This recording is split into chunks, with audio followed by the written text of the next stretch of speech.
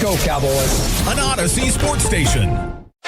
Driven by our D&M Leasing Studios, this is Sean and RJ on 105.3 The Fan. Good morning, Metroplex. We are coming at you for day 2 from the confines of our own homes here on DFW Sports Station 105.3 The Fan. We are still live on the Fan Cam, Twitch, and YouTube, as well as the Odyssey app. I'm Sean Sharif alongside RJ Choppy. Of course, we got Pei holding things down in the studio, and Mr. Brilliant Equipment. I'm here. You relax. Oh. Well. Where's the Fan Cam? Look, I got to make a grand entrance. I don't just show up on the Fan Cam when y'all are there. People need to see me, brought into the Fan Cam. So I'm opening it right now. Well, why aren't you on now, Kevin Hagelin? Why are you late? Because the internet wasn't working. Well, you're talking to us right now somehow magically.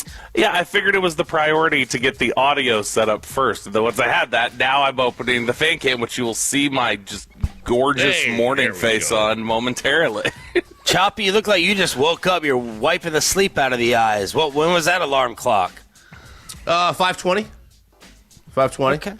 So I've been up. I've been up a while. Cold, though. Very cold in this house. Why are Very you not chilly. in the bed this morning, Sean? Why aren't you sprawled out in the casting couch? Yeah, I couldn't do it.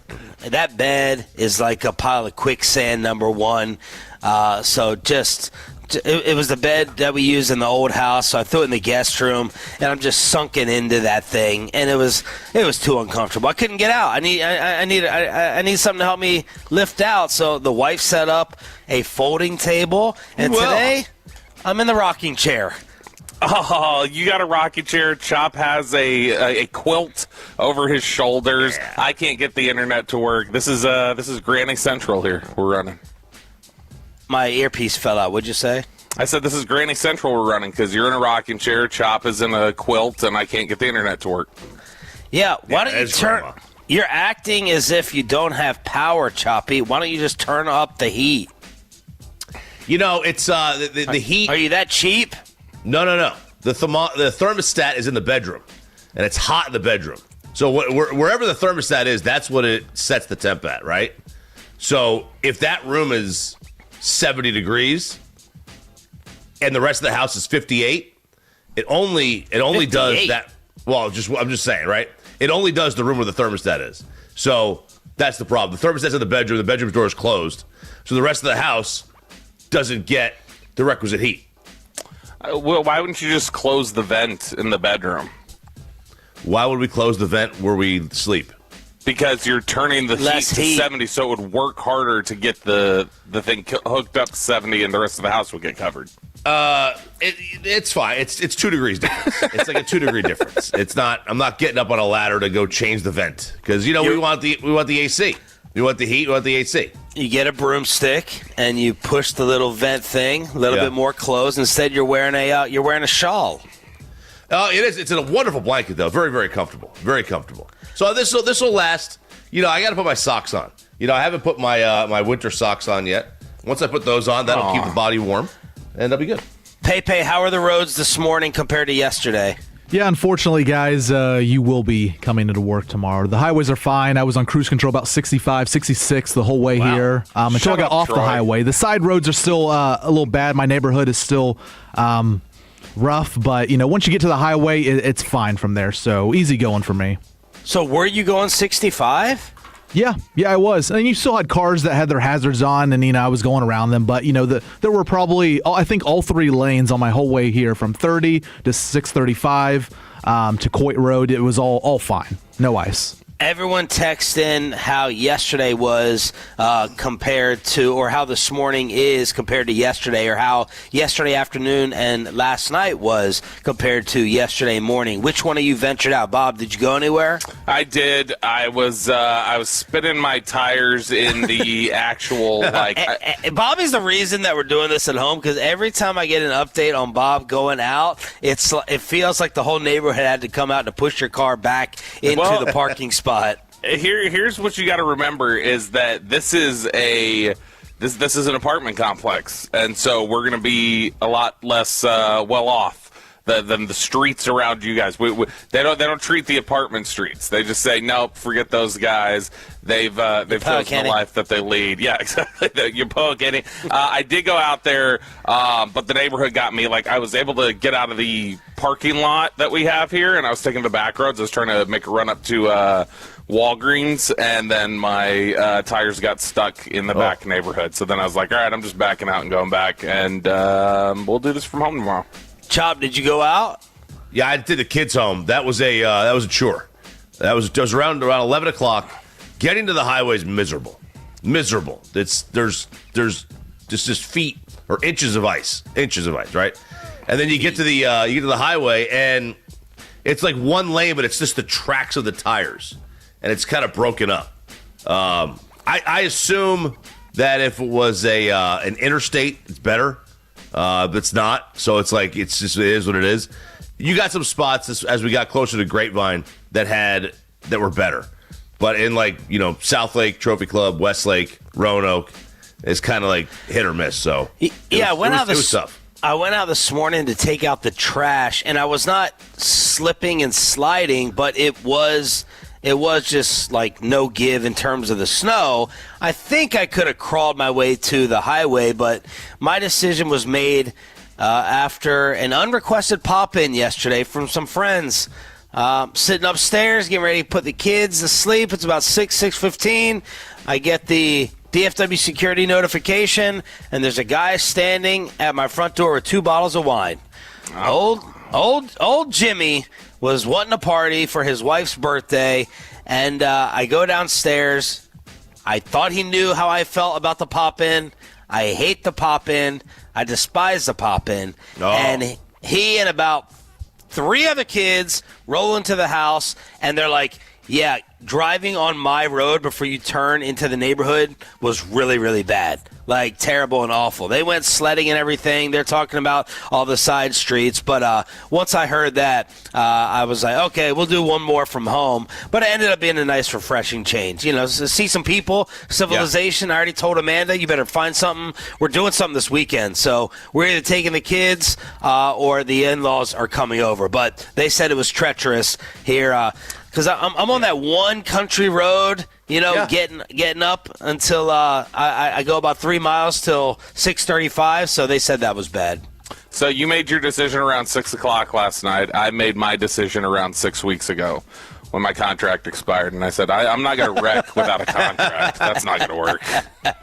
Well, you can put something in there in terms of a clause on snow, a temperature clause. I don't know. Nothing I put in there was accepted. So we'll just have to see. A precipitation clause there for old Roberto. So let us know on the Franklin Franco fan text how the roads are for you this morning. Any other problems? Any other catastrophes? Or you think we're going to be done with this today? I will probably be done with it today. Man, my neighbor tried to axe his way out of the driveway, and he wound up slipping and busting his ass. That was kind of funny. Because I thought yesterday this was going to melt away. Like when I saw the sun come up around 11:15, I was like, okay, we're good to go. Amanda took Oliver outside to play, and I was like, is it melted away? Is it gone? And she said no. No. Because it's still 20 degrees. Yeah, it may have melted a little bit, because there was some grass near us that melted away, but anything just refroze. And it's like it got slicker around 7 o'clock. It's crazy. Peyton, was that video the catastrophe of the house on fire? Was that something you filmed or someone filmed that you sent to our group thread yesterday? Oh no, that was someone Mackenzie works with. It was sent to her, and then she was showing me, and I was like, oh my goodness, I got to send this to the boys. And it was not me. It was so I'm technically, I guess, in Rockwall. This was in Heath, another neighborhood. But yeah, they had a fireplace issue, and half the house caught on fire. Luckily, everyone made it out. Everyone made it out there, is what I was being told. Yeah, that was fully engulfed. Yeah. Yeah, that didn't look like half. That looked like I wouldn't think that's a stretch to tell people my whole house caught on fire. Yeah. Yeah, I've seen other things like we heard Alaska, Snownado, Cedar Creek Lake. Someone texted me from Maryland saying, "You okay?" I saw a tornado there, so I guess we had a snow-nado. Choppy was wondering about the trash. I don't know whether I froze my ass off this morning for no reason, whether they're going to come pick up the trash or not. I don't know, but those are the least of the worries. They canceled ours. We usually get it on Monday, and they said, you guys will get it next week. We're going to skip you this week. I was like, oh, cool. But they're going to give us an extra bag. Yeah, here's what I hate. I hate here at the apartment, for those of you who are not familiar with apartment living, gentlemen, a lot of them force you to have valet trash, which is just, hey, it's such a sweet setup. We come and pick it up at your door. It's so awesome every single night, and we're going to charge you like $30 a month to have it picked up at your door when the trash can is right outside your damn unit, and you can just take it yourself. And then whenever it looks like it's going to just even sprinkle, then we tell you, by the way, valet trash is canceled tonight, but you're not getting a prorated rent for the 5 nights a month where it's not picked up. We still are charging you the full amount for this crappy service. Man, you can't negotiate a contract. You can't negotiate your trash. I can't negotiate my internet. I'm just screwed. That's right. Are you still at the old place? Yeah, we haven't gone back yet. We still have this place still supposed to be Wednesday. There's still a handful of things that need to be moved out.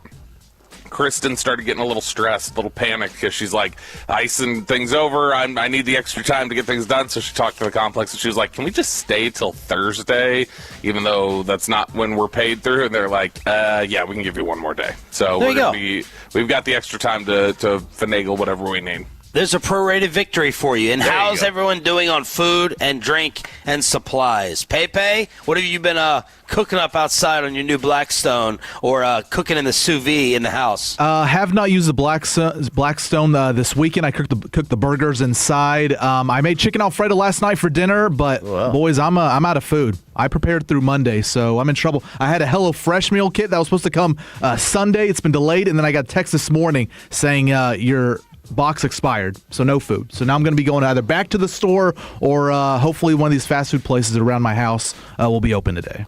What podcast promo code did you use for your HelloFresh? Yeah, 50% off, because that's what I got. So good. That's smart. No, we're still full on food. Kristen did a good job, kind of staggering things out, and got a bunch of chilies, queso. You're defrosting. No. We've got. She made like this little like Alfredo bake thing. She made lasagna one day, which I was scarfing on yesterday during the show, as you recall.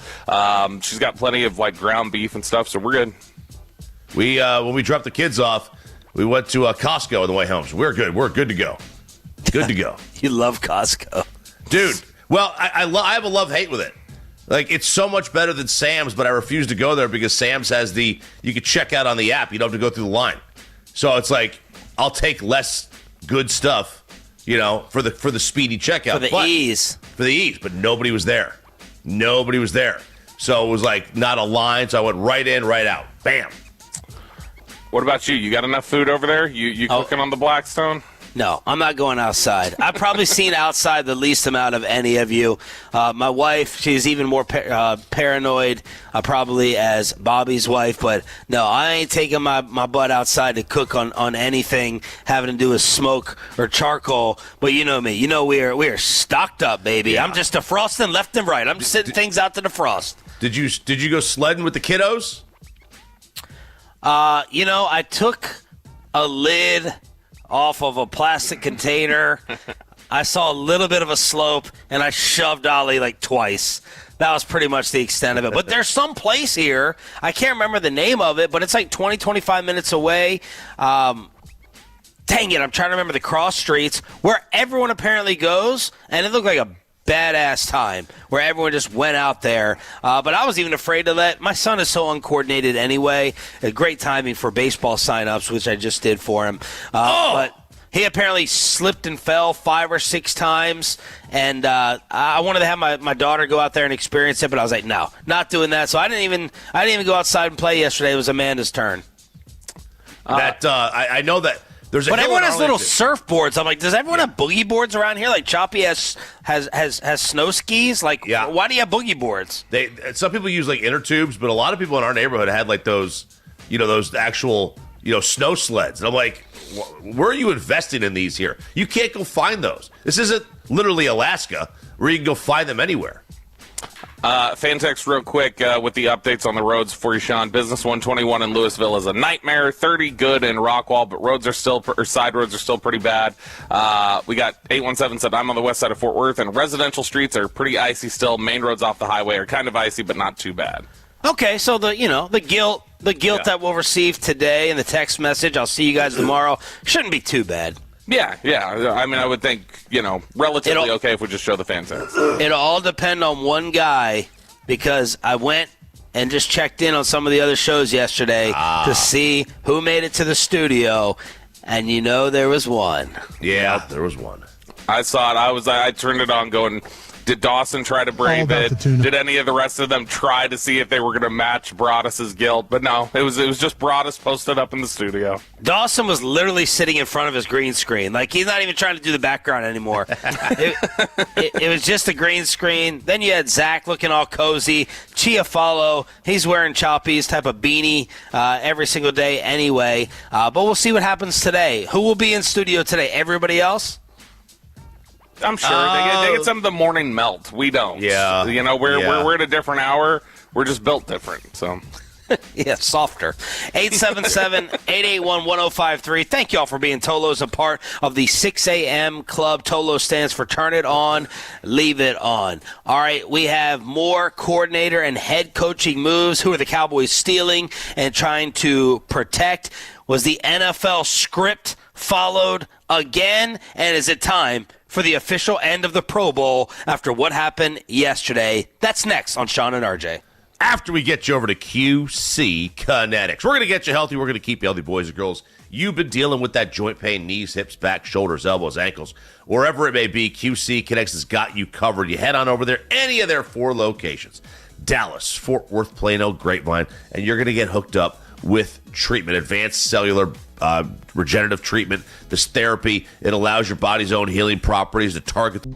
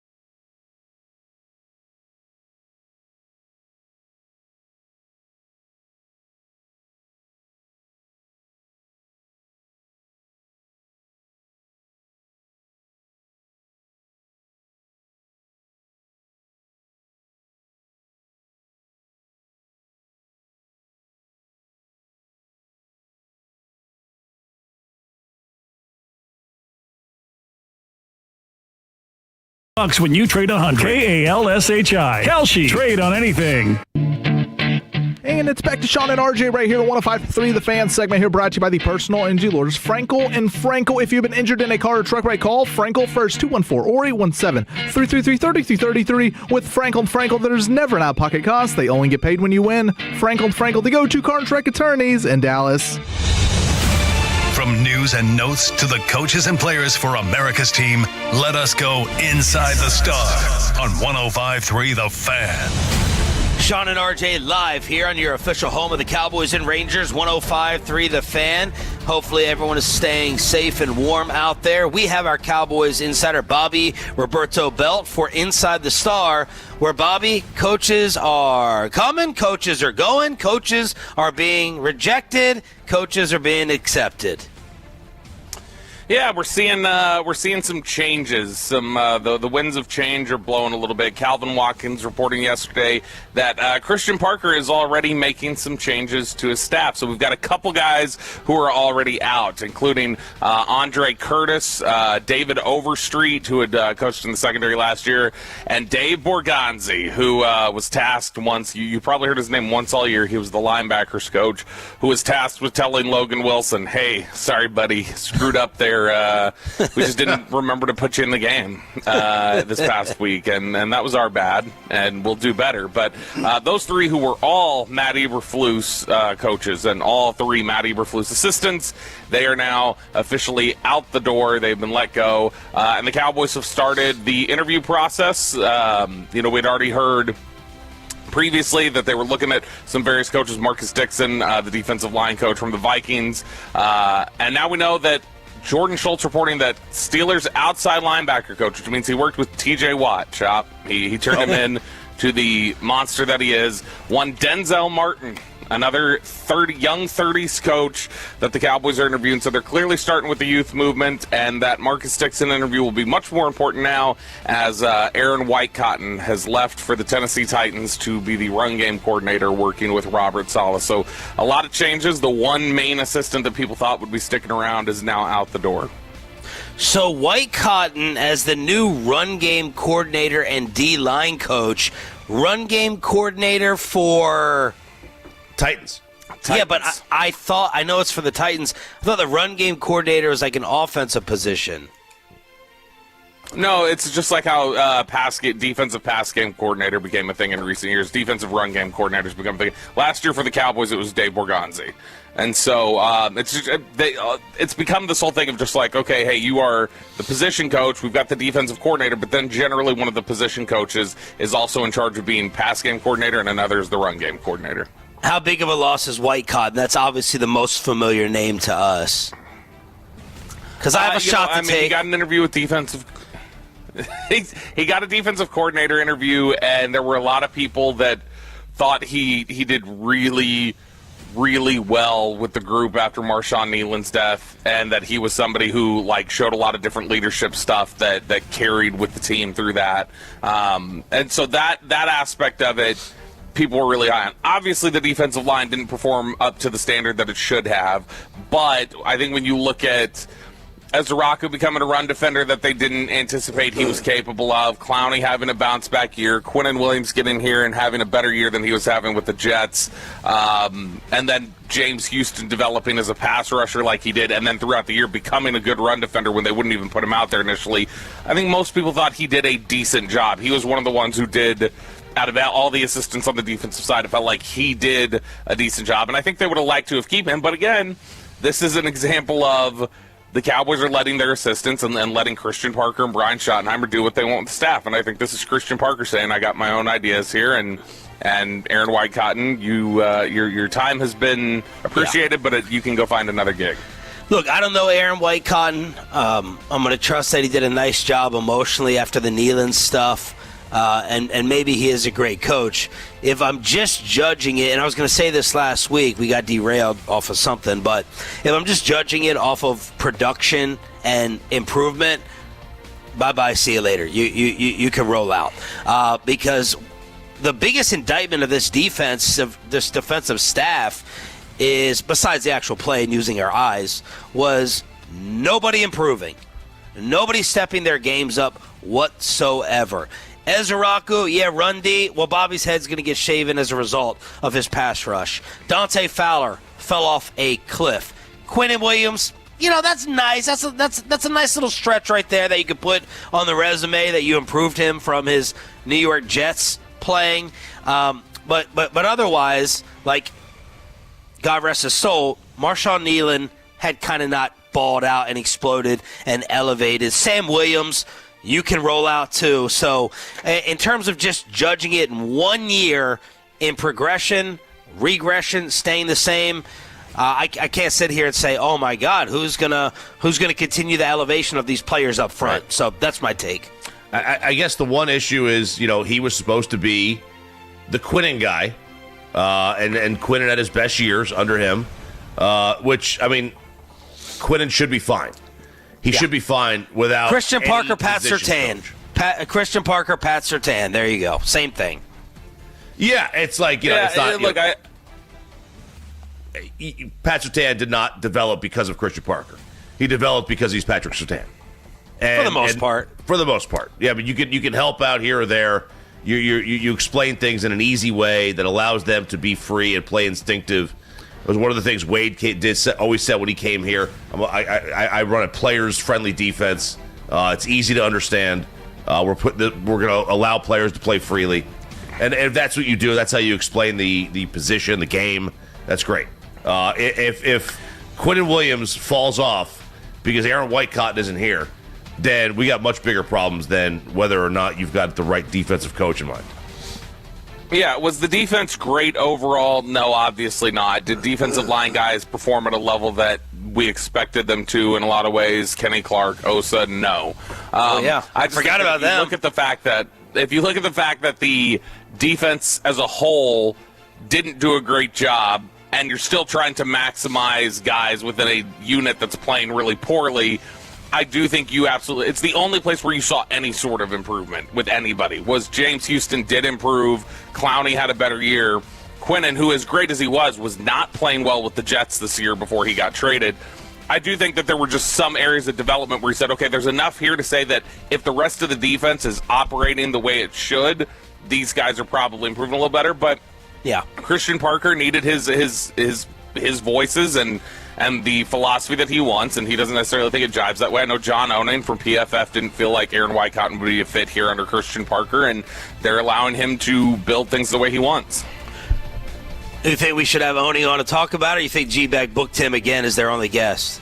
Yeah, I think that basically we should have Oni on and then tell them, and then they should inform us at that point that they have him on. They won't tell us that they booked him until then. I'm not even certain. I think Zach's lying. I think Zach booked him after the fact, panicked because he was like, if they booked John Oni, we have no other guests, so we have to claim that we already booked him. I'll tell you what, Aaron Whitecotton's agent has a nice connection with Ian Rappaport, because I had a Tolo who underlined this part of the tweet, and I was like, what? Here it is. Titans are hiring Whitecotton. Had multiple DC interviews this cycle, and his units was top 5 in quarterback hits last season. Robert Saleh secures a big-time coach for their defensive front. Top 5 in quarterback hits was the Dallas Cowboys D line up front. They're gonna hit you. They're just not gonna take you to the ground. And we'll get there late. Yeah. Sam Williams is half those quarterback hits, and it's after the whistle. So that jumped out. I said, oh, man, Ian, he's doing someone a solid. That's very nice of him. The Commanders have their, they have their new defensive coordinator.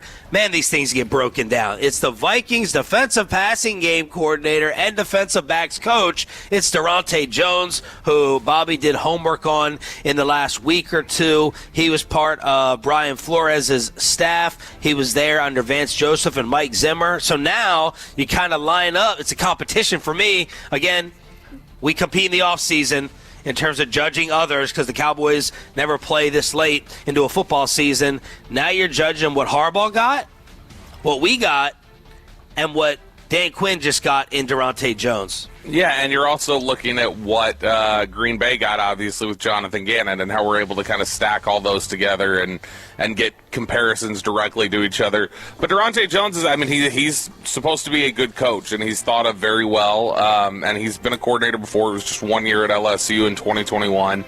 But somebody who impressed the Cowboys during the interview process. They really liked him, and I think did kind of surprise them a little bit throughout that. But Christian Parker, I think, was just a guy that, A, they liked more, and B, somebody that, being 14 years younger, they felt like newer, fresher, going to be able to, be here a little bit longer, you hope, than Durante Jones maybe, who's looking for more opportunity the older that he gets. RJ Choppy, the sports world exploded yesterday. I thought it was fake until it got confirmed when Shedeur Sanders was named as a Pro Bowl replacement at quarterback. Guys, you can never mock him again. You can never mock Shedeur Sanders again. I'm surprised that the Falcons haven't fired Kevin Stefanski. I'm surprised because he was able to win nothing with a Pro Bowl quarterback. He didn't recognize in practice that he had a Pro Bowl quarterback on his roster because Shedeur Sanders, who threw for more than 209 yards one time this year, had 7 touchdowns and 10 picks. And I hate that. I hate that stat. He had a QBR of 19. 19. He had an adjusted net yards per attempt of 3.94. His quarterback rating, that's over 153 points, was a 68, which would put him outside the top 5 of QBR in the NFL. That guy made the Pro Bowl. They need to stop. If Pro Football Reference or any of these sites mentions how many Pro Bowls you make, immediately end that practice post-haste. Post-haste, okay? This is embarrassing for the NFL. Nobody wanted this job. Nobody wanted to be in the Pro Bowl. They went down and got literally the worst player in the league at the position to be in the Pro. Why was Max Brosmer not available? Did he not qualify? Holy cow. This is now, now they should stop counting Pro Bowls. Pro Bowl did used to mean something. In like the 90s, it meant something. I think that when you look at... We thought of that first over even All-Pro. I was like, you're a Pro Bowler. I was hoping 3-4 years ago the Pro Bowl would have been killed when Tyler Huntley made it, starting 3 games for the Ravens, I think, and throwing 2 touchdowns and 3 picks. He was really bad. But if that didn't kill it, Shedeur certainly is not going to kill it. And ever since they went to Pro Bowl games, which I think they thought, this will jumpstart interest, this will be better. Well, all it's done is it's turned it into essentially like, it's a skills competition. With the skills competition doesn't do anything in terms of I think it allows them to pick people like Shedeur and Huntley and then just say, they'll be able to compete in the skills competition, and it's watered it down even more. They need to get rid of it. They need to destroy the Pro Bowl teams and just not do them anymore. Peyton Russell has actually found some people that are happy about the Mike McCarthy hire. We have another edition of White People Things, and be careful, you could get tased during middle school basketball. What's today? Tuesday. It's Tuesday. 6:40 is next. That means PP in the morning on the Fan. Oh, baby. After we get you over to Underdog Fantasy promo code TOLO, $75.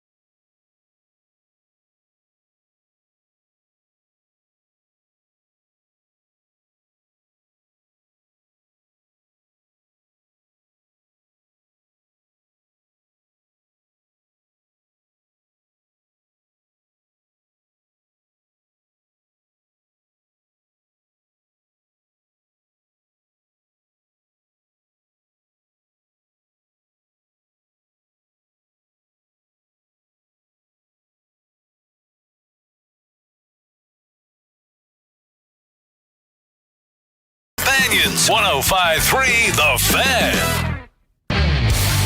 And it's back to Sean and RJ right here at 105.3 The Fan segment here brought to you by Classic Chevrolet. If you're in the market, upgrade your vehicle. Get a Classic Chevrolet in Grapevine today. The back-to-back #1 Chevy dealership in the world. More new Chevys than anyone else, all priced to sell. Visit ClassicChevrolet.com. This is Texas. This is Classic Chevrolet. Together, let's drive, relax, enjoy the difference based on new Chevrolet registrations 2023 and 2024. Well, congrats to Peyton Manning. He has found himself on the most toxic show on The Fan, and there's no number two. He put together the single worst 30 minutes in live radio history. That is right. It is Tuesday. It's time for a little PP in the morning. Every single Tuesday at this time. And guys, we'll start off with this. Did anyone care to watch Alex Holland on Netflix being live streamed climbing a skyscraper in Taiwan over the weekend? Do not know who that is. I saw this, the previews for this. I saw the first one, and it's like, all right, I saw you climb El Capitan. I don't need to see this charade again. It's impressive, but it's also, dude, you could not just tell me you're white without telling me you're white. This is absurd. Like, this is, how stupid do you have to be to go up and do this thing? Did he have a rope? He didn't have a rope. No, free climb. He was free climbing. It was just hands, and I guess he could use his feet and everything. I don't know if he had any like sticky tack or whatever on him, but yeah, he was just free balling it, man. Look, I hate to say this, but it's true. I'll admit. Once someone falls, then call me.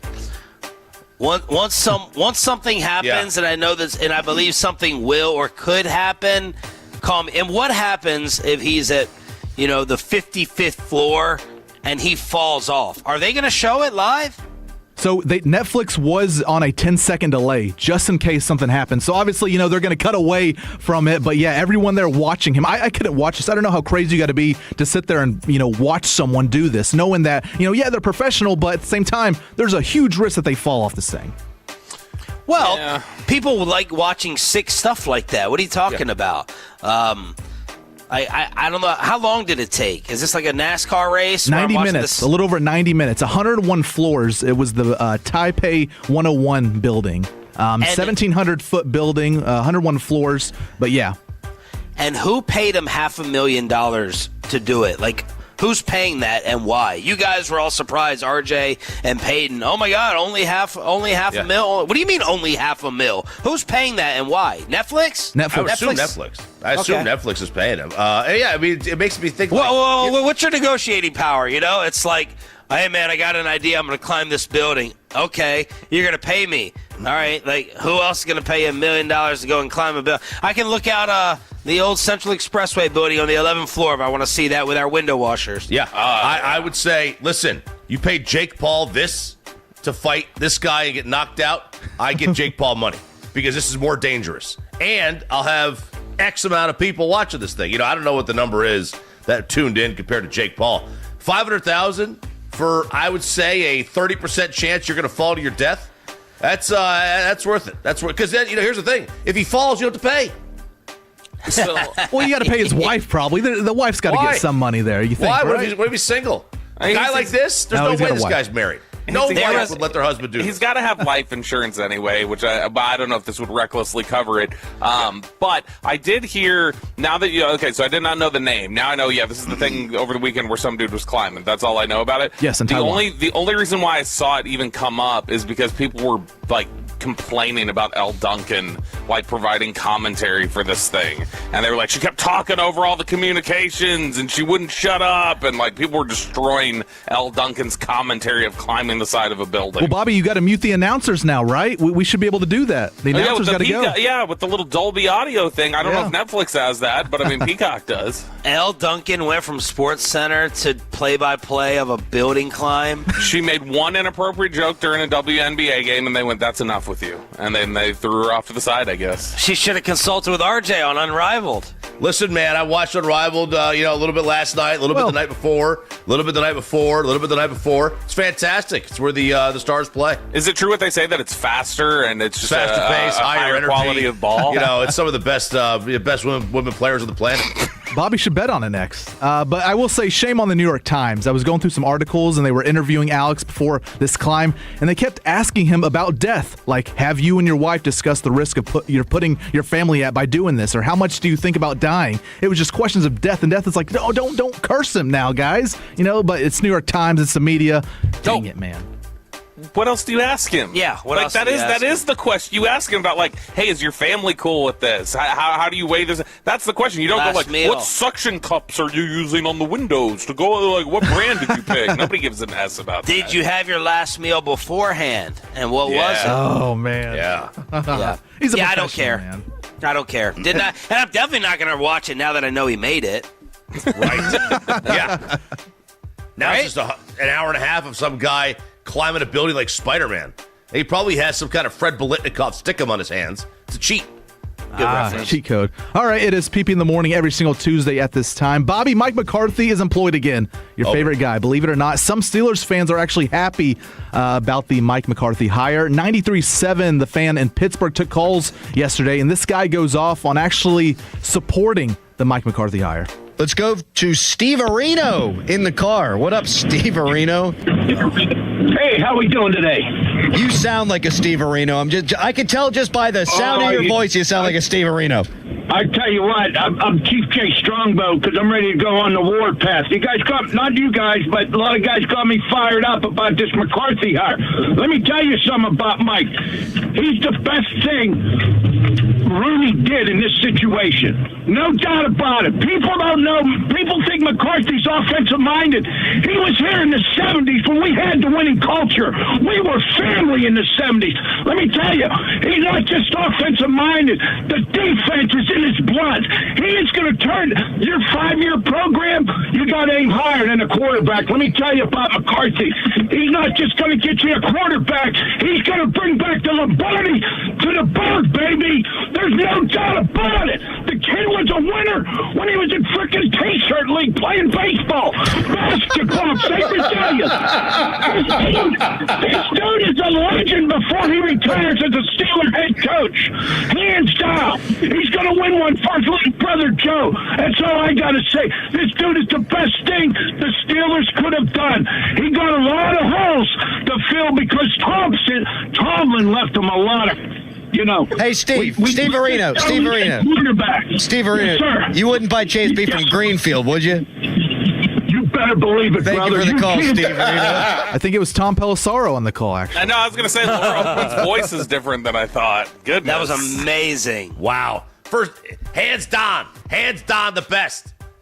Yeah, I mean, look, This is like Tomlin, how Tomlin thought Flacco. Tomlin had been beaten by Joe Flacco so many times that he thought this is the greatest quarterback. They saw McCarthy beat them in a Super Bowl when they were favorites one time, and people are like, "That's what we need. We need that Mike McCarthy. That's the solution. He's a blue collar boy. He's a shot in a beer kind of guy. That's what we need." Art shot in a beer kind of guy. Art Rooney said, quote, "He's someone who has a longer track record than many of the other candidates, a winning track record. He's been a winner everywhere he's been." And then again, the development of the quarterbacks, developing top flight QBs, and we're not worried about winning the initial press conference. It's about picking the coach we believe will help us win games, and social media really does not enter into that. Our message to the fans, we're very excited. We have someone well equipped to lead us into the next stage. And what McCarthy did, I found it the other day. He told Jerry and Steven, I watch every play of Cowboy football. I was in the barn, analytics, I'm a new person. He tricked the Steelers by saying, you know that kid from Ohio State? Who is it, RJ? Will Howard. Will Howard. He's got tremendous upside. I'm more than happy with this current quarterback room. So that was Mike kind of tricking him a little bit there. We'll see what happens with Aaron Rodgers. But he's like, y'all are geniuses as usual in the draft. I like that 6th-rounder Will Howard, who I actually kind of liked at Ohio State. But that was Mike. Big Mike selling him. You guys don't have a quarterback problem. I can fix it. You gotta sell. You gotta upsell. You gotta oversell. Oversell and overdeliver. I'm an undersell, overdeliver guy. Mike's an oversell, underdeliver guy. I was on Pittsburgh radio yesterday. You're a what guy? I'm an undersell, overdeliver. No, No, you're an oversell, underdeliver. No, absolutely not. Absolutely not. What do you overdeliver? I trick people into thinking that I'm lazy, that I don't work, and then bam. Gotcha. I kill them with a 5,000-word email every night. So that's what I do. They had you on Pittsburgh radio. Yeah, because they knew that I was the only one that would talk glowingly about Mike. They asked about Bobby, and I says, you don't want Bobby. I think Bobby would have loved this guy. This guy was asking me leading questions. Very Mike Fisher-esque. Leading me down a negative path. And I said, no, you're going to love this guy. Yeah, you're going to love the way when he answers questions, he goes, hey. Hey, we need to go back and get Choppy's interview and have Bobby react to it. Yeah. We need sentence by sentence, and we need to hold RJ accountable to it. PP in the morning right here on the Fan. I did have one Tolo said, they'll be playing for a Super Bowl in 3 years. I said, bet me. I take advantage of Tolos who want to sit there and bet. Justin Herbert, I had to collect that money, that cash. Let's go ahead and bet it. If you think they'll be in the Super Bowl, they don't even have to win it. They can be there. I'll bet you within 3 years. Peyton, go ahead. All right, guys, last story here. It just means more in SEC country. This is a middle school basketball game brawl that took place in Kentucky the other day, and things got so hectic that a dad got tased while in the middle of all of it. The game was being live streamed, and the play-by-play guys reacted what was taking place here. James, this go get Justin. And here we go. Let's get out of here. Let's get the ball game. Hey. Look here. This ball game's got to get over. Yeah, let's go. This game's over. Ain't no sense doing this. We'll get somebody hurt bad. This game's over. Yeah, you can't get this. This game's over. And they just tased dry. This ball game is over. Yeah, we're going to end our live feed. This game has got to come to an end.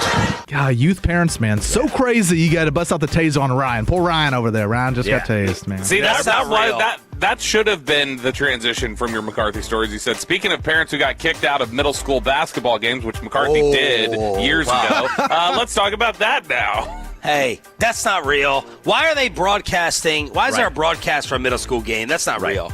No. It's these up-and-coming podcasters, people who want the airtime, they can get someone in there who would do it for volunteer. I can see Reetma doing that. I can see Reetma going in there and broadcasting the middle school. This is every time I want to say that Kentucky is not part of the South, I hear somebody from Kentucky speak, and I completely get I tuck my tail between my legs. It's PP in the morning every Tuesday at this time here on Sean and RJ. Thanks for being part of the 6 a.m. club. Let us know that you're turning it on, leaving it on. Was the NFL script followed again? And the Texas Rangers report of all the inside drama on your home of the Rangers after this. And I got the special news from all the different Hurtado locations today.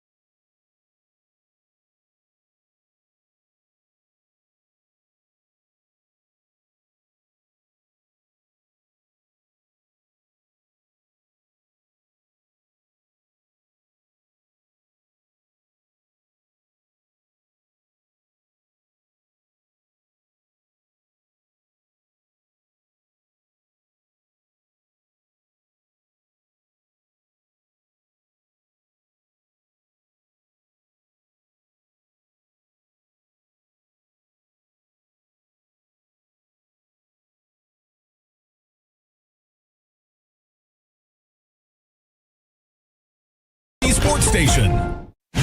Driven by our D&M Leasing Studio, this is Sean and RJ on 105.3 The Fan. Was the script followed again? Good morning, Metroplex. It's Sean, RJ, and Bobby with you again. It's the live edition on a Tolo Tuesday. We're going to go commercial-free in the Expressway at 7:20 with Ask Reddit at 7:40 on DFW Sports Station. Thank you for turning it on, leaving it on. The photo that the National Football League puts up before the season that everyone tries to pick apart. I thought it was because of the colors. We're supposed to notice the colors that tell us who ends up playing in the Super Bowl. Choppy, what was it this time? So you saw the photo, and it had is the foreground the close? That's the foreground. No. It had Saquon Barkley, and then you see like Mahomes and Allen and others, and then all the way in the back, the very, very end, right in front of the trophy, right in front of the stadium, is Drake May and Sam Darnold. The very front. So it would be the front row of the concert, if you will, but the camera's way, way, way in the back. So the NFL shows you the script, but they also don't really want you to look that far. Because, like, no one's going to look back there at those two guys. No one's going to look at them. But there they are, right in front, May and Darnold. The script plays. Do we bet on this next year? Do we see the image, and then do we just say, all right, what possible Super Bowl matchups are in the front row? Because they put the least relevant teams up at the front, is I assume what they're doing, and then we end up going, okay, let's pick these matchups here. But the problem is they changed the criteria. We would have this year looked at that photo looking for the colors. We would have looked for what the color tell was. We've never checked the seating chart before. No. Well, that's the thing. In the past, it's always just been the Super Bowl logo. That's not even been this image, this preview image. But then this preview image, like now, that's how they're giving us tells. We got to start looking through that. I do wonder if somebody at the league office just when they end up seeing this get circulated, they're like, God, why? Why did we seat them like that? Because I don't. Who would have thought? Right. Yeah, no chance. You wouldn't have thought Darnold and May. You would have thought that's a safe pairing to put at the front. We don't have to worry about that for the Super Bowl. And I would imagine they were saying to themselves, if that's our Super Bowl, we got way bigger problems than if people think it's May and Darnold. But here we are. But screw the NFL. They ruined the logos anyway. They went with this generic logo with just the trophy and the letters instead of having the old school ones in the 90s and the 70s and the 80s where it was like colorful and flowers everywhere. The cool old school Super Bowl logos. They have ruined all of the pageantry of the Super Bowl. Yeah. All of it. From the 90s when we grew up, the big inflatable helmets, the big inflatable trophy, the individual introductions, the themed logo for the Super Bowl that's like Bad Bunny. fun and it's so Bad Bunny, of course. I'm kidding. Sean cannot stop talking about it during the breaks. How he's like, can you believe they're doing this? And stay away from my wife's social media during halftime. Stay away. It's one of those things where everything that felt super important about the Super Bowl when I was growing up, they feel like they've killed. And I hate that aspect of it. Well, speaking of conspiracies, Choppy, they are not practicing at the 49ers facility to get ready? Nope. This makes conspiracy theories 39-0 now? A little bit of a heater that we're on. So that your that Minnesota one was good. I give big punter. That force field is real. And this might be the good indication that the NFLPA is going to make the 49ers move their practice facility. Both the Pats and the Seahawks have said thanks, but no thanks to using the San Francisco 49ers practice field leading up to the Super Bowl. Now, this may be nothing, right? Maybe nothing. However, it is a New England's the home team. They're going to practice at San Jose State. Seattle's going to Stanford. Yeah, so they wanted to go. They rather said, you know what? We're not going to practice at the field. We're going to go an hour away to some low-level Mountain West practice facility with divots and bumps and dirt. Maybe not even grass. It is grass. I looked it up. And then the other one's going to Stanford, barely a Power 5 school. instead of going to right there. Now, it might mean nothing. It probably means nothing, but it also is just another little kind of notch in the belt for the old conspiracy theorists. Well, hang on, Holland. Pump the brakes, because it should be noted that in 2016, when we were dodging dead bodies on the street in the Tenderloin, the Broncos and Panthers also practiced at Stanford and San Jose State a full decade before the electromagnetic theory took place. What do you have to say to that? That's a point. I saw that yesterday. I left it out of my conspiracy theories because, you got to do that. You have to do that kind of thing. Got to omit. I just, maybe they wanted to get further. Maybe the San Francisco 49ers had mud on the field. It was a bad field. Maybe they thought the field was like, nah, not up to our standards. Of course, obviously, I don't know where the teams are staying. Maybe they're just staying close to San Jose and close to Palo Alto, which makes sense. They're probably not staying in Santa Clara. So, fallout from conference championship weekend. Mike Florio, your boy, brought up the RJ Choppy point that maybe the conference championship should be played at neutral sites. So this is Florio after it was a pretty unwatchable, totally unproductive second half in the AFC Championship game. But here's Florio bringing up Bills-Chiefs AFC title game, Damar Hamlin. If the Bills had beaten the Bengals, Buffalo would have faced Kansas City in Atlanta. They sold 50,000 tickets in 24 hours. So I think he's trying to say you'll have fans there. The Bengals, though, as Bobby will remember, upset Josh Allen and the Bills. So that did not take place. Lamar Hunt has pushed this idea for years. Art Rooney said, I hate the idea. He's new school. He hires Mike McCarthy. Arthur Blank also opposed it. So here he is throwing it back out there. Bobby, do you hate this?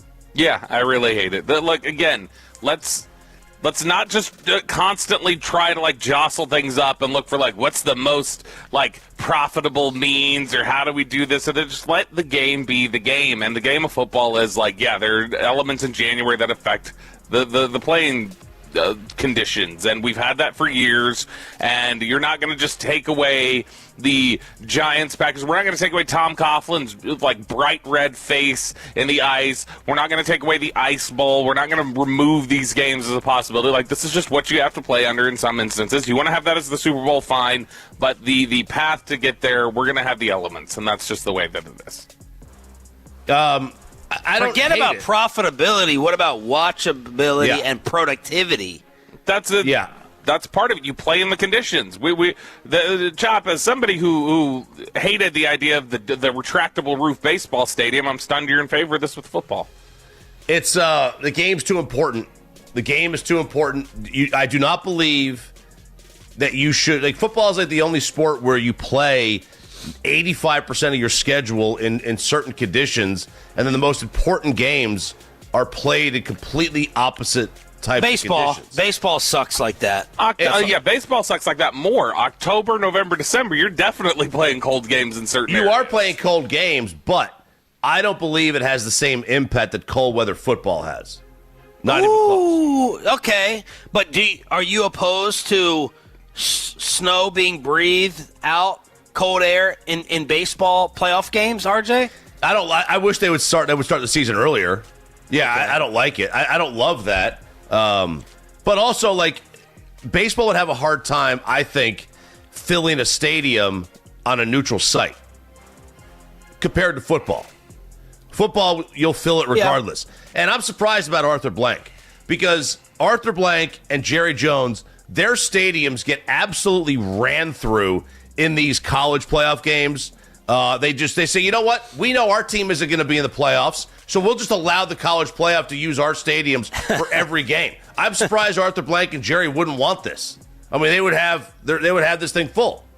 RJ, we have another report talking about the relationship between Corey Seager and Marcus Simeon on the home of the Rangers.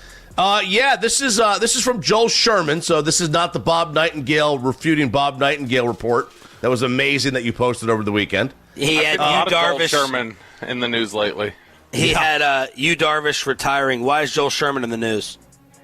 Yeah, why, Chop?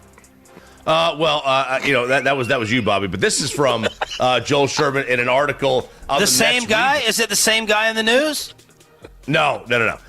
So this is Joel in an article, longer form article, which is behind a paywall, about the Mets rebuild. And in it talks this little blurb. It said the Rangers felt the relationship between Marcus Semien and Corey Seager had become so toxic that they were willing to take Nimmo and $5 million from the Mets to move the 3 years and $72 million owed to Marcus Semien. So toxic. And, we had talked about, this with, what is Kevin Pillar. And, this is a secret, a dirty little secret that was kept in town, that was kept in-house. There's no doubt. What an indictment of the local media, too. It is, and it's also an indictment. It's all and I also think the Rangers play a role in this with making sure they're trying to keep things quiet. But this is an indictment of local media not wanting to get on their bad side, because we have seen this where you get and all the Ranger and all the Ranger blogs and Twitter accounts that freak out and melt down. They don't want to hear it. They tried to slander Kevin Pillar, calling him bitter, calling him a sellout.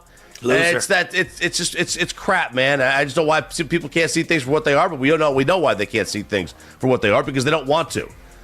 So if that's the case, I'm glad they got rid of Marcus. If him and the best player can't work together, you got two options. You either force the best player to get along, or you remove the problem. And when the problem has a 677 OPS over the last 10 months, you tell that problem to kick rocks. But why is Marcus the problem? Because he has a 677 OPS over the last 10 months.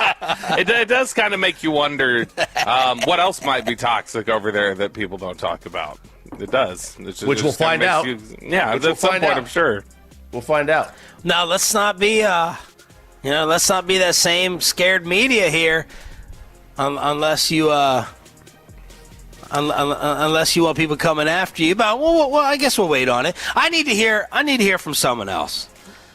I know that the general manager is super tight. He sits with tighter glute muscles than we probably do. Oh. Little tight over there, but he's got a championship. He brought us a championship. Be grateful for it. All right. Well, he took John Daniels' team and slapped his name on the project, Mike McCarthy style. Yeah, that's not cool, guys. 877-881-1053 in order to hit us up on the home of the Cowboys and Rangers. It's 105.3 The Fan. We're about to go commercial free in the Expressway. We're going to Ask Reddit at 7:40. We'll have the leftovers for the KNC Masterpiece during the 9:40 crosstalk. Let us know any weather or road delays that we need to relay right here on the station. What is the defensive philosophy of the Cowboys' new defensive coordinator? Bobby has done another research project on the home of the boys. Next. After we get your carpet professionally cleaned, the clean way, the green way, the zero-res way. Best carpet cleaner in the industry. They don't use soaps. They don't use chemicals. They don't use detergents. It's their own system. It's the RJ Choppy Fan Special. You're going to love it because you're going to keep all that dirt back in 2025. You're going to start this year. I mean, the month's almost over.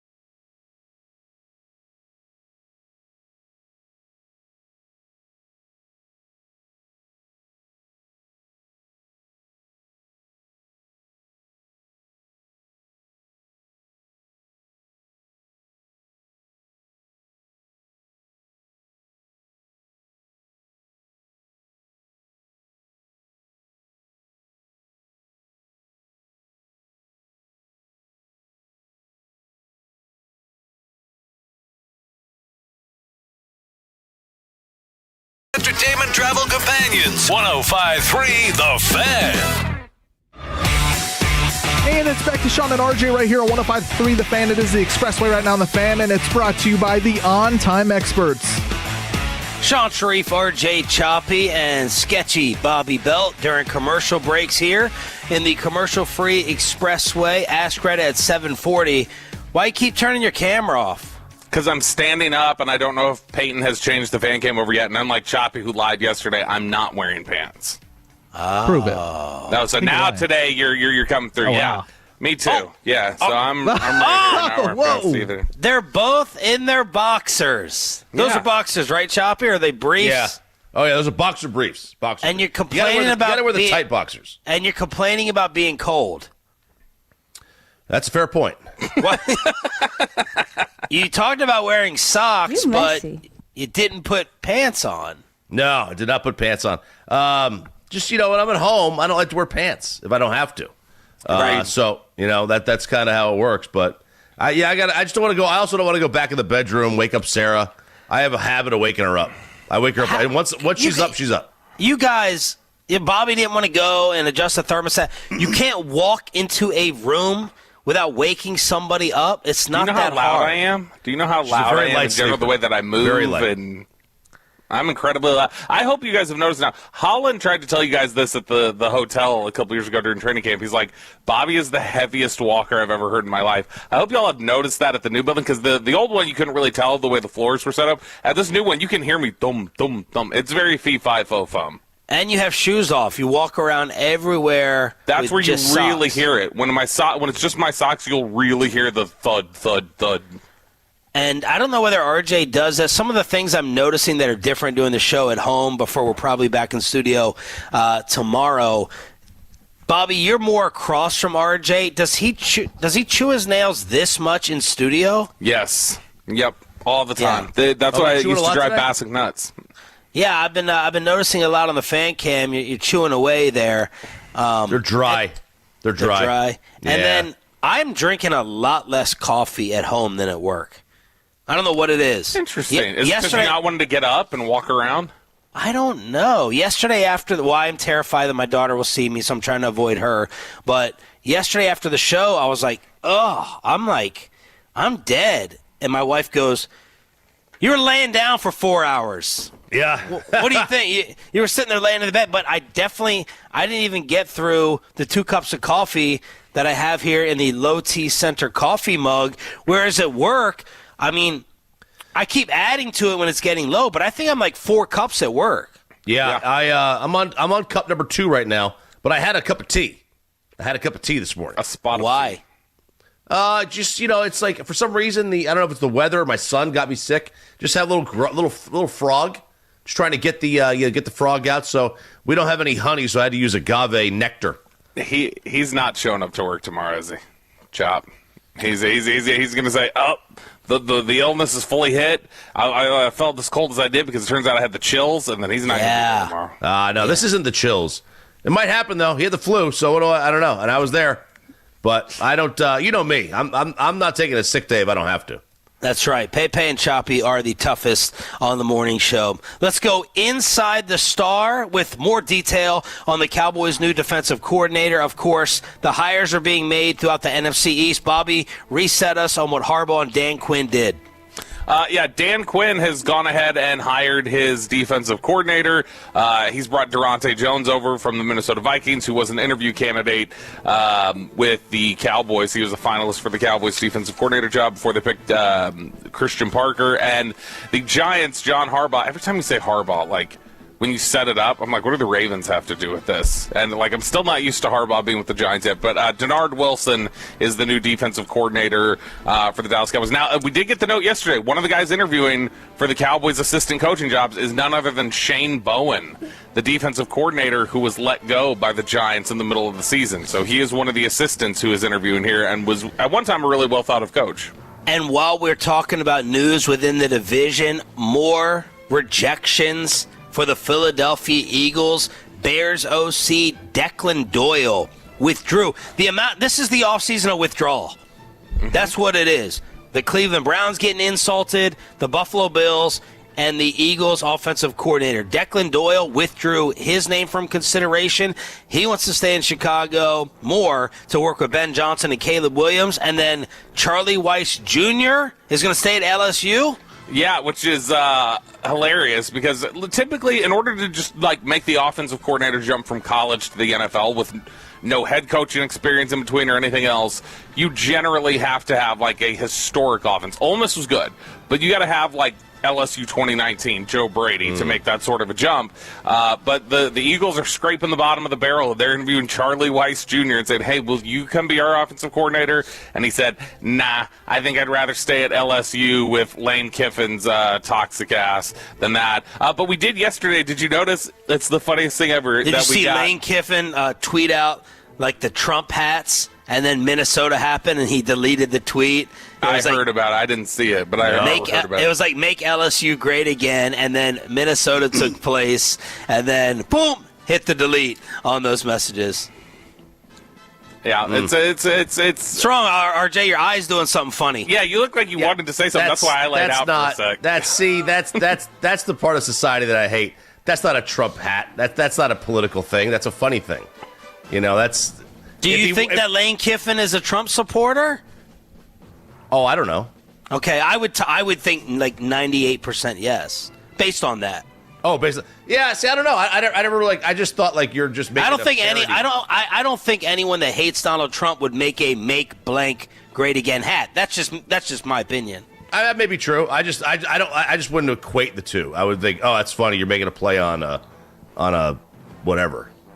Well, Okay. Charlie Weiss Jr. did turn down the Philadelphia Eagles, and Mike McDaniel officially joined the Chargers, which is hilarious. The Chargers putting out a social media video yesterday of look, guys, he's finally home because he's decided to stop hoeing around and interviewing for other jobs. He's decided that I'm staying home.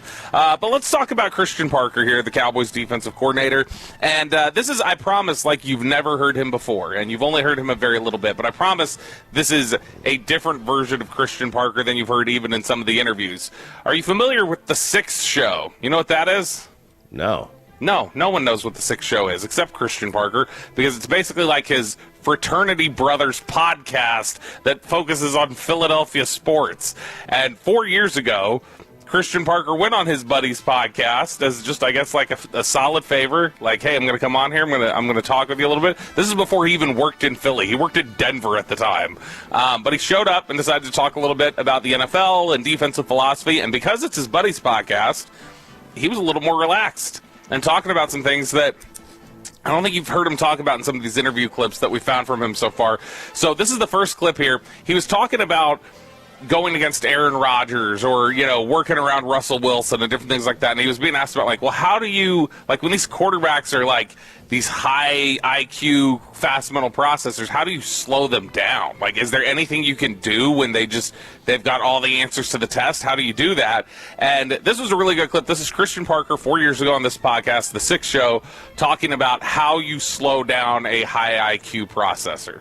Yeah, I think the main thing you want to do is you want to look the same as often as possible. You want to, everybody talks about, the old thing was looking at the safeties. You want to read the weak safety. Is he lower than the other one? That means it's probably some type of cover 3 rotation. Are they deeper, cover 2? But now, because everybody's staying in that 2-high shell, you look at the linebackers and the nickel. So now, my nickel, I can't be inside leverage one play, outside leverage another. I want to be zeroed up, and then I want to step to my leverage post snap. So we want to keep the same picture from a secondary standpoint, the same as often. And then on the front, everything you're doing with the front, from blitzes and stunts and everything, you want to just try to find out what the offensive lineman's rules are so you can kind of create what you want. So, whether it's overloading one side to create a one-on-one somewhere else, if you know what offensive lineman struggles with stunt games, and you're going to try to get that on him and isolate somebody else, whatever it is. So you leave the quarterback out of it in some of those aspects, you can affect other people on the field. Because a lot of teams, the offensive linemen are the ones who control the protection. So you want to do what you can to influence them. And then from our standpoint on the back end, it's just looking the same as much as we can to try to,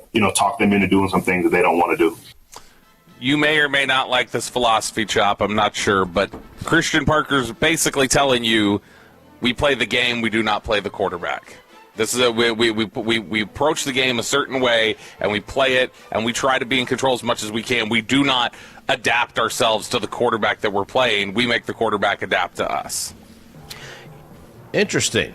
I don't know how I feel because, like, I would imagine you have to play Lamar Jackson differently than the most immobile quarterback in the league.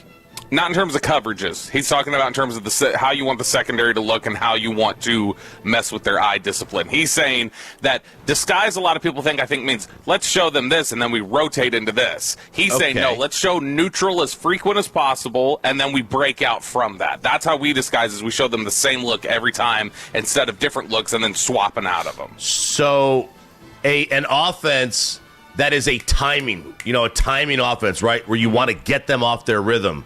You would not play that differently than, say, a Chiefs offense that runs mostly off schedule? You would play it differently post-snap. You do not play it differently in terms of what you're showing them. Okay. That he's saying you show them neutral every time so that they don't get a tell. So when he's talking about, like, if you're reading something, if you're reading, okay, the safety's here, or, okay, the nickel is lined up here, he goes, that's too much of a tell that then they're going to be able to pick. If I've just got everybody looking the same every single snap, and then we're quick to get to where we need to be post-snap, that'll be more confusing for quarterbacks than trying to confuse them pre-snap. But I wonder how many looks you can get to and how fast you can get to the different, more complex things out of the neutral look versus, cheating there or showing it a little bit earlier. Easier than you can with some of the stuff people always wanted with Flores, which is Flores showing a safety up at the line of scrimmage and then sprinting to bail to the deep end.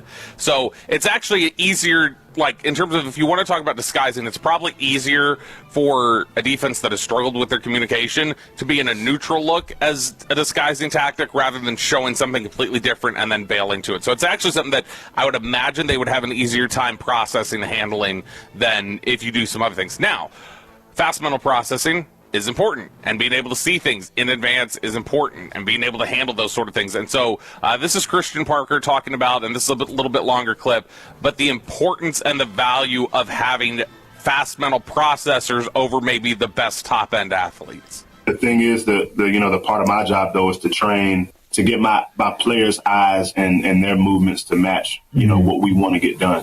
And so, like, you're right, like there's a bunch of different matchups within each play. There's the O-line versus the D-line, and there's, like, each individual versus each other based off the different play. You got the secondary versus the quarterback. You got the running back versus the linebackers that he's supposed to protect. You got the receiver versus the corner. He has to read the safety if he has to push, crack, or do something in the run game, or if there's an option route that he has to do based off the leverage and underneath coverage we have.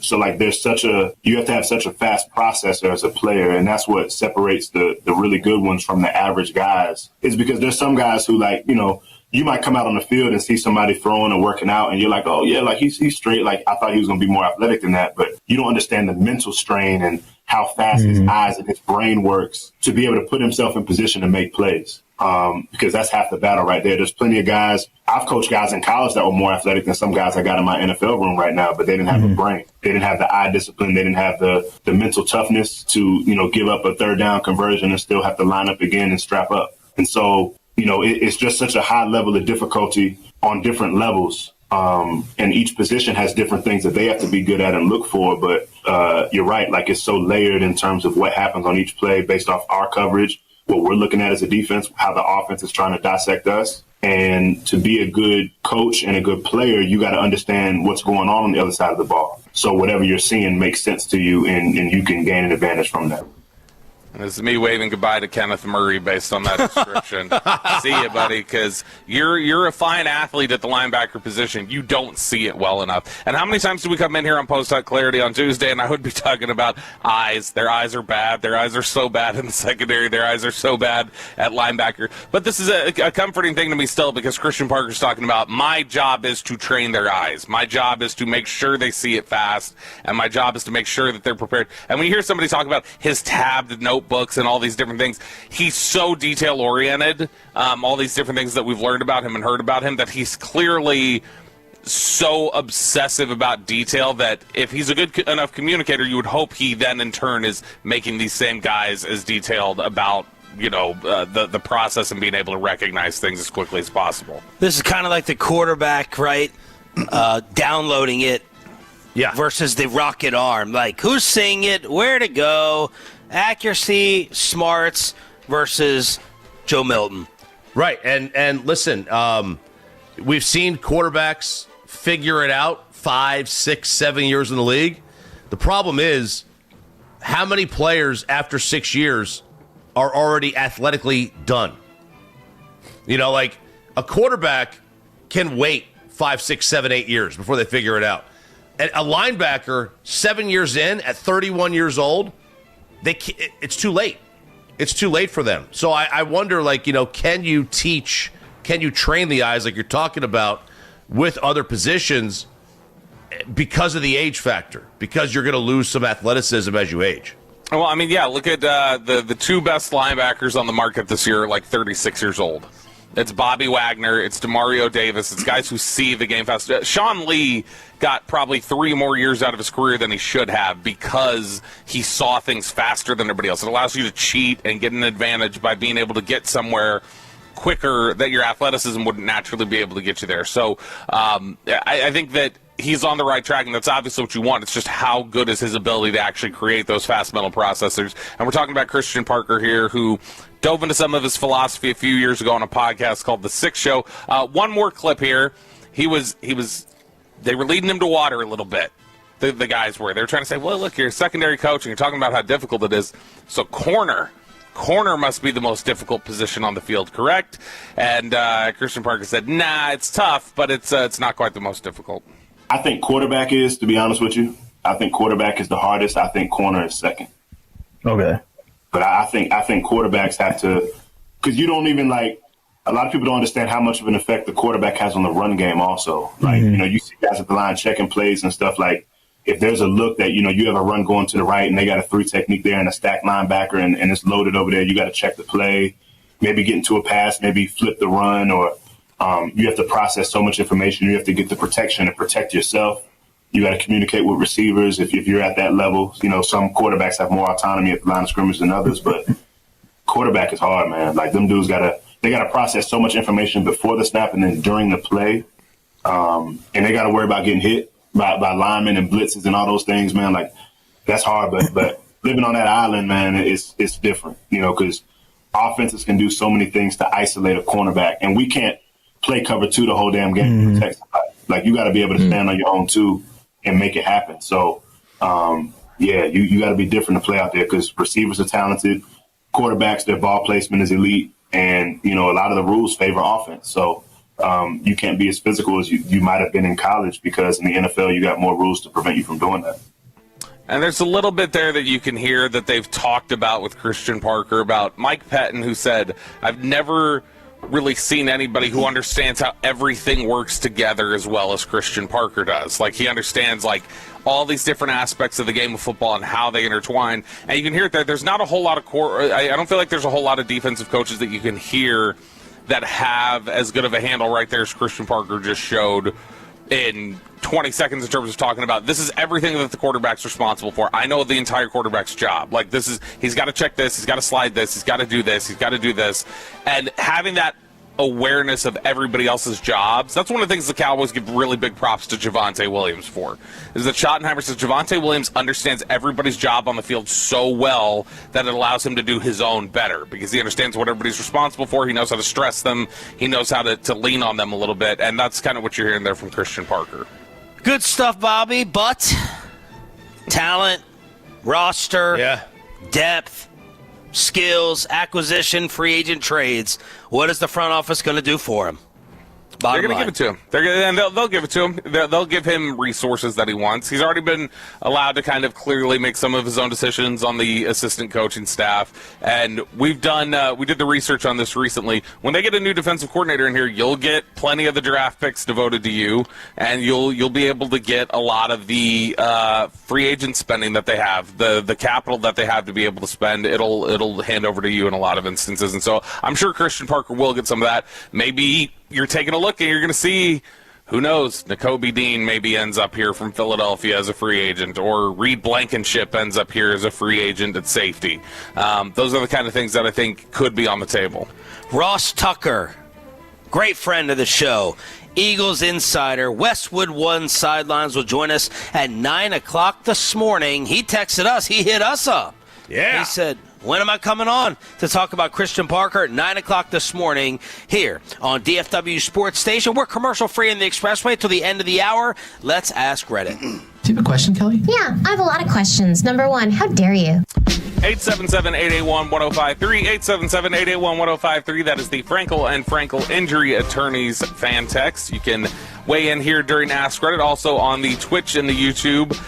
They're on the fan cam. And the first question here in Ask Reddit, which we do every Tuesday, where we go over the most viral questions being asked over on Ask Reddit. The first one is not even going to come from Reddit.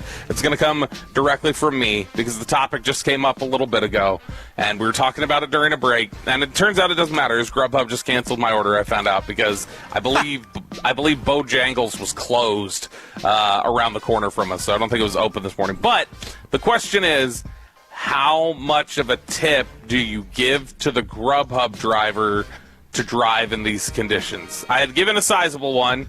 The order, I believe, was like $40 with all the different breakfast sandwiches I had gotten for the kids and everything else. But I ended up basically, I felt guilty. Initially, it was $25.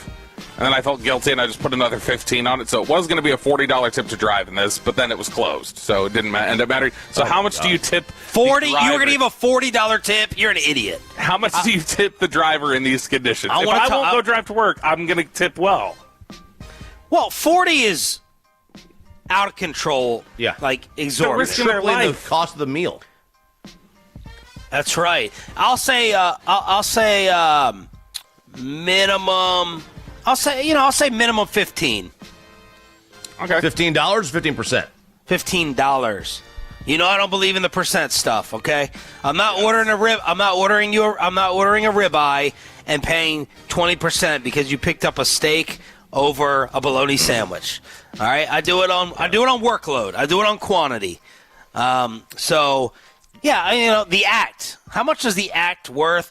$17. If you want to be real nice, and it also depends for me on distance.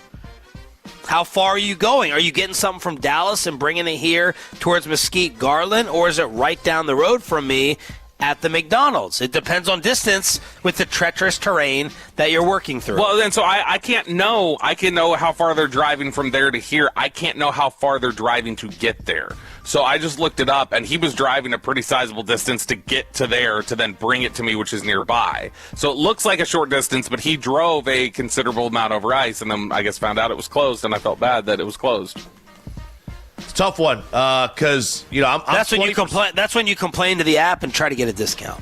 There you go. Yes, it wasn't clear enough that whether they were open or closed or not, or operating hours. Yep. I'm basically 20% across the board. You give me crap service, you give me great service, I'm 20%, right? It's to me it's baked in. Takeout, I respect the packaging. I respect the packing of the bag. It's very big, especially when you get sushi to go, right? You got to pack it properly so none of that's, you don't want anything to fall. To me, you don't want anything to fall. So I'm just 20% across the board. To me, no weather increase. So I had this discussion with Sarah. I was like, are we rude if we get to-go order? Well, Sarah probably subtracts. No, she's like, no. She said if they decide to work, then it's not a problem. They're choosing to work. Ooh. And I was like, yeah, they are choosing to work. But reward it. But they may have to cover it. They may have to work. Yeah, they might have to work. Yeah, they might have to. But still a choice. Still a choice.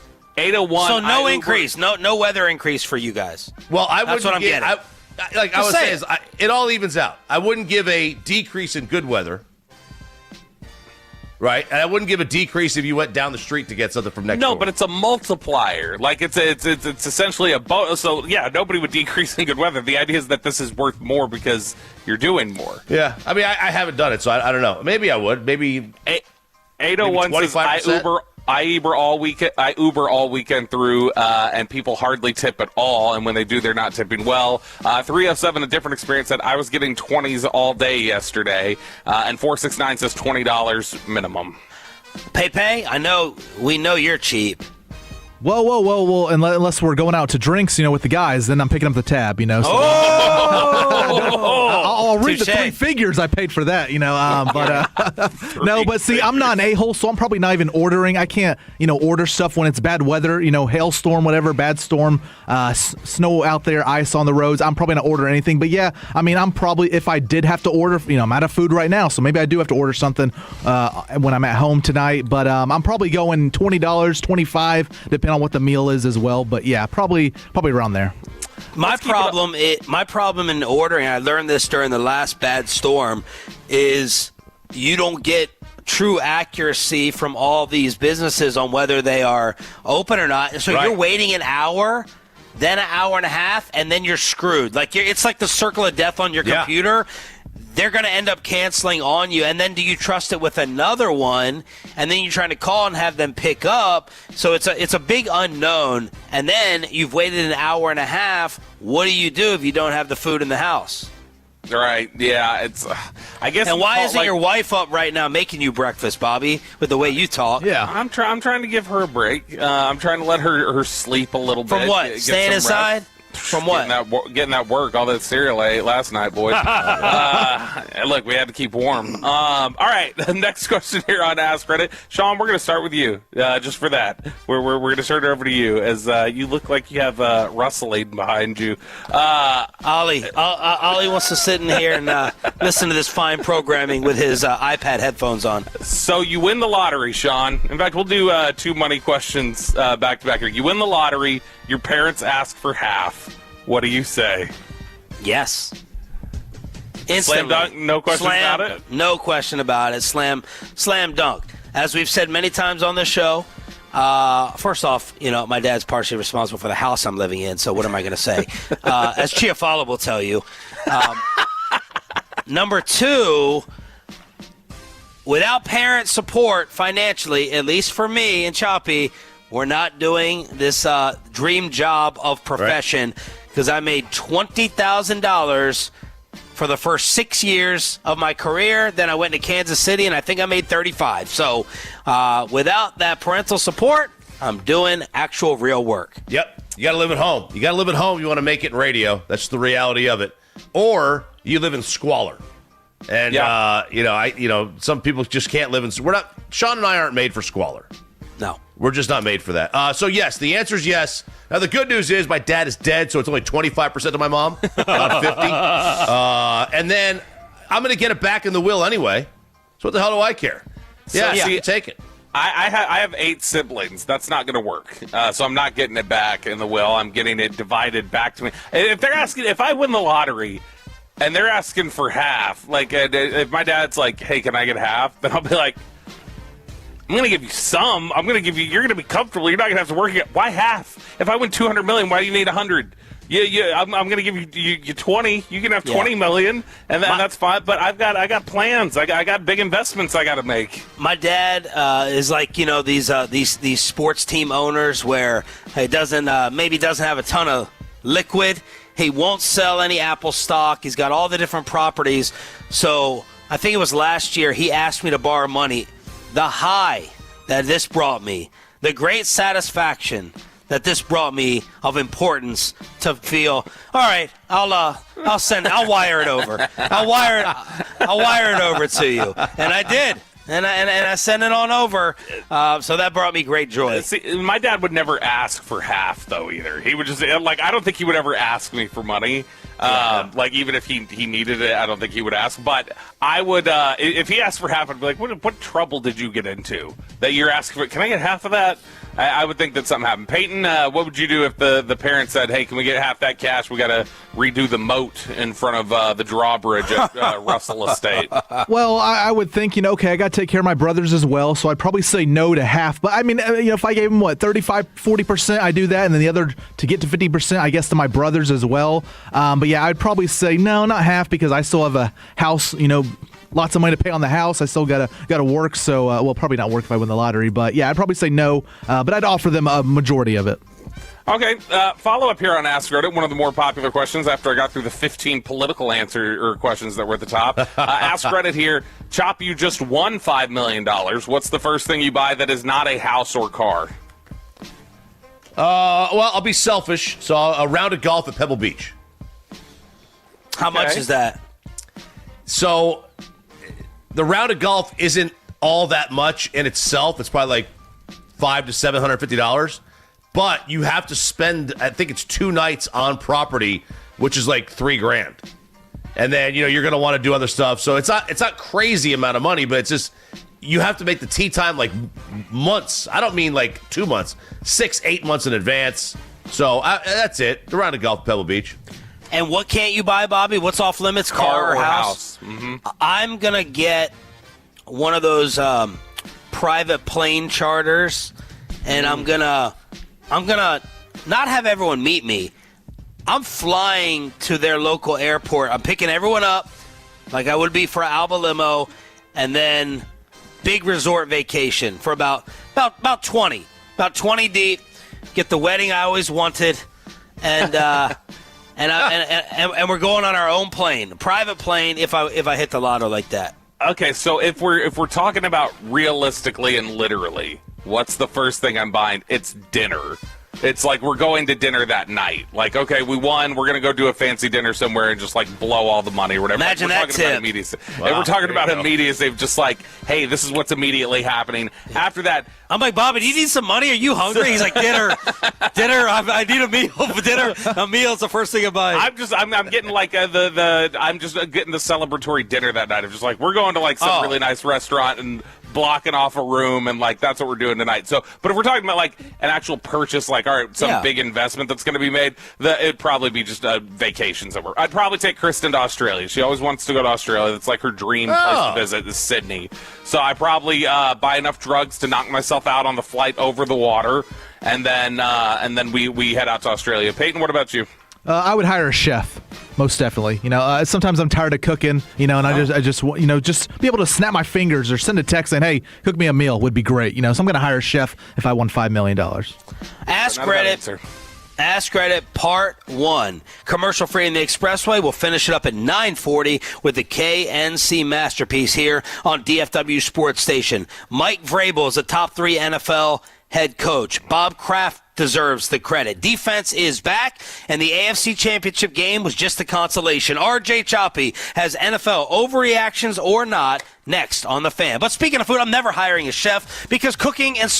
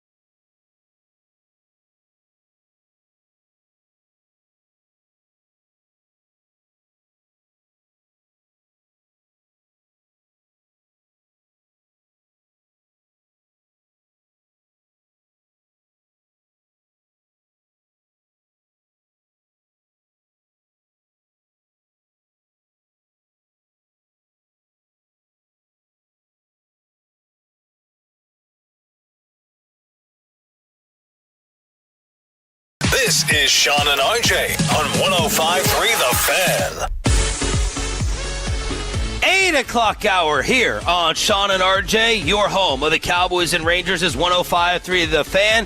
Doing the show from home one more day. Then we will rejoin Pepe in studio tomorrow. Was Aiden in yesterday or is he in today, Peyton? He was not in yesterday. I texted him around 8 o'clock. I was like, dude, you're late, man. I know really he's on time, but usually gets here a little earlier. And he's like, yeah, I'm not coming in. Sorry. He's got over like an hour drive in, without snow and ice on the road. So, yeah, I don't blame him. But I have not seen him yet in either. So he might be out till tomorrow, too.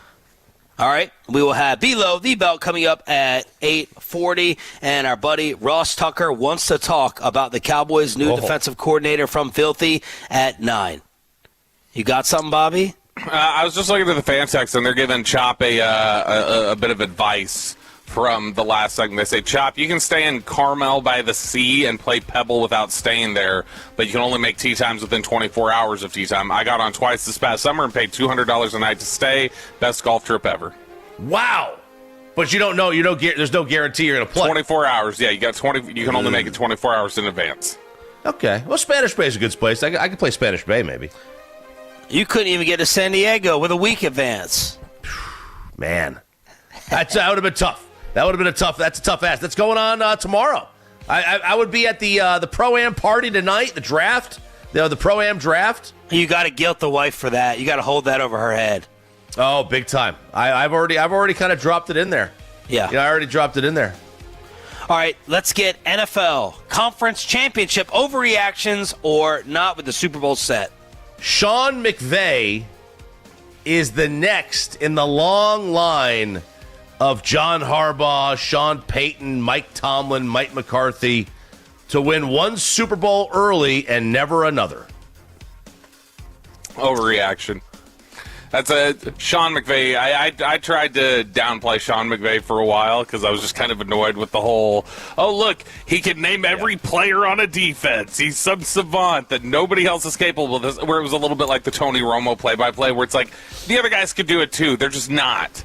That's not their style. That's not what they want to do. But, no, I've settled on he's a very, very good coach, and he's churning out half the NFL. It's his coaching tree now. So, no, I'm going to say overreaction. He'll win another. I'll say it's an overreaction. Look, we would have given the same exact answer for all those guys. So it's really a bold take if you say, no, it's reality. They will Except never. McCarthy. But he's done it with Jared Goff, and he's done it with Stafford. So you talk about a true quarterback developer. Not that I'm giving him total credit for developing those guys. I just have faith that he could find a third one and have a lot of success. And he got a little snippy in the postgame the other day when he was asked if Stafford was coming back. Matthew Stafford to be back next season. Yeah, if he still wants to play, what the hell kind of question is that? The answer, yeah. You have to ask him. We've been totally present. I know that if he wants to, he's still playing at a pretty damn good clip. He's the MVP of the league, and if he's not, I got respect for everybody else, but this guy played at a level that's just different. I appreciate you guys this year. Thank you. See ya. His voice is slowly turning more and more into Gruden, too, as the older that he gets. But he, the one caveat here that would be not an overreaction would be he decides to retire in like a year and do the Dungy thing where he retires young and just never coaches again. Yeah, I'll say overreaction. I think I'm with Bobby. I was slow on McVay. I think he's really, really awesome. I hate him. But I think he's really, really awesome. I'll tell you this. Why do you hate him? I don't know. I don't. He may have learned from it. I just think he's a little too bottom line, zero sum, cutthroat for my liking. I want somebody between the Schottenheimer family. Oh, I got to call the man. I don't care. Call the man. And then this. I need somewhere in the middle, right? But I will say this. There are people that are criticizing him for end-of-year play calling in some of these games. It was like, the guys called games at such a high level. We're gonna nitpick on a couple of games at the end of the year. All right, I don't know. What's the nitpicking against Seattle? Maybe the first half. They didn't like, and the 4th and 4. They didn't like the 4th and 4. They thought they should have kicked the field goal because you had like 5 minutes left. You get the ball back. They scored 27 points against the Seattle Seahawks. That's pretty good to me. Yeah. Overreaction or not, Sean Payton missed his chance to make the Super Bowl in Denver. Overreaction. And it goes two different ways towards the positive for Peyton.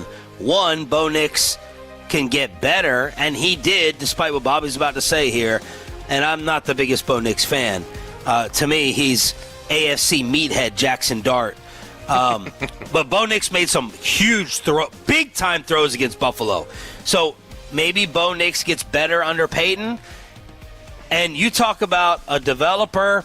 Well, I'm not going to give him all the Drew Brees credit, although, Drew did blow up there after he started out somewhere else. I have faith that if Sean Payton picks another quarterback, he'll turn him into at least Drew Brees. Bo Nix. Now, you're going to need that defense to go along with a Bo Nix-type quarterback. But, no, I feel like Sean Payton, like his mentor Bill Parcells, can win in many different ways, and that's why he's a Hall of Fame coach. Overreaction because, if you drag that team to the conference title with Bo Nix, imagine the things you can be capable of when you finally move on from him. No, this is basically... Bobby Nix or Dart? Dart. Upside. On the upside, I'd rather have Dart. Okay. Yeah. Dart's got... But it's similar type of equation, I think. But no, Sean Payton he has shown consistently he'll have competitive football teams and he'll make them competitive. And if you've got a conference now that you really don't know what Patrick Mahomes and the Chiefs are going to be moving forward, and the Bills are in some turmoil right now trying to identify things. It's not like just you're cut off from any access because you got Mahomes in your conference and you're not going to be able to get to the Super Bowl. This was kind of your window. I think there's a period where it's opening up now. Yeah, I was kind of inclined to say not an overreaction, only because when you host the AFC Championship game and you have Drake May on the other side, and you don't have to go through Patrick Mahomes and you had already gone through Josh Allen, that's pretty much a missed opportunity in my opinion. Drake May was the MVP, or is the MVP, though. I know, but he's playing a very mid playoff quarterback. But I'm going to say it's an overreaction because that is a good defense. It is a good team, and I think he'll find another quarterback in 2 years that can take him over the top. Overreaction or not, the AFC Championship game was really that old school third place consolation game. Not an overreaction, and I pray to the sports gods that is true. I'd be more worried about Vrabel's defense than I would the Patriots' offense at this point. I do think the Patriots' defense gets slept on a little bit, but no, it's feeling like that was the consolation game. Let's go Tank. Let's go Hawks. Overreaction. I'm going to pick the Seahawks, but I think Patriots are more than capable of winning the game. I don't think this is this isn't like the string of 11 years in a row where the NFC was just dominating the AFC and it was like you got no shot, or when the Spurs would take on the young Cavs teams with LeBron early on where it's the Spurs are going to sweep them. This is nothing. I think Seattle should be the favorite and is likely going to win the Super Bowl, but I absolutely would not rule out New England. I'll say it's not an overreaction. It's going to be tough for me to pick. Winning the game, and we all would have picked the Rams. We all would have picked Seattle blindly going into the conference championship weekend to win the Super Bowl. We all thought that was the title game, so I'll say not an overreaction. Overreaction or not, defense is back.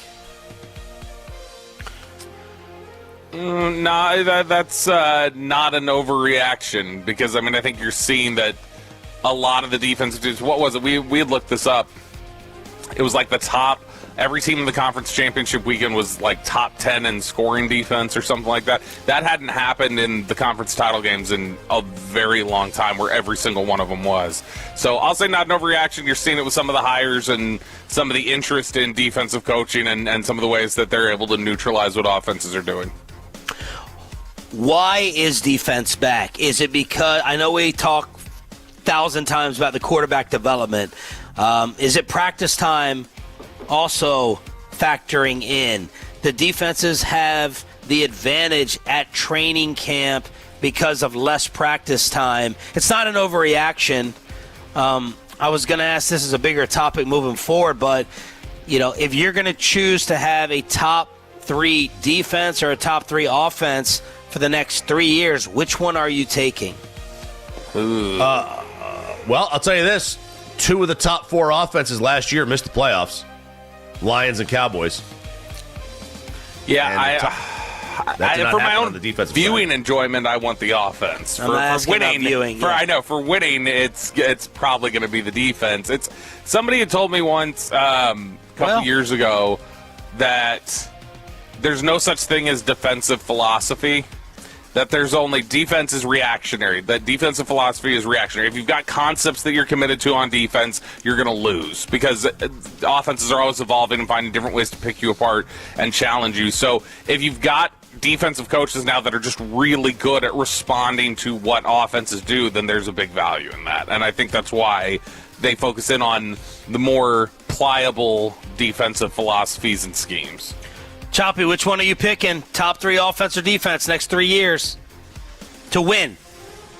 To win the Super Bowl, I would probably take the top 3 defense. Oh, historic statements being made here on the morning show. Yeah, I just think that the difference is that, if I have a top 5 offense, I expect to have a top 5 offense the following year. It's tougher to do that with defense. Like, we'll see defenses go from 5 to 15, back to 6, back to 12 to 1. Whereas if you have a top 5 offense, you pretty much have a top 5 offense, until you kind of get aged out of that. But yeah, I'll take the defense. Overreaction or not, Mike Vrabel is a top 3 NFL head coach. Overreaction. I'm not saying he can't be there at some point, but we all had there was some trepidation for everybody looking at him this year or this past offseason when he was available. He had the bad ending with the Titans. He is still, I think, some of the stuff he says about running the football sounds like a really archaic coach. But he's certainly done a good job with 2 franchises, making them competitive really quickly, and so it's looking that way. He's no doubt about a top 10 head coach in the NFL. I just don't know if I can say top 3 yet. Give me the top 2 that you have cemented. Shanahan and McVay. Chop? Yeah, I mean, McVay's got to be there. Shanahan did a good job with a kind of a ragtag bunch this year. I mean, the whole Ayuk situation was a mess. He did a pretty good job. Yeah. So, look, if we agree on Shanahan and McVay, you got to give me your locked-in third in order to make that statement an overreaction. I'm not seeing anyone else in the AFC East. I'm not seeing anyone in the AFC North. Liam Cohen, has he done it long enough? Not for me yet. Right. You could throw D'Amico, I guess, into the conversation. No one else in the South. Sean Payton, D'Amico Ryans would be above him for me right now. Okay. Jim Harbaugh? No. He thinks Justin Herbert is God. He can't be up there. Well, then he's number 1. Ben Johnson? Not yet. It's been a year. It's a year with Ben Johnson, whereas we saw Vrabel do it in Tennessee. No, he didn't fix Carson Wentz, and he's got a failure in J.J. McCarthy. I'll say it's not an overreaction. I'd probably still take Peyton, but if you wanted to talk to me about Vrabel, I wouldn't swat it. What if I told you he's actually Jonathan Gannon, Mike Vrabel? Based on this clip we got from inside the NFL of his hype speech to the huddle during the conference championship game. This is right where you want to be. Now, hammer the ball. It's cold. It's wet. Okay? If they don't score, they can't go no more. If they don't score, they can't go no more. He did not. He would, if they don't score, and he's like, damn it, what do I, they can't go no more. If they don't score it, they can't go no more. That's it. If we're going to get on the bus, that's very big who drove the bus energy. Go no more. He's got to be behind Dan Campbell now after that. Dan would never butcher a saying. NFL overreactions or not with RJ Choppy on DFW Sports Station. We have audio proof. If it's your dream, got you covered. You can also one-day work for ESPN. The audio screw-ups from the weekend, along with Below the Belt with the Cowboys' latest mock draft picks on the way here on Sean and RJ. After we get you over to Platinum Chrysler, Dodge, Ram, Jeep, it is, of course, a Stephen Gilchrist-owned store. It's Gilchrist Automotive, and they are going to hook you up with that brand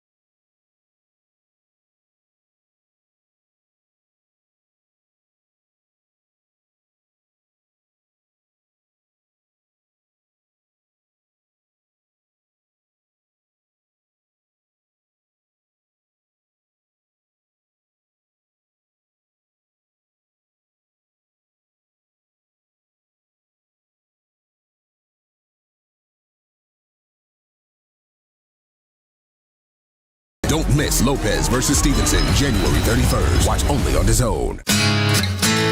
And it's back to Sean and RJ right here on 105.3 The Fan segment here, brought to you by the personal injury lawyers, Frankel and Frankel. If you've been injured in a car or truck wreck, call Frankel first, 214 or 817-333-3333. With Frankel and Frankel, there is never an out-of-pocket cost. They only get paid when you win. Frankel and Frankel, the go-to car and truck attorneys in Dallas. It's been a bad recent run for ESPN. We have the audio to prove it and laugh at them here on Sean and RJ. It's Bobby Belt, our Cowboys insider, along with Peyton Russell running the Odyssey app, FanCam, and Twitch. Below the belt with the Cowboys' latest draft picks in Daniel Jeremiah's mock at 8:40, and our good buddy Ross Tucker on the Cowboys' new DC at 9 o'clock, along with the Red Zone at 9:20. But Choppy, we got the latest on the college football playoff and the Notre Dame red carpet. Well, the college playoff, the SEC decided they were not going to do anything. And the Big Ten, they could not come to agreement, so we're going to be stuck with 12 teams again next year. But it is official. Notre Dame is in the playoff. They made another move this year that just changed everything. So all these Power 4 conference champs now will get an automatic bid. Okay, so they now get an automatic bid into the tournament. This did not happen last year. Obviously, Duke won the ACC. They did not get in. Under next year's rules, the team that was down 6 with the ball with a minute to play would not even have made the playoff. And that's Miami. That's garbage. That's garbage because the red carpet's been rolled out. If Notre Dame is in the top 12 in the rankings, they're automatically in. How did this? I don't think this is being made into a big enough deal. How and why did the powers that be agree to this? Because they look at it and say Notre Dame is one of the big programs. It's one of the best programs that the country has. And I'm not saying this is right, but this is the way they look at it. They say one of the best programs that we have here. And because they're not in a conference, they're not given the same benefit of being able to get the automatic bids that these other big-time programs are. So they're scheduling these programs, and they're getting those same programs that get the automatic bid leniency of losing to Notre Dame doesn't hurt them so much because they could just win in their conference, and that's the justification, but it's still stupid. Yeah, it's very stupid because they're not in a conference, which means they could schedule whoever they want, right? And they could schedule 12 Navies and 2 Armies if they wanted to, and they're not going to play USC next year. I hate this. This is like saying if the Cowboys and the Lakers and the Yankees have a pretty good season, they have to be in the playoffs. You don't have to participate in the play-in. They have to be in. Just got to be above 500, and you're in. And that's not the way it should be. They just refuse to force Notre Dame to join a conference. And Notre Dame won't. They said, look, we're not going to join. I suppose the college playoff could say, all right, if you don't join a conference, you're not invited at all, ever. Like, they could do that. They just won't. They're hung up on tradition.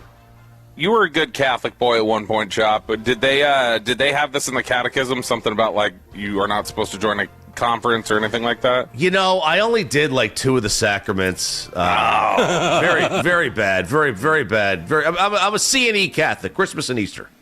I'm a Christmas and Easter Catholic. Cafeteria Catholic, I think my wife calls it. Baby. I'm a cafeteria everything. And I think we all eat fish on Fridays. I believe we all should be cafeteria everything. I don't need to blindly follow everything in your doctrine. So let's go. I'm proud cafeteria. I'm a proud Catholic light. Cam Newton on ESPN tried to destroy Notre Dame for this. Basis, bump Notre Dame. And I'm going to tell you this, when you start to think about all these different things that the preferential treatment that Notre Dame has gotten, will get, and will continue to get, that's why I'm like, bump Notre Dame. It comes down to a point where now you start to say, Cam, you bitter.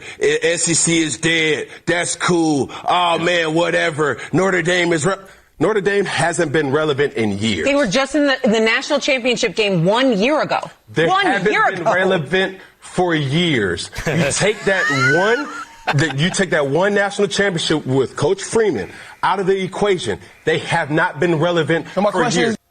Take that one title game out. Everything, man. Choppy's sick. Choppy not going to be in tomorrow. I'm coming in, baby. You're looking rough. Don't get me sick. Stay home. But there it is, Bobby. Except for that one championship game appearance, not relevant. Yeah, he was. It was. She goes, they were just in the title last year, and then he just repeated it, thinking like this will get her. Where he goes, they have not been relevant in years, which I think was just to buy him time to go. How do I reply to this? I got to repeat what I said first and think through this. This is why Cam Newton and Paul Pierce are genuinely kind of the same guy in terms of the way they talk about things. It's just Cam is a little bit more is a little bit more likable. The Patriots had a defensive coordinator named Terrell Williams. Well, turns out that Coach Williams, I believe, has been dealing with cancer treatments. So he hasn't really been around running the Patriots defense. This is Stephen A. Smith previewing the AFC Championship game. There's a defense that Jarrett Stidham has to go up against. Yeah. There is a brother coaching that defense, Terrell Williams. We ain't mentioned him all year long. Reunited with Mike Vrabel, used to be with him in Tennessee. This man has done a hell of a job with a defense that's ranked top 5 in the National Football League. Okay, because we gonna give brothers credit on this show, and that brother's doing his thing. Ooh. Well, Williams has basically missed the season with cancer treatments, even though he's checking in here and there. And usually this happens once a year, once every other year, at least with Stephen A. The internet destroyed him and called him out. Stephen A. said, nice try. First of all, we reported earlier in the year that he was out due to prostate cancer when it happened. Secondly, he still talks to coaches for game planning purposes. Thirdly, forgetting to mention all of that is different than not knowing. Plus, it really doesn't matter. I've got Ryan Clark and Cam backing me up, but keep pushing the story. Hope it gets the clicks that you folks want. Carry on. Woo! How many times have y'all had this happen? I'm sure. I'm trying to think of where you say something and then you're like, oh, crap. I'm sure it's happened to all of us. I'm trying to think of, I know it happened. DK Metcalf. Yeah, that's just like a stumble, though. You're good. Because that was George Pickens. GP, like a long-term DK. fact? Yeah, like a fact that's just like, that was so wrong. I know it's happened to me. I'm trying to remember what it was. Yeah. I know it's happened to me where the fan text will jump down my throat and go, that's totally wrong. And it's like, just flat out screwed that up. I don't know. But instead of just saying flat out screwed that up, instead he goes, nice try. I knew all that and just didn't want to say it. Yeah. Look, I don't expect the Patriots defense, in my opinion, not a big enough. They weren't a sexy storyline this year. I don't expect Stephen A. to know their defensive coordinator. What happens, and I wish I had, this is a nerdy broadcasting thing. I can tell with the way that Stephen A. talks, because we've all done it, when he's just reading and he doesn't know it. It's like when he's talking baseball, he speeds up a lot. You're trying to sell that you know the information. I don't expect Stephen A. to be able to immediately recite every D coordinator in the league, but I expect one of the 40 people helping Stephen A. to point out or go and do the research. Who is the Patriots defensive coordinator? But people are like, oh, Stephen A. wanted to make it a race thing, and he said a black guy is not getting his due. Well, we're going to do it, and he stepped in it. I still go back and reference it, and I love the man. But, man, a few years back when Brian Flores got hired by the Dolphins and Clarence Hill basically goes on a Twitter rant complaining about black head coaching opportunities passed over again now that the Dolphins have hired Flores, and all of Twitter had to go, chill, Brian Flores is black.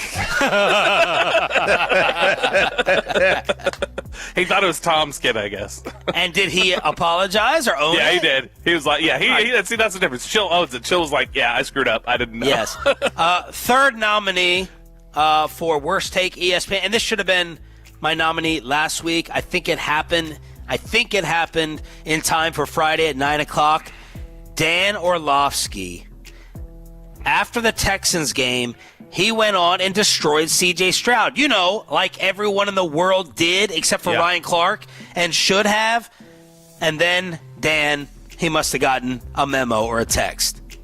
Before I do that, I want to go back to Monday morning, because on Monday morning after the Patriot Texans game.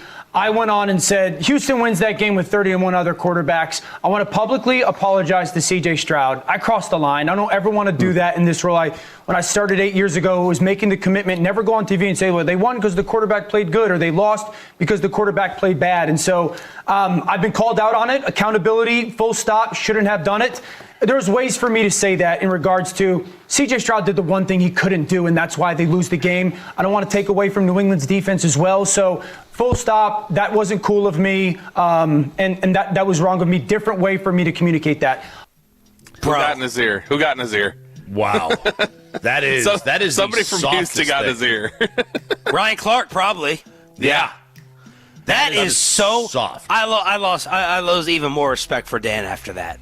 Oh, the boys from 105.3. I like Dan. I think Dan's whatever. He's got. I mean, he gets some points wrong. A lot of people do. His opinions, whatever. I don't have a problem with him. That is one of the weakest things I've ever seen. Like, you can have that opinion. It's okay to have the opinion, because guess what? It was correct. Yep. That's the correct opinion. Like, the only one they don't win that game with is probably Shedeur Sanders, who's, by the way, a Pro Bowler. So I can't even say that anymore. So, Max Brosmer, that's the only one who would not have won that game. I've got so Dan Orlovsky gets in trouble for his mouth. My question is, what body part will Sydney Sweeney get in trouble for next? This is a great story. So you remember last year, Chop, you brought us the story, I think, initially, that Sydney Sweeney got in trouble for her American Eagle jeans. She said people were saying that something about her saying basically like, oh, you want my jeans, or I've got good jeans. I'll take a little sip. Somehow it was like genetics is what she was referencing, and like eugenics, that she was eugenics, and that she was all the. Well, that was her ass that got her in trouble. This time it's her boobs. Sydney Sweeney may face charges for hanging bras on the Hollywood sign. So again, it's another ad campaign involving her body where they're like, "Yep, you might have screwed up." So Sydney Sweeney could face trespassing and vandalism charges, according to TMZ, after hanging bras on the Hollywood sign as part of a promotional campaign for her lingerie line. She was part of a production crew that climbed up the iconic landmark last week. Did it in less than 90 minutes, by the way. Take that, Netflix. Climbed up there last week, strung bras from it. The whole stunt was filmed, and TMZ obtained the video. While Sweeney did secure a permit from Film LA to shoot on location, the issue apparently stems from a lack of approval from the Hollywood Chamber of Commerce, which owns the sign. In a letter sent on January 23rd, the chamber informed Persuasion Pictures that it never granted approval or a license for the shoot. Without the proper permitting, Sweeney and others involved could be liable for possible criminal charges. So if it's not her ass, it's her boobs. She's just getting herself in trouble with all of those things God gave her. You know, I've never watched one thing that she's in. I have no idea what type of talent, but from a distance, I like her personality. I like that she's doing these types of things. I don't know about the gene thing, what the true intent was. I didn't really dive into that, but she's selling it and she's showing it off. She's not one of those girls in the bar who wears her low cut top and goes, "What are you looking at?" She knows the reality. Dude, she's a gift. And the LA or Hollywood City Council's lost the plot here. Sydney Sweeney can hang her bras anywhere she wants. And we should all be lucky. And we should all take a deep breath when we come across them. Okay? She can put her bras anywhere, and you'd be damn happy and damn glad that you got that bra thrown at you.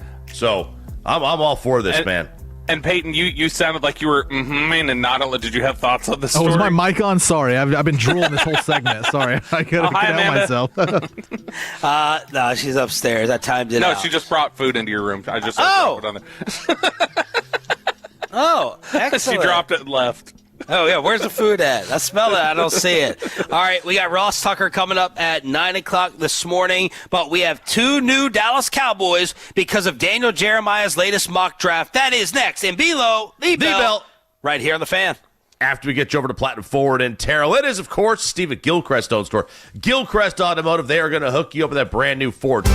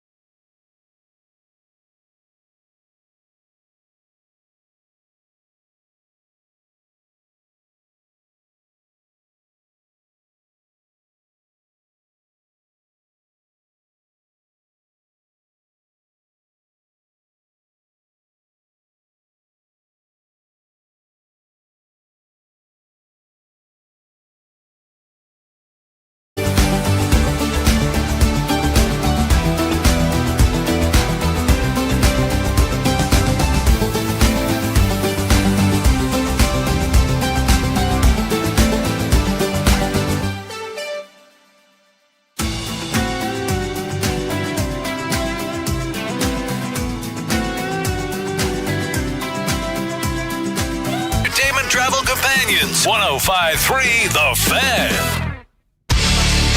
And it's back to Sean and RJ right here on 105.3 The Fan. Segment here brought to you by Classic Chevrolet. If you're in the market, upgrade your vehicle. Get a Classic Chevrolet in Grapevine today. The back-to-back #1 Chevy dealership in the world. More new Chevys than anyone else. All priced to sell.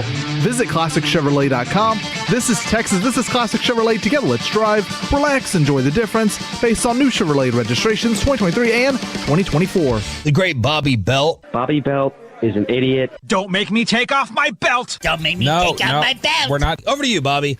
Oh, Daniel Jeremiah, you better be wrong.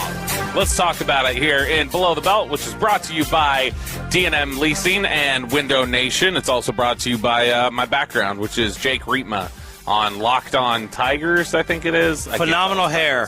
Phenomenal hair in that photo. It really is. Like, when I was looking at that photo earlier, it's like, that really is his strongest hair presentation. Did you guys notice him ice skating on social media yesterday? He was just out there cutting it up, just Jake taking it and everything else. I did ask Peyton if he liked my background. He said, "Yeah, I've seen that episode." So Peyton is a big he's a big subscriber to the Jake Takes and to Locked On Tigers. All right, Daniel Jeremiah has brought me great concern.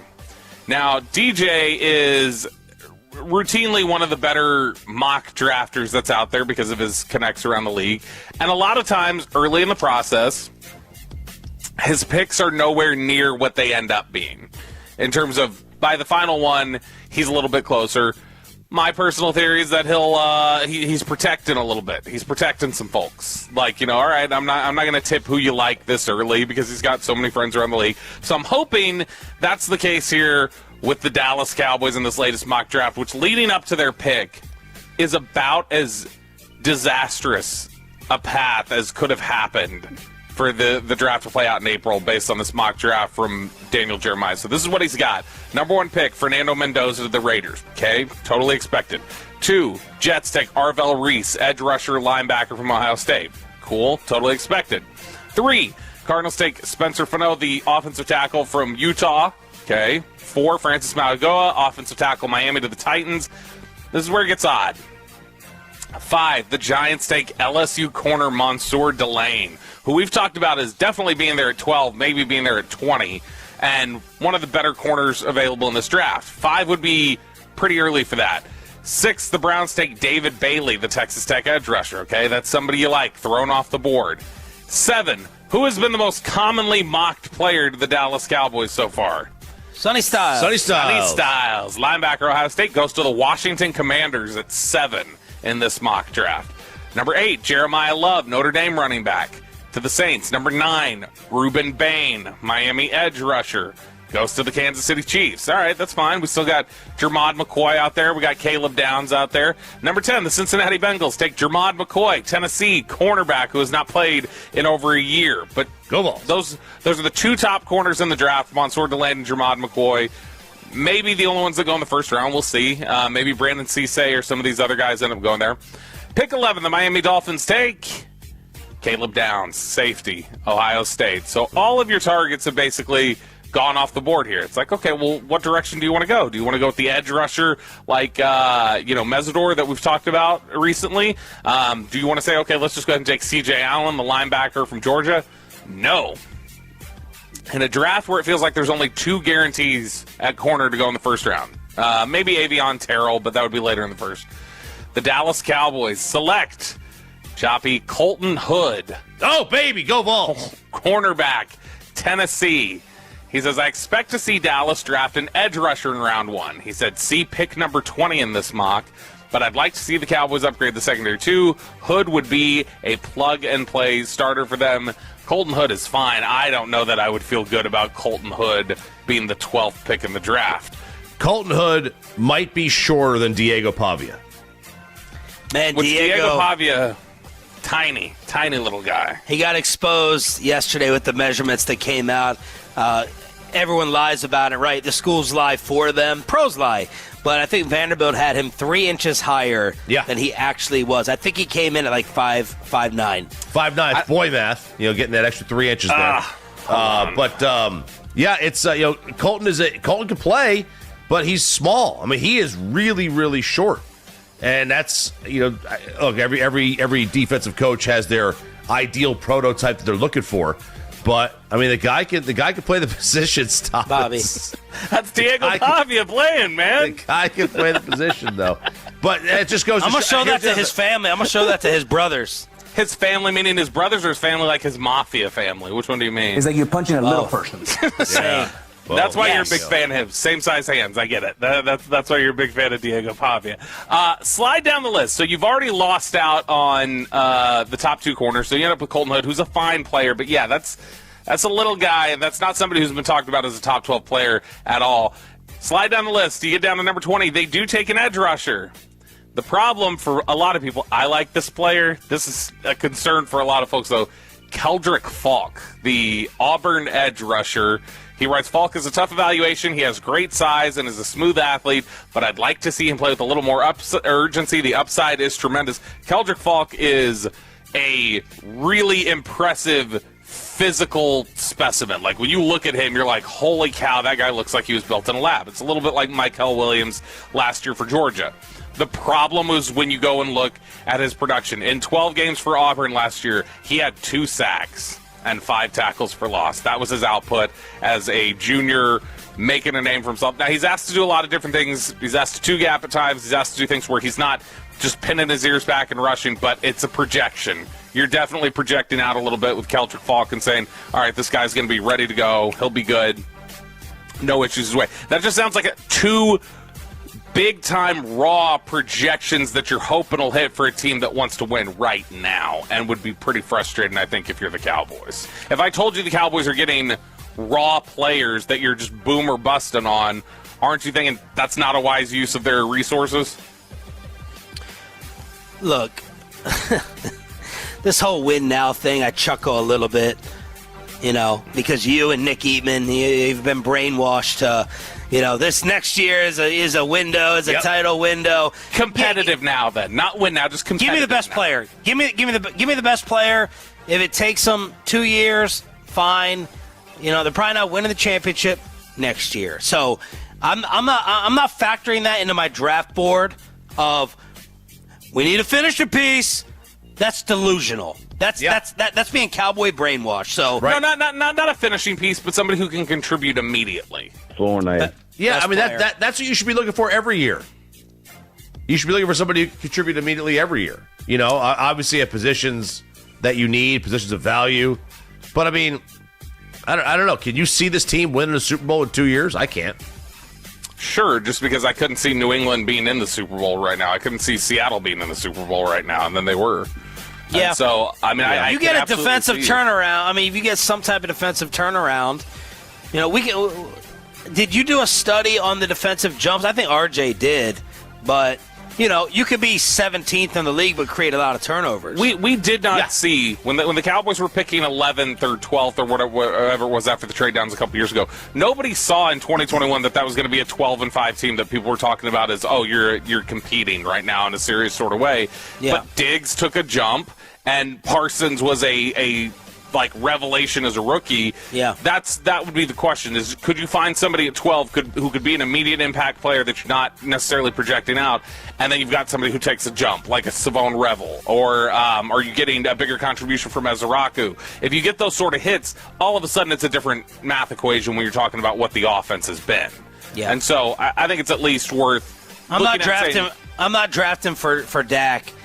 At the end of the day, in 10 years.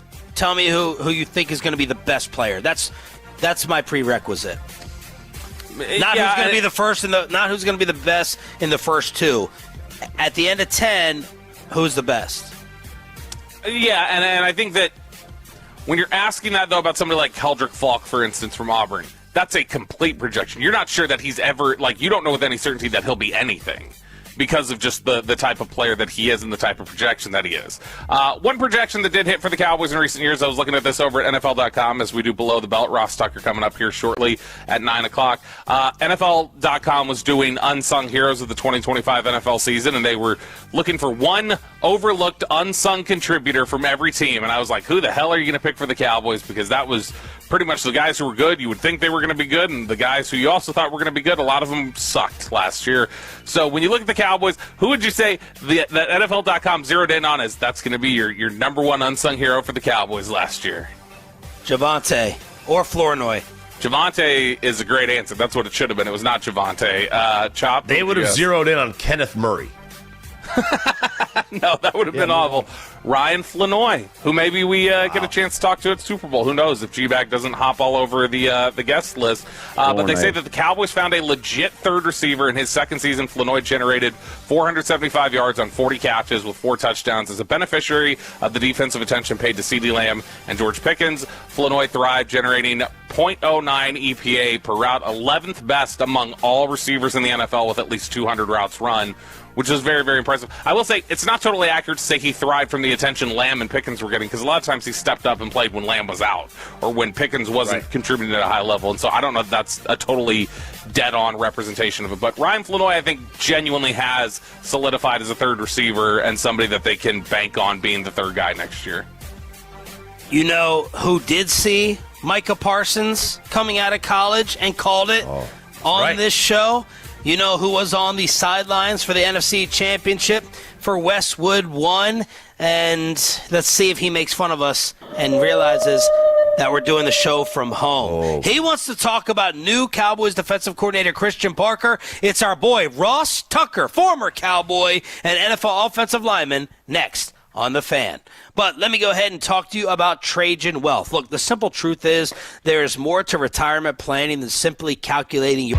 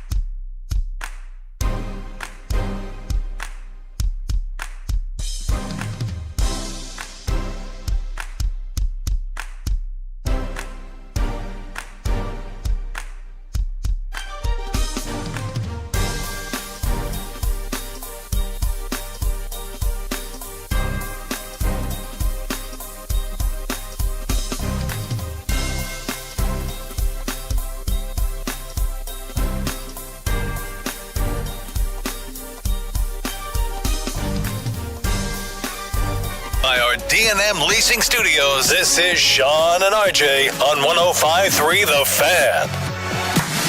Final hour, fist pump time on the Fan Cam, Twitch, and YouTube. Sean Sharif, RJ Choppy, and Bobby Bell once again coming to you from the comforts of our own home. I imagine we'll be back in studio tomorrow, and hopefully, what do you think, Bob? Nah, never say never. We may need another day. Who knows? Did you change? We got to bring these back. Did you change, Bobby? No, I did not. I've been wearing this. I changed my background, but Reitman's back. Don't worry.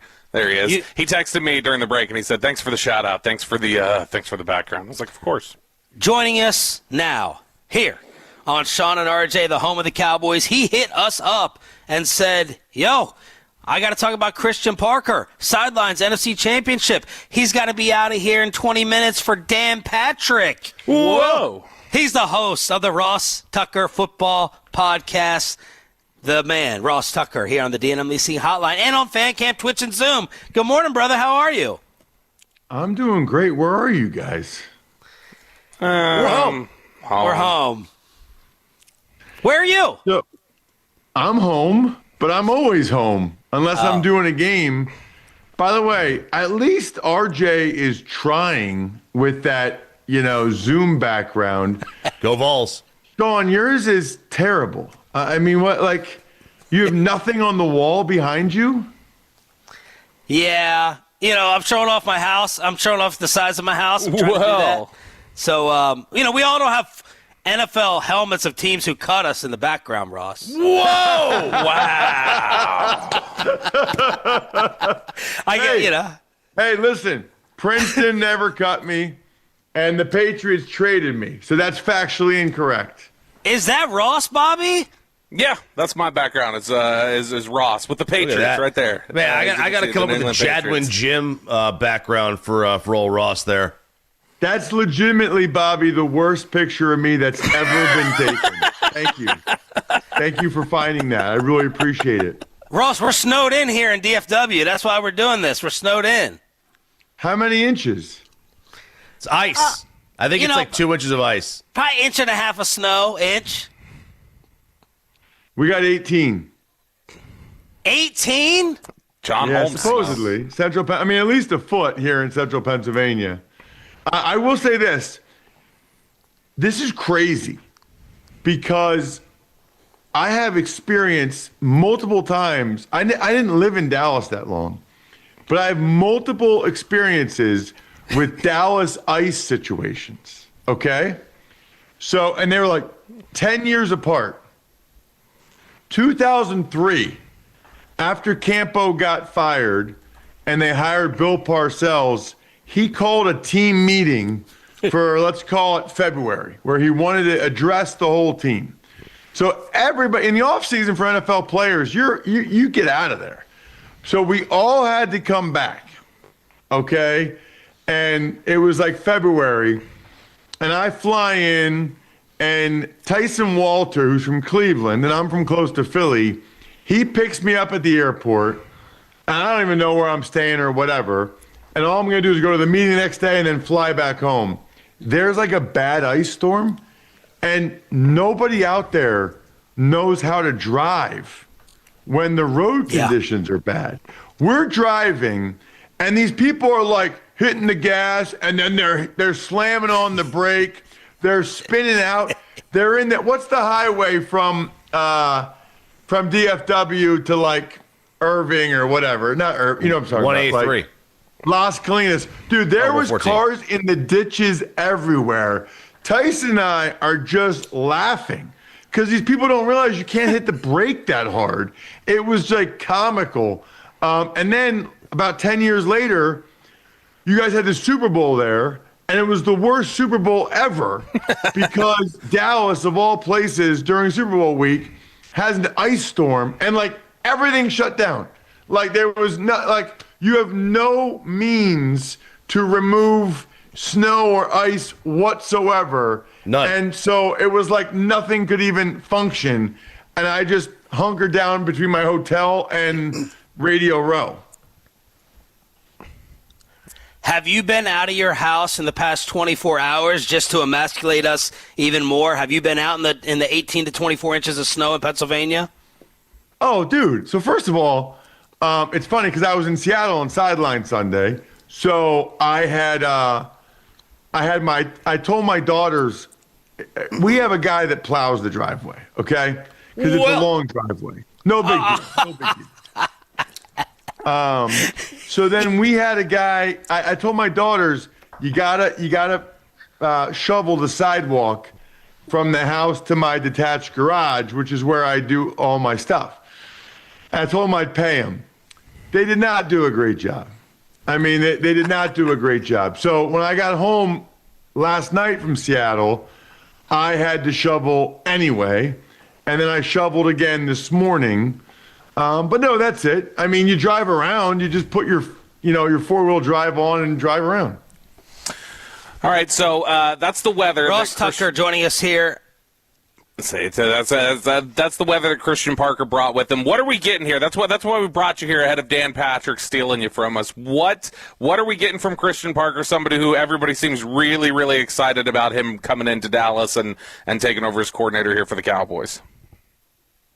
Well, it's interesting because calling the Eagles preseason game and doing some other work for the team, I feel like I know most of the coaches and I talk with most of the coaches. For whatever reason, I never really got a chance to talk with Christian. I think usually because he was doing stuff with the players. Like pregame warmups is when I'll usually talk to these guys, but he's like throwing the ball to Quinyon Mitchell and Cooper DeJean and those guys. So I never really got a chance to know him as a guy. But those guys rave about him. What I like about it from a Cowboys perspective is it's a little bit of a brain drain from the Eagles. Like Cooper DeJean, Quinyon Mitchell, both first-team All-Pro, by the way, they rave about Christian Parker. So you probably, at a minimum, you made the Eagles a little bit weaker, right? I mean, it's a little bit of a body blow at least to take away one of Vic Fangio's trusted lieutenants who the players seem to like, and not just like, but the players feel like he helped them out quite a bit, and they swear by him. And they even said that on social media. I'm sure you guys have talked about that.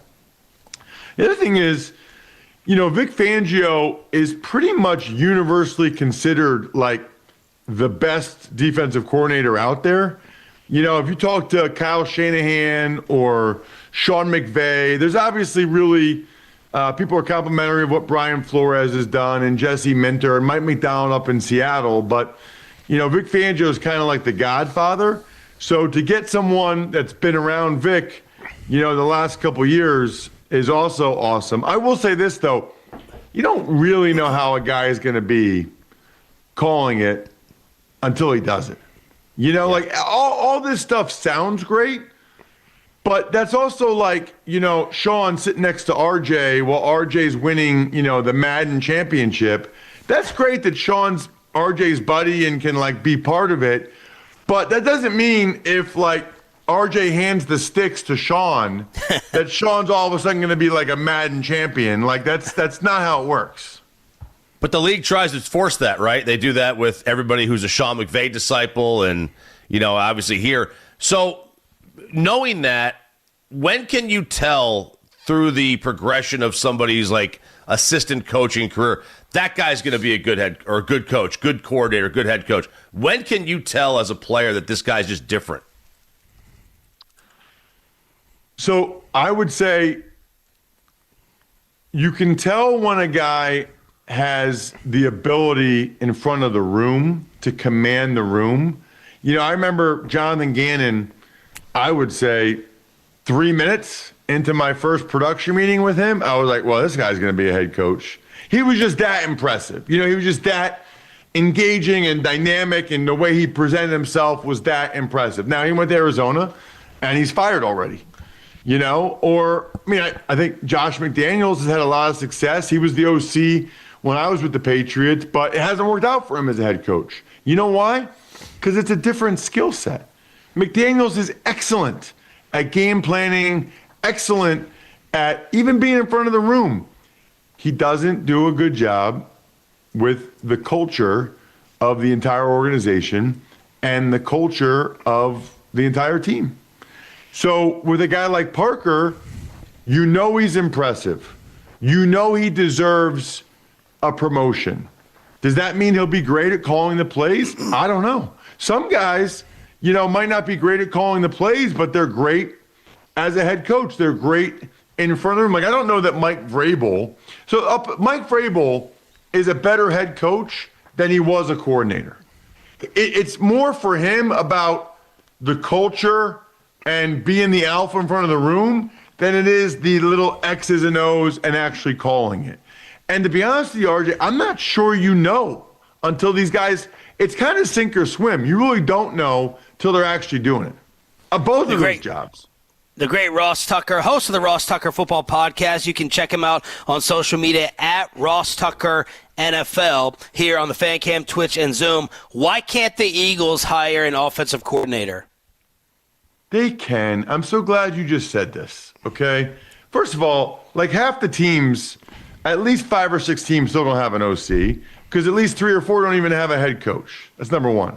Number two, I just posted this on social media at Ross Tucker NFL because Eagles fans are going crazy and freaking out. A couple things. First of all, these guys that are pulling their name, withdrawing their name from the process, they weren't getting the job anyway. The Eagles just wanted to talk to him. I mean, 95 to 98% of the time, when a guy withdraws his name from consideration for a job, it's because they knew they weren't going to get it. They wouldn't have interviewed for it in the first place if they didn't want it. But then they realized, I think the Eagles have interviewed at least 14 guys at this point. It might be as many as 17. And I think those guys realize they're not hiring me. They're not hiring me because they want a guy with NFL experience. They're going to hire Charlie Weiss Jr. or Declan Doyle, Charlie Weiss Jr. from LSU or Declan Doyle from the Bears. Those guys know it. So their agent says to them, you know what you should do? Withdraw your name. Then it makes it sound like, you're not breaking up with me. I'm breaking up with you, like get ahead of it, which ultimately, I mean, those guys weren't going to get the job. They're not going to hire someone that doesn't have play calling experience. That would really surprise me. The other thing is, with all these names, the Eagles, I think we can all agree, the Eagles front office and ownership is excellent. And they have a lot of people in their front office that come from other industries. Like, Barry, right? Like Andrew Barry was from Goldman Sachs. His brother, Adam, who now works for the Eagles, was from Goldman Sachs. They realize how valuable it is to get consultants and to talk with consultants for your business. I mean, companies pay hundreds of thousands of dollars. So if they can talk to these young OCs, what's the trends? Like, what would you do if you came here to Philly? What would you do with our offense? What would you do with Jalen Hurts? What were we doing wrong? They're just gathering up information for free, for free. They're going to end up getting somebody. And, look, maybe the guy they end up getting is great. Maybe he's not great. But they don't care about the guys they don't get. They only care about whoever they end up getting. So who is A.J. Brown going to be playing for next year if it's not whatever the 15th offensive coordinator interview is? That's an excellent question. I'm very much 50-50 right now on what happens there. It's significant financially if they move on from him. He's hard to replace. He was obviously a malcontent this past year. They don't like that. But some of the things he said about the passing game, there was some truth to it. So if they get like an awesome coordinator and they feel really good about it and AJ feels really good about it, I don't think they will trade him. But if they don't think that that's going to work out, they would not be afraid to move on because they usually are pretty good. Carson Wentz and Hassan Reddick and they're pretty good at getting rid of a guy sooner rather than later. Usually they get rid of a guy before everybody else is expecting them to. All right, I'm not just asking this because you're on. Mom, earmuffs, turn the radio on the Odyssey app. My front page, usually I'm giving my dad, who's 90, all the birthday love and these long essays of love, but I need my mom to get it this time, so I have been on the website twice, Ross. Walk me through how to give my mom the birthday gift in May at myfrontpage.com. Well, yeah, it's myfrontpagestory.com. You got to get it right. Myfrontpagestory.com. And I love your mom, too, Sean, not like you do. But we got Valentine's Day coming. Valentine's Day is in 2 weeks. It's the Super Bowl of love. 0% chance that any of you three guys have actually even thought about Valentine's Day. No way it even gets in your head till February. Don't blow it. No matter what she says, it matters a lot. The pressure is on. And don't just get her flowers or something stupid that you always get her. Go to myfrontpagestory.com. It's honestly incredible. You talk to a writer for 10 minutes, tell them how great your significant other is. They write this amazing story. You can even just fill out an email if you want. They write this amazing story. They get a couple pictures from you. It looks like it's on the cover of the newspaper, like the Dallas Morning News, framed, beautiful. Here's the key. I got 2 things. It's so money, it's not even funny. When she's opening it, she won't really know what it is. Say, honey, I want to do something special for you. So I had a story written about you. Like, that sounds so romantic, so unbelievable. Your significant other, I'm just telling you, they've never had a story written about them. Never. They've never had anything written about them. Myfrontpagestory.com. And make sure you tell them, I never thank her enough for all the little things she does. Even if you can't think of anything, in her mind, she does a million little things. She's like, oh my gosh, he notices. She will cry. You will win. Myfrontpagestory.com. Myfrontpagestory.com. At least go there right now. Throw your email address in and get the 20% discount. It's myfrontpagestory.com. You're all at home doing nothing else anyway. You might as well. Thank you, brother. Keep killing it. Are you going to be in San Fran? I will. Will you guys be there? Yeah. Oh, yeah. Nice. Yeah. Let's meet up. I would like to see how Bobby's dressed. Well, like this. Same way he always is. The great Ross Tucker. Yeah, Jim great Ross Parker, Tucker. and much, much more. And your love life as well with myfrontpagestory.com. Are interviews important at all? RJ Choppy says no. We need the answers from every aspect of life. And Mike McCarthy fight part 3 in the red zone after this. And this...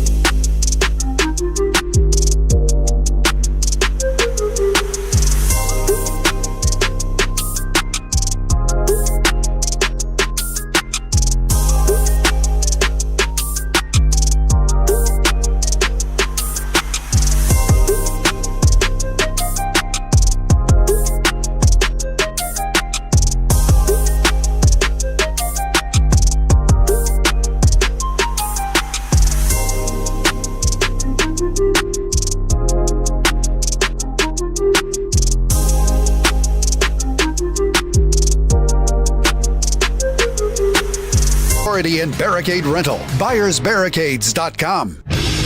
And it's back to Sean and RJ right here at 105.3 The Fan segment here brought to you by the personal injury lawyers Frankel and Frankel. If you've been injured in a car or truck wreck, call Frankel first, 214 or 817-333-3333. With Frankel and Frankel, there's never an out-of-pocket cost. They only get paid when you win. Frankel and Frankel, the go-to car and truck attorneys in Dallas. How many people want to eat a W tonight? You know what I like about the media? They think you can just dial 1-800 and get a quarterback.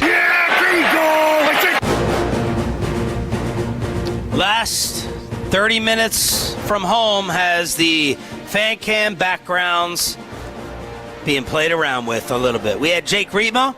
We have RJ. You actually look like you are in the Seinfeld living room.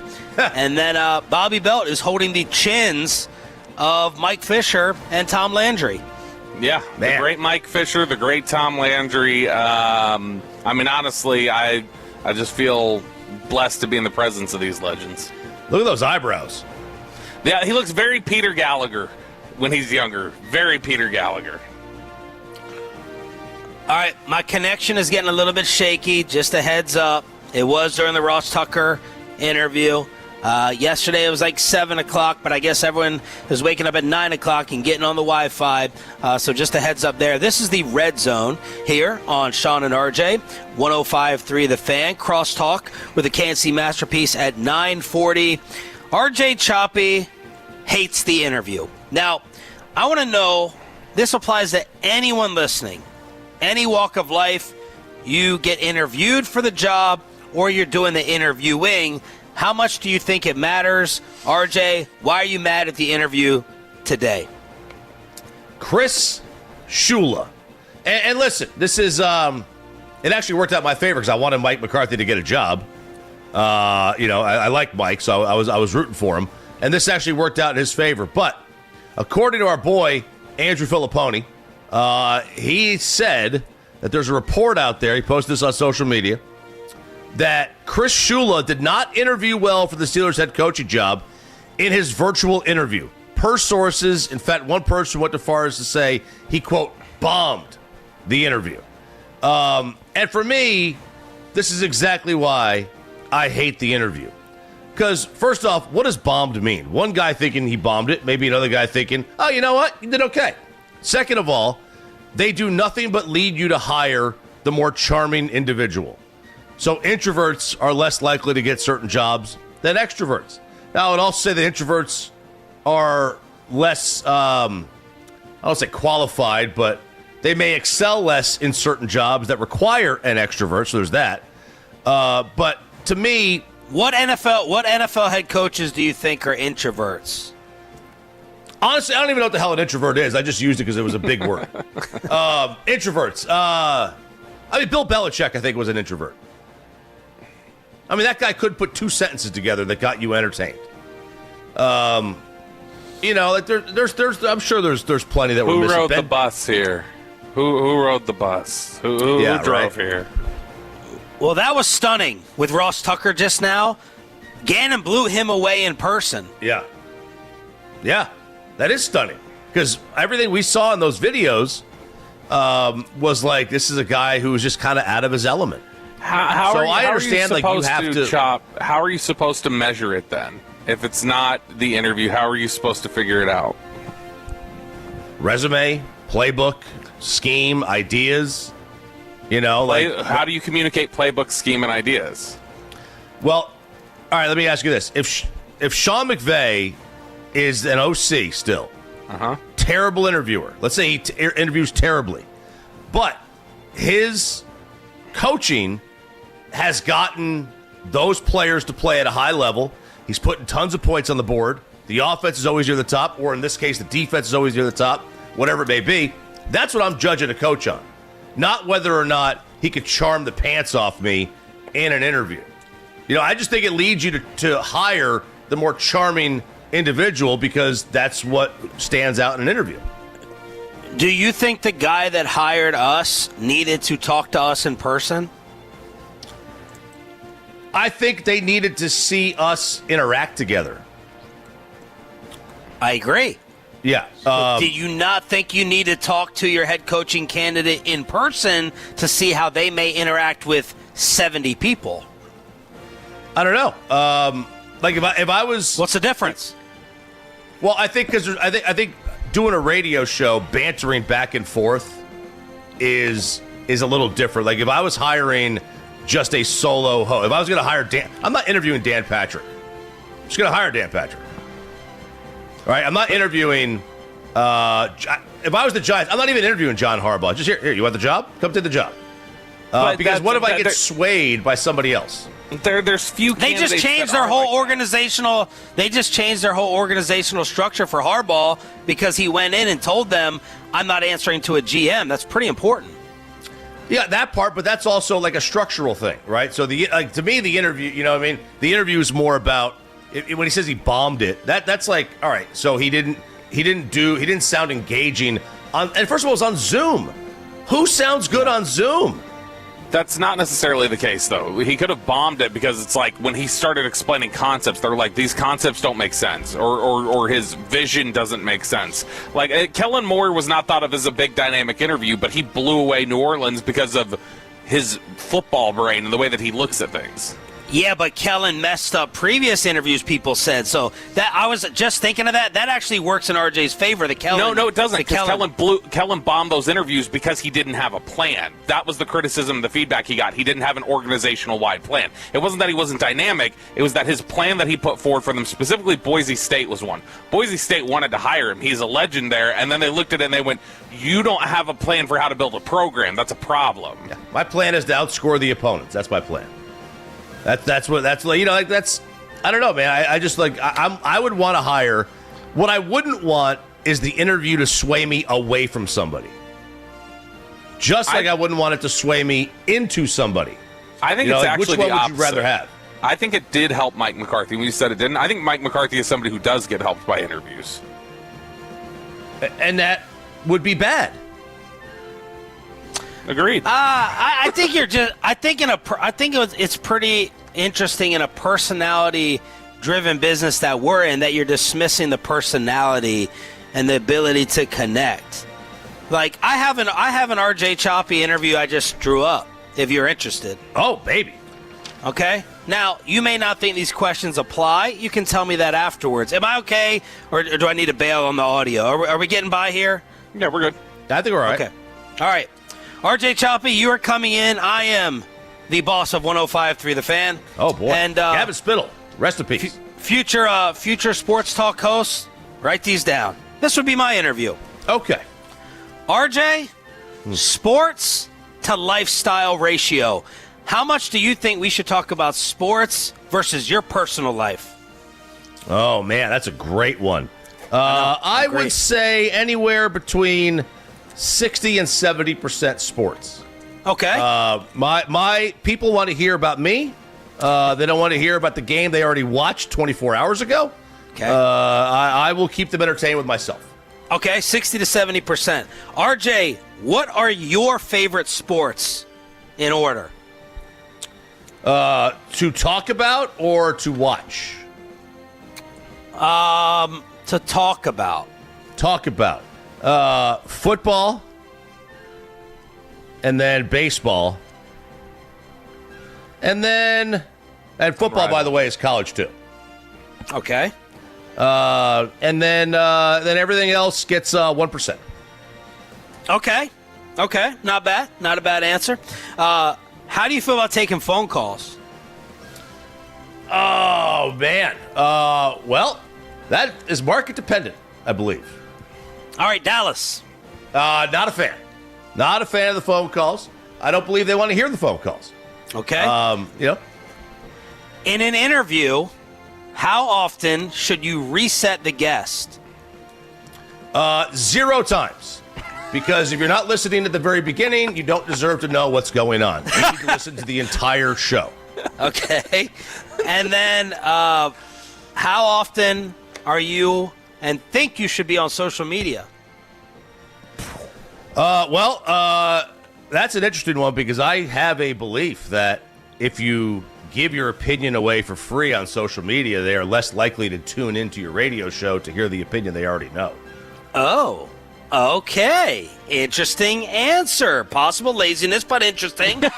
I'm going to think about it. And then finally, what does play the hits mean to you? If Dak Prescott got traded at 6 o'clock this morning, when and how often would you talk about it? If he got traded at 6 o'clock, I would talk about it at 6 o'clock. And then, we do ask Reddit at 7:40 for sure. We're not skipping that. We're not skipping PP in the morning. Yeah. But, yeah, every segment. Every segment? Basically. You got to take a break. You got to take a break somewhere along the line, but every segment. RJ, it is Odyssey, so I have to include this. How little salary are you willing to take? Will you take the Bobby Belt deal? Revenue share, baby. 50-50 split. You're in. You're hired. There we go. There it is. No. Not hired for G-Bag because he said he'd talk about news as soon as it happened and then multiple times throughout the show. RJ, when are the break times on the show? Oh, God. 14, 34, and 53:30. There he is. You're out on G-Bag again. You're out of G-Bag. Here comes Majors. Assistant Program Director Corey Majors, looking like he just woke up, and not that he wants to talk. Coming from the CM studios there, so we'll go to break at 9:35, as RJ said. Yeah. Let's finish up Ask Reddit and Crosstalk with the KNC masterpiece from Studio C after this.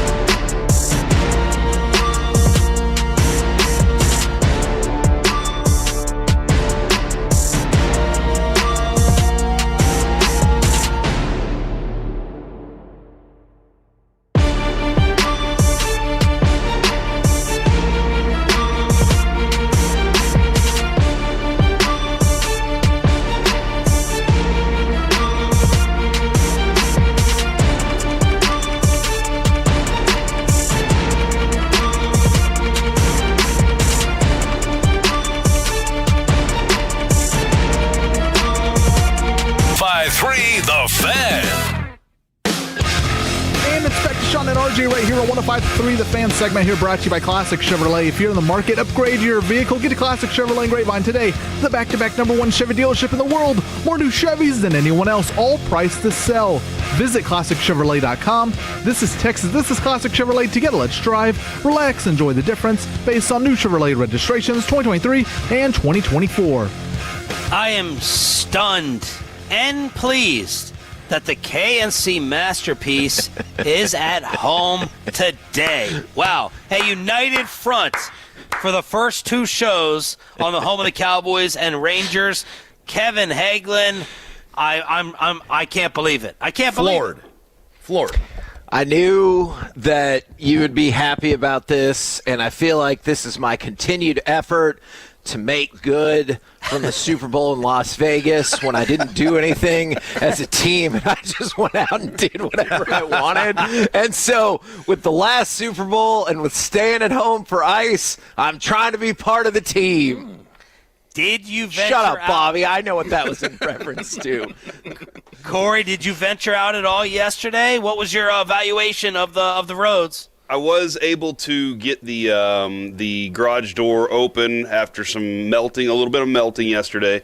The truck covered in ice, scraped it, heated up everything. The dog was like, I got to go with you. And I was like, all right. So we drove around the block, and after a few fishtails, I was like, I'm going to be good. And so when I woke up this morning, everything's still kind of the same. It's a little slicker out in our area than it was, I don't know if it was for y'all, than it was yesterday. Felt a little crunchy yesterday, but today it was very slippery. Almost ate it on the way out to the studio this morning. But I'm good. I'm good. My kid, he's been walking and trekking all over the place to go sledding. And kind of explained to him how that's a little bit of a bad idea, understanding some of the situations that have happened.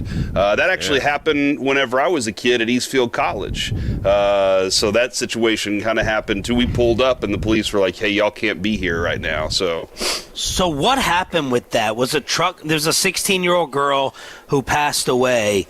Was she being pulled by a truck, and then the other girl, I think, is in the ICU? Yeah, that's my understanding of all that. And that's not safe, man. You have no control, over what the truck does once it starts to move around.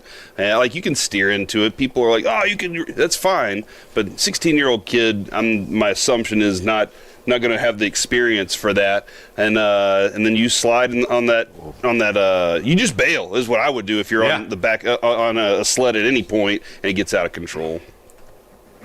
Kevin, did you go out? Not really. All we did was I just played outside with the little one, but no, not really. What's so funny, Bobby? The way he made it sound at first of I just played outside, like he himself was just outside playing in the snow by himself. Yay, snow. Hey, I mean, plenty look, of adults. I get excited for snow as well, and so when Noah wanted to play outside, I was like, all right, sure. No, but it's not exciting to have to go play with them outside. It's like, I got to get all dressed up for 10 minutes. They're going to freeze, frostbite in the cheeks, at least with my little one. The snow is not... It's not gettable snow. It's like you gotta use a shovel. You gotta really scrounge it up to get any type of snow. Loose snow would be different. Do y'all have gloves? I don't have gloves. Yeah. I never. Have 12 pair. Why? Well, you travel 12 pairs? Good gosh. Look, he comes into studio with gloves. I waste money and shorts beyond belief. I waste so. All I do is waste money. This is what I do. Oh, these $100 North Face gloves are on sale for $49.99. Got to get those because they're on sale. Yeah, it's on sale. I have a deal. Yeah, I just don't have gloves. Avery has 6 pairs of gloves. All of them are singles. They're all just different single gloves out there, and he's just wearing mismatched gloves. I don't have any. I just don't. It's not something I need. I guess here in Texas for 2 days a year. Otherwise, I can just stick my hands in my pocket on the way into the office. Kevin, you're good on supplies, no food or water drainage. No. Yeah, actually, I thought one of our pipes had frozen for just a second, but it was fine. And, I mean, it's only been like 2 extra days from what we anticipated, or maybe only 1 extra day. So, yeah, we're good, and it sounds like everything's going to melt this afternoon, yes? Yes, we'll have radiant heat from the sun, gentlemen, which will be on the sunny areas of the streets. Should be taken care of there. That water should dissipate and evaporate at some point, which should give us some pretty nice roads tomorrow. So that's my expectation. We're supposed to be above freezing from like 10:30 until like 9 o'clock tonight. So yeah. It should all disappear. Okay, great. Corey, what's coming up on the show? Guys, it's going to be a really fun show today. We start off the show with asking Kevin, would he fly his X-Wing or TIE Fighter into the office if he had a choice there? Also, who's the Cowboys' unsung hero? We continue our draft discussion with Akeem Mesidor at 11. And then at noon today, what will be Skip Schumacher's biggest challenge this season? Bobby, let's finish up Ask Reddit. All right, let's do it. Let's kick off here with Kevin Hagelin. Going to start with you. Kevin, what was a moment in history that made you think society was about to collapse? Oh, man. I'm going to go back to Y2K. I really did think that we were all going to fall apart, and I was relieved when nothing happened. I remember hanging out with my friends, and we're like, nothing's going to happen, but then we all kind of held our breath. So I don't know if you're looking for like a more niche moment in society, but at Y2K, I was a little concerned for us all. Corey, what about you? I mean, I'm going to have to say 9/11 was the real. Oh my gosh! Like, what is happening? We never experienced anything like that before, and as a superpower, I was like, oh crap! Like, what's going to happen here? So that was definitely the one for me. You know what I thought was really going to be pretty bad for all of society, and this is not making it political, but I really did think. I think I told you guys in the group text this a couple months back. When Charlie Kirk got shot, I was like, this might spur really bad interactions over the next couple months. And that did not fall apart in the way that I thought it would. Sean, RJ, what about y'all? Choppy, by the way, has now had 2 shirtless men directly in back of him. On camera right now. Yeah. Well, I was showing the 2 sides of bulking season. The other one was Barry Wood, the big guy at the end of the bed. You know, he's got a good bulk, and now this is Skip Bayless. Couldn't help but notice where you were sitting relative to Barry, though, like right in his lap. Oh, I was sitting. Why do you have a shirtless picture of Skip Bayless? Why wouldn't I have a shirtless picture of Skip Bayless? Because of all of the other reasons. It's funny. It's funny though. Look, I mean, anything 2020 related is pretty. I thought the world was going to end. I mean, discourse said taking a back seat. There was the pandemic. You had protests all summer. It was a wild. We'll never see that again. Thank God, but we'll never see that kind of year again. We're still running COVID commercials. I just heard one. Let's move on. Next topic here, Haggy. Do you have one here, Sean? Do you have an answer for this? I think it's right now. Right now? Oh, God. Right now. Mike Bassick, before he left, told me that we were at that part in the Bible where we all get wiped out. All the fighting, all the poison, all the toxicity. I tell my wife every other day, I'm like, it's not going to surprise me if God, I need to check out if this has been covered on the Jesus podcast with Kevin Hagelin. Yeah. But That's not what it's called. I'm like, we deserve to get wiped out. It's going to happen any week now. Yeah, I saw your post the other day, Sean, about like, hey, don't be trying to bring your hate around my place. And was there anything in particular that like started that, or just the general discourse of the day? Introspective. Yeah, Minnesota. I mean, I figured that, but like, did somebody come at you with stuff? No, it's just I wish that people would realize that like your hot take people on both sides are really I think we know this in the sports world, especially at this station. I think we know that like Skip and Stephen A, they don't really believe a lot of that stuff. I give Stephen A more credit nowadays, but like people are just going to say stuff for the reaction, right? And when you are these political people, and no matter what, I can give you the script that they're going to read, right? Rhetoric. I know I'm going to hear rhetoric 5,000 times this week. and these leaders are brainwashing you and all that. It's like, I know you really can't believe the same thing for every single subject, but what they're doing is playing with like such higher stakes with people dying, right? Versus us talking about a quarterback change.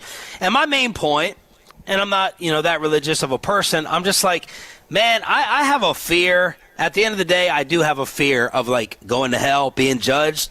And just remember that if you believe that same thing, before you get your likes and your 1.6 million subscribers and your retweets and all that stuff, just to get deep on it, if you're judged, you got to answer for pushing people towards being okay with murder or separation or abuse or name calling on both sides. You just brought up something really intriguing that I never thought about before. Do you think some people in the sports world are more desensitized to this because of, like you said, we're used to the hot take artist, and it's just the rest of society that's now getting like a broader taste of that. And we're like, we've seen this for decades. Yeah, whenever with I higher come stakes, like you said. Yeah, if I'm talking to Choppy about something like, or on our group text, we're like, all right, let's give everyone time to come up with their narratives, with their pre-scripted, predetermined things that they're going to say. And we know, and like, it just shouldn't be that way, right? When talking about anything, that's part of the problem. Like, I know what you're going to say. And you won't say it, like, you won't say anything differently because it's not good for business. It's not good for your brand. Man, that sucks. Yeah, you're right. And I would love it if the message could be, you could be a Republican and not have to believe only Republican talking points. Or you could be a Democrat and not only believe Democrat talking points and everywhere in between. I didn't listen to the full. I'm going to because I don't believe in 1-minute clips normally. Megyn Kelly, I guess, came out and was like, I don't feel bad for that guy who got shot. And it's just like, can we start at like a human level? Like, can we, if you think there was interference, if you think that a federal investigation was taking place, did that need to lead to 10 shots? Like, can we just start at a human level? But we're way past that. It sucks. Yeah. It sucks. We're way past that, and that's where we are. That's why, this could be our last podcast and the last show ever. Oh no! Let's talk about not treating someone on a human level. What's the weirdest way you've gotten revenge on someone? Oh man, I'll tell you mine. Mine is a little I threw their note. birth control in the trash. Oh my God! What? What? Say that again. What did you do? Yeah, I threw their birth control in the trash. The person who at one point, hey, look, I felt like they were antagonizing me. So the person, like, let's say theoretically I had a kid with, and we were going to get married in 3 months, and they decided that they wanted to go hump some other people, and then they got their birth control sent to where I lived. I felt like that was an act of hostility. That's fair. So I threw their birth control in the trash, and then they yelled at me and said they wanted it back, and I told them where they could find it. Mine is a sticky note that I keep in my wallet in the event that I ever die. They'll find the sticky note, and it'll force them to investigate someone that had nothing to do with it. But why don't you read what's in there right now? Yeah. Because I don't want Mike Leslie to have that heads up. Oh my gosh! Oh my God! Wow! I love it. Cow. So I actually got an update from someone. One of my buddies goes, "Hey, someone you used to work with works at this place," and I was like, "Wow, that's crazy! I didn't know that." And he goes, "Do you want me to get him fired?" And I was like, "How do you have the power?" He goes, "Yeah, I actually have a say. I could get this person fired." And I decided not to. What growth? I practiced what I just preached, and I was like, nah. Like, I thought about it, but he still remains employed. Good for Carter. Wow. Any kind of Last night, my sister texted me, and she said that as she was getting into bed, she had a vision that something was going to grab her from underneath the bed, and so she jumped into bed. Well, when she jumped into bed, her glasses fell off and fell under the bed. Well, if you were afraid that something was already under the bed, and now your glasses are under there, you're not going to go get them. So she said they will stay there until the morning. So I texted her husband and said, please get Kaylee's glasses from under the bed, and I texted her and said, hey, what happens if they're not there in the morning? So this morning when she woke up and her glasses were there because her husband got them, she was freaking out that something's under her bed. And I love my sister. I just play pranks on her all the time. So See, it's stuff like that makes me think we're going to make it, Sean. I like stuff like that. We're going to be okay. We're hopefully back with you tomorrow morning. It's the KNC Masterpiece. Stay safe, stay warm. KNC is next.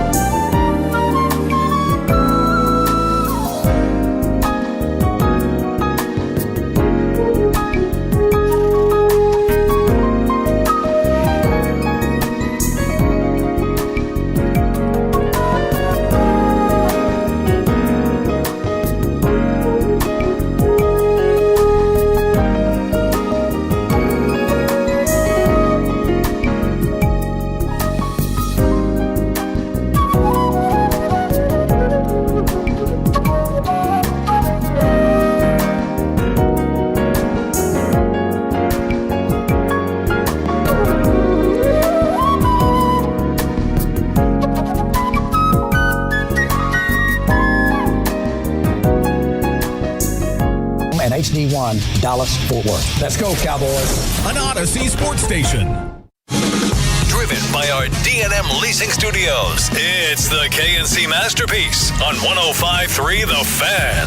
KNC Masterpiece right here on 105.3 The Fan. You got me, Kevin Hageland. You got, Corey Majors. Oh, man. And the return of the King.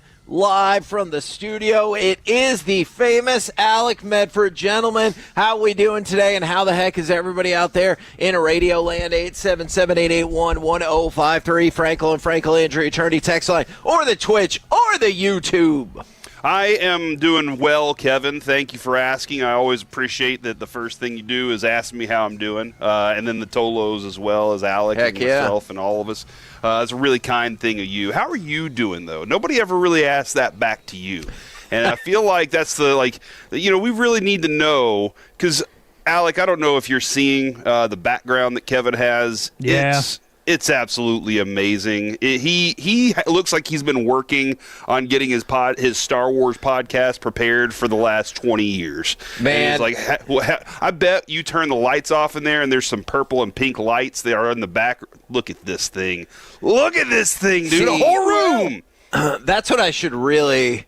Those are all like my modular models, and obviously the case is in the way and blocking some of the Simpsons stuff. I really could set up there. I think that would be pretty cool too. I asked in case Kevin you wonder where all my money goes. This morning I asked Kevin. He said, "Hey, are you driving?" And I was like, "Nah, not yet." I said, "But I think you should definitely fly in on one of your Lego helicopters or a TIE fighter or an X-wing." And Alec, that's why I got to ask you. If you were to choose one of the things on Kevin's wall right now to fly in on every day, what would it be? I'm a big fan of the Imperial Starship behind him. That one is pretty nice. I believe to his right. If I know how Zoom works, I would probably take that one because it seems the most aerodynamic. It's got 3 different wings instead of 2. I feel like the X-Wing, you can never go wrong with that, but the Imperial Starship is cooler. Yeah. What are those again? The big thing right there. That's not the TomTom. What's the big the AT? The AT-AT? Yeah, the AT-AT. See, I think one of those AT-ATs would be very easy to take in this kind of weather too, because you've already seen it in the snow. All we're worried about is a rope. And that's. See, I thought about that because I have an AT-ST, a couple of them behind me as well. And the concerning part about those is they were taken out by logs via the Ewoks in Return of the Jedi. So I don't know about the steady footing of that, but with the AT-AT, I feel like you could just tromp all over the place, and I don't even know if that's a real word.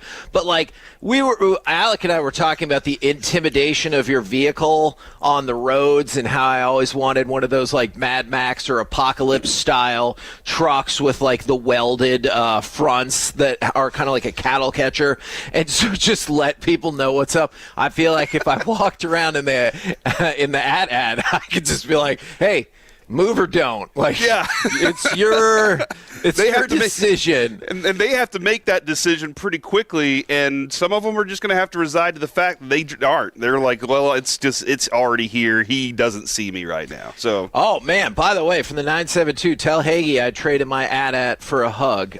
Deal. I love the AT-AT. That might be my singular favorite vehicle of any kind from the Star Wars franchises. But look, I also was promised a flying car when I was a kid. So the idea of flying in the TIE Fighter, the X-Wing, I support. Do you think the bosses would get upset if I just, lowered myself down onto the top of the parking garage in the Death Star, and they were just like, they'd be like, guys, hey, what are we even doing here? And I was like, I'm trying to come into work today.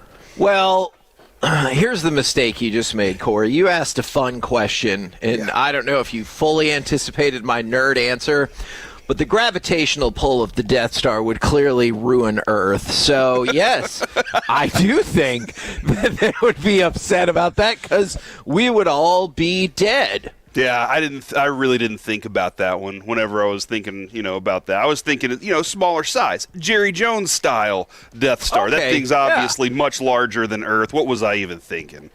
Now, we could continue on this track. I know we have other content we're supposed to get to, but I have an idea, and I wanted to throw it out to you. I know Super Bowl prop bets usually come later, but I have 4 that I've named. And I want to see if any of these prop bets you want to know about them based on the names. Okay, all right. All right, here are my options for you. We have Return of the Mac. We have Big Game Hunter. Okay. Booty Call. Yep, and all right. 50 Shades of May.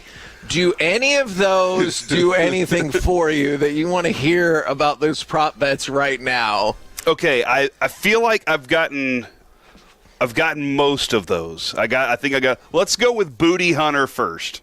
No, that's you put Booty two Call. of them together. Booty Call. Oh, yeah, Booty Call. All Let's go right. with Booty Call. You know what I'm Here thinking. is the prop bet I want to throw out for you for the Super Bowl. What do you guys think about Keyshawn Booty scoring a touchdown of 40-plus yards receiving? I know it's a long shot, but 15-1 if you want to cash in on the Booty Call. And let's be honest, that's better odds than some people will usually get in that scenario. Yeah, I think. I mean, the way that he's played this year, he has been a deep ball threat. A lot of times, it's whether or not Seattle gives that up. Now, we saw the Tariq Woolen play with Puka Nacua whenever Puka went deep on him, and that was shortly after a significant moment in that game on Woolen. I would put the bet on it. Drake May throws a fantastic deep ball. He and Booty have connected on that a number of times already, and we saw for the first time in Booty's history that he was able to catch a one-handed touchdown. So I would place $5 on that one. Look, man, and remember the fun part about it is if he can break it open and find a seam, you can cash that same way. It can be like a little dump off, and you can still break the yak right there and get the 40-plus yards. But, Alec, I haven't forgotten you enjoy the Patriots. I feel like you're a 50 Shades of May kind of guy, and I wanted to throw out this potential bet for you for the Super Bowl. Drake May to have either 4+ touchdowns passing or 2+ rushing touchdowns. 10-1 on your money if you think Drake May can run for 2 or more touchdowns, or if he can throw for 4 or more touchdowns in the Super Bowl. 10-1 on your money. Now, I don't want you to feel like tied up by this play or anything, Alec, but what do you think about the 50 Shades of May bet? I'm definitely not taking the passing touchdown aspect of it. I feel like I could be talked into the rushing touchdown because I've seen it enough, and I mean, you even saw it this past weekend, the big play to Rashid Shaheed for the Seahawks, where it felt like it was a home run, but it was super close. You could get that Keyshawn Booty bet, but he gets to like the 2-yard line and then a little bootleg to the outside for Drake May. Have that a couple times. I could see that. And the beauty of this bet is, Alec, you get both. You get either or. So if either or of them hit, it's all combined in the same bet. You said 4 and 2. Yeah, and either or. And Kevin, I just feel like with this 50 Shades of May bet that you're presenting for us right now, if either one of those happen, Seattle's getting a real spanking. Yes, agreed. Agreed. All right. Do you want the other two while we're at it, while we're betting it up? Yeah. All right. Return of the Mac. Mac Hollins to have 2 receptions in each half. So, honestly, you only need him to have a total of 4 receptions, but he's got to get at least 2 in the first half and at least 2 in the second half. 8.5-1 on your money. That one I can't feel too great about. I think they might panic in the second half if they're down a little bit, and they'll say, "Hey, let's do that." But I just can't guarantee they're going to do that early. I feel like there's other targets they're going to rely on there. Okay, then I've got another one for you. I know you're enjoying the name, so let's go with the big game Hunter. Similar idea right here, but we're going with Hunter Henry. Hunter Henry to have at least 3 catches in both halves. So once again, the total number of catches is largely irrelevant. I have to have at least 3 catches in the first half, at least 3 catches in the second half. If that goes down 10-1 on your money, what do you say? 6 total. Is that what I'm dealing with here? See, but again, and that's where people get it tripped up. It's not necessarily the total, because he can have 8, but if it's like 6 and 2, you don't cash. You need at least 3 in the first, 3 in the second, 10-1 on your money. Yeah, no, I get that, but that like 6 total is the number I'm looking at. I don't know if I'm getting him there. That because the options that they have. But if Seattle says we're protecting deep because of a booty play, then I think that they might be looking at Hunter Henry underneath and for some of these. And you know what? He could do it early. I would say they would establish Hunter Henry a little bit early, and then late in the game they're looking at him on the sidelines, maybe even late in halftime. Kevin, this is a bet that I would absolutely play. Okay, if you could only pick one, the 50 Shades of May, Return of the Mac, Big Game Hunter, or the Booty Call, Alec and Corey, which one are you taking? I think I'm taking the Booty Call. I get that one. Dude, I love the Booty Call. Like, there might not be a better play out of those 4. From a strictly football sense. Oh, absolutely not. There's definitely more to that, yes. From the 956, no way on Big Game Hunter. He is hit or miss the whole game. Forget about any semblance of consistency. But that's why I wanted to throw out some like higher odds bets along the way. We're the KNC Masterpiece right here on 105.3 The Fan. Who was the Cowboys' unsung hero this past season? We will talk about it next right here on 105.3 The Fan.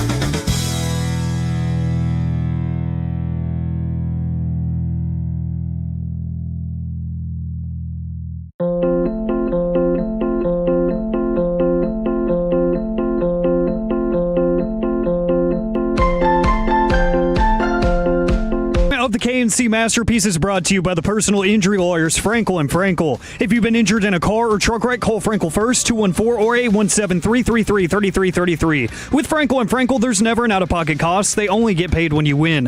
Frankel and Frankel, the go-to car and truck wreck attorneys in Dallas. Third down, Prescott back. They block it up. He throws it down to the one and banging in for the touchdown. It's Ryan Flanoy.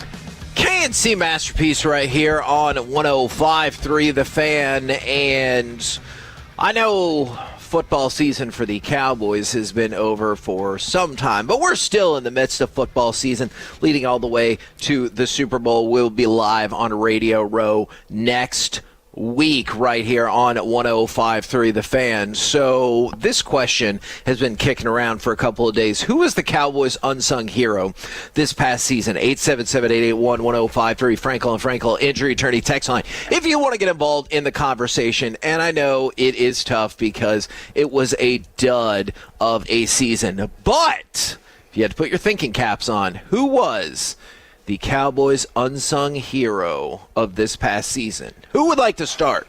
Man, I can't decide on something, Kevin, because was Javonte Williams a fair candidate for this? Yeah. Because I don't know if he got national credit. He got local credit a lot, but nationally, he didn't really. I think he was just like, oh, yeah, he's there as part of Dak, and George Pickens, that combination, and their woeful defense. No, I thought about that one. I ultimately didn't pick him because he got a certain level of attention, but you're right. On the national level, he got very little attention whatsoever for what he did this season. So I ended up going a different direction, but I totally understand that pick. Yeah, I'm probably looking at Cooper Beebe. Didn't get enough credit for how fantastic he played this year, so that's where I'm going to stick with Cooper Beebe. And again, he helped out Javonte Williams in that respect, too, up front. Absolutely. See, and I agree with that, and that's why I actually kind of went combo here, and I hope this doesn't cheat the nature of the question, is I went Cooper Beebe and Brock Hoffman, because obviously Beebe had to miss some time. Brock Hoffman got to see some time in at center as well. But everybody talks about how good the interior part of the Dallas Cowboys offensive line was, right? But I feel like so much of that ends up being about the all-pro awesomeness of Tyler Smith on the left side, and then the rookie campaign and leadership of Tyler Booker on the right side. But for so long, I feel like we've been wanting more stability. I mean, I guess post Travis Frederick from the center position. And so I think Beebe and Hoffman were my combo on this question. One of the things that I think is really interesting, because we talk about complete teams and we talk about the two teams that are in the title game right now, the big game, if you will, and it's two teams that were top four in offense and defense. They're really good teams because we talk complementary football. That term came with Mike McCarthy, I felt, because I kind of heard it with Jason Garrett, and it makes so much sense. It's not like you're complimenting each other. It's if you do your job, it helps us do our job. Yeah. And whenever you look at this team this year, so many people, this is why this is actually a difficult thing to find and figure out. So many people rely on so many other people to do their jobs correctly, and it was inconsistent across the board.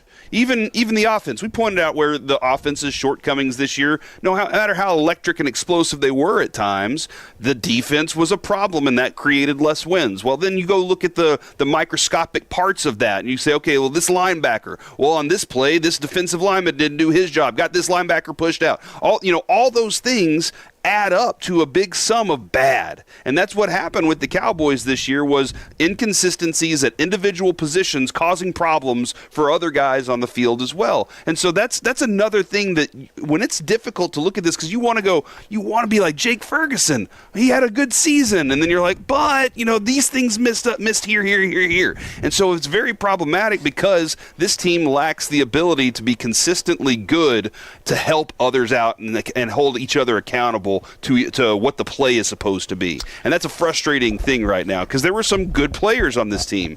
There were some good moments on this team, but not enough good moments for them to have success. From the 2-on-4, George Pickens, because nobody knew how great of a wide receiver he was. Now, this one is interesting, and it kind of gets lumped into the Javonte Williams category, because I feel like around here we gave him all the love, and it feel like George Pickens got more national love by probably a pretty good amount than Javonte Williams. So I think George Pickens was a standout, but I also think he got the appropriate amount of positive feedback. Yeah, let's look a little more Except for into being second-team All-Pro. Yeah. Oh, man. Can you even believe it? It had nothing to do with his on-field play. No, I disagree with that so much. Let's look a little deeper into George Pickens and kind of refit the trajectory and the story and the narrative on that. When the trade happened, I think every single person was like, the athletic, the freak that he is, this dude can do everything. Was he maxed out in Pittsburgh? Was he used appropriately? We didn't think he was completely used appropriately, and I had question marks about some moments when I would see him disappear. Go look at the Cincinnati game his last year there in Pittsburgh. That was a moment that I watched and I was like, that wasn't his best game. And so I think we were all like, okay, if he can play at a certain level, this is a great trade, because you knew out of college what he was at Georgia. Then he shows up here, and early in the season, it looked like, Kevin, correct me if I'm wrong, they wanted to make a point that CeeDee Lamb was their number one receiver.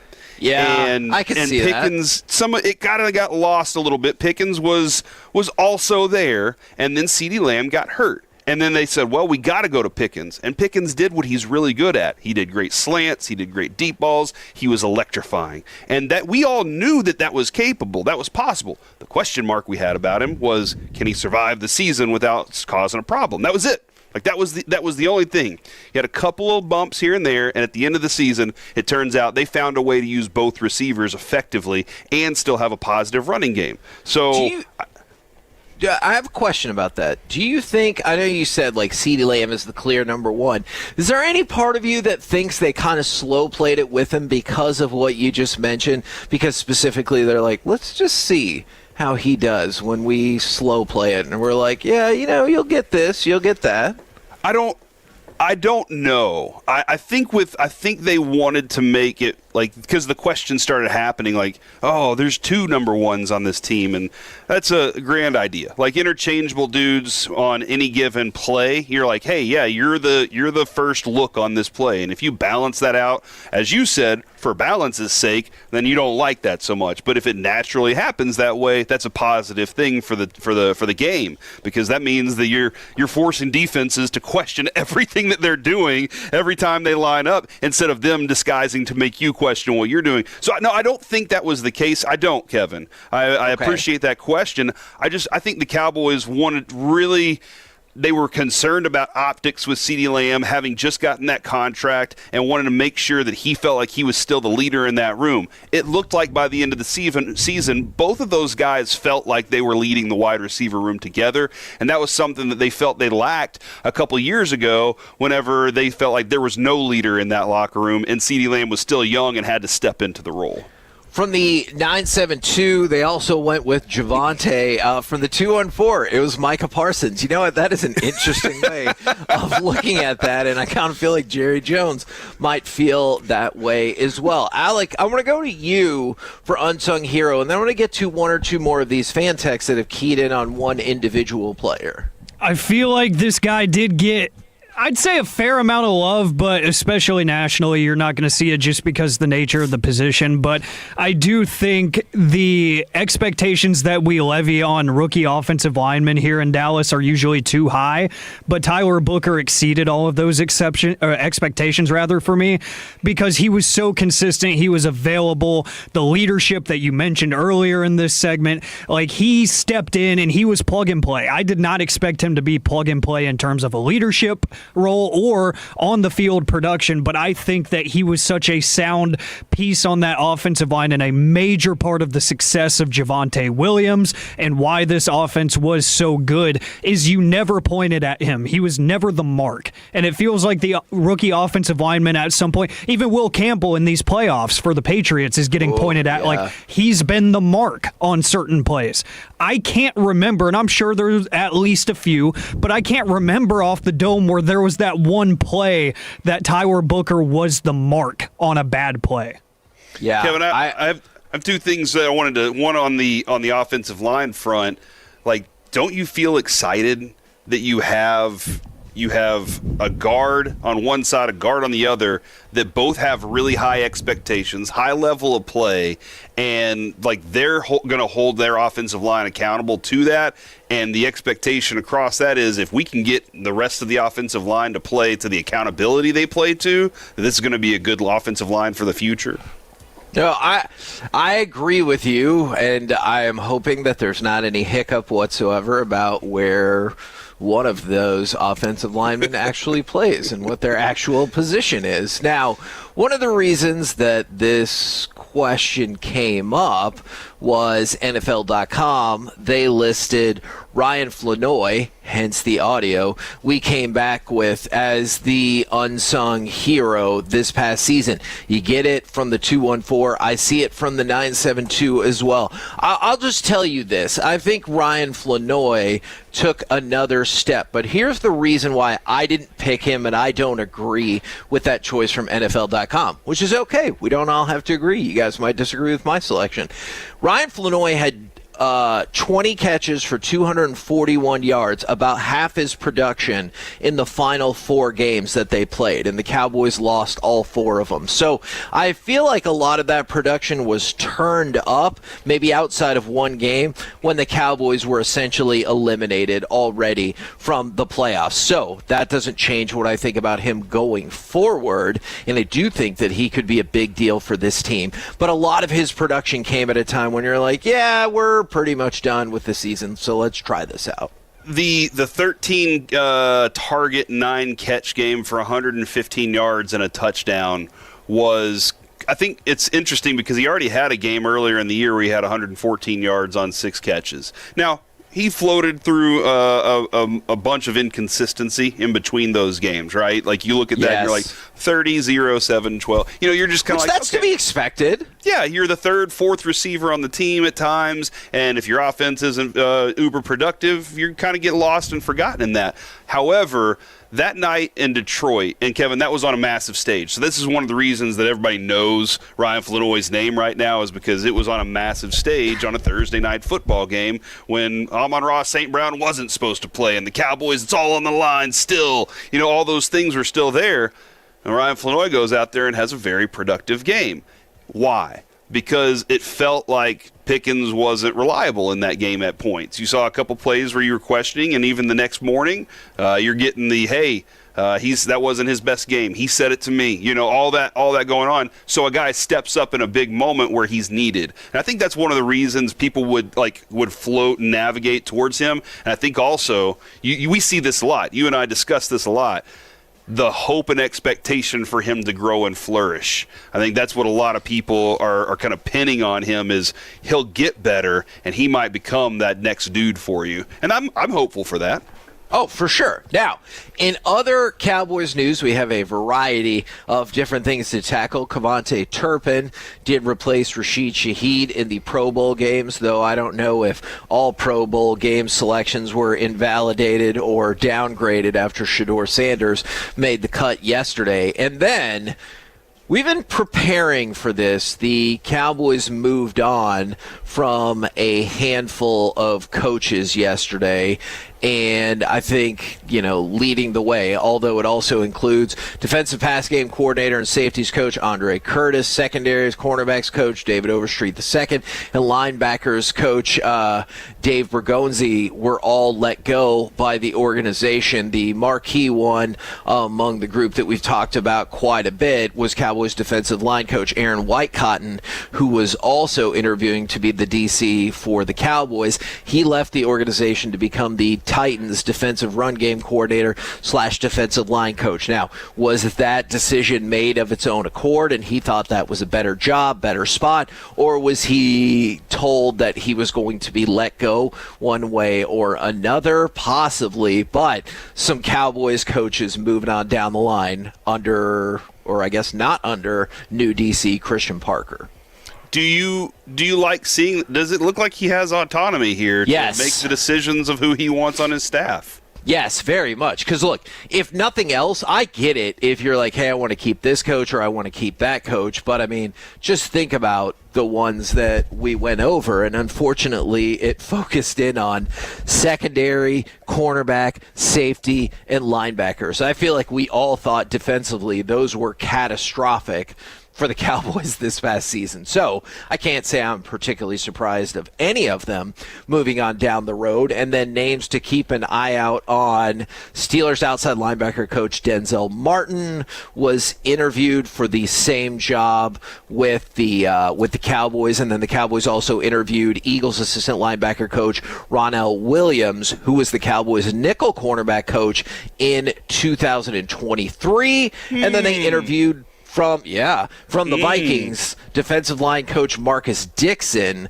who was with Parker in Denver. So take a look at how the next hires might go, and you made an noise because nickel cornerbacks coach with the Cowboys in 2023. Yeah, and then, kind of the idea, we just discussed the idea of how Christian Parker's defense might look. And we obviously have a whole offseason before we get to training camp to be able to see that. But imagining that it's going to look similar to what we're seeing, that would be an interesting addition. Because Kevin, here's one thing. I'm sorry, I got to take another second on this. Ted Wynn suggested in his article there was another person that suggested in that nickel cornerback might become a specialized coaching position. Sure. That it will become like, it's instead of having a bunch, like Broadus is like, dude, they have 50 coaches on this team. Yeah, and they might be looking at this going, hey, we need to, because this guy has to be with linebackers and secondary and all these different things, we might have to have a specialized position to bring all that together. That might be something to keep an eye on. But yeah, I like that he's interviewing some fresh idea people for what he wants. We're the KNC Masterpiece right here on 105.3 The Fan. Coming up next, let's dive into some playoff porridge. It's JSN's world, and we're all just living in it. Next right here on The Fan.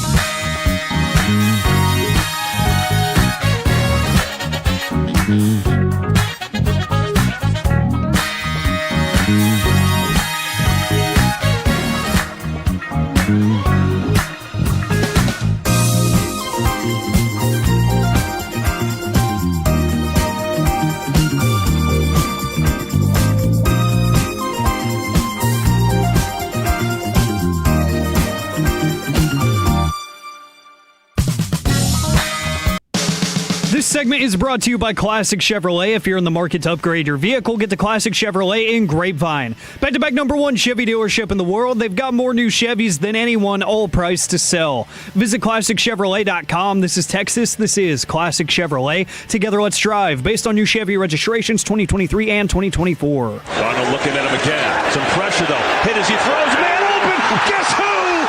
Smith-Njigba. Touchdown, Seattle. KNC Masterpiece right here on 105.3 The Fan. We got some playoff porridge coming at you in just 1 second. But first, I go to the Alec Medford news desk for news. We do have news. The carousel continues to spin in the NFL. The insiders of NFL Network are reporting that the Bills are promoting their offensive coordinator Joe Brady to head coach, and it will be a 5-year deal for Joe Brady. In your face, Brian Dable.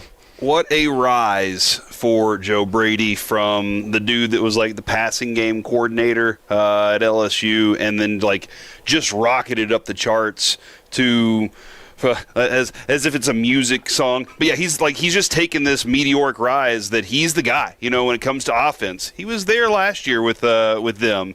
What did he prove offensively, and what did he prove that's going to be a little bit different? I guess you look at Shoddy, and you're like, well, we've seen something like this happen before. I mean, and you got to assume that they went to Josh Allen, right? And was like, hey, you good with this? And he's, I'm assuming, yes. Probably so. This wouldn't be happening. Yeah, probably so. All right. Do you guys want to start with Patriots-Broncos or going back to Rams-Seahawks?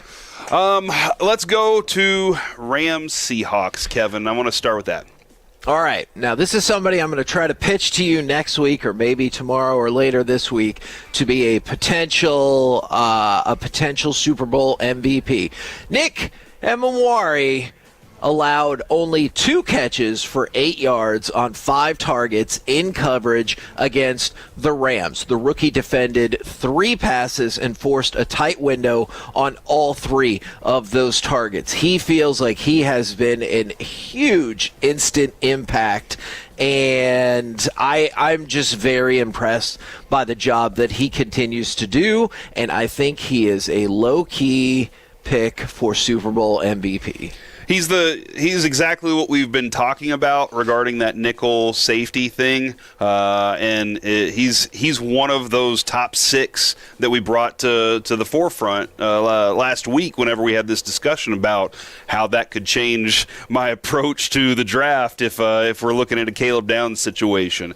And Kevin, like you look at his size, his ability to take on the run, all of his responsibilities allow the rest of the team to do their thing. Instead of having to say, well, we can't do this because of this, you can be flexible, you can disguise it, you can make it look bad. Kevin, I want to take you back to the discussion we didn't have yesterday, and that was during the C block and I was like, hey, we need to talk about this, and we didn't get to it.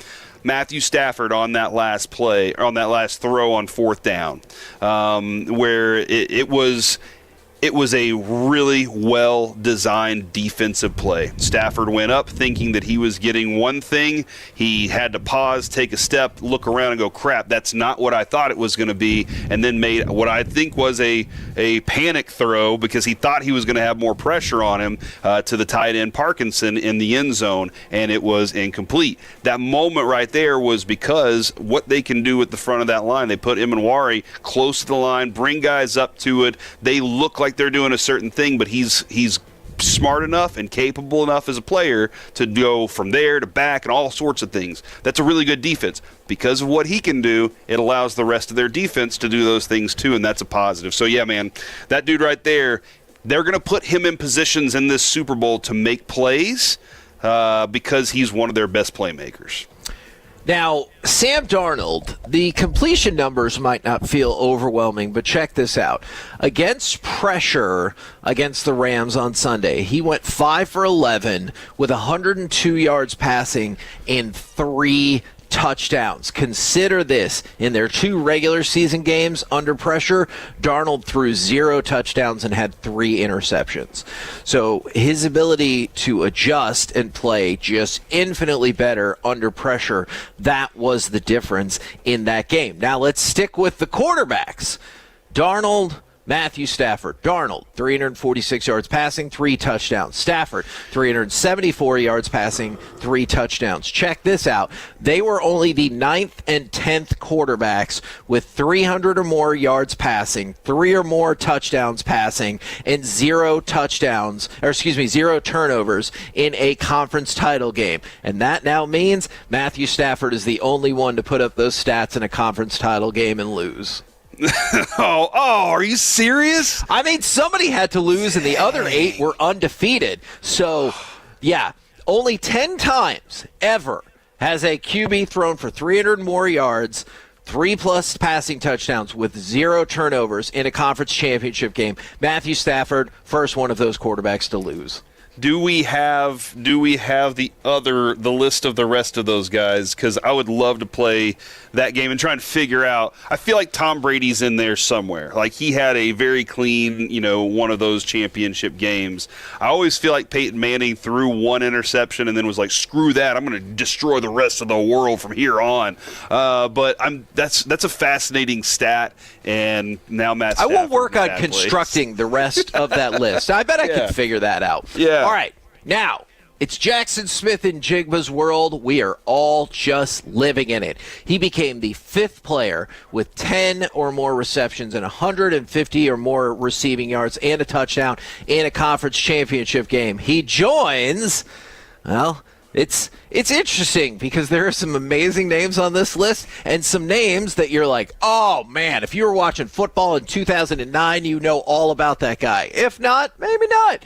Michael Irvin is on that list. Julio Jones is on that list, as is Ike Hilliard and Pierre Garçon. Of course. Do you remember the phenomenon that was Pierre Garçon? I was one of those people that grabbed him in fantasy early. And was like, I don't know, man. I just got a feeling it's a Peyton Manning guy, and it turned. I was like, this is a benefit to me, man. What a name and Ike Hilliard. What a good name right there too for that. That's a big game right there for him. He was also JSN, Jackson Smith and Jigba, from Rockwall, was the first Seahawk with 10 or more receptions and 150-plus receiving yards in any postseason game. Jackson Smith and Jigba caught 10 of 12 on his targets for 153 yards and a touchdown against the Rams. He caught at least 1 pass against 6 different Rams defenders in coverage, and he caught all 6 of his targets for 105 yards when he was aligned out wide, including that touchdown that we played the highlight of that I'm like, how the hell do you lose that guy on your coverage? They were talking about this on the broadcast, and they were saying, giving John Schneider a lot of credit for making the decision to move on from players. DK Metcalf is a physical specimen, right? But they were like, we kind of feel like it's time. Tyler Lockett, a guy that they loved that would catch, he was a guy that would just catch. And they said, we got to go out and replace with guys that can do the same. We feel like Jackson Smith and Jigba is that talent that can go to that place next. But these guys are kind of progress stoppers, if you will. So they go get Cooper Kupp, a guy who all he does is catch the football. Now, whether or not he holds on to it's a different story. But all he does is catch the football. And they have guys on that team that can all grab the ball out of the sky. So you can't just try to take Jackson Smith and Jigba away because they'll eat you up in other ways too. This is a really well-built team, Kevin. Good job, John Schneider. Now, by the way, we mentioned it yesterday. I mentioned it with Broadus yesterday. I'm not sure if you got to catch this. This is truly incredible to me. He's the first general manager in NFL history to make it to 2 separate Super Bowls with a roster that is completely different and 2 different head coaches. Jerry's next. Right? Isn't that Well, I mean, I guess he does have the advantage of nobody on this franchise has been to the Super Bowl, so I suppose that's true. Now, real quick for the Patriots and the Broncos. Jarrett Stidham, 52-yard pass to Marvin Mims, traveled 41 yards downfield. That was the longest completion by air yards by a Broncos quarterback all season. really good throw, too, man. However, on the flip side, Drake May, he ran the ball 10 times for 65 yards. But what's probably more important than that, look at the runs that he made. Of those 10 times he ran the ball, 5 of them went for first downs, including the touchdown and the final one on a bootleg that allowed them to run out the clock. And I loved it because Tom Brady's like, trust me, I know how tough of a place Denver is to play. New England had previously been 0-4 in Denver in the playoffs, so Drake May getting stuff done that Tom Brady could not. Yeah, and the way he ran the ball, Kevin, like he pick and chose his spots, very, very smartly to take off whenever he did. He's a threat in so many different areas. This is watching his growth. It's kind of sickening because you're a Cowboys fan watching the Patriots get this, but he's really at the top of the league, man. That's fair. We're the KNC Masterpiece right here on 105.3 The Fan. Coming up next, our NFL Draft Focus continues with a breakdown of Miami Edge Akeem Mesidor next right here on The Fan.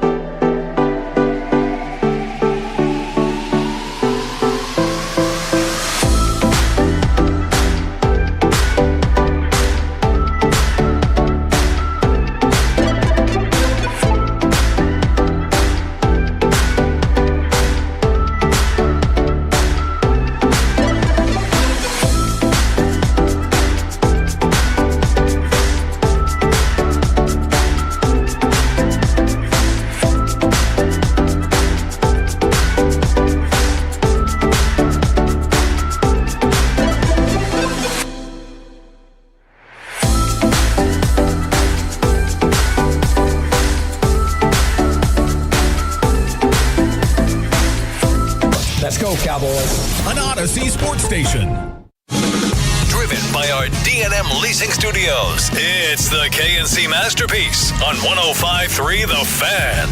KNC Masterpiece right here on 105.3 The Fan, and it's time to continue a series of segments that I feel like has been pretty darn popular, and I have been freaking loving them, is our NFL draft focus. Today, we are going to continue with Miami Edge Akeem Mesidor.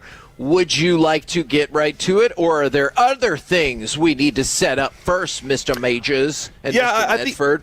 I think we can directly go into this because, this is pass rush is something that the Cowboys definitely you felt like they lacked last year. Not you specifically, but you also as well, Kevin.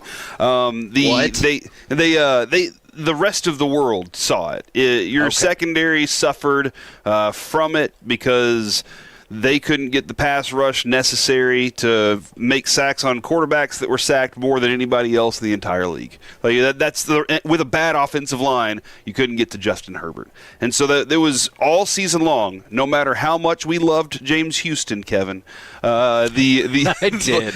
We pushed for it. We saw it. He had some impact that we liked. They just, as a team, couldn't get there, couldn't get home enough.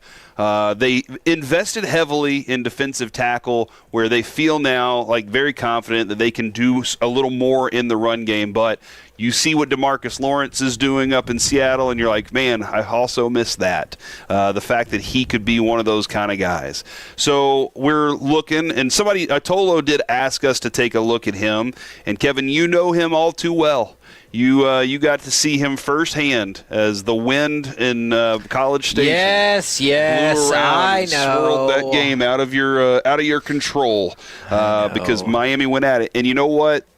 Jason Taylor, being his defensive line coach, working heavily with him and Ruben Bain, made those guys effective dudes because he's like, here's how you do it. Here's what you have to do at this level. But the reality is he plays at a certain speed, and it is high. High motor is the number one thing that I see on this dude. It never stops. And people use that term all the time, but when you watch a guy that when he fires off the line, he fires off fast, something that obviously Mozzie wasn't very good at. And when he gets into contact, he's trying to win and compete, and that's something that I love about him. So, Kevin, you said yesterday, and I was like, oh no, this isn't good. You don't want to fall in love with too many of these players and have too many of them to choose from at that time. But that is the reason you stack your board. Like that, when Broadus says that, he's very adamant. You stack your board a certain way so that you don't window dress it. You don't make it, oh, this looks pretty. You want it to be, if it comes down to this, we're taking this guy if he's there and available.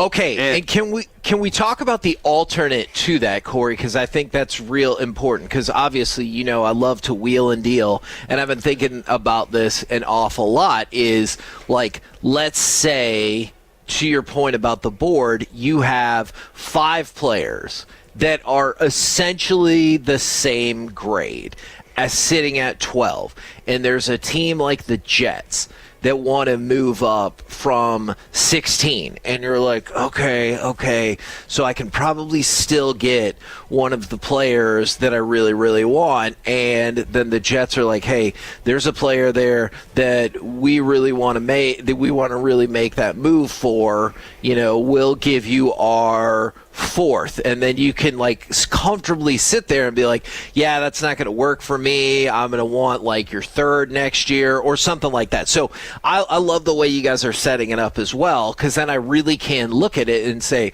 well, if I've got all these players essentially the same, and I know I can get one way or another and pick up a 3rd round pick or whatever the specific scenario is it worth it to me? Yeah, and right now, Kevin, listen, man, I want more picks. So if you're going to present me with scenarios that allow me to get a dude that I have in a handful of 5 that might be a player I'm perfectly fine with moving down to get, and I feel like he's still going to make an impact on my team, and you're offering me picks, I'm taking it right now. Right. The one thing that I think that, and we'll get closer to having our boards looking the way we want them and everything as we go along, because right now the practice is watching, I think, with me and Alec, just making sure we're getting our eyes on these guys, understand who they they are, and then we can start, doing those things for ourselves so that we can play the games that you're wanting to play. And I know you want to play those because you want to put us in bad situations where we're like, you could either choose that everybody in this lake is going to swim to the other side and never come back again, or you can have this player. And I love that because it's a lot of fun. Somebody did. Go ahead. I mean, maybe you were going to read the same text, and from the 903, rookies are nothing more than scratch-off lottery tickets. Well, first of all, I wildly disagree with that. That is where your scouting department comes in. I disagree with that a lot. But let's go off of the assumption that you believe that is true. Then wouldn't you want as many lottery tickets as possible? Yes. And I think in a rookie season for a defensive end, I don't have very high expectations. I've made that abundantly clear. I do want to try and project over a future, though, and that's where I'm trying to figure out, if I draft this guy in a 5-year span, what do I think he's going to accomplish, and do I think he's going to get bigger and stronger and faster and when he gets to the NFL program? And so that's what I'm trying to figure out. Rookie year, yes, I'm investing whenever I draft these guys. So that's what rookies are all about here. Somebody did suggest we want Mason Thomas. We have him on the list. We will watch him because I watched plenty of him this year, and he was an absolute blast. So watching OU football was really fun because of him. The name that kept popping up to me, Alec, I don't know if you even know who this guy is, but the name that kept coming to my mind when watching his style of play was John Randall. Yeah. Now, when it comes to John Randall, Alec, how much do you know of little John Randall? I know a good amount because playing Madden growing up, he was a nightmare to play against, so I looked into him. I was like, why is this guy so good? But yeah, the former Viking, he was a nightmare to play against. I know that for sure. Yeah, all right, so here's the deal. Mesidor's 6'3", 280, and he's like, they call him interchangeable defensive lineman. He can play pretty much anywhere, and I think you can put him on the edge. You can put him inside at times. If I was to put him inside, I feel like he's a little bit undersized, which makes me bring back the John Randall feeling. John Randall played interior most of the time and was just a menace in there for his size. He'd play outside. He'd do all sorts of things. But because he played with, I am attacking and I am relentlessly attacking, I am never stop pursuing. That's remember those videos, Kevin, watching him on the NFL shows on the weekend, and you just feel like that dude just never stops, man. Right. That is what I feel with Mesidor whenever I'm watching him. Can you give me a thought on what you remember of John Randall's pass rush? Yeah, it was just so freaking physical, man. And that's why I started to think about when you said you'd see him on different shows and stuff. He felt like he had a physical presence. And so, yeah, I'm going to go straight up physicality on that. Alec, did you get a chance to scout and look at Mesidor? I did, yeah. I was one of the lucky ones where I only lost power for about 15 minutes over the weekend, so I was able to take in all the content that I wanted, which was mainly just watching tape because I know how to party. And, yeah, a lot of things that Corey mentioned are very true. One, the versatility, and I feel like you're going to start seeing this become a trend more and more as the draft classes go on in the next 5 to 10 years, is some of these defensive linemen that don't quite physically profile as one side or the other, an edge or an interior guy, they're going to get asked to play every single position, and they're probably going to be pretty good at it because they're just more athletic than they used to be in terms of defensive linemen. So I do like the position flex there, that you can switch things up, and Brian Schottenheimer loves that term, multiplicity is multiple. That's right. So if you want to change up fronts, you're definitely going to be able to do that, but the first step quickness is just impressive for a guy of his size. Like, I laud that, and I envy that in any defensive lineman, really, but especially if you're playing the interior. I feel like you have a unique advantage lining up over the ball to be the first guy off the ball, and he is consistently the first guy off the ball. He times the snap very well. He uses great leverage and hand usage because he's not necessarily the biggest defensive tackle, and then the motor on this guy is unreal. The only thing that I could really knock him for is the injury history. That 2023 2023 season. We don't even really know what kind of happened there, but outside of that, if I could see him shore up his gap integrity in the run game, then I think that he is a stalwart in the middle of your defense.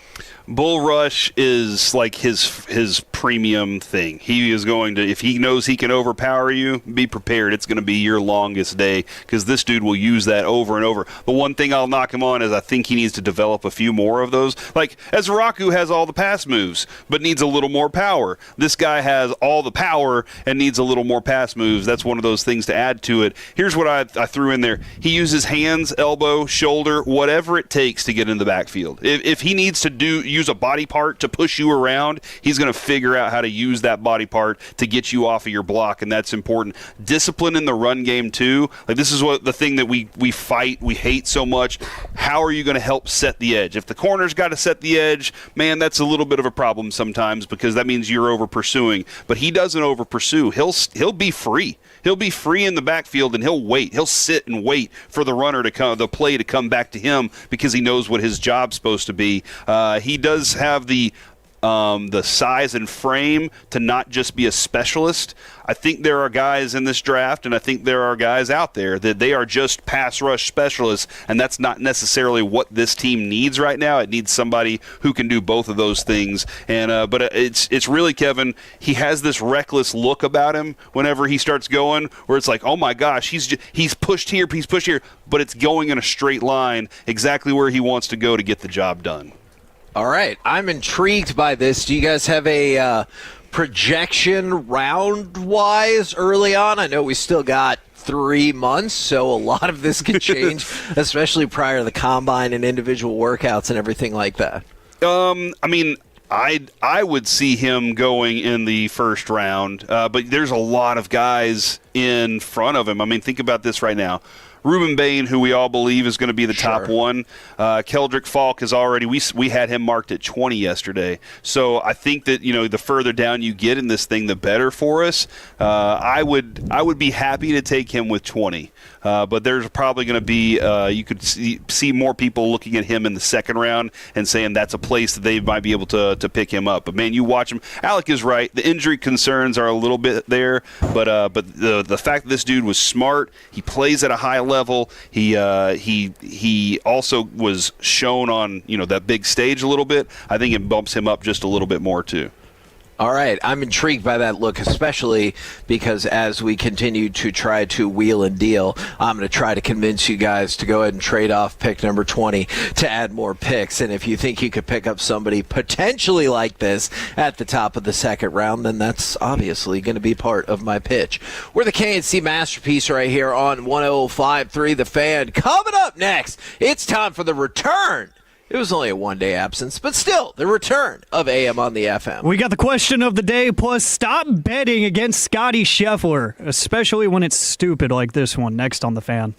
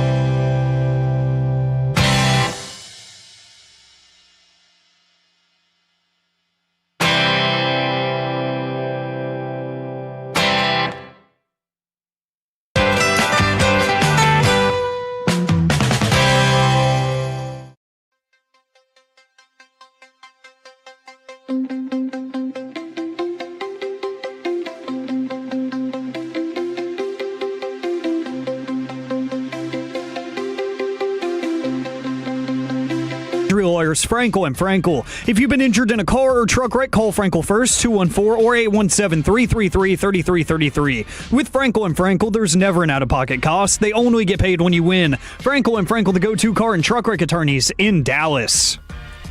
K&C Masterpiece right here on 105.3 The Fan. Things move fast in the NFL with Joe Brady being the new head coach for the Buffalo Bills. Diana Rossini is reporting that the Tennessee Titans are set to hire Brian Daboll as their next offensive coordinator. And right now, it's time for the return of this. What does this button do? Please, please, do not push the button. You have no idea what it... Alec, you be quiet. Alec, that was awful.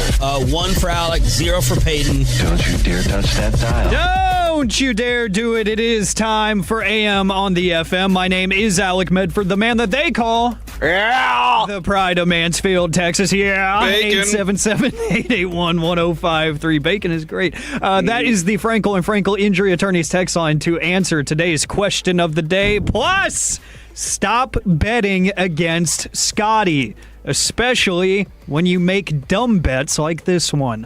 We'll get to that here in just a little bit. It's dumb depending on how you view it. We'll get to that because I promise this is the dumbest thing I've heard in a while. But we are going to go to the National Day calendar here in just a second. I just do want to confirm I'm real, I'm alive. I made it here in one piece. 40-mile drive. Ain't got nothing on me, baby. Made it here in one piece. That makes us look bad. Well, maybe just a little bit. But no, it's because I drove my beautiful platinum Chevy Blazer here because last time we had the ice storms roll through Texas, I was driving a Chevy Cruze, which is still a great car, but it is much smaller, and that was nightmare fuel on the ice. That was not great because not a lot of weight, not a lot of traction. Now I've got an SUV, and I was a lot safer. It's even got a snow and ice traction mode, so it limits your RPMs to about 2,000 at max, so you don't spin out. It was beautiful. It was actually not too bad, and I enjoyed it. And our friend JT was actually behind me on 635 for most of the drive, so we were surviving the drive together and made it there in one piece. Was able to watch some film this weekend. It wasn't too bad, and a big shout out to Spectrum for not giving out on us internet-wise and streaming-wise. Was able to take in all the football and everything while my friends were lighting up the group chat talking about how their internet was out for hours at a time. I'm over here laughing and watching football. It was amazing. But you sound like a good friend, Alec. Yeah, I like to rub those triumphs in people's faces sometimes because, you know, I'm living the right way whenever I'm iced in. I'm warm, I've got football, and I've got food. I can't complain. But I can't lie. I came to work today for one main reason. I was losing my mind in that house. I needed to get out of the house. Yeah. I really was. I was starting to go insane just because I felt the need to be overly safe and not even try to drive. And I was like, nope, we're going back on Tuesday because I need to get out of the house and read the National Day calendar once again because this is fun. Today is National Chocolate Cake Day. So if you are a baker or if you are able to get out today and go pick one up, it's a great day to have one. It is National Geographic Day as well. I miss when that was popular in school. That was like my favorite thing when we would get, like, the teachers would have the newest issue sitting on the little reading tables and stuff or in the library. I always thought that was the coolest thing, and I just hate that it's not as prominent as it used to be. Do you think some boys became men looking at the National Geographic? Huh? What do you mean by that? What? Because, like, sometimes they were giving scientific and anthropological insight into different areas of the country where sometimes some of those people don't wear all the clothes. All right. So, it's just a question. It was educational. And I said anthropological. Yes, I understand that, but I also know that you have undertones sometimes, and I can see right through you. I can see right through you, even through a Zoom call, Kevin Hageland. Okay, Gosh. well, I could have cut to the chase and been like, do you think any dude ever was looking for a naked person in National Geographic? I don't think anybody was actively seeking it out. They were like, there are other things that exist. The Victoria's Secret catalog, the Fredericks of Hollywood catalog, oh my goodness, the Sears catalog. There are other things out there where you could get that kind of look. And I know, it wasn't completely, topless like some of those, but I don't think anybody was actively. If you were, 877-881-1053, Kevin would like to share his commiseration with you. No, that's not what I said. I just asked the question. I ask questions. All I can ever do is speak for myself, and I can say for sure that I did not pick up a magazine and say, wonder if there's a naked person in here. Okay, well, it must be nice up on your soapbox, Alec. I mean, I was a good kid, man. Then high school changed me. But it is also National Plan for Vacation Day, which I feel like with the weather we have outside right now, a lot of people are probably thinking about the next time they're hopping on a plane and going somewhere sunny. I know I am, for sure. Like Ted Cruz. I gotcha. Wasn't going to go that far, but hey, I can go further. Friend of the show, by the way. That's right. You go far, I can go further. Oh, that's right. Today's with Corey's captivating cap it off question of, yeah, if it doesn't work out, where are we going on vacation? Or something like that. It's still one of my favorite interview moments ever in my time working here. That was amazing. No jokes. Today is also Speak Up and Succeed Day, but this week is actually a national week. It is National College Financial Prep Week. I did not spend a week prepping for that. You can look at my student loan balances, and you can tell that pretty quickly. Oh, no. So I want to know, 877-881-1053, what is something that you wish you learned in school? Because I feel like there's plenty of things. There's some random little things that I wish I would have taken like as electives in college just so I have that skill. But I will always say that I wish we would have been taught like specifically in high school about taxes, because I had to learn all of that through other people and whatnot. Like, we did have a dollars and cents class that you could choose to take as an elective in high school, but that sounds smart. But really, it was just a give-up class for anybody that didn't have anything else they wanted to take, or they got kicked out of another class. They got put in there, so no real work was ever done necessarily, and it was very base like level knowledge about money and like APR and percentages and stuff. Like, teach me why I'm paying taxes and like how much I'm going to end up paying for tax brackets and stuff like that. I had to learn all of that on my own. Yeah, one thing that I do know right now is that you can get a free book with moneyworksgroup.com. You can just check out my friend David Dustin, and he can help you out with that. So just a free book. You don't even have to take a class for that. I think that's a very important thing to understand. I support that. Look, one of the things, and I'm sure he talks about it, I wish at a younger age I would have had a better understanding of equity. And I would have tried my best to try to find a way to buy a house earlier, even if it meant I had to get some loan co-signers or some family people to help me out. I wish I had a better feel roommates. for that. Yeah. I mean, sure, a little bit earlier in life. And by the way, for the record, a lot of people texted in and said they knew what I was saying. So thank you. Kevin, I think one of the things I would suggest to my kid definitely right now in that equity aspect of things is buy the house and then let your roommates pay for the house. If you're going to live with a few people, you own the house. We'll help you with that part, getting that up front. But then after everything's said and done with, they paid for it for you, and that's something that I didn't know about. I always thought I just had to earn and pay, and that's something that I definitely would have liked to have learned. Financial literacy is definitely at the top of what all of us should be learning, and isn't it smart to not teach us that so that when we get out in the real world, we have these credit situations that put us in these places? Yeah.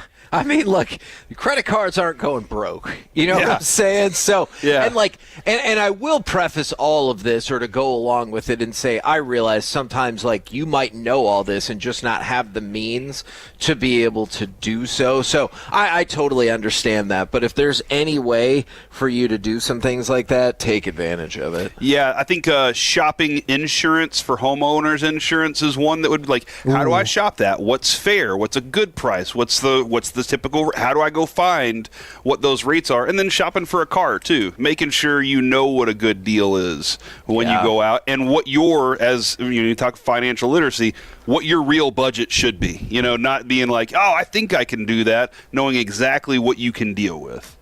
Let's see, from the 972, I like this a lot, a handyman class to learn how to fix things around the house. That is a good answer. It's a great answer. The luxury that I have is now a lot of things you can learn in less than 60 seconds on the internet. That's the advantage I have. But even like in middle school, there still weren't these online courses and stuff for me. So I was having to ask my dad, like, hey, can you show me how to do this? Can you show me how to do that? And luckily, I was raised right in that respect, where my dad was like, I don't care if you have your license, you're not driving out of this house until you know how to change a flat and change your brakes on your own. So he taught me those things, and he was like, now show me you can do it. And I did both of those things, and he's like, now you're allowed to go out on your own in case you get in any weird situation like that. But now a lot of the stuff's available on the internet. Like the other day, I had to replace the drain plunger in the sink, the arm and everything. I had to learn how to do that. I had no idea. I went to YouTube, and within probably 2.5 minutes, I had it fixed. I had it totally replaced, the whole assembly replaced and everything. And I was like, this is pretty simple. You know, it's just random things like that I would really like. And you know what? And that could be a great kind of PSA is, like, don't feel like you absolutely have to go to college if that's not something you're passionate about. I think there are so many different lines of great work that you could get involved in if you're like, I hate school, I don't want to do college, I'm not going to succeed there, etc. Yes. Drug kingpin. Yeah. That's not really what I meant. You got to go to the Olympics to do that. Oh, man, dang. Yeah, they caught him. Yeah, I meant more as a trade, not working the streets, as you said. Gotcha. Wink. Yeah, some might call it a trade, though.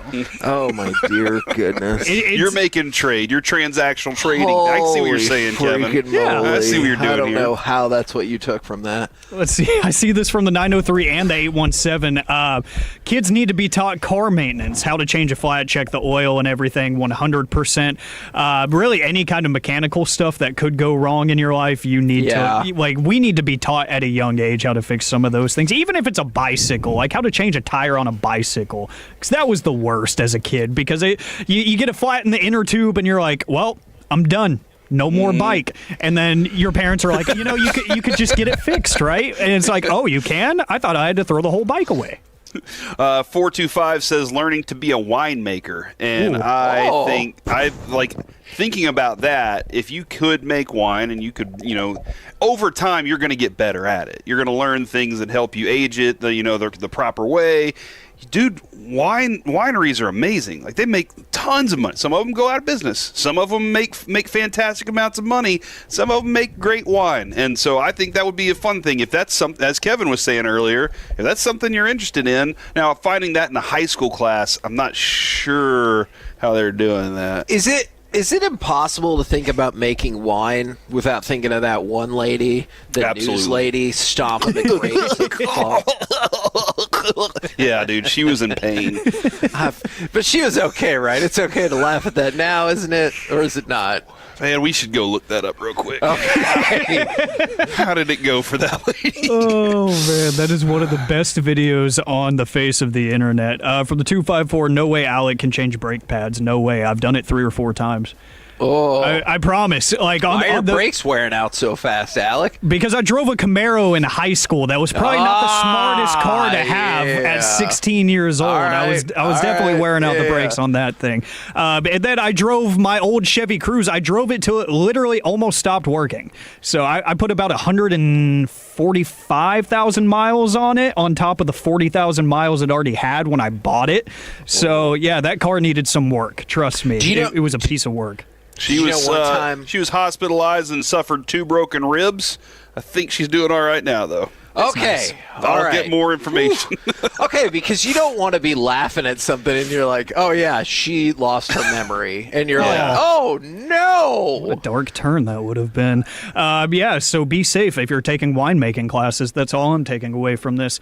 And what I want you to take away from this, gentlemen and Tolos, stop betting against Scotty Scheffler. I feel like every time you want to count him out, he proves you wrong, but especially if you're going to make a weird bet. So, I was looking on Twitter, and the account at Tom and Marty's said, Scheffler isn't winning, folks. He never does when he starts this hot. I guarantee it. And he quote tweeted that just minutes later and said, if Scotty Scheffler wins this week, I will only eat Wendy's chili for a month. It is not happening. 0 chance in all caps. And Scheffler ended up in a tie over the weekend with 18-year-old phenom Blades Brown after the latter shot a 60 to his 64 on Friday. So that means that this man that runs the account at Tom and Marty's has to eat Wendy's chili for a month straight, nothing else. He ended up responding to his own tweet with a video confirming that he will be going on this Wendy's chili diet because he is a fool for betting against Scotty. And I feel like whether it's monetary or just verbally saying Scotty can't do it, every time I've said that or done that, it has backfired on me, and I feel like it's backfired on a lot of people. And now all I can think about is this man's just digestive tract and system screaming for help after, I don't know, maybe 14 days of this, just eating the same thing every single day, especially something as dense as that. Hoo boy. Best of luck. Man. People make interesting, bold statements, don't they? I'll eat my hat. I'll eat a football. I'll eat... Didn't that one dude say he was going to eat poop? Oh, yeah. What? You know what? There's another one I'm thinking of that I want to look up, but we don't need to talk about that right now.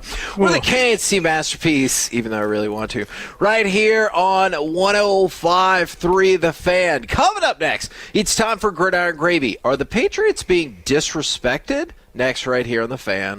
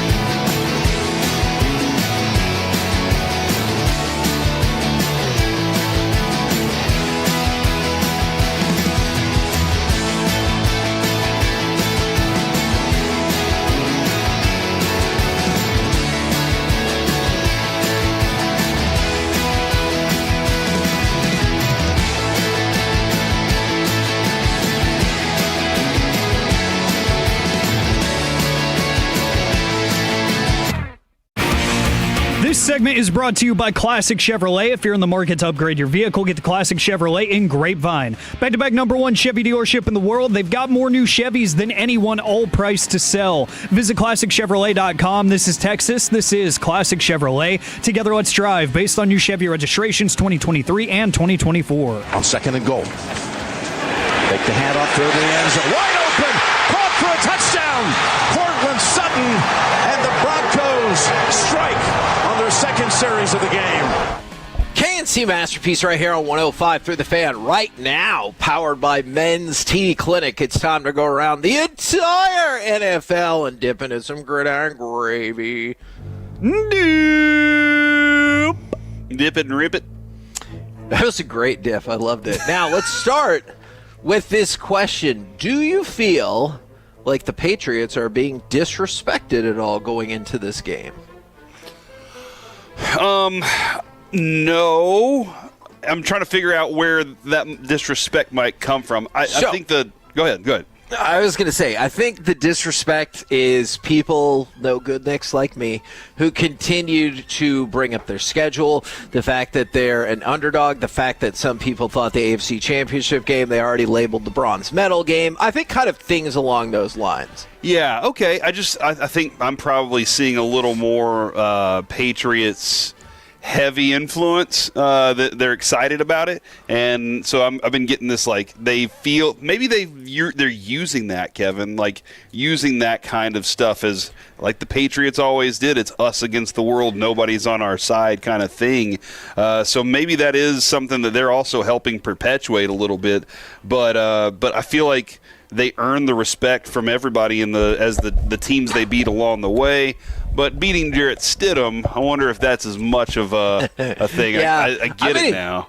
I get it too, but it's not their fault. But I like Mike Vrabel. He was asked that question, and he goes, "It doesn't matter. We're in the Super Bowl. Like, we could pump this thing up for 10 days. I mean, we're all compensated very well for what we do, so I don't think there's any disrespect from this building or my appreciation for our football team. It doesn't bother me at all." With that in mind, and this is a weird number to see, but they've already started to put out betting odds for next year's Super Bowl, and the Patriots are in a group of teams tied for 5th through 8th. So even though this Super Bowl hasn't even gone down, the Bills and the Rams have been installed as the 2 favorites for next year, with Seattle 3rd, Philly 4th, and then the group of Detroit, Green Bay, Kansas City, and New England all 5th through 8th on the list. I think they're just pointing out how difficult it's going to be to beat Buffalo now that Joe Brady's the head coach, and how difficult that division is going to be with the Jets, the powerhouse they are, and the Miami Dolphins with their new coaching staff. So that's probably how they're looking at that. I do question though, Kevin, how often can you use "it's us against the world"? Because Vrabel's like, he's like, hey, it doesn't matter. But do you think secretly he's going back there and he's putting little posters up on the board and he's like saying, hey, don't forget about this or this? I wonder if that's something you always use, or if you just kind of look around at your team and you realize they need a little extra of something. Yeah, and I'm going to give that to them. And I think they could play it this time, right? Because you could look at Drake May and be like, guess what, buddy? You ain't Tom Brady, and guess what? I ain't Bill Belichick, and that's why we're the underdogs, and blah, blah, blah, blah, blah. I think if they win this Super Bowl, then you're probably going to lose that ability probably for some time. Now, you were mentioning the moving pieces. We already talked about Brian Daboll and his new spot after not getting the Bills job. Mike Kafka, who was the interim Giants head coach, is joining on with the Lions as a quote-unquote high-ranking offensive assistant. And then Jim Schwartz continues to build up a lot of steam for the Cleveland Browns head coach, maybe because he has the number one trait the Browns need in a head coach, somebody who would actually take the job. I don't know how high that is up on their list. Now, supposedly the runner-up for the Cowboys defensive coordinator job was defensive backs coach for the Vikings, Durante Jones. The Commanders are hiring him as their new defensive coordinator. So, Cowboys took a good long look. He will end up in the NFC East anyway. Going back to Kafka, do you feel like the higher ranking situation, Kevin, like he's going to get a little pin lapel, like they do in the military that shows that he's just a little higher than everybody else? I do think if anyone was going to do that, wouldn't that be Dan Campbell? Yes. Right? Yes, it would be. And then on the Durante Jones front, that's really interesting that they go ahead and take him. Obviously Christian Parker got his job here for a reason. I feel like Schottenheimer felt like he was the best fit of the two. He became the one. Durante Jones, though, who had, he was with Flores. He's been with Flores for a minute. He has really good connections with him and understands what that defense looks like. Will he use the same kind of tactics? Is that what he's going to say? My defense is built on. So that's a really interesting addition over there. And him working with Dan Quinn should bring some fresh ideas to Quinn's defense. Now, just keep an eye out on this. I don't know how big this narrative is going to explode, but Mike Vrabel was asked about the health of Drake May, and he goes, look, none of our players are 100% right now. And then he was more specifically asked about Drake May's shoulder, and he said, that's probably overblown. So we'll see if everybody will run with probably overblown, and none of our players are at 100%. Then there's Davante Adams. Poor Davante Adams. He's been to 5 NFC championship games. He has lost 5 NFC championship games. And Corey, do you think this is a tough quote? He said, it's tough. It's tough to talk. I know, like, what this. I like Davante Adams. I really do. I think he's a really good receiver. Watched receiver, felt positively about what I saw in him. His Taco Bell's commercials are funny. So knowing that he's been there that many times, if it was a quarterback, we would, the whole world would be like, oh my gosh, I can't believe this for this guy. But nobody really thinks about if it's a receiver like that often. And I saw people saying that there was backlash over the fact that he had an open beer can behind him in the locker. And I was like, he should be able to have a beer after a game like that where they lost, and that's happened for him. It is really tough, man. I hate it for him. I absolutely do. Now, a couple of things to watch for. It really sounds like Clark Hunt wants Travis Kelce to come back. He said, as an organization, we certainly hope he will come back. He had another great year, maybe not on par with where he was 4 or 5 years ago, but still had over 800 yards and really was one of the leaders on the offensive side of the ball. We're trying to be respectful and let him have the time that he needs to make a decision. But in case anyone was curious about if the Chiefs want him back, well, that feels like your answer right there. They would be glad to have Travis Kelce back. That being said, you've seen him. We've all seen him. Do you think Travis Kelce will and or should come back? I don't think he will. There's just too many different things that he can do now, and he's made comments about the work that it takes to put yourself back in that mindset of being able to go, can I do this again? And just physically, when you get to a certain point, it starts to become tougher. He wasn't on the same page with Mahomes a lot this year. I mean, a lot of times I was just like, what is happening? And I don't know if that was his fault or whatnot. When you hear Hunt say that is purely from a football perspective, correct? Yes. I think there's more to it. I think there's like this, we'd love to have him back because he brings that star power. There's all those other things that elements that he adds to whenever he walks into his own home stadium. And then Matthew Stafford said he is going to, quote, take some time to figure out his plans for 2026. He said it'll be a lot that goes into that. It's a physical, what you were just talking about, Corey. It's a physical, a mental, an emotional decision, a personal and a family decision as well. So we'll all figure that out kind of with some time. And I feel like people forget because Matthew Stafford had such a great season. I think he's going to be named the MVP with Drake May finishing second. Is there was a chance, like whether it was because of injury or contractual issues, that he wasn't going to play this year, and they got it all sorted out, and his arm injury also turned out to be overblown, and he had a hell of a season. But I have to admit, after what we just saw from him, I would be kind of bummed if Matthew Stafford said, "No, I'm good. No more." Yeah, I think I love McVay when he was asked that question after the game and was like, "What the hell are you talking about?" Was the dumbest. But like the player himself, I think a lot of those guys, they feel like if they can, they want to continue because of what it is at the end. Like, what do you do next? And I don't know what Matthew Stafford's plan would be. Like, he hasn't dipped into, because he's been so focused on playing, he hasn't dipped in that media side of it, and I'm not quite sure. I guess his wife does the podcast and stuff. Maybe that's something he feels like he might be able to dive in on, but he can still sling it, dude. He can still throw the heck out of the ball, so I think there's part of him that's like, I know I can still do that. Can I go through that part, though? Do I physically want to continue that? I think he will try. I don't think he's done yet. And look, and if he wins the MVP, we've talked about it. I believe there are only 8 quarterbacks in NFL history that have won multiple Super Bowls and won a regular season MVP. So that would be pretty rarefied air if he's looking to come back and go ahead and chase another Super Bowl. We're the KNC Masterpiece right here on 105.3 The Fan. Coming up next, what will be Skip Schumacher's biggest challenge this season? Because there'll be plenty next right here on The Fan.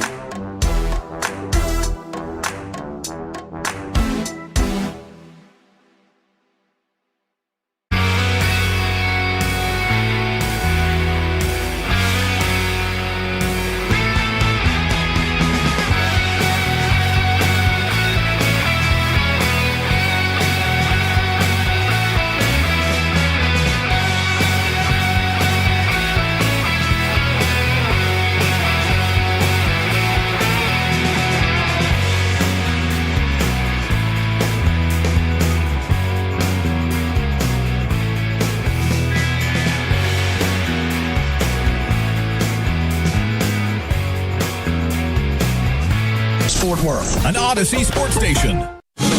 Driven by our D&M Leasing Studios, it's the KNC Masterpiece on 105.3 The Fan. KNC Masterpiece right here on 105.3 The Fan. You got me, Kevin Hageland. You got, Corey Majors. And, of course, the famous and in studio, Alec Medford. Gentlemen, we're going to pivot over to some baseball here because we're just a couple of weeks away from pitchers and catchers reporting. Less than 3 weeks away from the first entire Rangers team workout. Baseball time is almost here. Are you excited, Kevin, about going out to spring training? Did I not sound excited? No, yes. No, you actually do sound as excited as I've heard you sound about anything in a long time. But this is going to be our first trip out there without Mike since we started working with Mike. Now, we did that stuff before Mike, right? Like we went out there when we were a night show and we did this stuff all the time. But when we started the midday show, that was the first time we went into spring training and Mike was with us by that point. And so this is an interesting time because it was always fun to go out there with him and kind of, ask some questions of him, and he really enjoyed it a lot. But this is going to be a lot of fun because new manager, we got some players that we have some relationships with, and we have the chance that we might see one Mike Bask. I'm not sure about that, but we might see him around. He'll be out there. Maybe he'll take a picture with us or something like that. Who knows? Yeah, he's going to want to hang out for sure. Now, the question is, what will be Skip Schumacher's biggest challenge this season? I can certainly open it up to you guys because I wrote down 4 things that immediately come to mind. Do you want me to start firing them off and we can stop on whatever you want? Oh yeah, absolutely. I have a few also too as well. All right. And by the way, in case you wanted to know, because I got the sense that you do, Skip Schumacher currently 18-1 in the American League. So that's the 8th best betting odds or 8th worst if you think about it, to win American League Manager of the Year. So just wanted to throw that out there for you. My number 1 is the health of Corey Seager and managing that. Because, as you could tell by some of the segments that we've already done leading into baseball season, it feels like there's a massive amount of concern about the Rangers lineup. And so if you take the most consistent, most feared threat in that lineup and know that he's going to miss some time, but how much time is he going to miss and what do your lineups look like without him? I feel like that might be my number 1. Yeah, I completely understand that because he is – you don't have Adolis in there anymore either. And I know Adolis the last 2 seasons wasn't reliable, but there was when you were at your best, he was. And so not having him in the lineup as the potential threat, who is going to protect Corey Seager, or is Corey Seager now the protector? And then, as you said, he's the bat that you fear the most whenever that you look at that lineup. You say, how do we pitch so we don't have to deal with him? How do we get these guys out, or we don't want to put people on base because of this. So having him around does put that fear in there, and his health, Kevin, it's been a problem. And so it felt like it was a bit of a problem for Bochy too, in that how do I manage it? What do I push him a little too hard and then he gets hurt even more? Do I take the foot off the pedal with him? What exactly do I do? Because I got to try to figure out how to treat him the same as everybody, but also treat him differently. If you're in that room now, I would assume you would not want to have this conversation with Corey Seager. That feels like that would be disrespectful. But if you're in that room, do you go ahead and say, all right, we know he's going to miss at least 30 games. What is going to be our game plan when that happens? Yeah, if you're the managing group and you're talking to your GM's experienced this. He's taken the frustration. President of baseball operations. The GM knows the same thing too. You have to have that. You have to have that discussion. And I think the discussion in the past has been, hey, let's just roll Josh Smith in there, or Ezekiel Duran. Let's just, put a guy over there and hope we can get through it for the time being. Well, Kevin, quite honestly, I would consider the young player and maybe bringing him up for a spell here and there just to get the experience. Is the young player Sebastian Walcott? Is that the young player is Sebastian Walcott? That would be that would be something I would consider at this point. Okay. And you know what's interesting? I would like to see that too, just because the Rangers continue with Walcott at shortstop. So, I mean, that would make sense. But, we were going to talk about this a little bit later. We can go ahead and kick it around a little bit right now.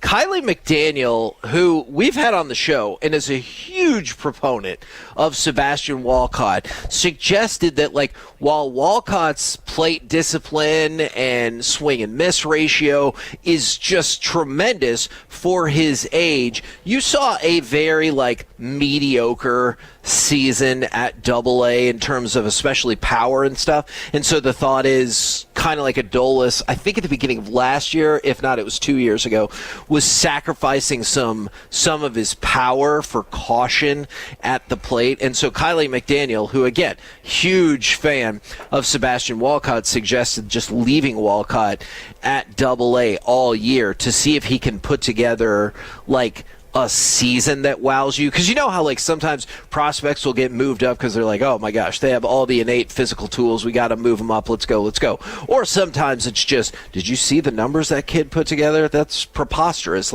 We can't leave him at that level. So Kylie McDaniel has suggested, hey, why don't you just leave him there for the year and see how it goes? Yeah, there's that Connor Griffin, thing where you're just you can't do anything but move him up. For sure. That's a great example. Yeah, and then I think Mike would look at that as, and I've always been with Mike on this, he grew up in an era where you had to earn the major leagues. Yes. And he loved seeing that the Rangers were kind of pushing people into that. Jack Leiter, hey, look, you're going to go to Double and Triple-A and earn your way up before we just anoint that to you. And I always appreciated that when Mike would bring that into the discussion, because the Rangers, when under John Daniels for a long time, did kind of push guys quicker than they probably needed to be at the times. And is it okay if I jump ahead to the next point while I'm thinking about it? Sure. Okay, because one of my concerns has kind of sort of been addressed. One of the things that I wrote down when we originally talked about this was maintaining the older pitching staff.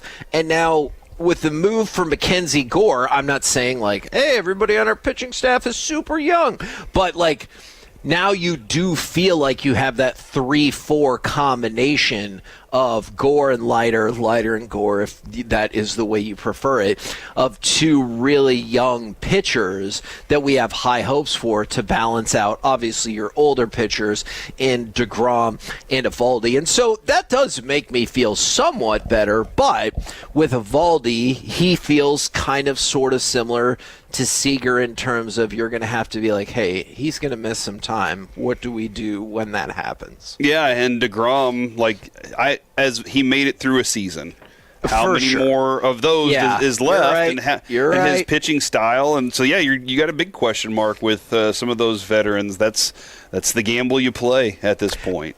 And then from the 806, the Gore trade got me a little bit more excited, but I don't know, man. I'm just not pumped for the season yet. The lack of aggressive offensive moves has me kind of bummed. And, Corey, I don't want to speak for you, but I feel like that is a very understandable point of view that I share as well. Yeah, I mean, trying to create runs with the same thing you had last year, which lacked runs. And so that's something where I'm okay, what's the difference? Well, what does Skip Schumacher have that he's going to change that completely? Is there a different approach? Is he a different motivator? He's being told you're getting essentially the same thing we had, but You have to manufacture it in a different way. So that is a concern for me. The excitement of it is baseball is going to be exciting. I'm going to be excited about the baseball part of it. I just want to see how they're going to navigate this. The flight of this navigator is exactly what I'm looking for right now. Kevin, you mind if I throw in one thing? This has always stuck with me, and this is, again, the question is, what's Skip Schumacher's biggest challenge this season? I'd love to hear from the Tolos on this. We loved Ron Washington, just loved Ron Washington. Great person to us and all that. Then the first time we heard Jeff Bannister speak, we were like, that dude right there, I'll follow that guy. He immediately captivated our audience and then had a pretty good run to start things off. Then Bruce Bochy arrives. Yeah. And you're like, holy crap, you won a World Series. You're this guy. I think one of the biggest things that Schumacher's going to run into is he is not Bochy. And that this is something that kind of, as I was thinking about it more, when will he become your manager? What is he going to do? What can he do? Because Bochy did it immediately for us. The credentials, everything that he came with, bam, we were like, that's my manager. I'll listen to that dude any time. I know we had our first interview with Skip. He was awesome. I love talking to him. But there's going to be that moment of, how do you lead? How do you as the manager lead, but also allow your guys to control that clubhouse and lead themselves? So him not being Bochy, I think, is going to be something that Rangers fans kind of always hold against him, because what do they always say? You don't want to be the guy following the guy. And right. And so that's one of the things I think that could stand in his way. Now, you never like to see this kind of feedback from the national media, but did you see the tier that The Athletic put the Texas Rangers in? Oh, was it running down the side of somebody's cheek? No, not that kind of tier. But that's very clever. TIER. And that tier that they're in is, quote, doing what exactly? Okay. And then that's the title of the tier. And it said the Texas Rangers. Maybe the pieces fit a little bit better.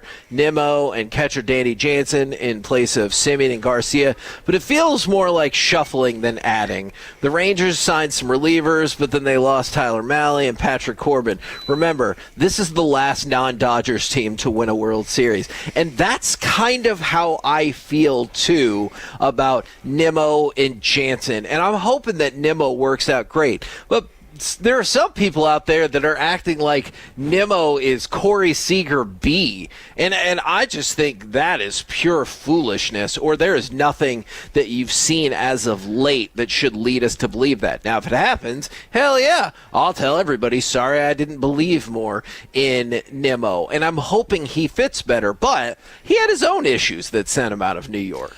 Yeah, I mean, there were a couple of years ago, Kevin, when I was watching him play, and I was like, I'll take this dude on my roster anytime. He can play in my outfield, and I don't care about that is what managers have to deal with, is things that go on in a clubhouse. So that is something else that he's going to have to deal with. But I liked the hustle. I wish I was one of those guys that could just be like, I'm a manager. You hustle, you hit hard, you throw hard, you do all the things I ask of you on the field. We don't have to worry about anything else. But humans exist whenever they are in tight quarters together, and they kind of have to live together, right? Like they do that for 162. They go on the road a lot. But when I watched him play, I love the hustle in the outfield. If he can be a gritty hitter for this team, a gritty leadoff hitter that makes a lot of pitches happen and gets on base, and then is able to be a scary person on base with Wyatt Langford and Corey Seager behind him, then he can be effective. But he's got to prove that to me too. I think that you have to prove it first. Yeah. No, I'm with you on that. The good news is we got a couple more weeks before pitchers and catchers report, and there's always things that you see in spring training that might give you that irrational extra little bit of hope. By the way, I forgot to mention this. Somebody asked about Cody Bradford. Cody Bradford is set to hopefully be back in May, but it usually feels like with pitching injuries and returns, you can usually kick that back about a month or so. So my thought and hope would be that you see him back by June, but clearly clearly, if that's the case, you got a lot of baseball to play before he even gets back and gets into the mix. We're the K&C Masterpiece right here on 105.3 The Fan. Coming up next, we move into the Expressway where we've got some NFL playoff overreaction or reality, plus baseball nuggets. All of it next right here in The Fan.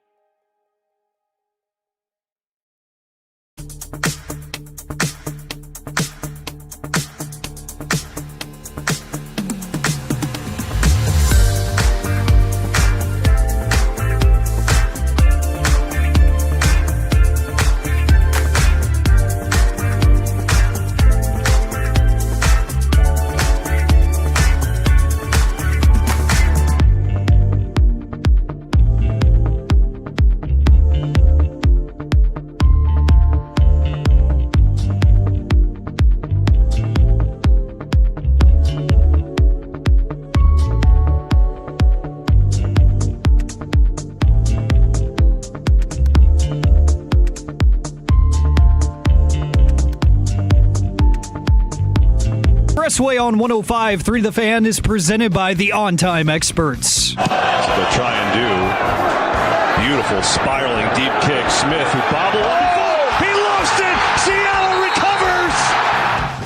KNC Masterpiece right here on 105.3 The Fan. We got a jam-packed Expressway coming at you. We've got baseball nuggets in just a few minutes. But I want to start with NFL playoff overreaction or reality. I feel like I failed on this question last year, but I'm going to try it one more time. NFL overreaction or reality, you don't like the extra week off before the Super Bowl.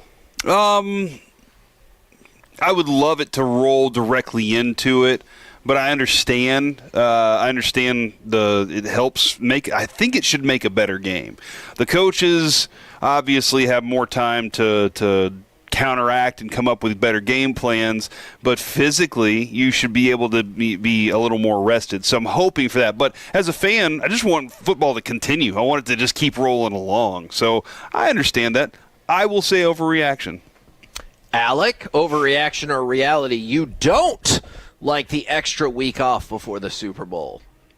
I used to hate it, but I kind of like it now, so I'll say overreaction. I do like the anticipation. I do like building up, the moment. You talk about it in a pro wrestling sense. You're building to that finish. I like how Radio Row is a week-long thing. I like how all the celebrities are out there mingling around and stuff. It's not just media personalities. It's pro wrestlers. It's actors. It's musicians walking around. It makes it feel like, I almost said bigger than it is, but it is that massive of a pop culture icon at this point. So I kind of enjoy the slow burn to it. Kevin, Alec's going to get this opportunity someday. It's going to happen for him. He's built for this. Saying we should buy him a plane ticket? If you want to, let's go ahead and look into that right now. All right. He can't stay in my room though. But you can stay in your room. Oh, okay. But can you? The energy that comes from this week, it's exhausting. It's a fry for hosts to be able to consume it because it's overload on your senses. There's just so much going on throughout the entire day. So many people, so much action around you. It's not like whenever we're doing Peace-a-thon and Tolos are wanting to talk in breaks, but it is extreme. There's just everything to see. And yes. But can you kind of explain that energy to Alec and explain to the Tolos how you've felt while you've been at this thing? So you know how sometimes you'll hear people be like, oh, there's a palpable buzz. And what that means on Radio Row is literally the second you walk into the convention center, not even the actual Radio Row itself, the buzz won't be like this non-tangible thing. You'll actually hear it because there'll be so many people there. And then you have to go through the different stages. You have to go through the security check. You have to make sure that you have all the right credentials on. And then you walk on to the Radio Row floor. And that's why I like that we do video a lot out there as well, because you're just like, oh, hey, there's Kay Adams. Oh, what's up, Emmitt Smith? You'll be on next with us. Oh, I heard the Rock's over there in the corner with Pat McAfee. And it's just like every hot social media person you've ever thought of. Oh, hey, there they are right over there. Do you want to have them on? And then the only thing I don't like, just because of my personality, but I hope it's fun for the listeners, is the example of you have this carefully crafted segment and it's like, hey, you could do that, or you can have Billie Jean King, and you're like, oh, great, when can she come on? Right now. And you turn around and she's standing right there, and you're like, holy crap. And so and that's the other thing that brings the buzz is it's like a door-to-door sales convention kind of. And I know that sounds weird for the Super Bowl, but people are there with their handlers, and their job, so they can justify what their actual salary is going around and being like, you want to talk to Randy Grimes, right? And so then they'll get those people on, and then there's this other quid pro quo system happening out there that if you take these maybe less well-known guests, that will help you get Patrick Mahomes or whoever it is, because you've got this whole stable of guests and you want to make sure like everybody kind of gets their shine. And so you see people literally with their handlers walking from spot to spot being like, oh, hey, do you want to have Beige Van Zandt on? Or like whatever. It's the weirdest combination of people, and it's amazing. And that doesn't even mention when we were at the Super Bowl in Houston that the Patriots were in. We had Joey McIntyre on, and he dressed like a soldier from the 1700s because he said, I thought everybody dressed up for this. Yeah, and and then you add in, you get done, and maybe you have an hour to reboot, and then Sean's calling. He's like, "Hey, where are we meeting up for drinks?" Right. And we're all trying to figure that out. And I love that part because it is fun to sit around with the guys and talk shop, talk about what we went through that day, talk about guests we're looking forward to. And quite honestly, I think all these dudes that we work with are pretty fun hangs, and that's really a big thing. You got to be a fun hang. And if you're a fun hang, people want you around. All of these guys are easy to hang out with, so I think that makes it more of an intriguing week because you want to be around those guys. You want to kick it with them and then get back at it the next day and say, let's go make a kick-ass show for the Tolos out there. Yeah, no, absolutely. It is. I think it is super duper fun, but you're right, it can be exhausting. Overreaction or reality? Denver would have won. Excuse me. Denver would have won on Sunday if they had Bo Nix. I think it's a reality. They were my number one team, even we were with Bo Nix whenever we went into the weekend, mostly because you couldn't prove me wrong. But also right. Because I watched that dude play with this team all season, and he made plays late in games that you were just like, I don't know how to explain it. It's just a gritty way that he's able to do it. He's not the most polished. He's not the cleanest thrower. He doesn't make the best decision. But when it comes down to that last, whatever they need, he can pull it off somehow. And you saw how many times they were lacking throughout that game. I think the New England Patriots have a fantastic defense, and I think it still would have been a close game. But there are plays in that game that I can really point to. Now, would New England have played a different game had Bo Nix been there? Would they have said, hey, Drake, we're going to let it fly? Or would they have tried to, go out there and score 21 instead of 10? I have no clue, but I just think that Bo Nix, from what I saw this year and last year too, I think he had built something with that team, a great rapport.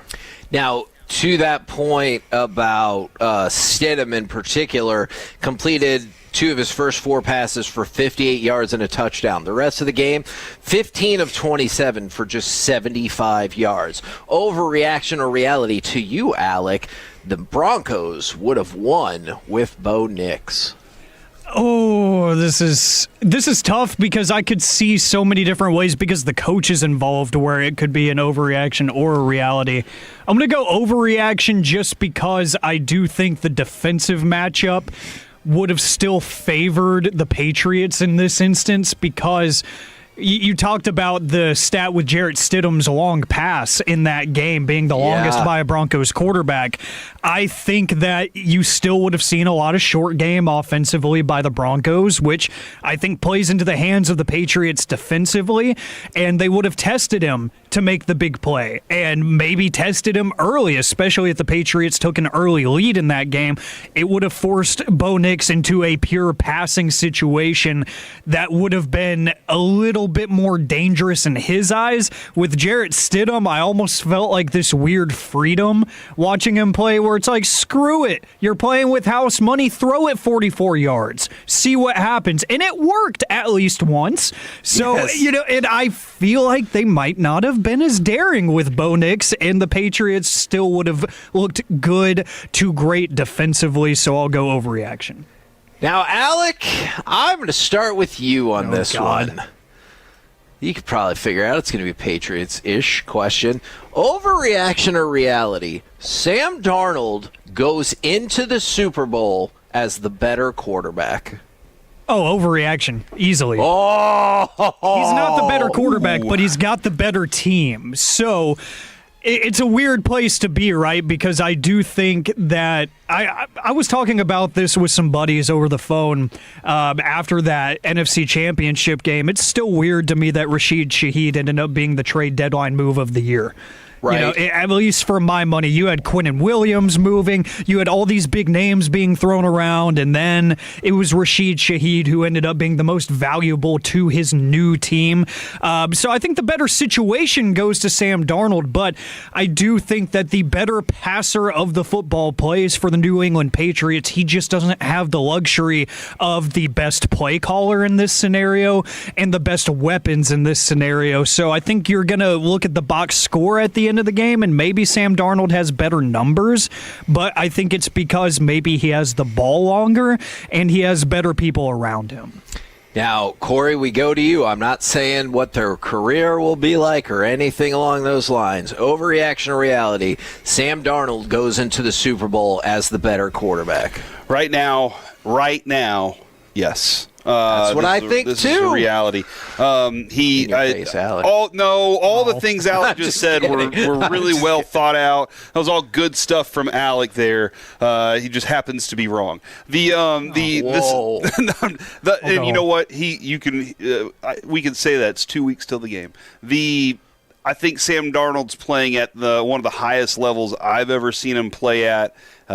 He consistently has a reason to go out and prove doubters wrong, and that's a chip that's on his shoulder. I think Drake May throws the prettiest football in all of the NFL right now and has a huge trajectory before him. I think there's an experience factor and failure that Sam Darnold has gone through that's going to help him a little bit more, and he's right. He does have a potent team across the board when it comes to receivers and offensive weapons as well. Well, let's talk about one of those offensive weapons. Corey Majors, overreaction or reality? Jackson Smith and Jigba will be the best player on the field a week from Sunday. I would like to go ahead and put a $12 bill on Jackson Smith and Jigba and his MVP odds. Ooh, those odds are pretty good, actually. I'm going to look that up to be sure, but you can get pretty good odds on that. $10 is usually my max bet, Kevin, in these situations. That's why I went with the $12 bill because it's imaginary money. But also, I think that, I really think that highly of what he can do. It's whether or not the Patriots say we're going to just take him out of this game. If they just say we're going to bracket him or we're going to double him, we're going to create ways to make it difficult for Sam Darnold to get him the ball, they can absolutely do that. It might be the detriment of the rest of their defense. But if Jackson Smith and Jigba has single coverage at any point, I think Sam Darnold is absolutely going to him. You can get about 6-1 on your money for JSN as the Super Bowl MVP. Alec, overreaction or reality? Jackson Smith and Jigba will be the best player on the field a week from Sunday. I think, to Corey's point, that the Patriots are going to try to do everything they can to remove him from this game. So I'm going to go overreaction because I think it will be the Kenneth Walker experience continued. Ooh. He is the reason I love the running back position so much, and he made himself a very, very rich man this offseason with the work that he has done the past month or so. He has been incredible. He's shown the power game. He's shown the speed and the elusive, cutbacks and stuff. He has everything you can ask for, and I think that it's going to be impossible to contain him. And the flexibility that he has, maybe that does open things up for JSN, like you saw on that touchdown play where JSN was lined up in the backfield as the running back because Kenneth Walker was split out wide. By the way, about 7 or 8 to 1 on your money for Kenneth Walker. I do not think it would be a bad strategy whatsoever to go ahead and double down and put your Super Bowl MVP bets on both JSN and Kenneth Walker. Okay, all right. So $12 bill on JSN. Would you recommend a $10 bill on Walker? No, gotta go. Gotta even it up. Gotta even it up. But that's probably more of a me thing than anything else. All right, I got at least one more for you. Overreaction or reality? Drake May and the Patriots have silenced the scheduling skeptics. I think you can. Yeah, you absolutely can. But you don't think they have yet? Well, the Bo Nix thing really does still stick in my craw, if you will, and I still don't understand that saying. What is a craw?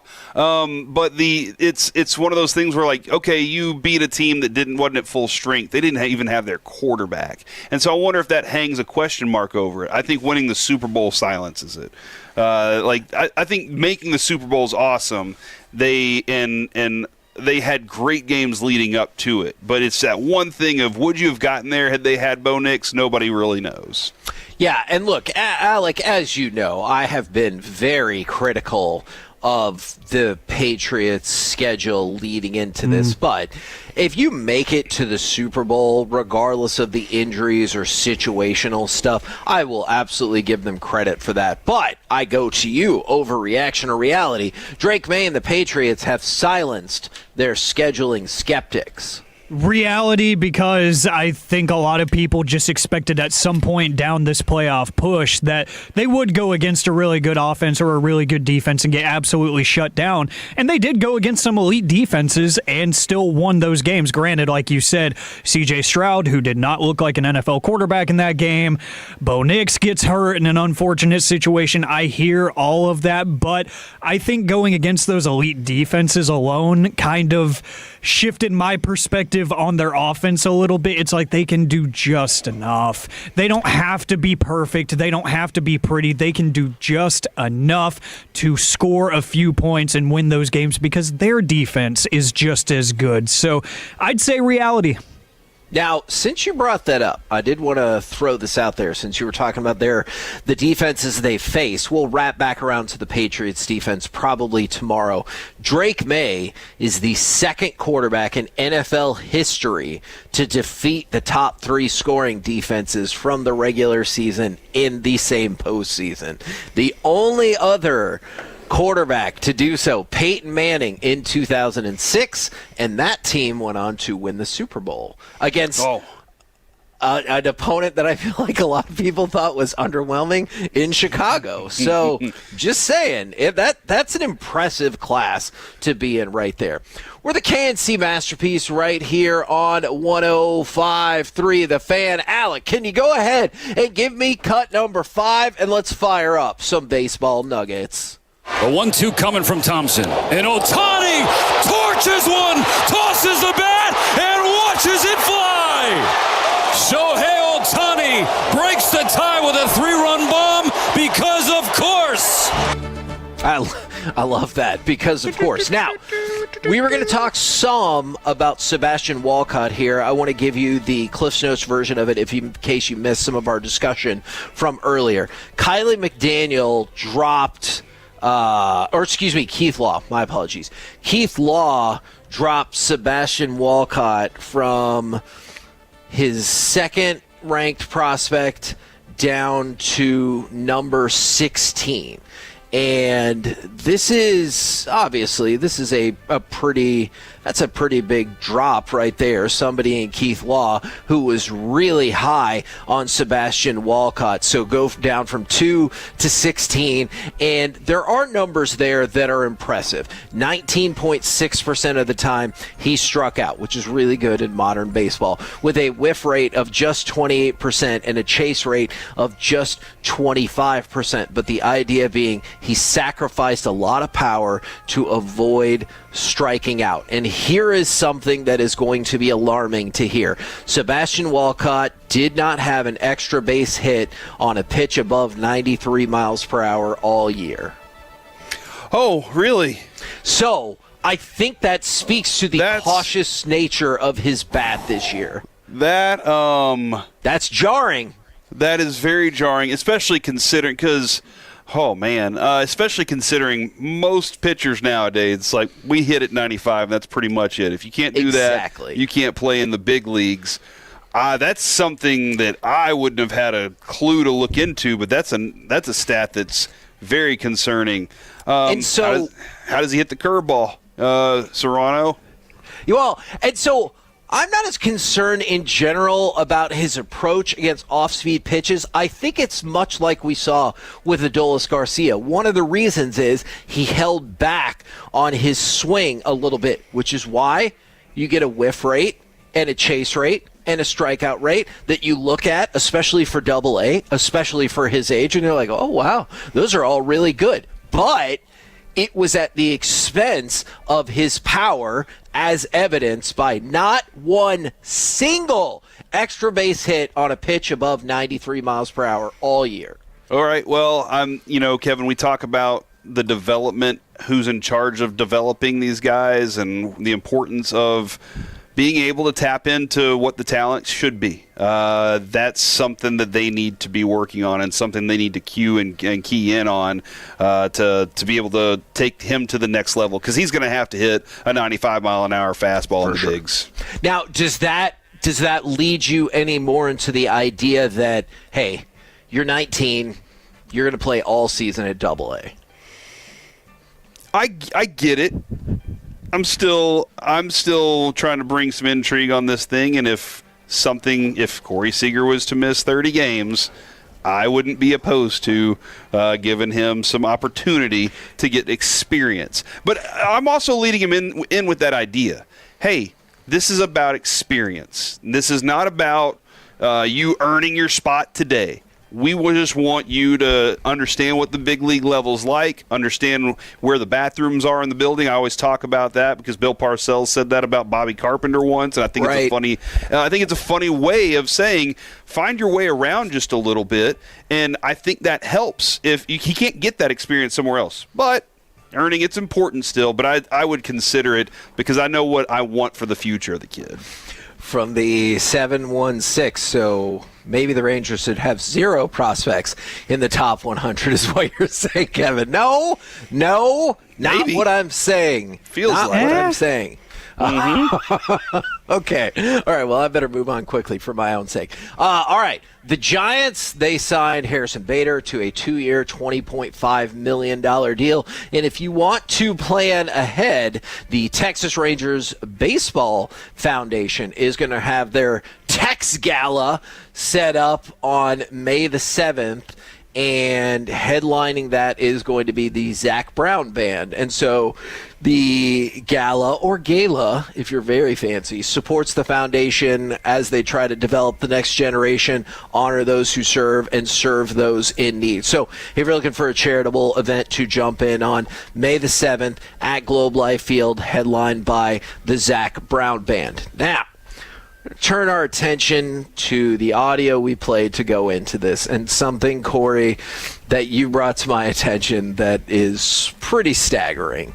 So, you know how people will complain about the Dodgers, especially after they sign Kyle Tucker, and they're like, oh, the Dodgers have all the All-Stars. Well, they don't. What? But they do. They have 13 of them. That's a whole team of All-Stars. You know, that's a fair point. That's more than you need for one game to start the game, Kevin. That is enough All-Stars to field an entire baseball game and have a couple left over. You know, Corey, you make good points. When Tyler Glasnow is only your 10th best All-Star on your team, that is kind of staggering, and I was going to run through. Blake Trinan is 13th on the list. So MLB ranked all of the Dodgers All-Stars. And you want to know the scary part? Here's the scary part as we go through this. So Blake Trinan is 13, Tanner Scott 12, Teoscar Hernandez 11, and Tyler Glasnow 10. Lest you think they're fading away from obscurity, Scott, Teoscar Hernandez, and Tyler Glasnow were all All-Stars in 2024. So I realize that it wasn't last year, but it was the season before that. So still pretty good right there. And Teoscar Hernandez had a bobblehead night in which he didn't even play. That's how good that team is. That he didn't. Even Bochy was like, that's kind of wild. I would have never suspected something like that. Yes. Dude, so this is my question to you regarding this is, will we ever see this again in our lifetime? Have we ever seen this many All-Stars on one team at one time? I feel like the Yankees were always pushing out, really good teams with lots of them, but have there ever been this many? And I know this, like, let's say it's all in one season. That's a wild thing. The Rangers had, 6 that one year? Okay, so I want you to be surprised when it happens, right, Corey? Yeah. So, I'm trying not to spoil this for you. But whenever you say, will we ever see it again? Yes. At the trade deadline for the Dodgers. Or next year for the Dodgers. When they just go around and sign more people because they're like, whoa, we got to win our 4th straight World Series at this point. So, probably. Yeah, they're just like, you know what? We have 13, but isn't 15 All-Stars even cooler than 13? It feels very Montgomery Burns-esque from the Bart Simpson show, as Mike would say. Smithers is talking about all of the wealth and money he has, and he goes, yes, but I'd trade it all for a little more. And that's what it feels like with the Dodgers. Now, I want to continue this march to the top so you can see how staggering the talent is on this team. So MLB ranked all their All-Stars. Max Muncy is 9th. Edwin Diaz is 8th. He's only their 8th best All-Star. Would be nice if our team had a closer.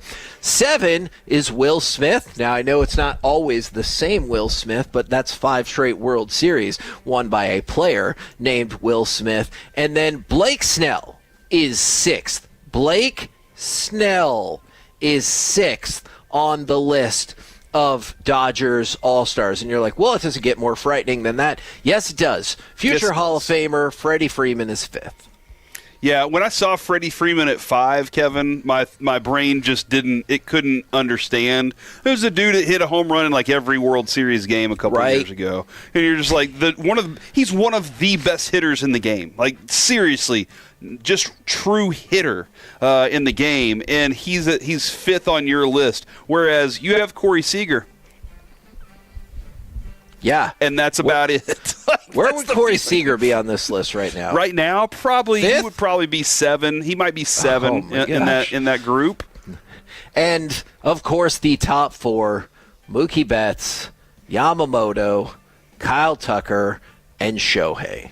Mookie Betts has announced that he's going to retire, Kevin. I'm not sure if you know. That is in the year 2032. You're not wrong, but we have plenty of time. I think we did the math. You have more than 1,000 games to figure it out. So I wouldn't worry about that just quite yet. All right. Couple of other things for you to keep an eye out on. One of them's not done, but the conversations are picking up. Justin Verlander is, per John Morosi, is being sought out for the Orioles. So take a look as that potential deal could get done. And then they revealed the cover athlete for MLB The Show, and Aaron Judge, the 3-time MVP, is going to be the cover athlete for MLB The Show. He joins Joe Mauer as the only player to appear twice on the cover in the video game's history. Corey, do you think they should have considered giving it to Cal Raleigh since he already didn't get the MVP? No, go ahead and give it to Aaron Judge. Look at how it turned out for Joe Mauer's career. Joe Mauer's a Hall of Famer. Sure. I have a question. I'm sorry, I've been consumed with this question. When the Dodgers sold Ohtani on coming to the Dodgers, one of the factors was that contract and the way that it's structured. Now, obviously, that's the benefit of that was to the player, also for tax purposes and everything. Yep. But you have to assume in that conversation he was like, I don't want to come here and lose. If I'm going to do this deal, this benefits the team also. I hope that you're going to use this money that you're saving on me during this time period to build a winner. they're keeping their promise to him, right? Yeah, I think you're 100% right. I can almost guarantee, short of obviously having been in the room, that they were like, we're not just doing this for tax purposes. We're doing this to, I don't know if they use the word circumvent, but circumvent the luxury tax so we can go out and do that. And honestly, and that's one of the things about the deferred deal that's so agitating, but also so smart, is that's one of the reasons they were able to get Kyle Tucker. So, like, when Shohei's looking at the lineup and you're looking at protection for you in the lineup, one of the things they did was, because you deferred all of that money, we got Kyle Tucker. Yeah. But like, again, that's an organization that just kept their promise to the best player out there and invested in. All these players see that. They know that. They respect that. For sure. And that's going to help them out in the future, too. No, I agree with you on that. And like we talked about, I think it's sickening, but that's partially because I'm super duper jealous that my team and my ownership will not do the same thing. We're the KNC Masterpiece right here on 105.3 The Fan. Coming up next, it's time for the C Block starring Corey Majors. Why my wordscapes has changed my level of concern. Next on The Fan.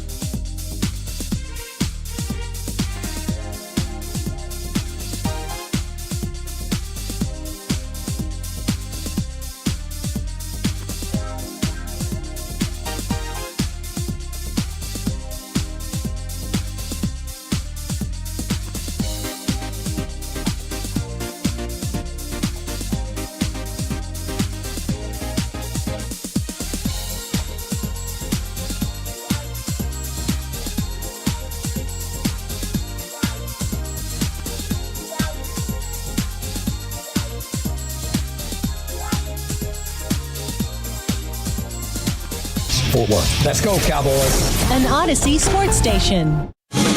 Driven by our D&M Leasing Studios, it's the KNC Masterpiece on 105.3 The Fan.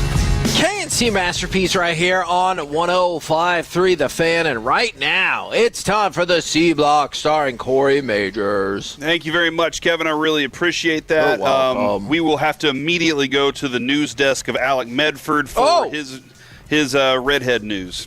Yes, that's actually very accurate because I was scrolling on the Twitters, as one does during the break, and Catherine Fitzgerald covers the Bills out in Buffalo, and she tweeted and said, doing some important research and believe this was Joe Brady's first tweet.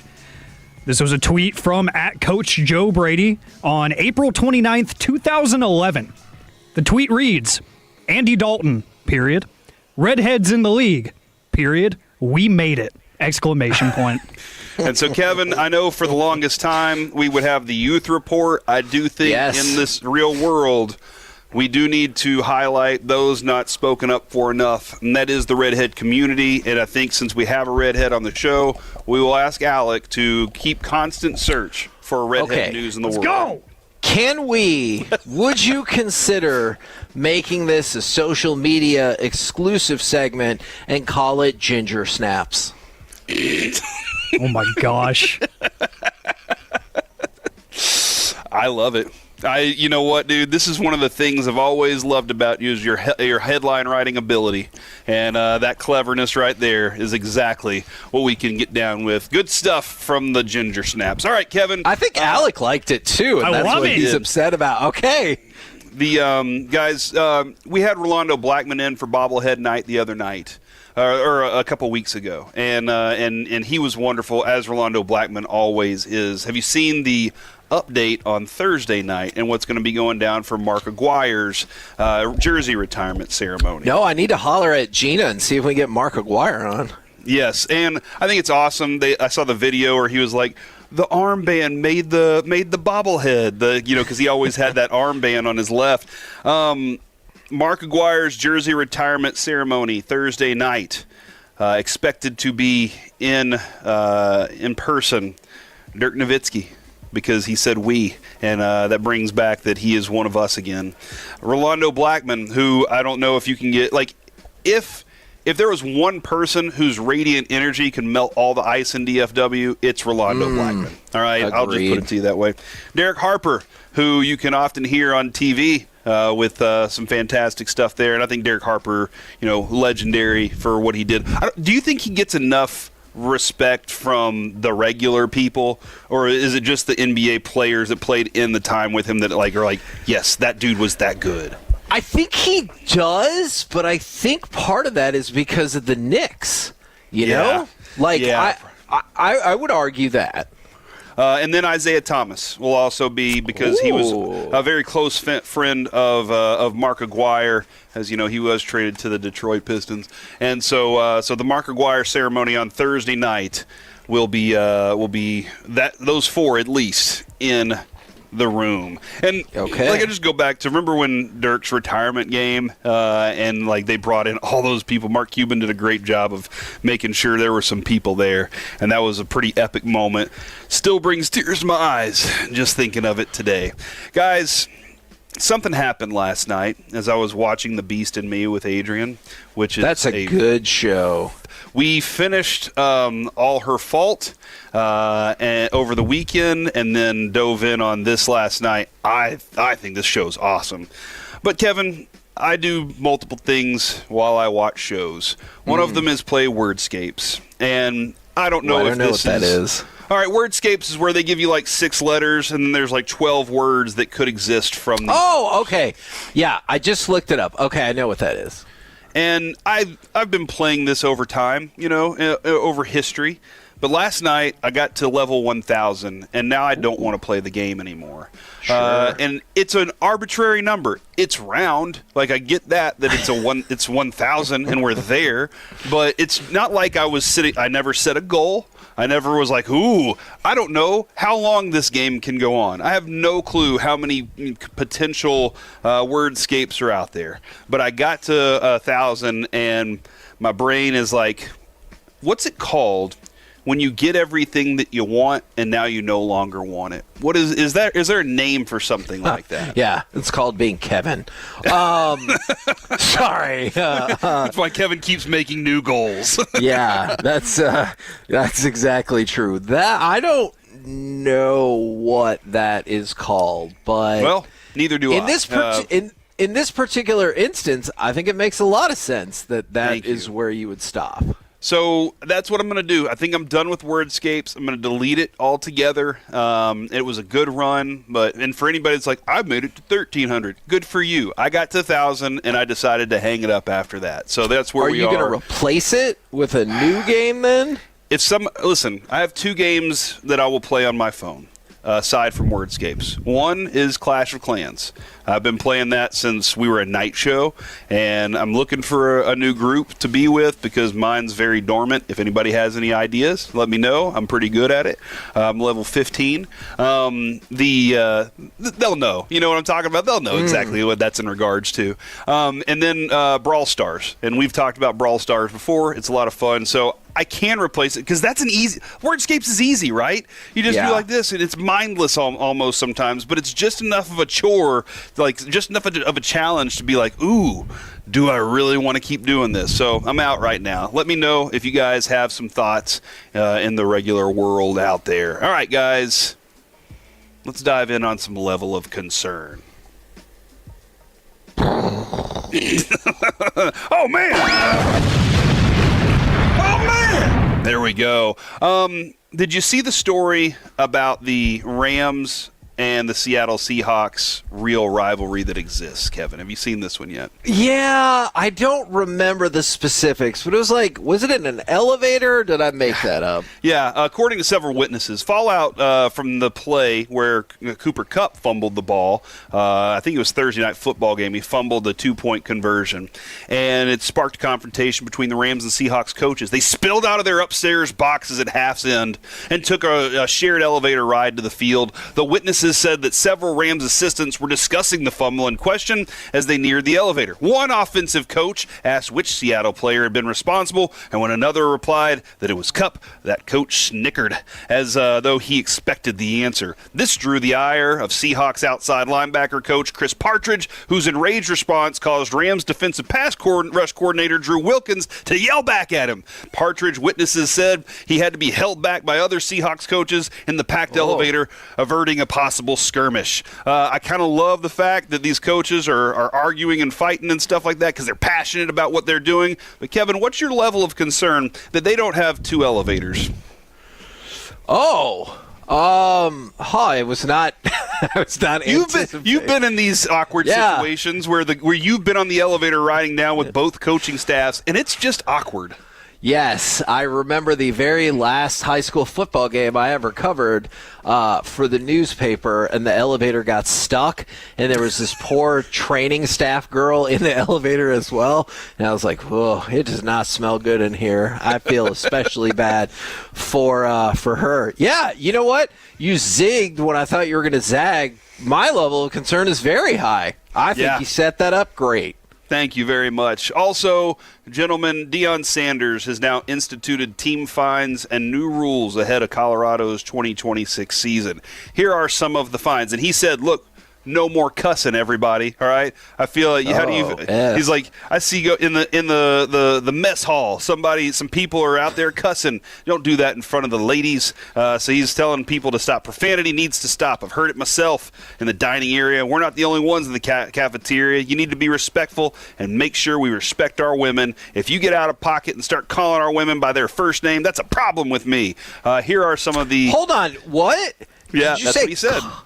Calling them by their first name, is that disrespectful? I feel like you got to say Miss Jess, Miss Adrian. That's the way that it's got to be. If you're going to say it by their first name or find out what their last name is and call them by that. Late to practice, $500.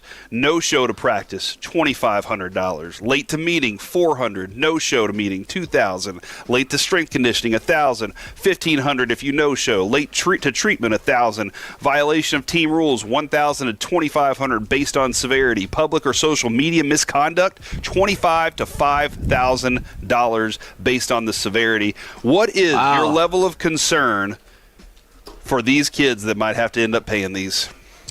You know, I would hope that, kind of like the pros, if you have somebody who makes lots and lots of NIL money, they might help you out a little bit. But I kind of like this. If you're going to go more and more to a professional setup where they have similar fine structures, this makes sense. My level of concern is low.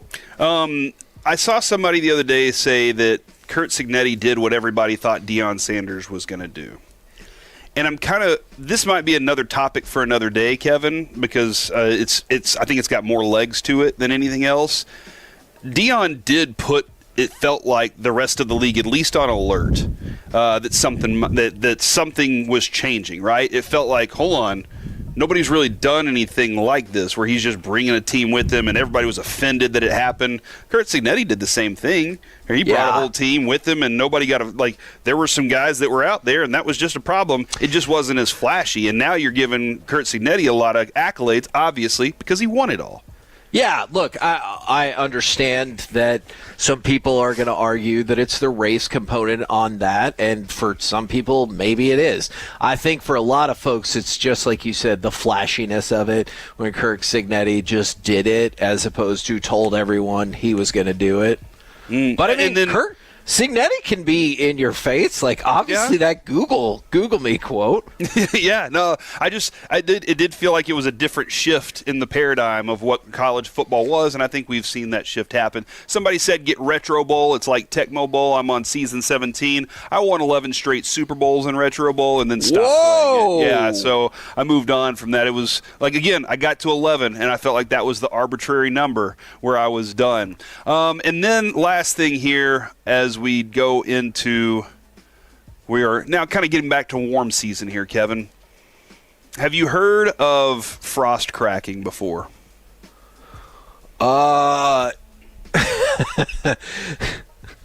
No, I have some theories, but I'll let you take it away. Frost cracking, according to the Texas A&M Forest Service, they are telling residents to stay alert for a potentially dangerous winter weather phenomenon called exploding trees.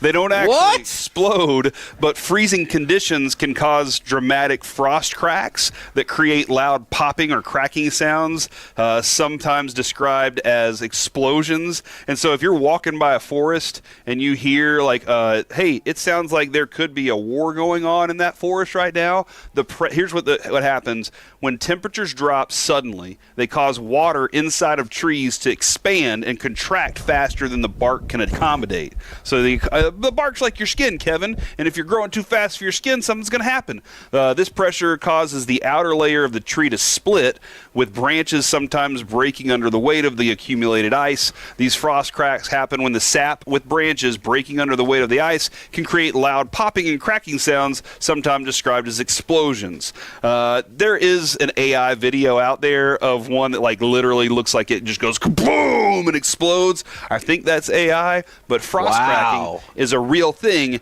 So beware if you're walking through a forest while there's heavy ice around.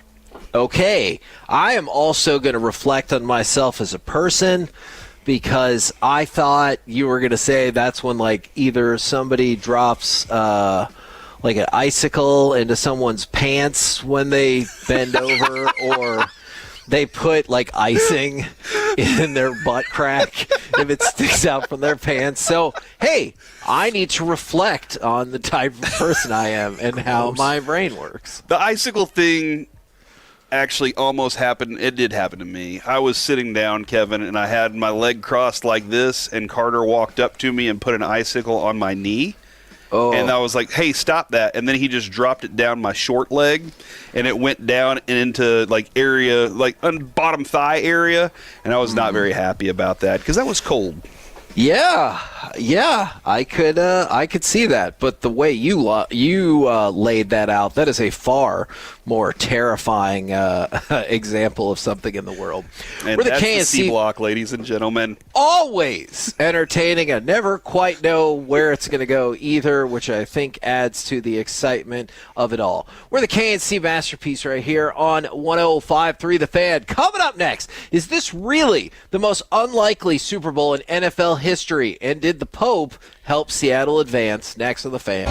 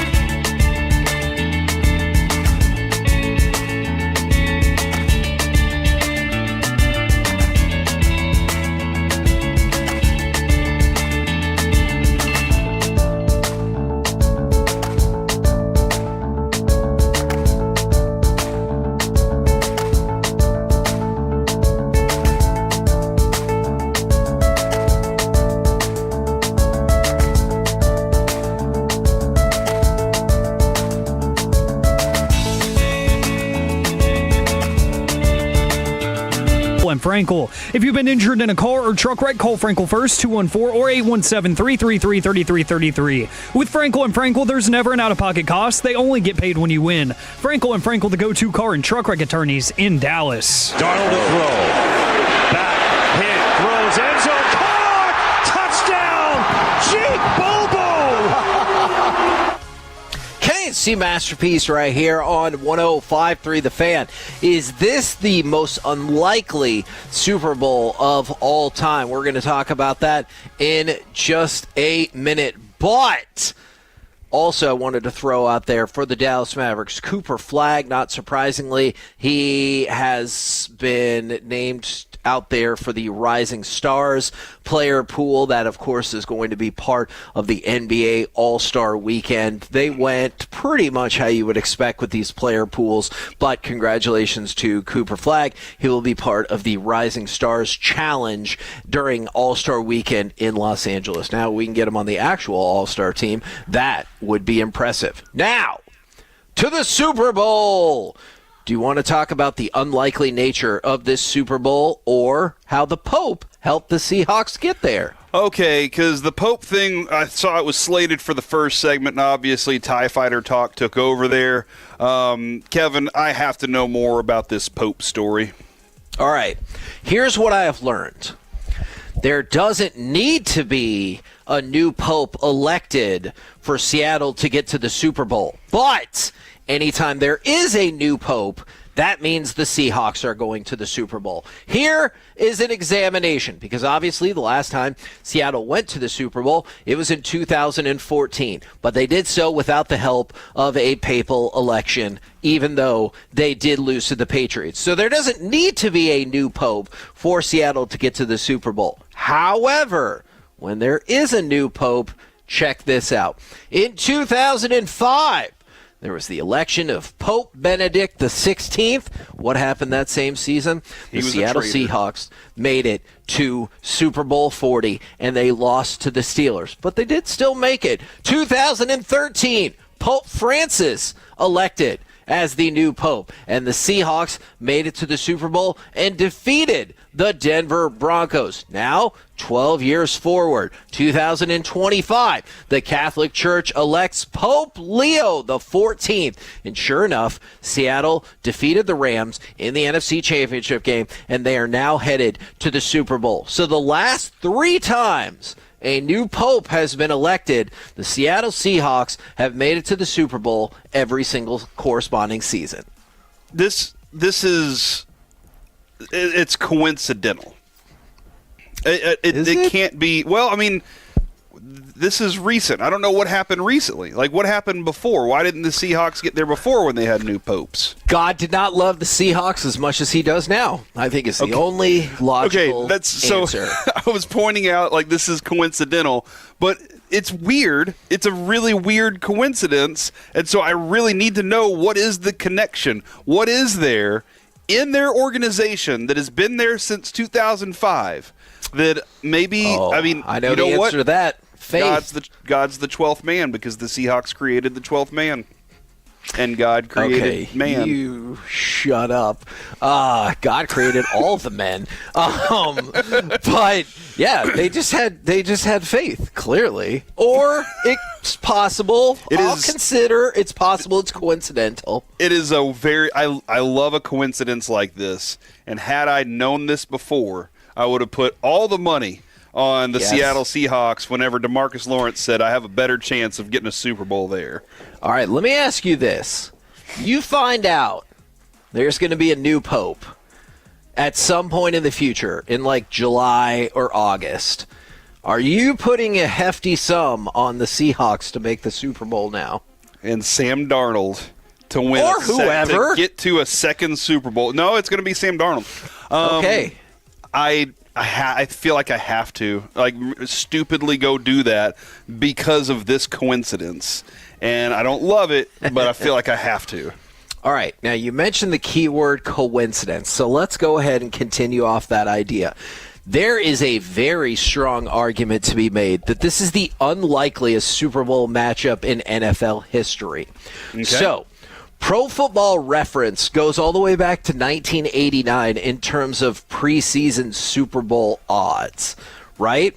And so then you can just use some basic math to say, like, if this team was 9-1 to make the Super Bowl and this team that they're playing is 10-1 to make the Super Bowl, theoretically, that puts the odds of this exact matchup at 90-1, right? Okay, never tell me the odds, but I get it. Okay, fair. But there's a group that's in the mix for this. There are only been 4 Super Bowls since 1989 that had a combined odds of more than 1,000-1. And that is led by this matchup. Going into the season, the Patriots were 80-1 to make the Super Bowl, and the Seattle Seahawks were 60-1 to make the Super Bowl, which theoretically would put the odds of this being the specific matchup at 4,800-1. Those are greater odds than any Super Bowl matchup we have seen since they started really cataloging this in 1989. And so I started to think about this a lot more. And it does make sense, right? Neither one of these teams made the playoffs in 2024. I realize Seattle was 10-7, but they decided we're getting rid of Geno Smith. We're bringing in Sam Darnold, a move that I feel like a lot of people made fun of at the time. And then with New England, you're talking about a team that was 4-13 last year. So, fair to say, the hopes weren't necessarily high for either one of these teams to make the Super Bowl. So what you're saying is there's a chance for the Cowboys to make the Super Bowl next year whenever the odds will be even lower for them. You know what? I actually, just in case, I was prepared for this question.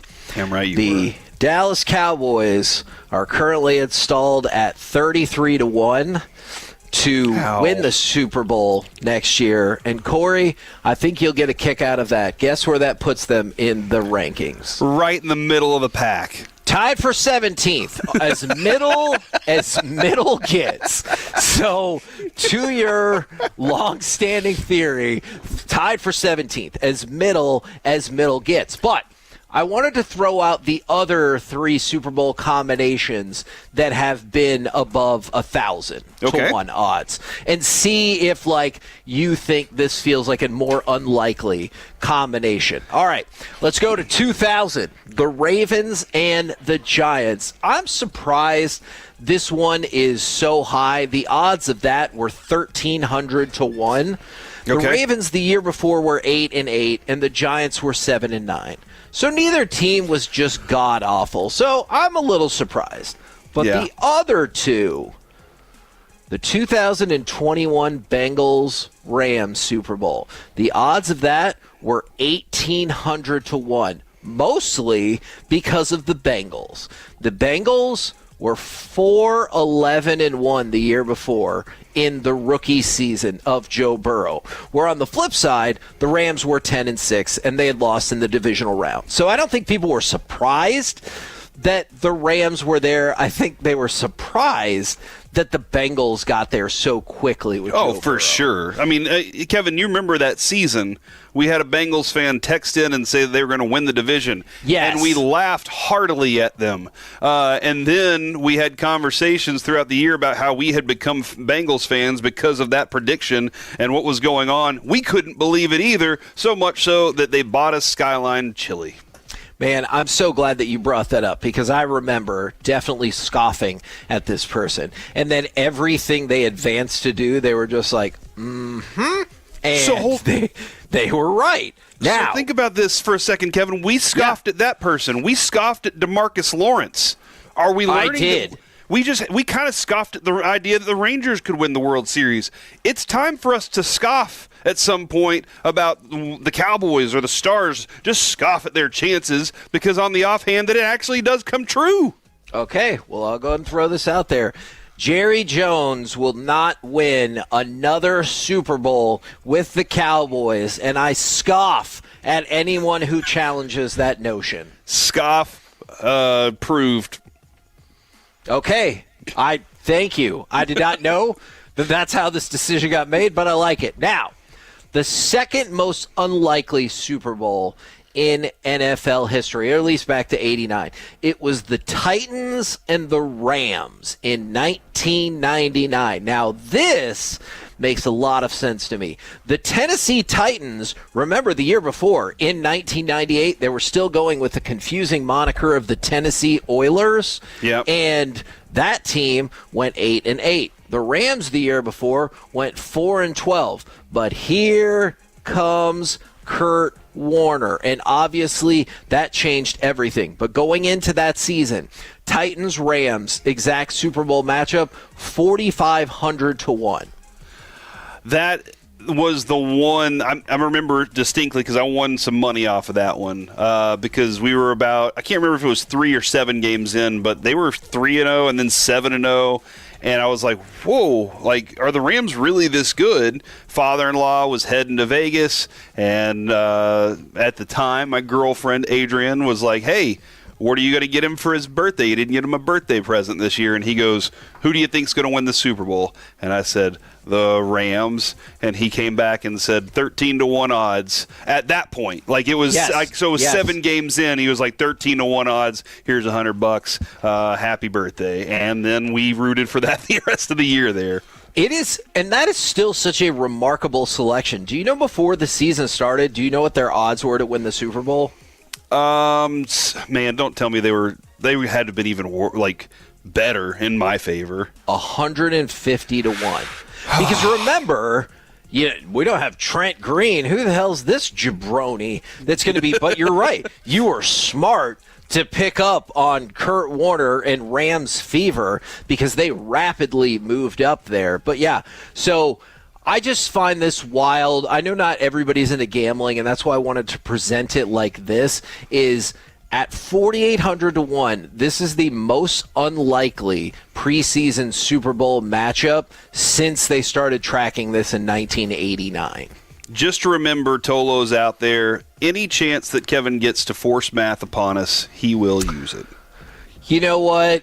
That's a fair point. Hopefully this math is more simplistic, but fun. I will throw it out there. Sam Darnold has made it to the Super Bowl. He's played with 5 teams in his NFL career. That's the second most ever for a quarterback making his first Super Bowl start. Can you think of any quarterback who would have played for more teams than Sam Darnold when he made his first Super Bowl start?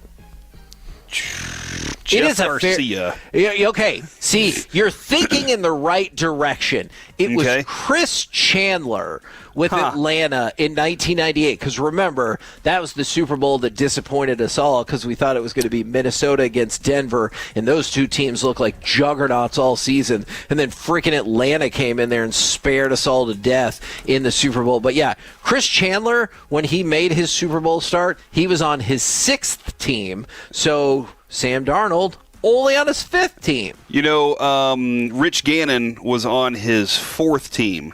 That was my next guess. He was with Minnesota, then Washington, Kansas City, then Oakland. Wow, that's kind of fascinating, man. You can do it. You can get to the Super Bowl with a quarterback that's been a nomad. Yeah. So if you're looking to pick up a retread quarterback, don't be afraid. We're the KNC Masterpiece right here on 105.3 The Fan. Coming up next, let's chit-chat with those fellas from the G-Bag Nation right here on 105.3 The Fan. Coming up Wednesday morning on Sean and RJ, we should all be back in studio. We'll chop it up.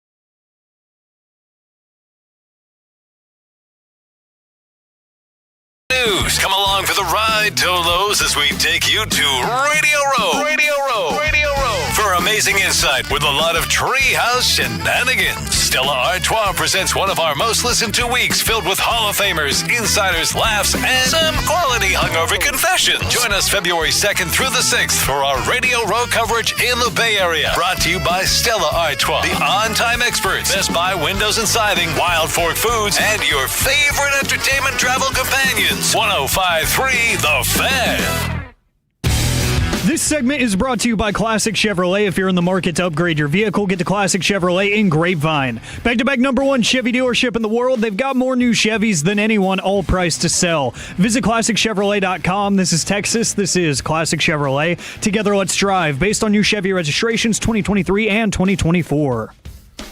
K&C Masterpiece right here on 105 through the Fan. Right now, courtesy of D&M Leasing, it is time for our chit-chat with the fellas from the G-Bag Nation. Gentlemen, how is you today? Amazing, Hagee. How are you? Dude, I'm doing great, and I believe all of you fine fellas are in the studio. How was the drive-in? I know it's above freezing. Are things getting easier?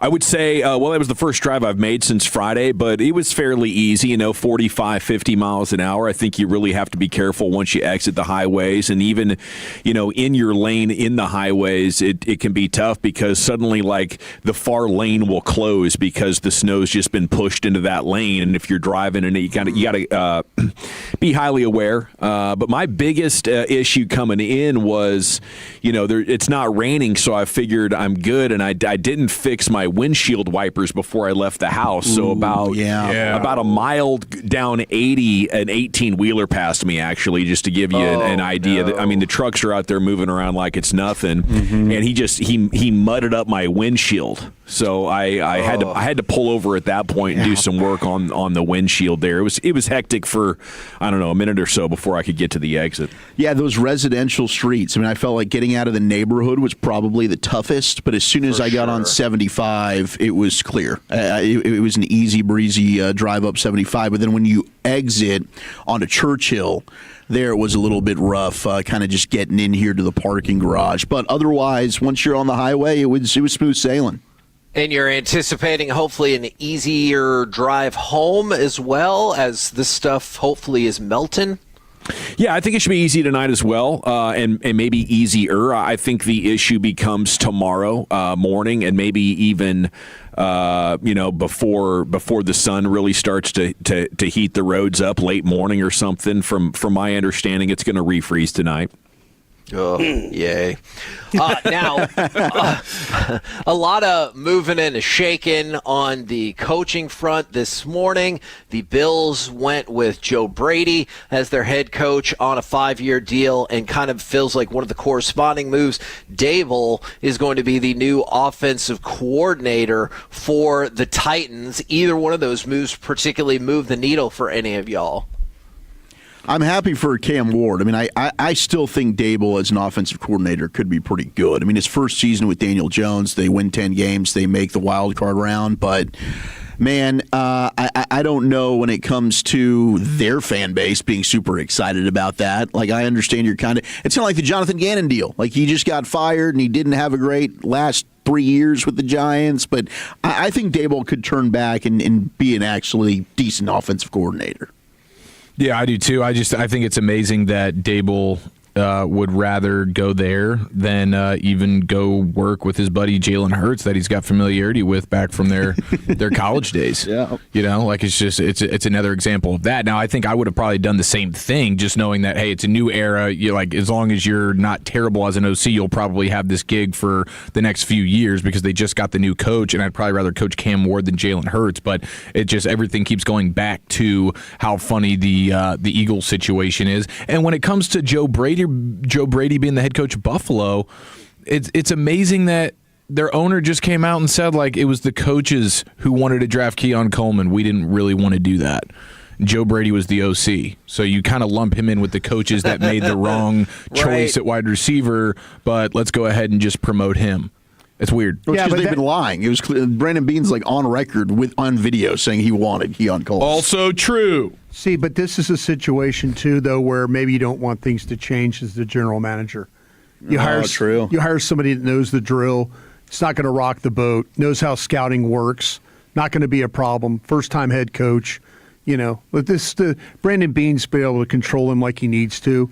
You bring somebody in different, they're going to question everything you do as a general manager, kind of make it miserable for you when your faults. Joe Brady's going to be appreciative that he got the job, and everything's going to be status quo. So the personnel department's cool with that. And I totally hear what you're saying. Are the Bills an organization that you feel, though, like this is a mistake to continue on the exact same path?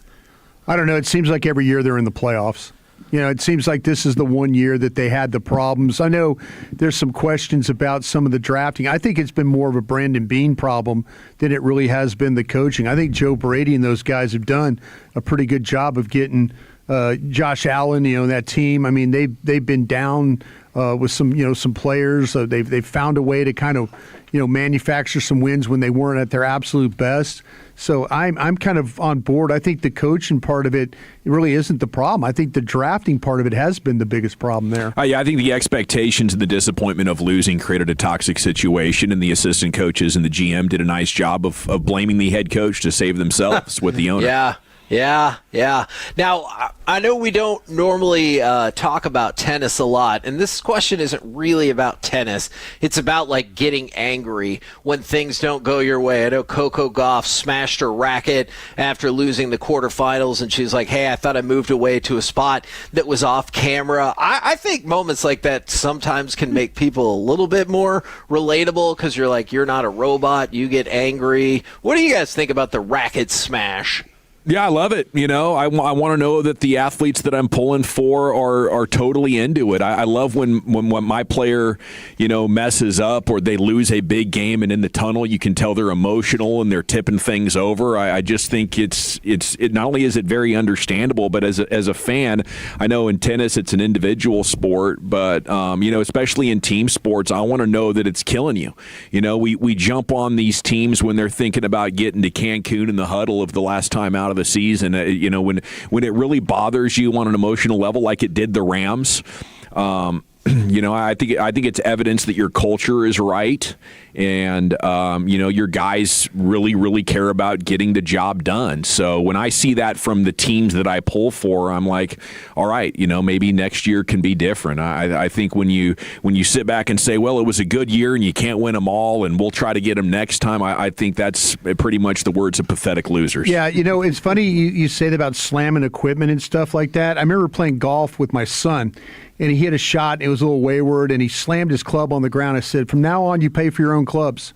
That's it. You're paying for your own clubs. I get it. Yeah. And from that point on, I've never seen him slam another club. Treat that with respect. Yeah, so maybe if these guys and gals had to pay for their own equipment, they wouldn't be breaking it as much. That's true. They're getting freebies left and right. I am fascinated when the rock band does destroy their equipment at the end of the concert. I think that is a fascinating thing to watch. Pete Townsend and those guys just destroy guitars and drum sets and stuff like that after they're finished playing. I would love to see if they just draw that up in the budget before the tour even starts. They're like, all right, so the Who is going to break this many instruments per show, so let's just go ahead and factor that in. Well, you got to think also, how much could you sell that trash guitar for? True. Or how much could you donate it to charity, like a piece of thing? So, yes, I like that. Now, you guys were joking about nobody wants to be the Eagles OC. Do you think they'll get that job filled before the Jets OC, because they can their coordinator today too? Hell no. They're going to go into the season without an offensive coordinator. Nick Sirianni's going to have to call the plays, and they're all going to get bleep canned at the end of the year. Maybe in the middle. Oh, I freaking love it. What I would losers, like to, dude. I wonder, you think they go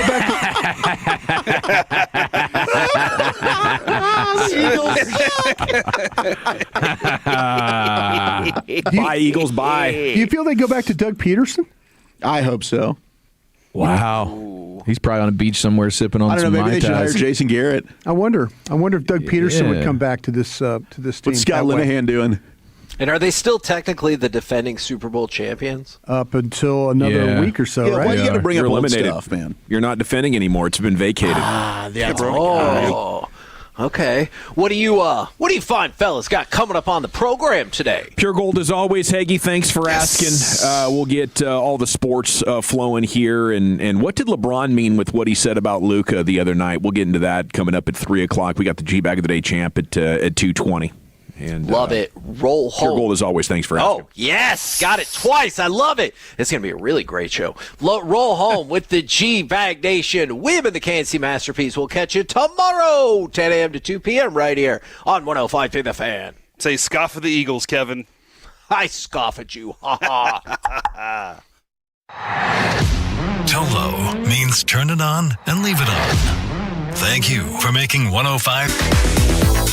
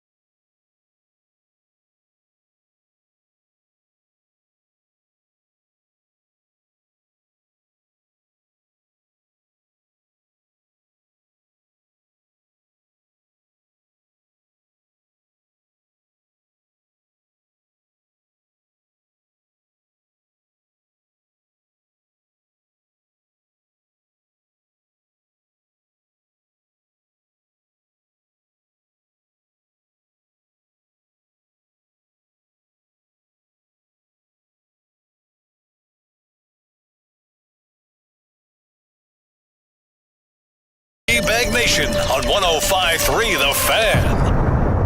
Here we go. It's hour number one of the G-Bag Nation on 105.3 The Fan. I hope you're having a fantastic day. Thanks for making us part of it as the thaw is underway out there. It's pretty warm. You know, I actually got outside in the backyard and did some work today, and I was getting so warm I had to take my hat off and my jacket off. I was running around in a hoodie and some regular pants. Jacket off for a while. Tuesday, huh? I think it was 37, 38 degrees on my drive in. So, things are getting safer, but I would not say they're safe yet, especially on the side streets. Yeah. You know, there's chaos lurking around every corner. And on these highways, if you're not paying attention, you can really end up finding yourself on some icy and snowy conditions pretty quickly. So stay frosty, as they would say in Call of Duty parlance, which I believe just means stay ready and vigilant. But you can make it. You can probably make it, unless you got to go down to like a big hill to get to the highway. Then you probably can't make it. So stay tight, and maybe we'll see you out in the world tomorrow. General at your service. If you see me, bear me. NA. I could use a few. Actually, sounds mighty nice, but.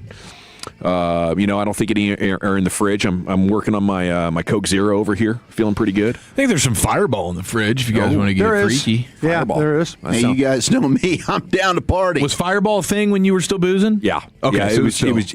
I probably got 2 good years of it. Nice. And Jeff was doing the Fireball and Miller Lights hard, so we had some great times. There's Broadus, the Cowboys scout, the Super Bowl champion. Yes, sir. You got Dylan Moore in for Lucius Alexander today. Send LA some love on social media. Let him know that he is missed. Of course, Eric Chiafalo and Zach Wolchuk. And along with you, we are the G-Bag Nation. Thanks for making us part of your day. And thanks for downloading that Odyssey app, the number one way to get us if you're out of earshot on the traditional radio tower here at 105 through the Fan FM.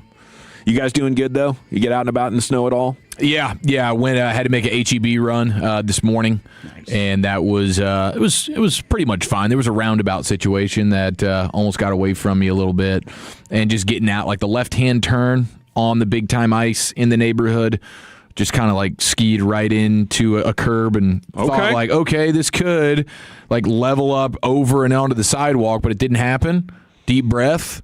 We power through. Yeah, well, that's good, man. I'm glad there was no damage to the vehicle. Yeah, thank God for that. It took about like an hour to get just start the car, defrosters on, and just hack away at that ice on the windshield. One of my first winters in the snow and ice driving, I was in the Datsun 510, and I thought I was gonna come around the corner and then whip it and donut, and maybe donut, probably just like Tokyo drift around this corner. And there was no drifting. There was just a slide right into the curve and a pop tire. So I got to change my first tire in the snow and ice, probably 1993, 1992. You know how that is, Brian. Back in the day. Yeah, what was it? You said the Datsun what? The Datsun 510. 510. Let me get a 510.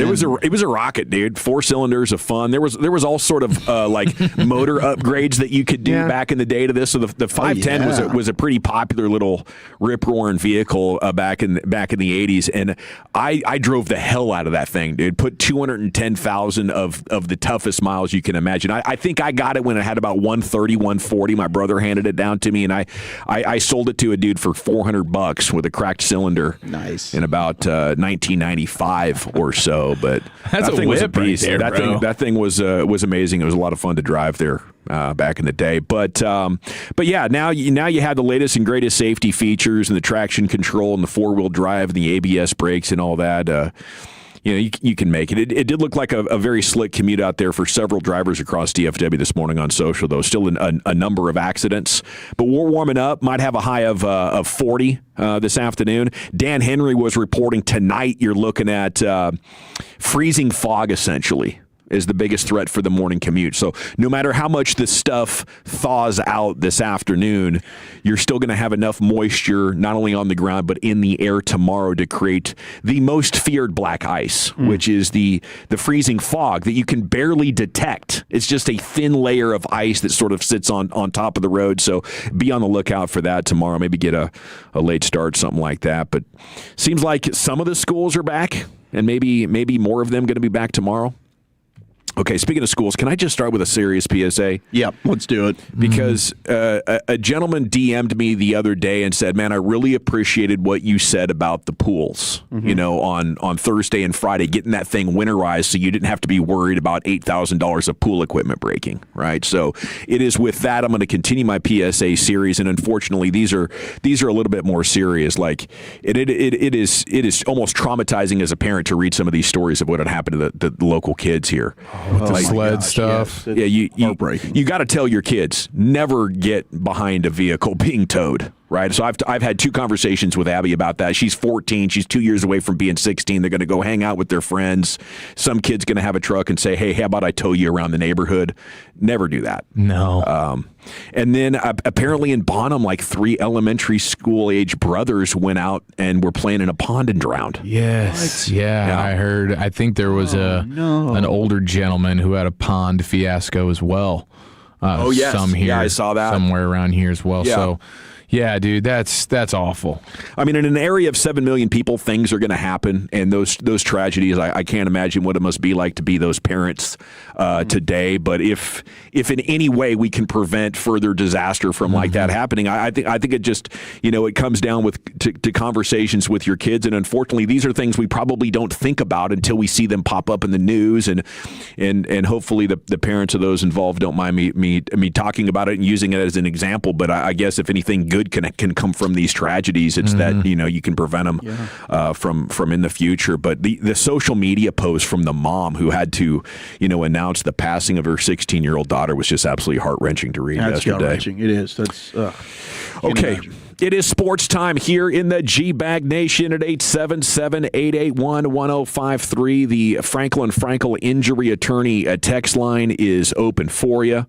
Gavin, did you like Motley Crue? That's from Tolo Alex. I was not a Motley Crue guy. I was coming of age in the hair band era, but I was more of a just Guns N' Roses pretty much. Like we kind of made fun of the hair band guys because they'd have like their jean jackets and their long hair and their GNR T-shirts. Did you love Slash? And they'd be smoking cigarettes at 12 years old. And there were a lot of those bands that those kind of folks gravitated to. But Guns N' Roses stuck out to me as being totally amazing. But I was in the Northwest, so like the grunge thing was evolving with Pearl Jam and Nirvana, and then the West Coast rap scene was huge. So like late 80s, early 90s was a magical time to be a fan of emerging music styles.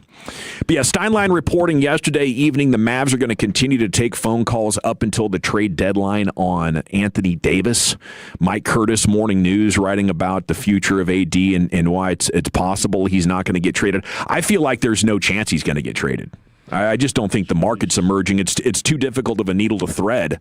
When a team's talking about giving up $50 million worth of players and young guys to make the Mavs want to do it for an injury-prone guy who's battling through a very significant hand injury, you don't know when he's going to be able to play. His recent track record suggests he's totally breaking down. Like for the teams trying to trade for AD, they're looking for a total easy thing, and then Rich Paul, AD's agent, wants the new team to be willing to do an extension with the client. Like those two things alone make this an impossible trade to happen. And then the Mavs have to be willing to not get good players back in return. So the trading team sees it as a lot to give up for an injured guy. The Mavs see it as, what's the point of just giving this dude away? We might as well keep our fingers crossed that he comes back healthy next year. That's the better value proposition than taking back horrible players that can't help you win now, and basically it's busts. Like they're offering their lottery bust from the last 2 or 3 years for Anthony Davis. So, and then how are you going to trade for this guy and then tell your fan base, yeah, we're going to give him a 3-year extension? Yeah, I don't know how you could do that. Your fan base is going to revolt. Mm-hmm. So I think the only way this becomes realistic is if Anthony Davis can return in March. and then maybe there's a pre-draft trade to be made in there? I mean, what are you guys' thoughts on it?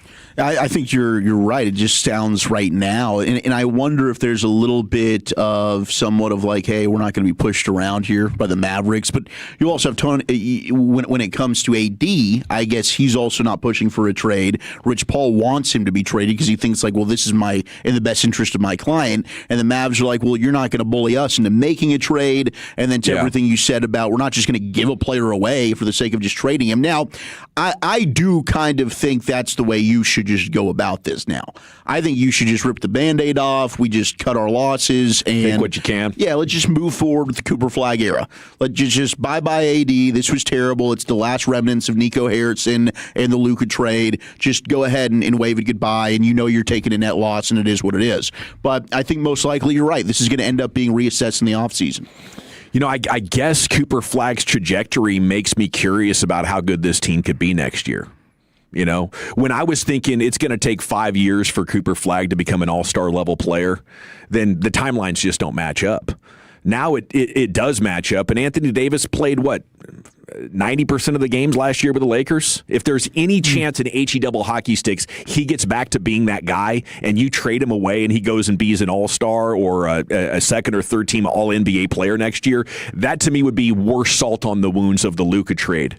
You traded Luka for nothing. He was never healthy for you, and then you move away from him and he goes helps a different team win a championship. That would be too painful. Yeah, I mean, he's been awesome when he plays. That's just the big question, is he's just been unavailable. He has just not been healthy. And it just goes back to how ridiculous it was that Nico got frustrated by Luka being hurt and the whole calf deal, and now you're going to go trade for a broken player in Anthony Davis. So if he does end up, hey, he gets by this, but it's like 5 games. It's like you get him for 5 and then he's out. Yeah. So I just, from a Maverick standpoint, I can't bank on health with this player. But when he's on the floor, he has been super productive. Yeah, at 877-881-1053, if you have thoughts about that, would love to see him. 469 bleep you, Nico. Nobody wants that dude. Yeah, you saw value in a guy that nobody else around the league does. It's like you hired Mike McCarthy 6 years after the Cowboys did, and you can't figure out why. Everybody thinks it's a ridiculous idea. But congrats to Cooper Flag. He has been named to the Rising Stars Challenge at All-Star Weekend. Number 1 pick in the draft, headlines the roster, and that's going to be, February 13th in Los Angeles, I believe. He's one of 10 rookies, all of whom were taken in the lottery in June's draft, asked to participate in the event. So pretty dang cool for Flag. I was holding out hope that somehow he could be like some sort of a regular all-star. And he was getting some votes. It would be fun. I mean, maybe he doesn't deserve it, but it would just be badass to have a 19-year-old rookie in the actual All-Star game. He's got to get that 3 ball to fall. Mm-hmm. You know, then he's going to be an unstoppable two-way threat. I mean, you're talking about a guy who just with his shooting and his defense would start to become one of the great two-way players in the game here probably this time next year. Dude, I can't wait. On July 21st, one of the Rangers giveaway nights. What do we got?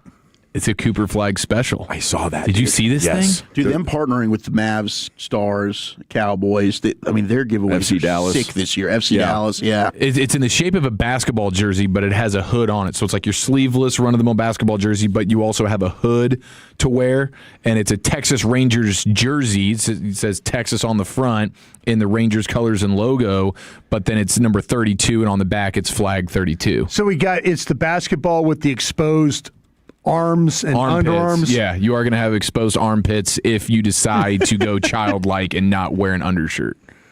This calls for an undershirt. You got to have a good tan and be manicuring your armpit hair, I feel like. At that point. And you got to be able to, man, like this is in July. Well, okay, how many people sweat? Like, I don't think there is a deodorant out there unless you just stay strapped on it. Yeah, like, are you walking around with deodorant in your pocket? There's no grown man who could wear that comfortably and feel like he's not being disrespectful to everyone around him. I guarantee you we'll be broadcasting out there and you'll point them out. You'll see them walking by, with like just bare flappy arms, like doughy arms, like guys like me, back hair and all that stuff like that. That would actually be a good broadest payoff. is he had to do a broadcast in that? You have to do a broadcast in that shirt. Awful. Oh, that'd be sick. That would think that'd be awesome. You know what? Out on remote somewhere. You're hugging Radio people. Row, baby. Radio Row would be I'm amazing. just telling you, it'll be ill-fitting. I mean, it really will be. It'll hug you. It won't be big enough. There'll be like rolls. You could like back rolls and stuff like that. The flag part, the name will be stretched. Beyond.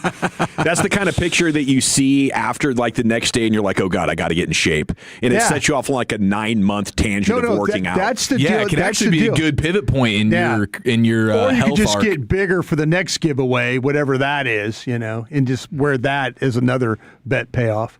Yeah, So that's they true. have You just get another- indignant on it and be like, this is how I look. Yeah. And I'm actually going to get bigger the next time one of these rolls I kind around. of feel like, though, that my motto. it's recipe for disaster giving away the basketball jersey like that.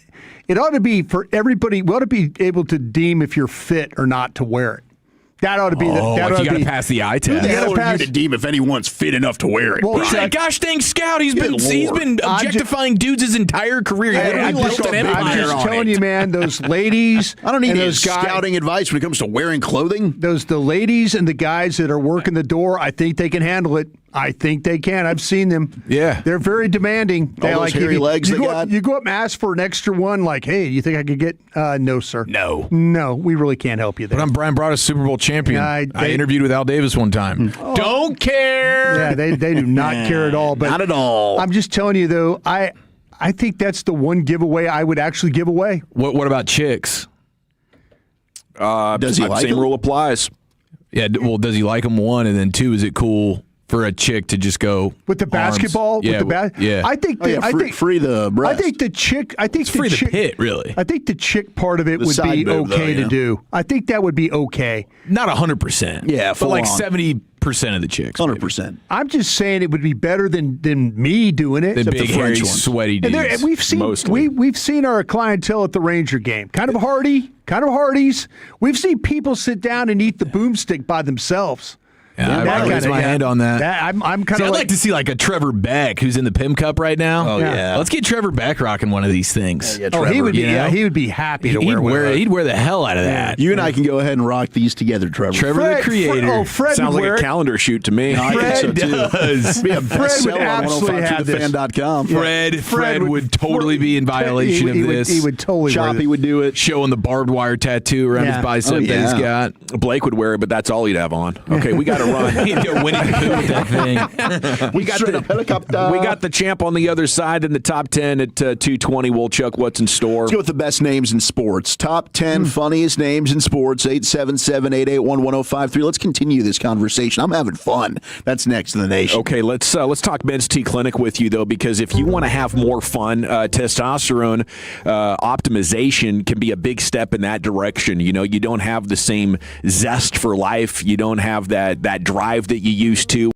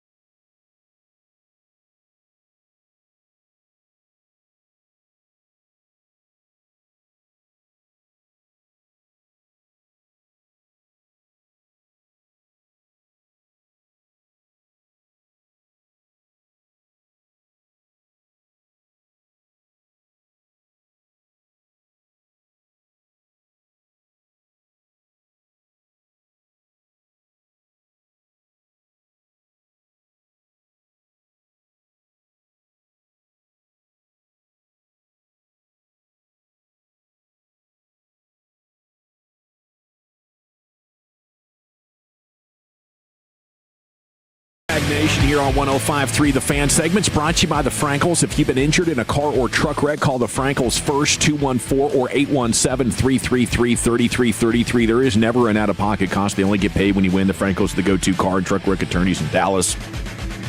Top 10 here in just a second. Let's go to the Pimp Cup. Dylan Moore filling in for Lucius has your G-Bag of the Day champion.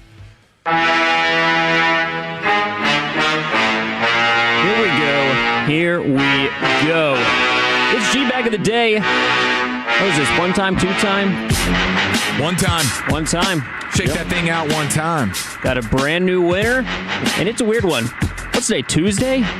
Yes. And all my days of the week are kind of thrown off now because I have siblings. They've been home for like 4 days in a row now. Just lazy losers, man. Yeah, I know, right? Anyway, the G-Bag of the Day for yesterday, it's about showering before a pedicure. I kind of hope you shower. Otherwise, it's going to be kind of stinky. So here we go. People don't shower too much during the winter time.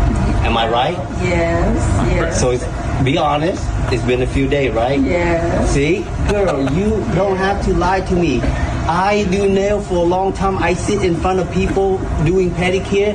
I can tell the difference between feet smell and Hello Kitty smell. Your Hello Kitty smell ew. You know, ew. So let me help you out, okay? Smell ew. Hello Kitty. Yeah, girl, I lost my concentration right now. Hold on. I'm so sorry. I got you, girl. Here. You can just feel the awkwardness. Clean myself up real quick. Smell it. That might help. Yeah. One's not enough. One not enough. Oh, dear. Well, I'm so sorry. It's okay. It's okay. You know, it's winter time. I don't blame you. I'm not gonna, it happened, but it's cold. I know, it's cold. And sometimes... I'm old. And I get tired. I know. Showers are hard. It stings a little bit, but I just don't like the smell because sometimes at home I eat enough fish. I don't want to eat fish at the nail salon. Oh, man. What a moment. Unbelievable. Was she recording that? I don't know. Who was recording that? There's no way she was recording Maybe he's like a pedicure influencer guy that always records and posts his work on social. And then this one was just the ultimate. But with how many backfire. feet they have, how bad does it actually have to smell? You would assume they have some bad feet smell throughout the day. It's got to be disgusting. Oh, for sure. Yeah, for him to comment on it. Yeah, that's a guy who's been in the trenches for a long time, understands the line of work he's in. Yeah. But to be at a distance as well. Like to be at a 3-4 foot distance, probably working on someone's foot, and it's still penetrating the nostrils in that way. I mean, you are kind of getting up in there a little bit. You know, you might only be a few feet away with the She knees might be bent. short-legged. But when the feet smell, you got a foot bath sitting right there. You can handle that for yourself in about 20 seconds. Yeah. Right. You know, this is a tough situation. I don't know if that was some sort of a surveillance camera or something like that. No, but he's that recording dude is it. hilarious. Yeah, it looks like he's got a thing that's propped up, and he records him, going to work and doing his stuff because he's got it kind of like set off to the side. The good thing is you cannot see the woman. Yeah, it's only just the. But you can smell it. The lower. They didn't shame her through the camera. You can smell. I would appreciate a heads up on who that is, though. Blast this picture over the internet. Public service announcement. I've seen this guy do this though. Like he has like women that don't pay. Like he's getting ready. So that's why he set it up. It's like. He can catch you if you're He's gonna one of these theft. guys that's like, no, listen, it's your birthday. I don't care. If you don't have the $150, we're not doing this day. Like he'll completely stop working on toes. Yeah. Or he'll say, well, hey, you don't have the money. No, we can't. Or hey, I'm not giving you a discount. No, I mean he's one of those guys. Like there's always some kind of conflict that this guy's filming. Yeah, and there's always something happening at the nail salon. Like Abby went through a phase at around 11 or 12 years old where it was her thing to go up and get like her nails done. And every 6 months or so, I'd take her up there. And there's always something entertaining happening. And the managers are hilarious with their sense of humor, and because they got to be good at conflict resolution, got to be good at communication. And they're worth the price of admission right there just to watch some of these dudes work and some of the interactions they have with individuals. But he puts on legit 3 masks. Yeah. Yeah. Wow, bro. Yeah. Okay. It's time now for Wolchuk's Top 10 at 220. Here he is, Zach with an H. Wooly boy. Well. All right, we're going to get into the top 10 funniest names in all of sports. 877-881-1053. You know what to do. Go ahead and text in your funniest name in sports history. But you know what they were smelling, 469. Yeah, everybody's saying it's not her feet. Yeah. We know. We know. It's her Hello Kitty. What do you think the Hello Kitty was? Trust me. We went through it yesterday. We picked up on it. Well, you guys aren't very smart. You can't tell he's not talking about the feet. I can't believe you guys are on the radio. Keep talking to hockey, you idiot. Thing is feral. Calm down. It's going to be all right. We've got this figured out. I think it might be a lady of a night situation. She sounded old, but did she? Who am I to? Hey, there's categories for everything and everyone. You saying we're a bank over there? Taking deposits? And maybe it's Brian's neighbor. Oh, the one who's making a lot of those noises. She does not like me one bit. Have you ever been like at the club? You know, at the gentleman's club, and you wonder about the stories of ladies getting a little bit extra money coming in, working in the parking lot, maybe going to the back room. He's looking at you, Wolchuk. And hey, Baby Dolls is my place. And every now and then, like one walks by you, and you're like, "Wow, that is a very strong smell." You ever had that encounter? I never had that encounter. No, they said it about Wolchuk, but well, I know he had the Baby Dolls deal, and that is an establishment of high repute. I'm definitely not saying anything about those ladies. No, but, I didn't have that experience there, but I'm sure sometimes that these gals go rogue. Yeah, they got bills to pay. Well, you do see even when you were pulling into Baby Dolls, walking up and down the street. Yeah, you see that action. Yeah, so it could have been a straggler. Yeah. Might have been. And I guess I didn't think about it growing up, but I think that is a side effect of like that being a high traffic area. Yeah. Oh, for sure. It is a high traffic area. That is for sure. All right, we got rush am I hour crazy all on the this time. text? I'm sure there's a pimp out there, somebody like that. Somebody I'm sure will text in and say, "Hey, what's up?" That's just what my suspicions. That's what my spidey senses were telling me. Your spidey senses are tingling. Absolutely. 940 said she's baking something down there. Smells like sourdough. She got a medical situation, you think? Could be an infection. I guarantee you that is that's more than just, I forgot to shower. Is that from experience? Oh, yeah. That's what Jeter said about Mariah Carey back in the day. I think Eminem did too, didn't he? Yeah. I think that was floating around. That's tough, dude. Where do you, I That's don't a know. tough thing to kind back of from that? bounce back from. That is a difficult situation. Certainly is. Dick Trickle being texted in. Yeah, you'd better off being that guy that offensive tackle for Minnesota that got Khalil. Yeah, you'd rather be him than a guy that for sure. if you're gonna have a problem where people are kind of laughing at you, that's the one that you want to have. Yeah. Yeah. Well, the dudes aren't laughing at him. No. Oh, well, that sounds like a great problem to have. For sure. Unless you actually have to deal with it. Yeah, you want to be that guy. You don't want to be the smeller person. I'm not going to say that 360. I don't really know what to do with that one. Dick Butkus being texted in from the 817. So these are all time? Yeah, these are just the funniest names in sports. Now, the top History? 10. Yeah, history. You've got Nikki Butt is on here as a soccer player, Dawson. Oh, Nikki Butt. Keyshawn Butte. Lee Bum Young is on here as honorable mention. Yep, Keyshawn Butte would be a good one. I always thought Grady Dick was pretty funny. Grady Dick is fantastic. I think I'd change it to grade A. Did we? If I was Grady. I mean, we just had Song Yadong lose to Sugar Show. Didn't Lucius play a deal like a G bag of the day was with Grady Dick for a call? Yeah. Grady Dick. Yeah, and Anthony Black, right? And it was something like the guy couldn't even go through with it. They do the side-by-side jersey swap. It's pretty legendary. Danny, it looks like Danny Shih Tzu. Okay. Is another soccer player. I think you're getting ball sacked. Johnny Hecker. That one's not that Johnny Hecker's a punter, right? Yeah. DeBrickashaw Ferguson's an honorable mention. That is a one of one. It's a fantastic pretty unbelievable name. DeBrickashaw. Andreas Wank. He's a skier as we get ready for the Olympics. Atari Bigby. Dick Wood. That's unbelievable. Ricky Van Wolfswinkel. You're making crap up. Yeah, this is a real sports name. Google it up. Van Wolfswinkel? Wolfswinkel. Winkle. Yep, Ricky Van Wolfswinkel. Wolfswinkel's one word. Wasn't there a skier? Okay. Peekaboo Street. You ever heard of Maybe. that? Peekaboo Street. I'm not seeing Peekaboo on this top 10, but they might have had some oversight on Peekaboo Street's Peekaboo. not on this list? No. That's a kind of a cool name. That is a great name. I see That's a good one. Downhill skier. I That's think a really good one. Alpine ski. Yeah, okay. Meta World I see her Peace. mugshot right Meta here. World Peace is great. Number 9 on here. Mo Cheeks from the 469. That's a good one. Mo Cheeks. Cocoa Crisp is a great name. I always thought Joe Johnson was cool. Oh, Joe Johnson. Yeah. The soccer names, I always like Sebastian Schweinsteiger. Schweinsteiger. Yeah. That was a good one on FIFA, too.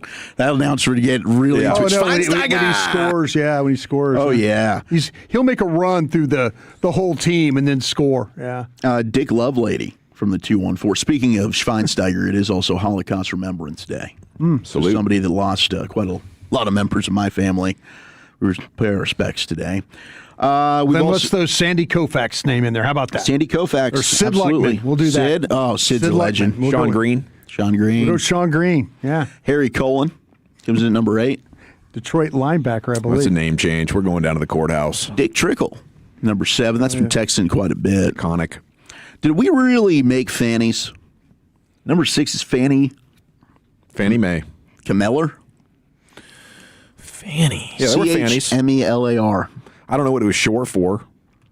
Ron Tugnut at number 5, the goaltender. He was a goaltender. Pretty sure that guy was a goaltender.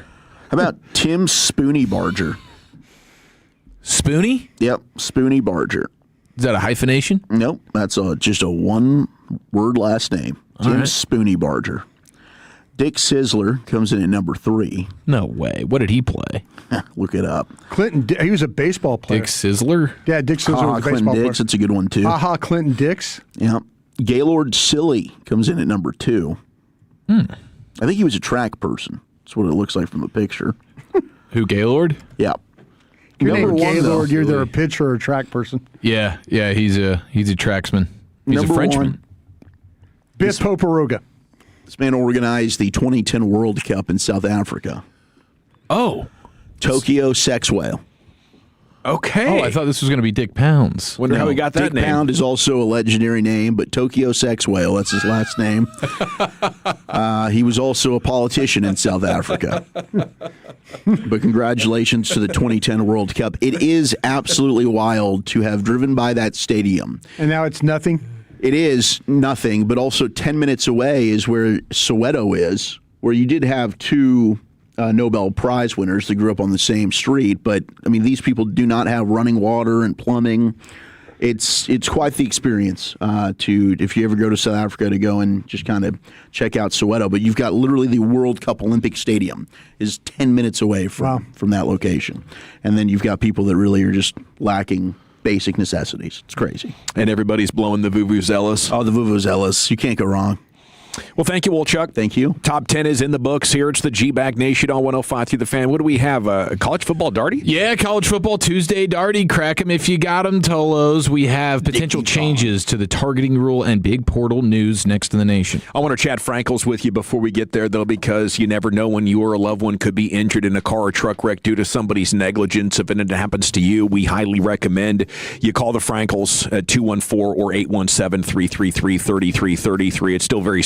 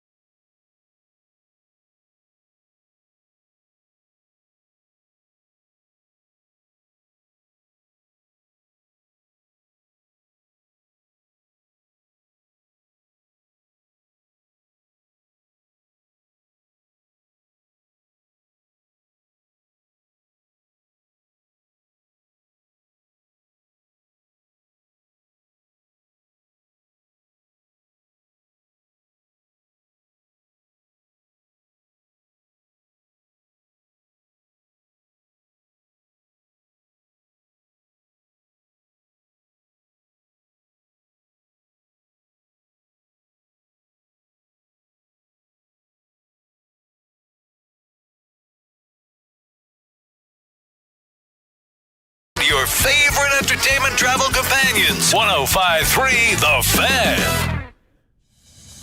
If you're in the market to upgrade your vehicle, get to Classic Chevrolet in Grapevine. Back-to-back #1 Chevy dealership in the world. They've got more new Chevys than anyone, all priced to sell. Silverados, Tahoes, Blazers, Malibus, Equinox, and more. Visit ClassicChevrolet.com. This is Texas. This is Classic Chevrolet. Together, let's drive, relax, and enjoy the difference based on new Chevy registrations 2023 and 2024. All righty, thank you very much. Dylan Moore in for Lucius Alexander today. Coming up at 3 o'clock. What did LeBron mean when he said that about Luka the other day? But right now it's time for Eric Giafalo's college football darty. Here's the Chief. Yeah, plenty to get to. Portal stuff, good news for Broadus' squad, targeting rules. Right after this. Well, looky here. Mr. Cold Turkey put a mini booze bottle in his headset. I've never filmed any of you guys when you're using the bathroom, so I don't know what faces you make when you're doing that. Special teams, fucking joke.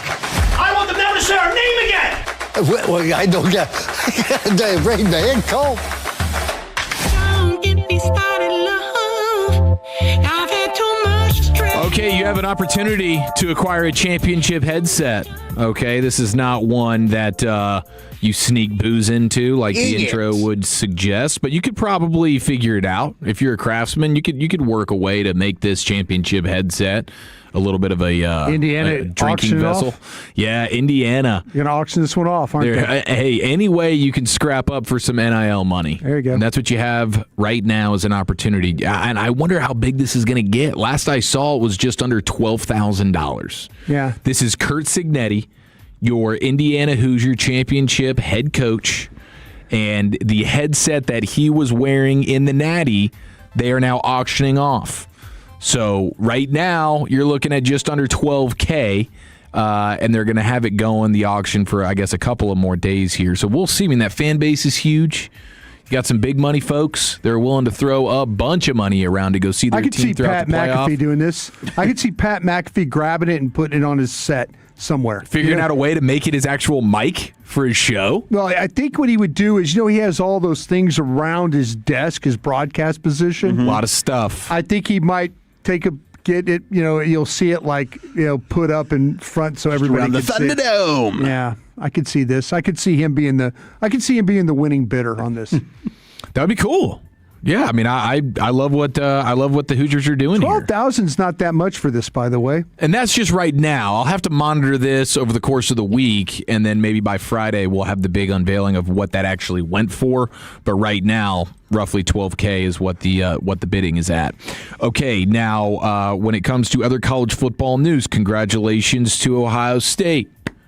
Arthur Smith from the Steelers is going to be the offensive coordinator. At Ohio State? Yep. Yeah. He sure is. Because they lost Brian Hartline, remember? Oh, jeez. And then Ryan Day was the one that had to call the plays I guess it was really just their one playoff game versus Miami, which they ended up losing.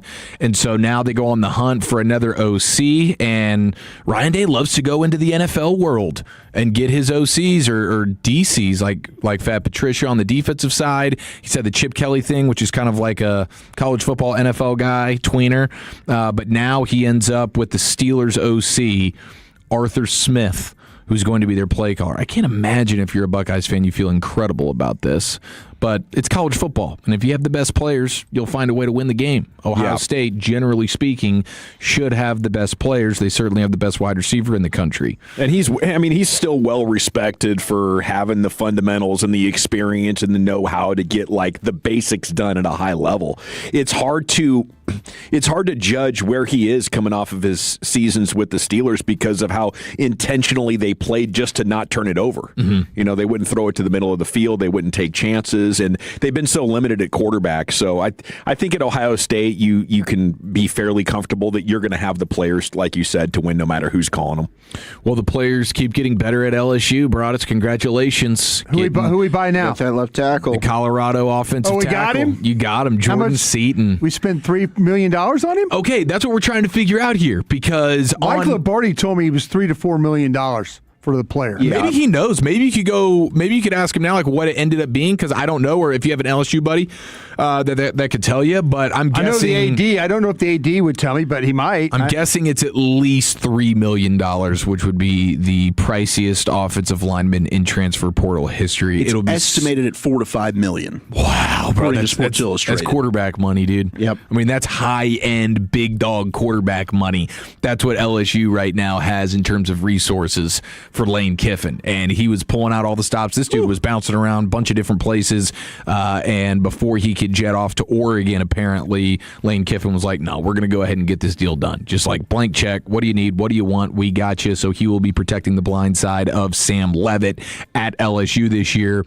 And then really big news in the college football world today is the Duke quarterback Darian Mensah, who jumped in the portal at the 11th hour just last week, and he is now, I mean, there was a lawsuit situation. He was going to have to wait that out, but now him and Duke have come to some level of an agreement here, and he is going to be allowed in the portal, and assuming, looks like he's just going to be committing to Miami. And I think he's bringing, this is like a total dunking for Miami on Duke right now, because Duke's head coach is Manny Diaz, who's like a Miami Hurricane lifer in a lot of ways, and he was a former head coach at Miami. Now he's Duke's head coach, and Miami has just gone in and taken his quarterback, who a lot of people think has like first round type talent for next year in the draft. We might be talking about him as one of those quarterbacks in what should be a pretty loaded quarterback class, but Miami's going to be able to get him and Duke's number one wide receiver, Cooper Barkate, who had over 1,000 yards receiving last year. He's leaving and going with Mensah. All signs pointing to Miami. So that is a huge win for the Hurricanes, and it's interesting to see just the landscape of these contracts and how Duke decided, no, we don't even want to take this to court. I guess they felt like they were going to lose. So now technically it's Mensah, but it'll be Miami that is repaying Duke the $4 million that he had signed the contract for. He was due $4 million at Duke this year. So they just sold him for the money. The price of the contract. So Miami's going to pay $4 million to make good with Duke, and then probably another 4, 5, 6. Who knows how much they're actually giving to the player in Mensah. Yeah, Mike said it was $4 million for the tackle. For the tackle, Mm-hmm. $4 million for the LSU tackle. We're going to see him at Radio Row, or he's not doing that anymore. Who, Mike? Yeah, I don't know. I need to ask him. Probably not interested. He's busy. He's struggling with things. Miami's losing so much. Are they going to put it back together? Do you think they can make another run at it? Like Mintz is a decent comp for Carson Beck, right? High completion percentage, pocket quarterback. Yeah, he's much more athletic, much better arm in terms of pushing the ball down the field. I do think, outside of the experience factor, which this dude has plenty of it, but not the same level as Carson Beck. But I think, by all accounts, you're talking about a much higher ceiling of a player. So I think in a lot of ways the offense just expanded because he's more of a dual threat guy. And like I said, we'll push the ball down the field. They still have Malachi Toney, the freshman wide receiver, who was a monster. So their offensive line will look a little bit different here. And then, of course, you lose the 2 edge rushers, but they got the edge rusher from Missouri that everybody wanted. So, yeah, I think Miami will still be up there pretty high, and especially in the ACC, a real good chance to go ahead and win that thing. And it would actually be the first time that they did it, as weird as it sounds. So Miami cleans up in a big way. And then the other thing here is the college football targeting rule that everybody hates. The worst rule in sports. You get flagged 15 yards when you have an illegal hit, defensive player, helmet to helmet, whatever it is. And not only do you get the 15-yard penalty, but then that player is ejected from that game, and he's suspended for the first half of the next game. Like, it is extremely terrible rule. Punitive. And so now it looks like the college football powers that be are going to be discussing whether or not they should reduce the punitive nature of the targeting rule, that maybe wouldn't have a guy ejected from the game immediately and suspended for the first half of the next game. They might make it more like an NBA thing where there is sort of levels to it, like the flagrant levels, where it's like, hey, okay, flagrant 1, yes, you have the 15-yard penalty, but we're not going to eject you. If we think it's egregious, then maybe, okay, that would result in an ejection, or if you get multiple in a game or something like that. Yeah, just make it 15 yards, and then if it happens again, then we can do an ejection. Yeah. I think even just like going to different like flagrant 1, flagrant 2s, whatever that we're it's doing so subjective. We're doing too much. I tend to agree with you. How about this one? If the training staff has to come onto the field to get the guy, then that you're out of the game. Well, you got to measure the intent. Like some of these guys are coming in and they're kind of like trying to defend themselves, and the next thing you know, they got to leave their feet and the shoulder goes to the helmet and it looks nasty. But the guy wasn't really headhunting. You know, no, it's very difficult to judge. If you only get ejected if you knock the guy out. But sometimes guys get knocked out without you being a real Richard about it. Well, I just don't think we need an ejection here. I think you penalize it 15 yards like you do for a personal foul in the NFL. If it happens again, then okay, we can look at ejections. But I just, to me, I think it's the worst rule we have in sports, especially the carryover, that they're then suspended the first half of the following game. That is crazy to me. Because some of these are like questionable. Was it targeted or was it not?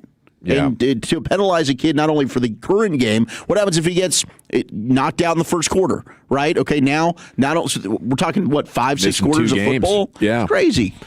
Thank you, Chief. Yes, sir. College football Darty is in the books as the news cycle is churning. LeBron James on what's been different for Luka in Los Angeles. We got top 50 free agents in their NFL fits. How many are coming to the Cowboys? We'll get that for you as we move into hour number 2 of the nation coming up next year on The Fan. Take us with you wherever you go. Now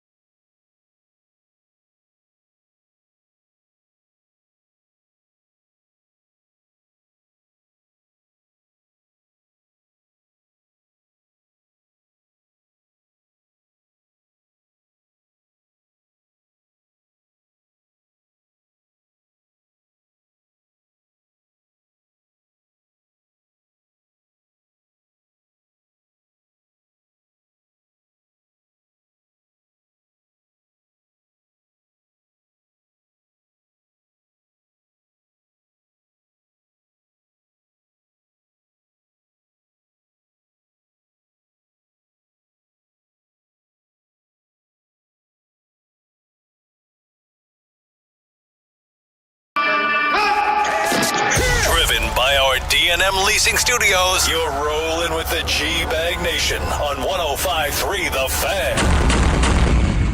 Shoot, yeah, here we go. It's Hour 2, G-Bag Nation on 105.3 The Fan. The Franklin Frankel Injury Attorney text line is open for you right now at 877-881-1053 here. Coming up in about 5 minutes or so, I'm going to take a look at the top 50 free agents and landing spots for them. We'll see what the projections say about the Cowboys and how many of the top 50 free agents they might be bringing on over to the roster here to help them make a push in 2026, right? You figure Christian Parker wants some dudes, and free agency is the first stop for improving your roster. Big quote from LeBron about Luka Doncic. What's different for him in Los Angeles? You saying hello to Eliza? Yeah, on the webcam. But both kiddos, they were able to make it over to my parents' house. Very nice. So they finally got out of the house and they were watching on the big screen. I was trying last night to get Remy in Studio G there in my home studio to say hi because Chief had his. I believe that's your oldest daughter. That was my youngest. That was your youngest. Yeah, wow. that was my 3-year-old, and she was having the time of her life. Yeah, it was fun. Getting to hang out up in there. She had a blast.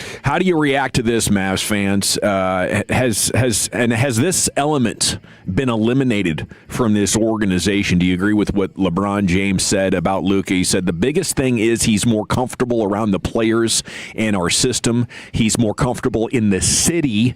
We're all rallying around him. My first thought was, man, if he is more comfortable, I wonder how Luka's looking at this a year later. Is this a big dub for him? As we come up on our trip out to the Super Bowl, it was that very night last year where everything fell apart for the Mavs and came together for the Lakers. I wonder if Luka would answer it the same, or if that's LeBron just making words and making answers after a game. But if true, and I hope it's not. I hope Los Angeles isn't going to be Luka's America home. But if it is the case, then I guess we could give up on the dream of him coming back to the Mavs. I just still think that there is a lot of love here in Dallas, and I think you saw it when he came home. I think that maybe the time away, it starts to change a little bit, but then he's reminded anytime he comes back to play the Mavericks, like, you know what? This is my place. He gets to hang out with the cars. I mean, it was awesome that our old buddy KG got to be part of those that were invited to be in the suite that he ended up paying to go to the game and took care of them and did a meet and greet before, those that really supported him on social media during the whole trade. But I don't know. To me, I still think that there's always going to be that connection for Luka and Dallas. And if the opportunity presents itself later on in his career, I think there will be very much so a LeBron James-like trajectory to where he comes back. And I don't know if it's finished his career as a Maverick, but it at least plays for the Mavericks again before it's all said and done. Yeah, they got to stop winning, and maybe that starts next year when LeBron retires. Like, LeBron is having another really good regular season, and he's contributing to that. He's not taking away from it. But when he says he's more comfortable in the city where we are all rallying around him, I guess the truth is that the Mavs really screwed this up and couldn't get him happy. Did they take for granted that it was going to be different? Like, American sports teams know you have to cater to your sports star, especially in the NBA. Did they think, well, this is different because he's European and he keeps saying he wants to be around here? Or was it just, it wasn't just Nico, it was Jason Kidd as well. Who had, I think, some pretty fundamental issues with his lack of work ethic, and maybe they convinced themselves. But it's amazing how toxic it got, and it was Mark Cuban and Rick Carlisle and Nico and Jason Kidd, and then for that to apparently have changed, could the Mavs have pulled that off? Was that young, immature Luka needing, the rude awakening of being traded out of a city he loved? Like, Kyrie Irving really didn't get things figured out as far as his relationship with the organization and being that, wise dude that we know and love him now to be until he got to the Mavs. Yeah, I have my doubts that I really don't think it would have happened this quickly. Now, over time, if Luka spends his entire career here and now all of a sudden you're 29, 30 years old and you haven't won the way you wanted to win from a championship standpoint or something, then I do think, I wouldn't totally close the book that he couldn't have matured to some level while he was here, but it wouldn't have been expedited in the same way. We could have been talking about it for 3-4 more seasons, really, until finally something within him's like, okay, wow, Father Time, I'm starting to see it. I'm approaching 30. I don't have my title. What's going on here? Then perhaps it could have happened a little bit more naturally, but him being traded the way he did and having now he's got the person that he can look at that is doubting him, and that's the face of Nico, and we see it in real time all the time when he's in a road environment and you got fans that are chirping at him. He's a watch this kind of guy. He's fueled by that. And I don't think he would have been able to muster up that type of fuel until he started to see, like, okay, my career now, I'm in the middle of it, and I'm almost past my prime. It's time to lock in. Yeah, at 877-881-1053, the 469 says, keep that off the airwaves, please, that quote. I think this is perhaps a dose of reality, and I also asked, have you eliminated this from the organization? Was this just specific to Luka? I don't know. Jason Kidd was known as a mind bleeper. The story of how he attempted to manipulate and craft Giannis into the best version of himself early on in his Milwaukee Bucks career, I think, plays here. Like, is this a Jason Kidd thing that, he's going to try to make you your best version of yourself and employ some tactics that superstars might not appreciate? Could Kidd have been the one to do that? Is that kind of what you're saying? Like, was Kidd a reason that Luka left? I think so. I think instead of appreciating what you got, because how much has really changed for Luka? Like, he lost some weight. He's still a horrible defender. Right. He's still putting up 38-point triple-doubles and, playing very little defense. Like, I think this really comes down to the organization not being willing to just take what he gives you and be happy with it. Yeah, I do think, like, the further removed we get from it, I do think Jason Kidd had more of a hand in the deal of him being traded than I wanted to believe early on, and I think you can see some of that when they are playing against each other. Like, you're not seeing like let me go get a big hug from Jason Kidd before or after the game. You're not seeing that. Yeah. And so I think that speaks pretty loudly there that he has a little bit of a bleep you Jason Kidd mentality. And I still think when you go back to the Dumont factor and the ownership, like, as we all try and cross our fingers and hope that at some point down the line here we could get a Luka reunion, the Jason Kidd factor is huge. If he's still the coach here, I think that might be a non-starter for him. And then just the fact that Dumont. Yeah. I mean, Dumont would have to pull out some crazy stops here and maybe ushering Dirk back into the organization with a little bit of a role, like it's been reported might be in the works here. Maybe there could be a Dirk pull that could perhaps get him back in here and override some of the disdain he has for Kidd and or Dumont. But I think those are very, very real. I really like what you did with Dumont there, though.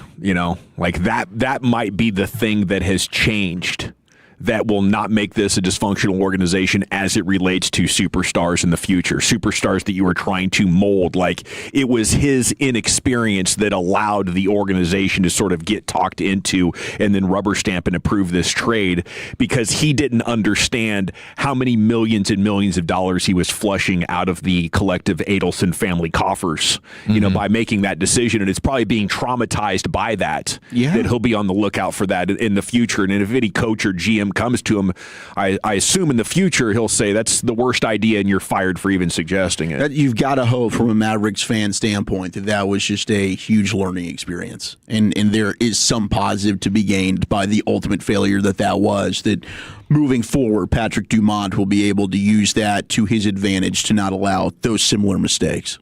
At 877-881-1053, Luka rejuvenates when he comes to Dallas. LeBron just knows Luka loves Dallas, so he's trying to convince him LA is better. I like that. 469, the hate ladder goes Nico at the top, Dumont, then Kidd. I think they let Kidd go if that's the deal breaker. Yeah, absolutely. If Luka said, man, I'll come back if you get rid of Jason Kidd, I think he would be relieved of his duties at the earliest opportunity. Hopefully, the organization can see that clearly now. All righty, landing spots with the top 50 free agents here. What are we coming up here about? about 5 weeks away from NFL free agency. We're going to be at spring training. Next week, we're going to be in Northern California there for the Super Bowl 60. Looking forward to coverage of Radio Row. And then we'll be home for a couple of weeks. We'll be right back out on the road there in Surprise at the stadium, getting it done, talking spring training with you. And during that very special time, NFL free agency is just kicking off, and the news just keeps on coming. We're watching baseball games.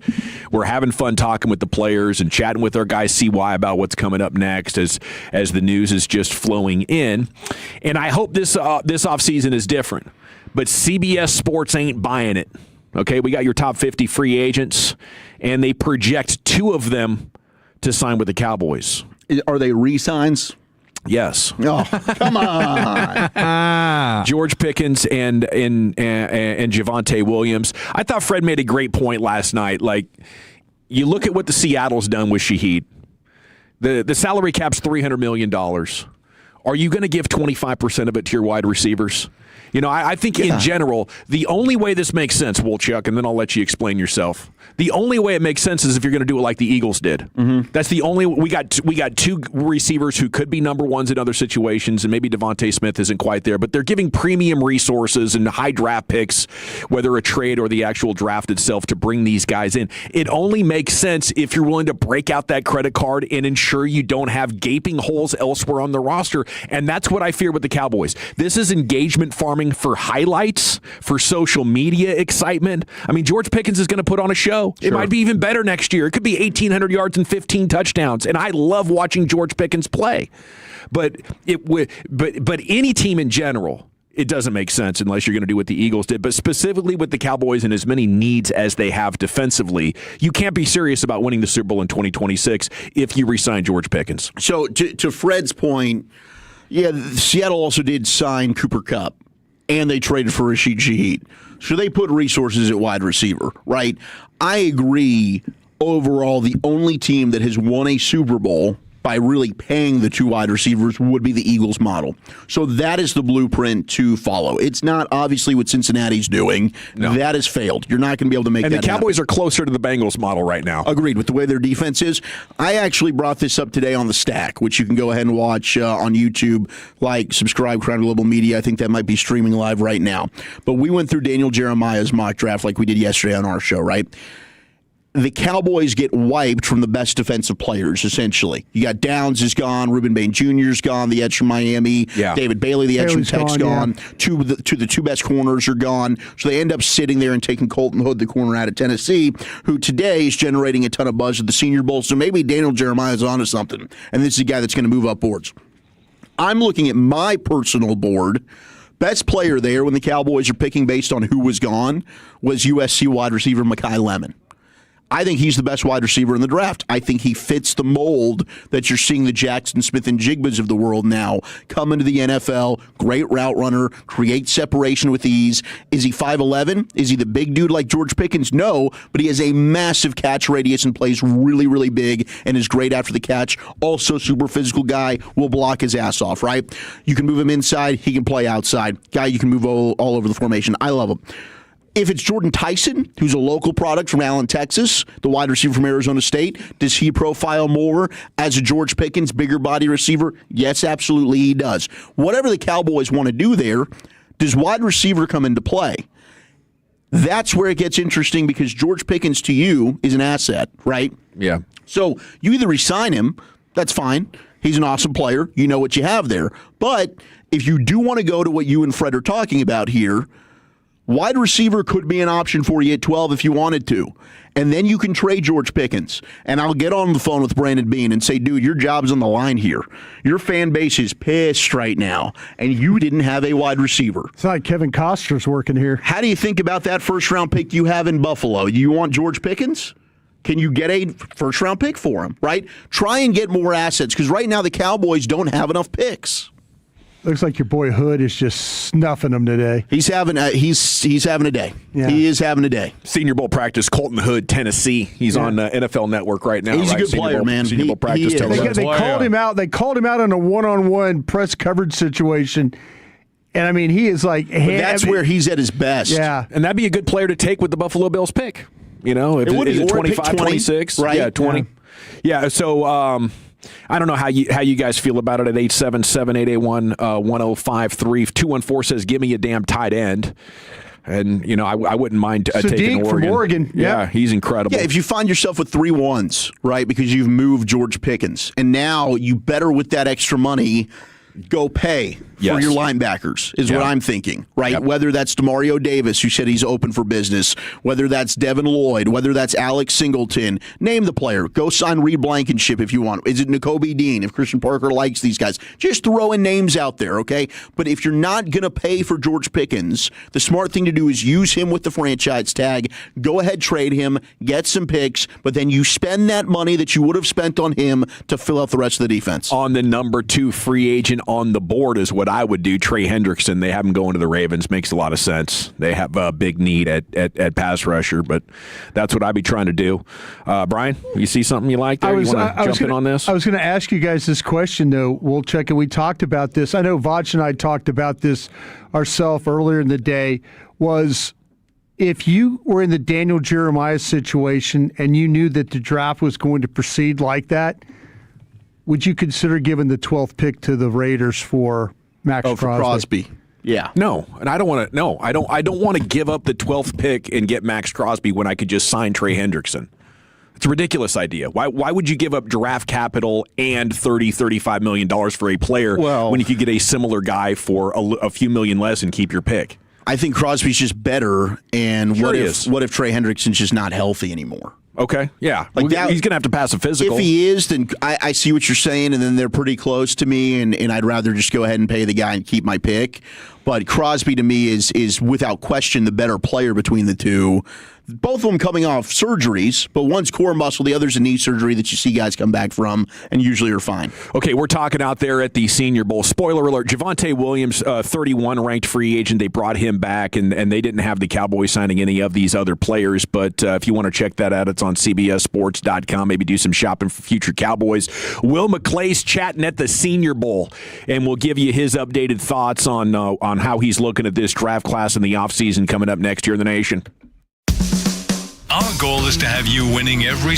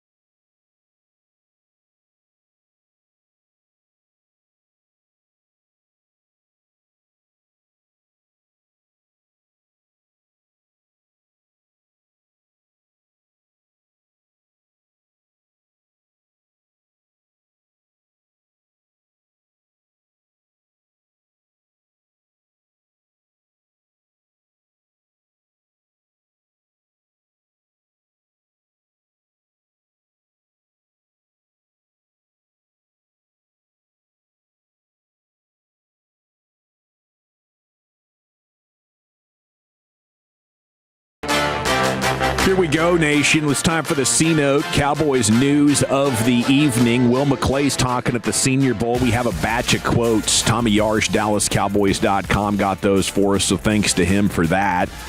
Segment's brought to you by the Frankels. If you've been injured in a car or truck wreck, call the Frankels first, 214 or 817-333-3333. There is never an out-of-pocket cost. They only get paid when you win. The Frankels are the go-to car and truck wreck attorneys in Dallas. Do you just not like the George Pickens topic, Brian? I was wondering about that at the break. What do you mean? Do you not have any thoughts on it, or do you not like talking about it? I was watching the Senior Bowl practice, Dawson. I'm sorry. No, you're good. You're good. I was just wondering, like, if you think it's a non-topic, or no. if you think it's legitimate, or no. I you know what? It's, to me, I'm always about having all the best players I can, and I'm just trying. I would sign him. I would try and sign him. I would try and tag him. I think that, to me, that he could be a really big part of what you do. We've already seen what he can do. When things happen with CD, he could play at a very high level. We saw at the end of the year, teams were trying to take him away from the Cowboys with the way. So you kind of saw where defensive coordinators are at. Yeah. But I would do everything in my power to try and get him on the team. But I also know that if I didn't want to do something with him, that there are a couple of guys in this draft that play very similar to how he plays, his play style. So that's kind of where I'm at on that. It's fascinating to me because it's the intersection of two things the Cowboys don't do. They don't pay two wide receivers, but they also don't let stars go who are selling jerseys and creating TV ratings. Like, Pickens might be the number one reason you tune in for Cowboys games. Could you really see Jerry? I just think that when you watch him play, that they kind of figured out what to do with him the first half of the season, and at the end they needed to be a little bit better doing stuff with him, and that's where I worry about. I want him to be back here, but I also, are you going to do some things to try and help him along the way? Because the first, say, 12 weeks of the season, he was outstanding. The last 5 weeks of the season, people took him away, and if you're not gonna do anything to help him, then it's probably money that's not well spent. We got Diego Pavia up there. He measured. He's every bit of 5'9" for sure. Yeah, he was under 5'10", so that's one of the big stories of the Senior Bowl so far. I'd like to see the Cowboys draft him in the third round. Maybe we can talk about that a little bit later. In the third round? Or the third day. Okay. Do you think his dating apps reflect his height? Or do you think he lies his balls off? He's rocking 6 foot like the Vandy side said. He's a good-looking kid, isn't he? Like, if he was 6'3", he'd be. He's a winner. I mean, that dude has won everywhere he's been. He's got that junkyard attitude. He loves football. He's got the little man syndrome. Yeah, he's definitely not a guy that I would not mind him being on my team. Yeah, I've had enough of Joe Milton. I think we've seen that experiment run its course. And you need quality. I think Pavia might come in there and win games and be exciting like Doug Flutie back in the day. Like, you thought I was short, couldn't play. Yeah. Well, watch this. Okay, you got Will McClay said he's already begun to lay the groundwork between his staff and Christian Parker's vision. We go to DallasCowboys.com. Tommy Yarsh, who's working the Senior Bowl, and batched the quotes for you there on their website. We've had general conversations to begin with, but you know he wants good players and he wants smart players. We'll get down to the nitty-gritty once they get the rest of the staff together, but we talked about our roster. He has a vision for the guys that we have, so it's off to a good start right now. I think he's saying the right word there, the S word, right? You're going to need smart players if you're going to be operating with so many moving parts post-snap. Is that mandatory for you? I love Will. And I've been a defender of Will, and there are definitely people that follow probably me and Brian and get annoyed by that. They're like, you guys need to go after Will McClay. There's definitely those among the fan base that don't get why we still praise him. I think the only reason that you've been a competitive football team is because of Will McClay personally and the work he's done with the scouts. But these are buzzwords he always says. So I'm not really looking too much into that. Well, here's Christian Parker, and Bobby went into the depths of the internet that only Bobby can do and uncovered a podcast where Christian Parker was basically just chopping it up with his buddies. I think he was doing his buddy a favor and joining his podcast from a couple of years ago, and listen to him talk about the importance of players having high IQ and quick processing. The thing is, the part of my job, though, is to train to get my players' eyes and their movements to match, what we want to get done. And so, like, you're right. Like, there's a bunch of different matchups within each play. There's the O-line versus the D-line, and there's, like, each individual versus each other based off the different play. You got the secondary versus the quarterback. You got the running back versus the linebackers that we're supposed to protect. You got the receiver versus the corner. He has to read the safety if he has to push, crack, or do something in the run game, or if there's an option route that he has to do based off the leverage and underneath coverage we have. So, like, you have to have such a fast processor as a player, and that's what separates the really good ones from the average guys, is because there's some guys who, like, you might come out on the field and see somebody throwing or working out, and you're like, oh, yeah, like, he's straight. Like, I thought he was going to be more athletic than that. But you don't understand the mental strain and how fast his eyes and his brain works to be able to put himself in position to make plays. Because that's half the battle right there. There's plenty of guys. I've coached guys in college that were more athletic than some guys I got in my NFL room right now, but they didn't have the brain. They didn't have the eye discipline. They didn't have the mental toughness to, give up a third down conversion and still have to line up again and strap up. And so, it's just such a high level of difficulty on different levels. And each position has different things that they have to be good at and look for. But you're right. Like, it's so layered in terms of what happens on each play based off our coverage, what we're looking at as a defense, how the offense is trying to dissect us. And to be a good coach and a good player, you got to understand what's going on the other side of the ball. So whatever you're seeing makes sense to you, and you can gain an advantage from that. Yeah, and that's where hard work and, maybe book smarts even come into play a little bit. I think a lot of it is your football IQ and just your awareness, your brain's ability to track multiple things and to recognize where the space is going to evolve as a result of how the geometry is shifting during the play. So, I mean, there's a lot of things that go into making these guys the best of the best, the upper 1% of all football players in the entire world. And, I hope they can find that. Watching the team play and then listening to how Zimmer had them struggling to pick up the scheme in 2024 and then again in 2025. For me, and I don't want to say anything about these guys' overall IQ or their character as people, but it's Trayvon Diggs, Donovan Wilson, and whoever was at middle linebacker just didn't have that combination of traits to make them viable really on one half of the entire field.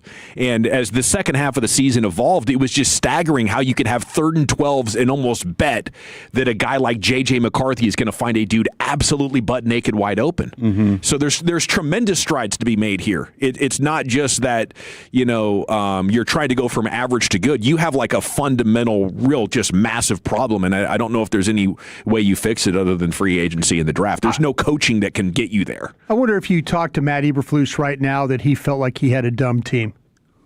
I would think so. If you ask Matt Eberflus. Or a stubborn team. Yeah. Or, I mean, there were things that Matt Eberflus didn't do very well. He'd probably admit that. But I wonder overall if he said, man, this just wasn't a very smart defensive team. And there was probably some things that he couldn't do. There are some things maybe he wanted to do, maybe some adjustments he wanted to make. But, he goes, man, if I couldn't get the guys to carry it from the practice field to the game field. Yeah.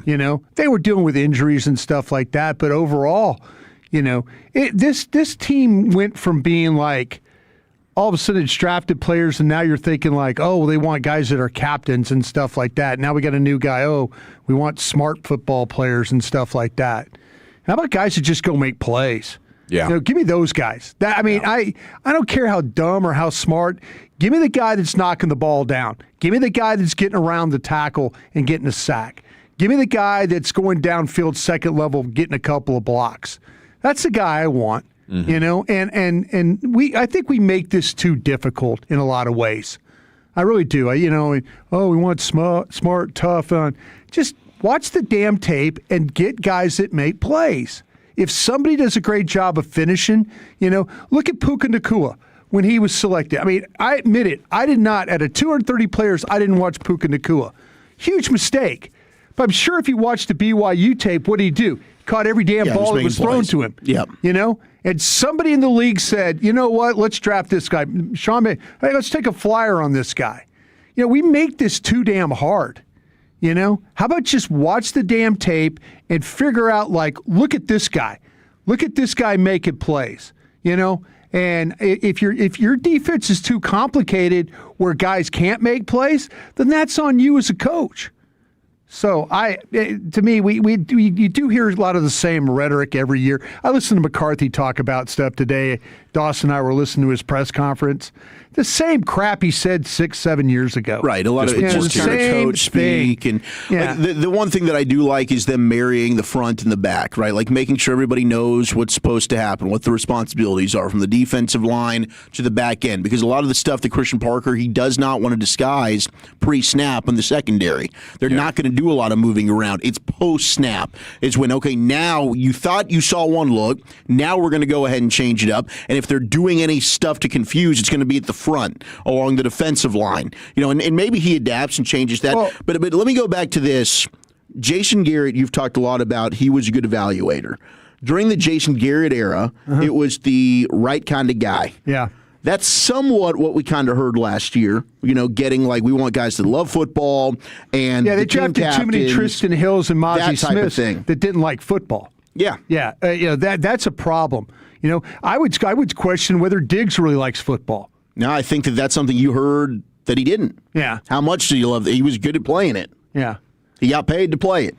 Yeah. But I don't know how much he loved it. This is where last year at this time when the coaching cycle went around, we were so excited about, with White Cotton and, he bails on us. We're excited about Clayton Adams. We're talking pin and pull. We couldn't say enough pin and pull in our shows. How much pin and pull were we really running? To me, it's about adapting to the guy you got, the players you got. You could talk about the smart guys and all that, but how about have guys go in there and kind of figure out, like, listen, our team is going to be good doing this. Yeah. Because we were kind of thinking, Arizona Cardinals are some similar running the football. Some of their big runs were coming through that B gap with your tight end. But we made such a big deal about when they're going to come in here and do this and do that. Yeah. In actuality, he needs to get in here and really figure out what he has on his team. You need good players that can win blocks and shed blocks more than anything. The players matter. Yes. The players matter. And defensively, I don't know if it's just raw IQ or if it's a willingness to try to learn it hard and not be resentful of the coaching staff. Like, I think that was a problem last year. Okay, here is Will McClay on Christian Parker's thoughts on Savone Revel. Says he's talked about some of the young guys. He did talk about Revel and the ability of what he sees, some of the things that he can help with young players and making them better. The guys in the secondary, Blandon, our safeties, and so he's got a vision for those guys. I mean, if you could guarantee me that Parker's going to make one player better next year, it's got to be Revel. His past track record of developing young corners told McClay and the Cowboys a lot about what kind of coach he's been. Says when you develop Surtain and Mitchell and DeJean, and they've all been under his tutelage, it gives us good hope in knowing that he's a hell of a football coach, and he'll improve that part as well as the whole defense. And the process it took to ultimately settle on Parker as the top candidate was a long one that required a lot of work, but McClay is proud of how it all played out. The search that Shoddy's done and all of us having a piece in it, much like we do during the process with players. We're going to go through the car wash and everybody's going to meet him and talk to him and get to know him. We're going to sit around and talk about what we think. Just that whole process has been incredible to be able to go dig and find out maybe stuff that you didn't know. The way that we went about it and finding that guy as well as putting together the staff. It's an exhaustive process that I'm proud to be a part of because we've got some good guys. And yeah, I think so far, off-season number 2 is off and running just as encouraging as off-season number 1 was for Shoddy. It's the process of how you make decisions, and a lot of your decisions aren't going to be right. You're going to end up with players and coaches that you got to move on from. But are you giving yourself the highest probability of getting it right? And I have more confidence in this group of Cowboys coaches and how it's interacting with the front office than anyone I've covered before. We got Krusty's Corner coming up next. Brian, where are you taking us? Yeah, I've got some more football conversations with my guys. We'll get into that next. Coming up Wednesday morning on Sean and Art.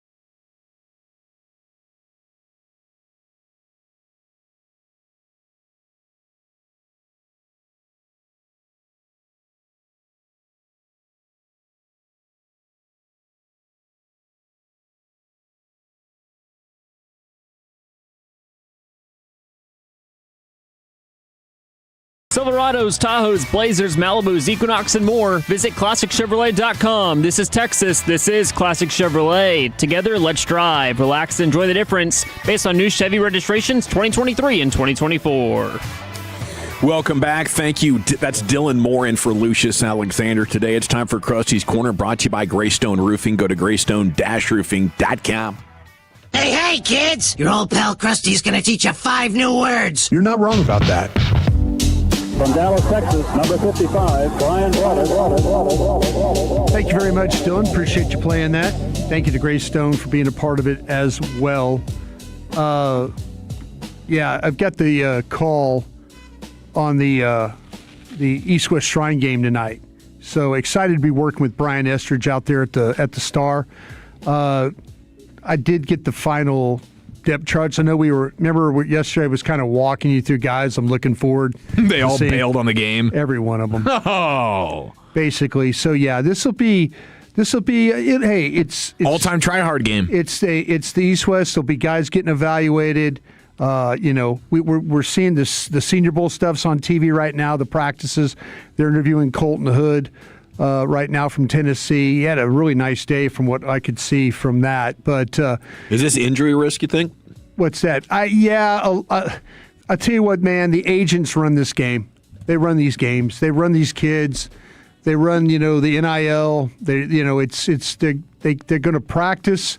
They're going to do the interviews, and then when it's time to maybe go out there and compete, they're going to step aside and let somebody else compete. So I think it's really unfortunate. There was a time where you could watch these all-star games and really, really get something out of them. Drew Fabianich, my old friend's running.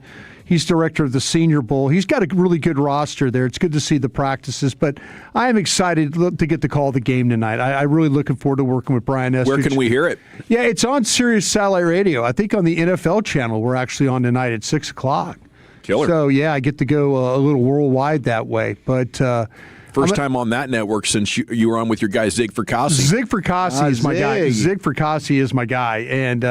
And then he and Todd Haley worked together. I think Todd hated me, and now he kind of likes me. When I was working in personnel, oh yeah, I think Todd was kind of a hater guy, and now he kind of like, hey man, you're not a bad guy. Kind of, I'm like, well, you never gave me a chance. You just hated me from the jump. But he's leaning into content now. I enjoyed listening to Todd talk football. Todd's good at doing this, and I'm excited about that. So. Anyway, all right, I do have some questions, and I want to see if you guys, and this is kind of pertaining to the coaches and stuff like that. I know we got into that a little bit, but I wanted to get an idea of kind of what you thought about some certain things. And Chief, I'll start with you. Mm-hmm. Was there too much hype on Aaron Whitecotton when he got here? Too much hype? Yeah, evidently. For sure, it's a 1-year sample, and it was not what you wanted it to be. You expected to get more out of basically every single one of your defensive linemen.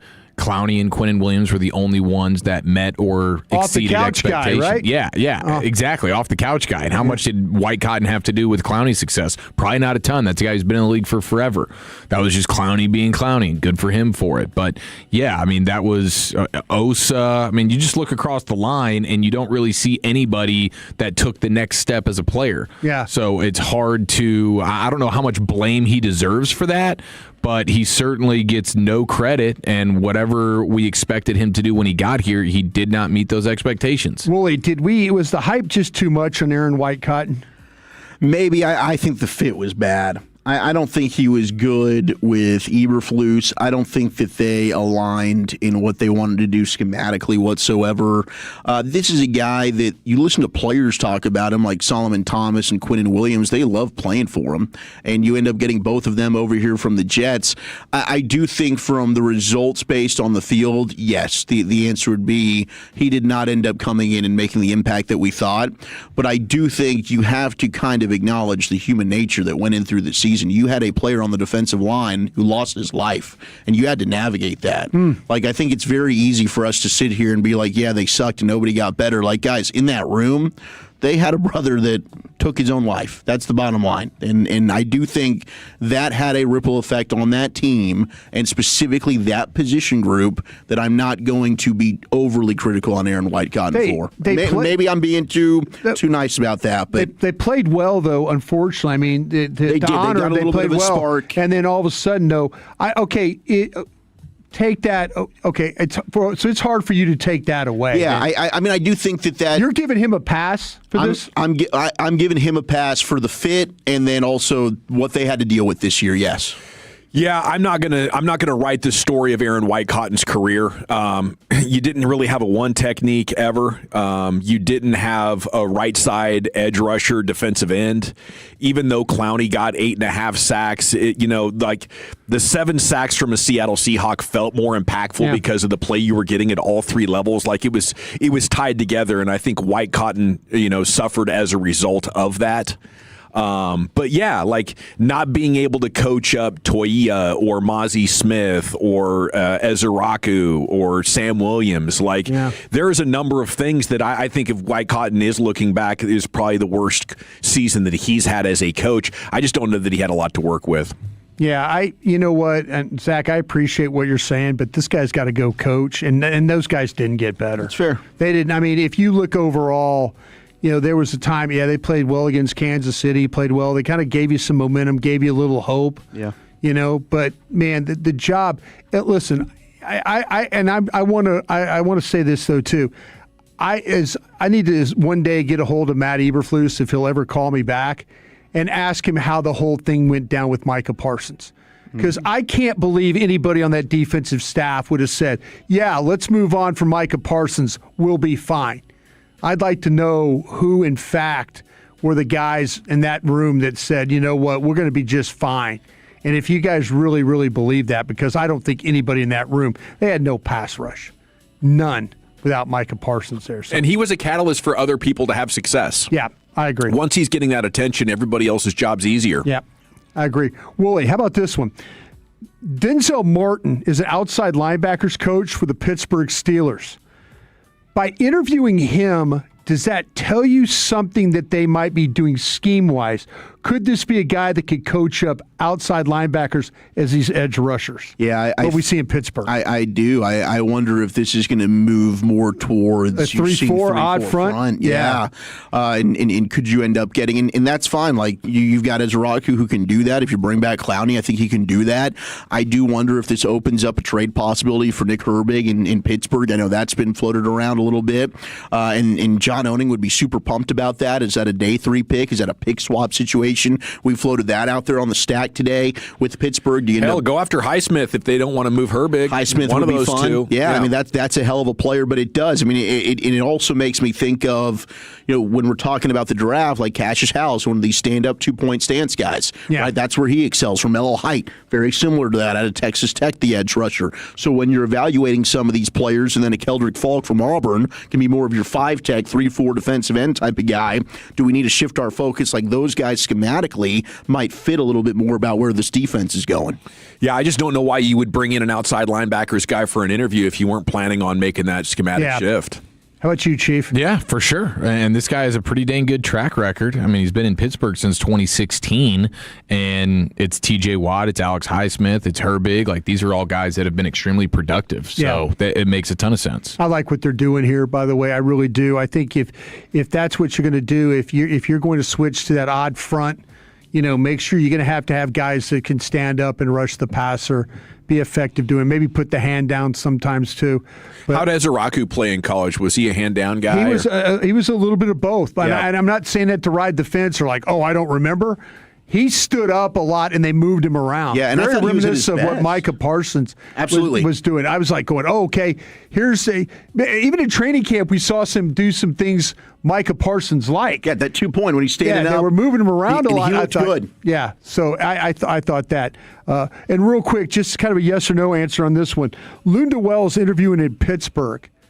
Any concern about Lunda Wells off the Cowboys staff interviewing in Pittsburgh, maybe being the OC for Mike McCarthy. Losing him a big deal if you were to lose him. I mean, Ferguson always spoke very highly of him when he joined us every week. So I'm sure the players would be a little bit bummed to lose out on him, but I don't see anything that would be like, oh my gosh, I can't believe we're losing this coach. Yeah. I don't see tight ends developing at like just a ridiculous rate here.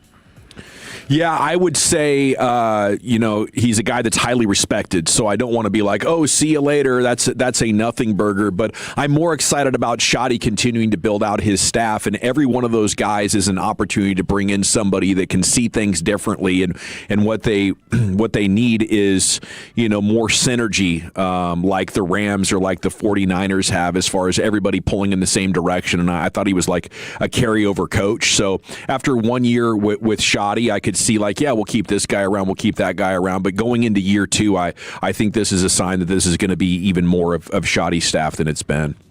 Willie, any quick thoughts? Yeah, he's loved in that locker room. So, and I think Brevin Spanford took a big step this year.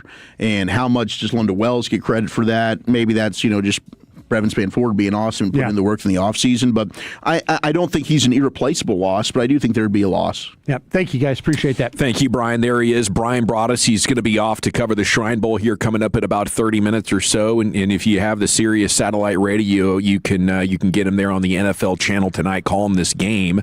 Coming up next, Wolchuk, it's time for a football fix. Cleveland crash outs to this quarterback suffering an injury and lessons learned from the Super Bowl teams. That's next. But we got to talk Trajan Wealth. You want a lesson in building for your financial future? Trajan Wealth, the one-stop shop for you. That's TRAJAN. You can start the new year off right with a game-changing financial plan. Call Trajan Wealth today to figure out how to make that New Year's resolution stick this time around. Number to call, 469-579-3500. That's 469-579-3500. You can also check them out online, TrajanWealth.com. That's TRAJAN Wealth.com. I love the Frisco location. My guy Steve Shelby over there, he is the man. But they've also got a variety of other spots.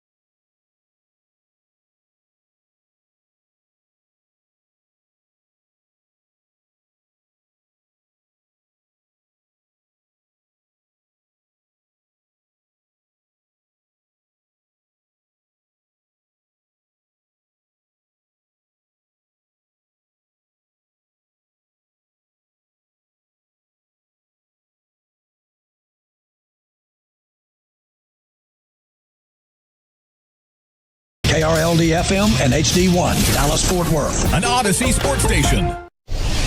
Driven by our D&M Leasing Studios. You're rolling with the G-Bag Nation on 105.3 The Fan. Welcome to the nation. Yeah, buddy, it's hour 3 of the nation. Time for Zach Wolchuk's daily football fix. Here he is, Zachary. Let's rock it right after this. You think football is still fun? Yes. Sir. Wrong side. Left side. Wrong side. Left side. I use these for acid indigestion. So what are we going to use these for? Intimidation. You know I got to get my fix, man. It is official. The Tennessee Titans of Tennessee. They've received a commitment from Brian Daboll. This is official. He is going to be their offensive coordinator. He's in Nashville right now, about to sign, courtesy of our buddy Jordan Schultz. Now, initially, he was like, yeah, I'm going to do this, but if I get a head coaching offer, I'm going to take that. I guess the head coaching offer is not going to come for him, so he's going to go be the OC for Cam Ward, whom apparently he has a strong affinity for. Congratulations to Dabes. Well done. Well done. So it's now, bounce back. You've got Aaron Whitecotton at DC. You got Dabes as OC. And you got, who's your head coach there? Robert Saleh. Bob Saleh. Mm-hmm. So here's what you're looking at.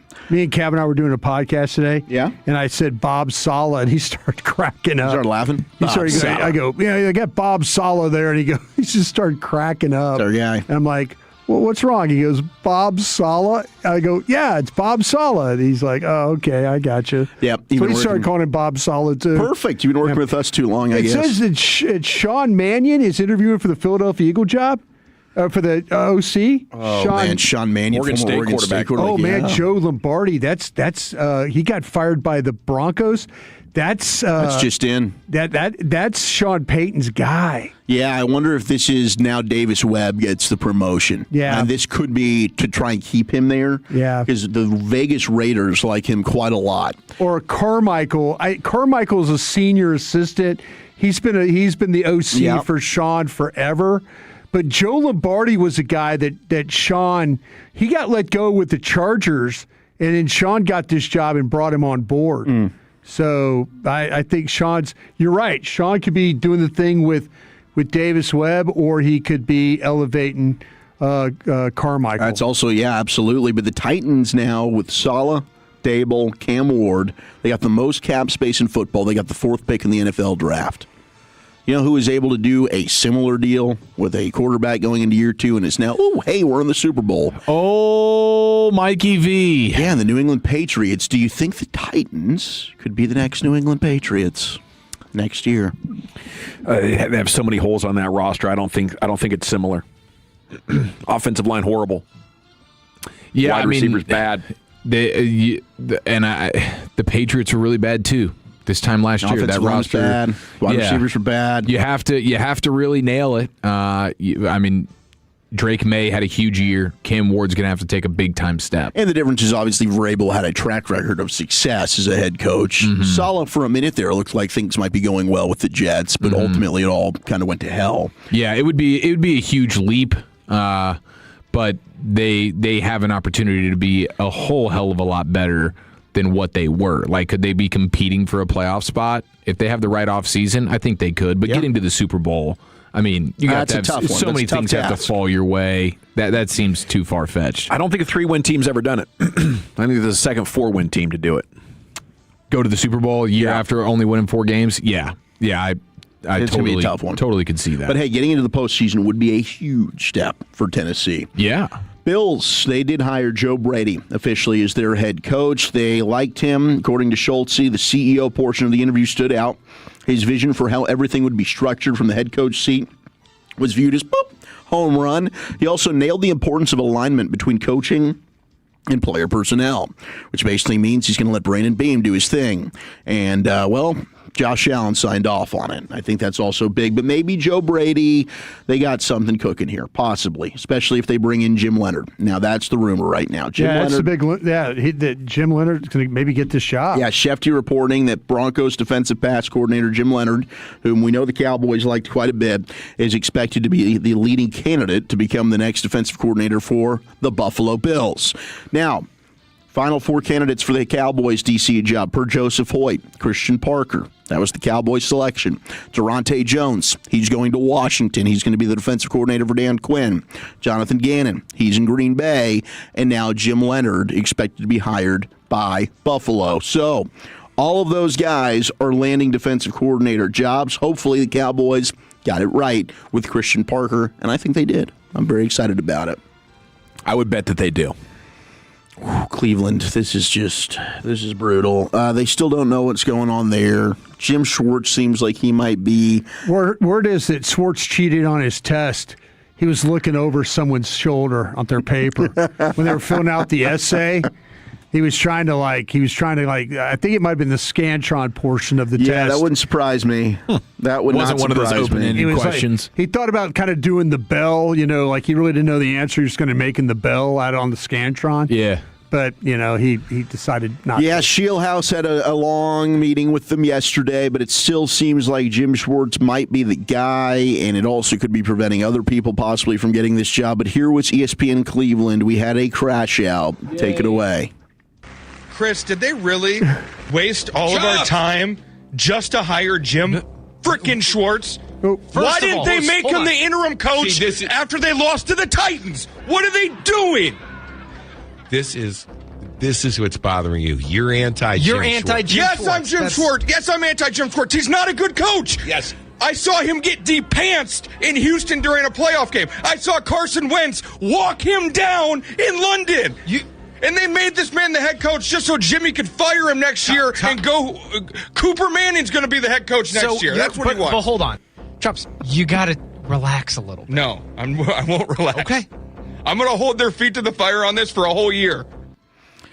They're down bad in Cleveland, and I thought that they couldn't get any downer. Well, they are. This is a bad deal, and I kind of get why. Here was the Dog Pound Cleveland Sports podcast. Put this nugget out. As they await the inevitable Jim Schwartz announcement, here's a reminder of the history of NFL teams promoting a coordinator to head coach. Freddie can't stay out of the kitchens. 1 year, 6-10. Gerard Mayo, 1 year, 4-13. Antonio Pierce, 1 year, 4-13. Brian Schottenheimer, so far, 1 year, 7-9-1. Ben McAdoo, 1.5 years, 13-15. Mike Mularkey, take that for Mularkey, 2 years, 18-14. Dennis Allen, 2.5 years, 18-25. Dirk Cutter, 3 years, 19-29. The Baloney Man himself, Doug Marrone, 4 years, 22-42. And then Frank Reich, who did spend 6 years in Indy, 41, 43-1. History says probably not going to work out for the Browns. I don't know that anybody's going to work out there. But for Jim Schwartz, gosh, you're a badass defensive coordinator. I'd probably just say I'm uninterested in this job, too, if I were him. I'm good here. You guys go find somebody else because I don't want to be one and done. And that's the money's too good, though. Give me a 5-year deal. I'll be fired in 2. Golden parachute. Yeah, we're done. That's here. true. And if you do, just randomly, the 0.1% chance that you get that thing turned around. Hey, they're building the Schwartz statues. Well, look, for Kevin Stefanski, he went to the playoffs twice there, and he won a playoff game. There's not a Stefanski statue. He's now in Atlanta. So I don't even know. Maybe if he wins a Super Bowl. Maybe. Yeah. But you had 2 11-win seasons, and that seemed like glory days for Cleveland. And it didn't last long for one Kevin Stefanski. Here is Mike McCarthy in Pittsburgh. Gavin Dawson, the most excited man in media right now. Oh, jeez. Gosh, he's pumped. Mike, hey, what do you think about Aaron Rodgers? You guys want to reunite in Pittsburgh? In your best case scenario, do you want Aaron Rodgers back as your quarterback next year? Definitely. I don't see why you wouldn't. But I think just like anything, knowing Aaron long enough, going through seasons, I think when players, to see Mel Blunt here, when guys are up at that stage of their career, they need to step away and decompress. I think that's very important. The game is so emotional, what these men commit to and what they put into it. I think that time away is important, and I have spoken to Aaron, and so that's really where we are there. But I was able to sit back and watch the games. I watched most of the Pittsburgh games on TV, and I thought he was a great asset for the team. Of course, by decompress, he means Trip balls. That's right. Yeah, that's the way he decompresses. Into the man. darkness. Some people like to just relax on the couch a little bit, maybe go for a nice walk, get some fresh air. Other people's like to trip acid. All right, let's go to Dr. David J. Chow. He is a he very blew out his knee. Popular sports doctor on social media. He was formerly the team doctor for the then San Diego Superchargers. Is he the one that he didn't like puncture the guy's lung, did he? No, not that Taylor. guy. All right. He was Tyrod not. Taylor? I do not believe that he was part of the Tyrod Taylor debacle. But he thinks that analyzing Drake May is hurt. He saw him awkwardly run into the locker room. He was grimacing after being tapped on the shoulder, allegedly, and that prompted him. He got thrown down on his shoulder pretty hard. He did. Him and another social media doctor, Mr. Morse, to then go and investigate this, and they believe that ultimately Drake May has a hurt shoulder. That is their diagnosis. So you did have Mike Vrabel asked about this, and he did not deny it, but he did just say everybody on our team, nobody's 100%. So, yeah, he's going to rest. But maybe that would explain why they have not played as well on offense, if he's hurt. If the shoulder's Didn't Dak have the shoulder a couple years back? Was that an AC joint situation? Yes. Yeah, it's not good. I when he got thrown down, I was like, that had to have hurt because it went down on the point, and I was like, dude, I would not be surprised if there was some significant damage in there. Obviously, you didn't need much offense in that game. He wasn't making many plays with his arm. Sounds like something you could tough out. You know, I think it's a pain after a tolerance couple thing. weeks. Yeah, and CD I think played through that last year. And then ultimately they shut him down when they were eliminated. But every catch he made when he'd hit the turf, you could just see he was absolutely. I think they even said it then. It's a pain tolerance deal. The Jets are looking for a new offensive coordinator. They bleep Tanner Angstrand after a year there. The decision comes from basically their entire staff being blown out of there by Coach Glenn. He's like, I'm good here. Rumors are, according to Connor Hughes, Kubiak's going to get the Raiders job. I think that's Clint. And Michael LaFleur is going to get the Cardinals job. We'll see if that happens. We'll monitor that situation. Michael LaFleur? Yeah. Brother of? Yeah, Okay. brother of. But, yeah, Brady was speaking glowingly on the broadcast about Kubiak and the Seahawks design. And everybody was like, oh, yeah, he's just setting the table for his next head coach. That's going to be his dude. That's Makes his sense. guy. That's where he wants to go with it. And then the Super Bowl lessons learned, courtesy of one Ben Solak. And Ben's fantastic. He does look like he might be 13 years old and about to have his bar mitzvah, but he is fantastic at what he does. Front offices can spend their way to a Super Bowl. Huh. Yeah. You don't say. It's easier than ever to win a Super Bowl. What the hell? Last offseason, Patriots were the big spending team. They spent $364 million worth of contract value. Milton Williams being at the top of that. 104 of that went to Milton. Also brought in Stephon Diggs, cornerback, Carlton Davis. They also paid for Harold Landry, Kayvon Chason, and gave their young star corner, Christian Gonzalez, the Colony's own, a big-time deal. Plus, Robert Spillane, the linebacker, among others. They addressed the offensive line and other positions. We know what Seattle did. Cooper Kupp, DeMarcus Lawrence. They went ahead and did some great things there, filling those holes out on their roster. And then the middle-class quarterback contract. Sam Darnold comes into play here. Just a new way of doing this thing. Let's just find ourselves a guy that we think is comfortable. We're not paying $60 million. We're not paying $50 million. Hell, we might not even pay $40+ million for him. Let's go 35, $28 million? Is that what they're paying Sam Darnold right now? It worked out well for Seattle. And then it's okay to hire a defensive or CEO type guy as their head coach when you look at both Vrabel and Mike McDonald right now.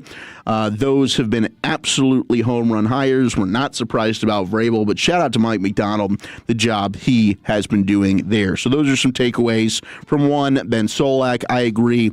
Jerry, I think it's time. Let's go ahead and bust that budget. Let's get back to the Super Bowl. Yeah, about $350 million. I think that'd get the job done. That could push this team all the way to the NFC Championship game. I'd love it. All righty. It's funny how we talk about that like it's the pie in the sky now.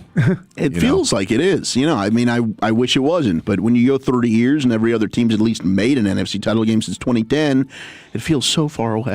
All right. Speaking of the Super Bowl, we got Super Bowl 61 odds that have been freshly minted before we even get to 60. Who's it going to be next year? Cowboys. Is this the year to put down a sizable wager on your Dallas Cowboys to get it done? We'll discuss that is our year. when we return here in the nation. Sean and RJ, the KNC Masterpiece.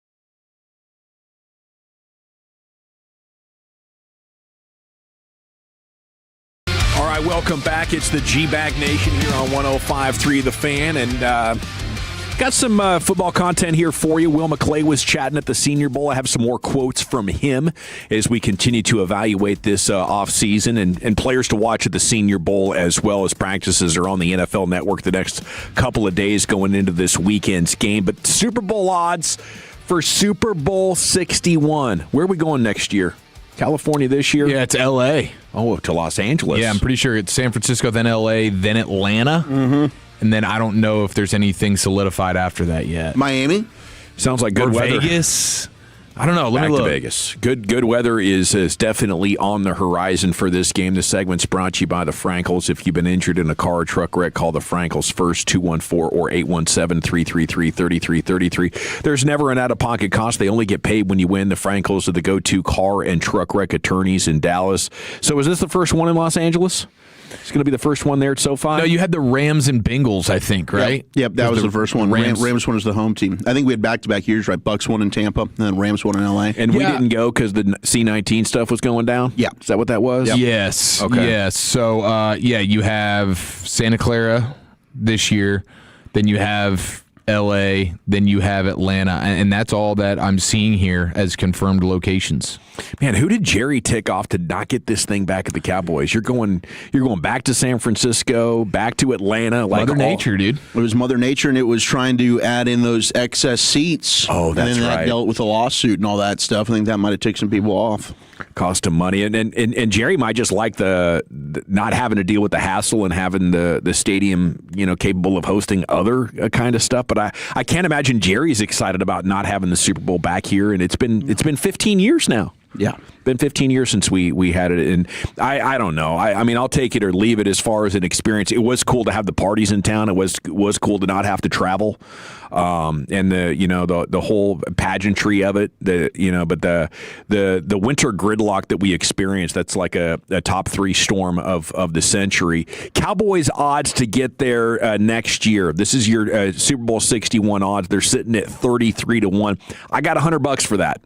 Yeah, I can throw down on that. I can see it coming together. I mean, hell, if Seattle and New England are in this thing, and Jerry Jones is talking about we have more salary cap flexibility, the 2 first-round picks, like realistically what needs to happen, the offensive line needs to get better. Like the offense is leaving a ton of meat on the bone. Mm-hmm. So I don't know if you're open-minded to taking a tackle at 20 if he falls to you, or even Mawanoa at 12 if you do get cleaned out of all the defensive players that you're up on. If Downs, if Styles, if the 3 edges and the 2 corners are off the board already, Reese, Bailey, Bain, McCoy, Delane, Downs, and Styles. If they're all gone at 12 and Mawanoa is sitting there, I could get behind that. So anyway, you got to improve the defense with probably 4 new starters that are good, and you got to get an upgrade to your offensive line one way or another. I could see him in the game next year. Am I crazy for that? That 877-881-1053. We're talking Super Bowl 61. I can get 33-1 on my money. Sounds like a decent speculative bet. 33-1. Yeah, I mean, for throw a little 50 pop on there or something. I feel like I would want to see how they approach the offseason. Okay, let's get through the offseason first. Get through the offseason to see if there could even be a glimmer of hope here. Like, did they do anything that you feel like they should have in order to actually put together a Super Bowl type team? Because right now, that you're basically flushing that money. Yeah, you are flushing that money, and I flushed some money after their 3-game winning streak. Yeah, we flushed it. I think it was something crazy, like the money flushers. And I'm willing to do that to have a little bit of fun, especially if I like make a final table in a poker tournament. That's how I like to do it. Mm-hmm. So I kind of feel like I'm playing with house money. I can throw it around. I can place some future bets, but I like to gamble with a small investment and the chance to win big if it hits. Mm-hmm. The 50-50 propositions, I figure eventually I'm going to lose and I'm going to get greedy Even if I do win, I'm going to get greedy. You win 2 or 3 in a row. Now you're dealing with a sizable bankroll, and it's like, well, let's double this thing up. It's going to be over. So I've had limited success with that gambling strategy over the years. I understand that the cocky gambler inside you starts to make an appearance as soon as you hit 2 or 3. Man, Yes. you see that thing go in, all of a sudden you're like, all right, I'm just going to be pulling up from anywhere. Oh, 100%. Heat check. And it doesn't take a lot to get the confidence brewing more and more and more. No, I mean, I win one game. Yeah. I'll break a losing streak, and I feel like I'm on fire. And if you're on fire, why would you want to dork around making $50 and $100 bets? Right. I'm on fire. I got to take advantage. I got to strike while the iron is hot, and then it all comes crashing down on me. I was surprised to see. Now, this is from Bet Online. They have the Bills as their top team in the odds, sitting there at 9-1. It's Josh Allen. That's what it's got to be. And the thing is, it's like, I do believe Josh Allen is, without question, one of the top 3 quarterbacks in the game, and he's fantastic. But he did have a role in why they lost that game. They wouldn't have been in it without him. But at some point, it's like, how many golden opportunities are you going to get? You're going to come up short. There's something about it to where I don't know if he's ever going to actually break through.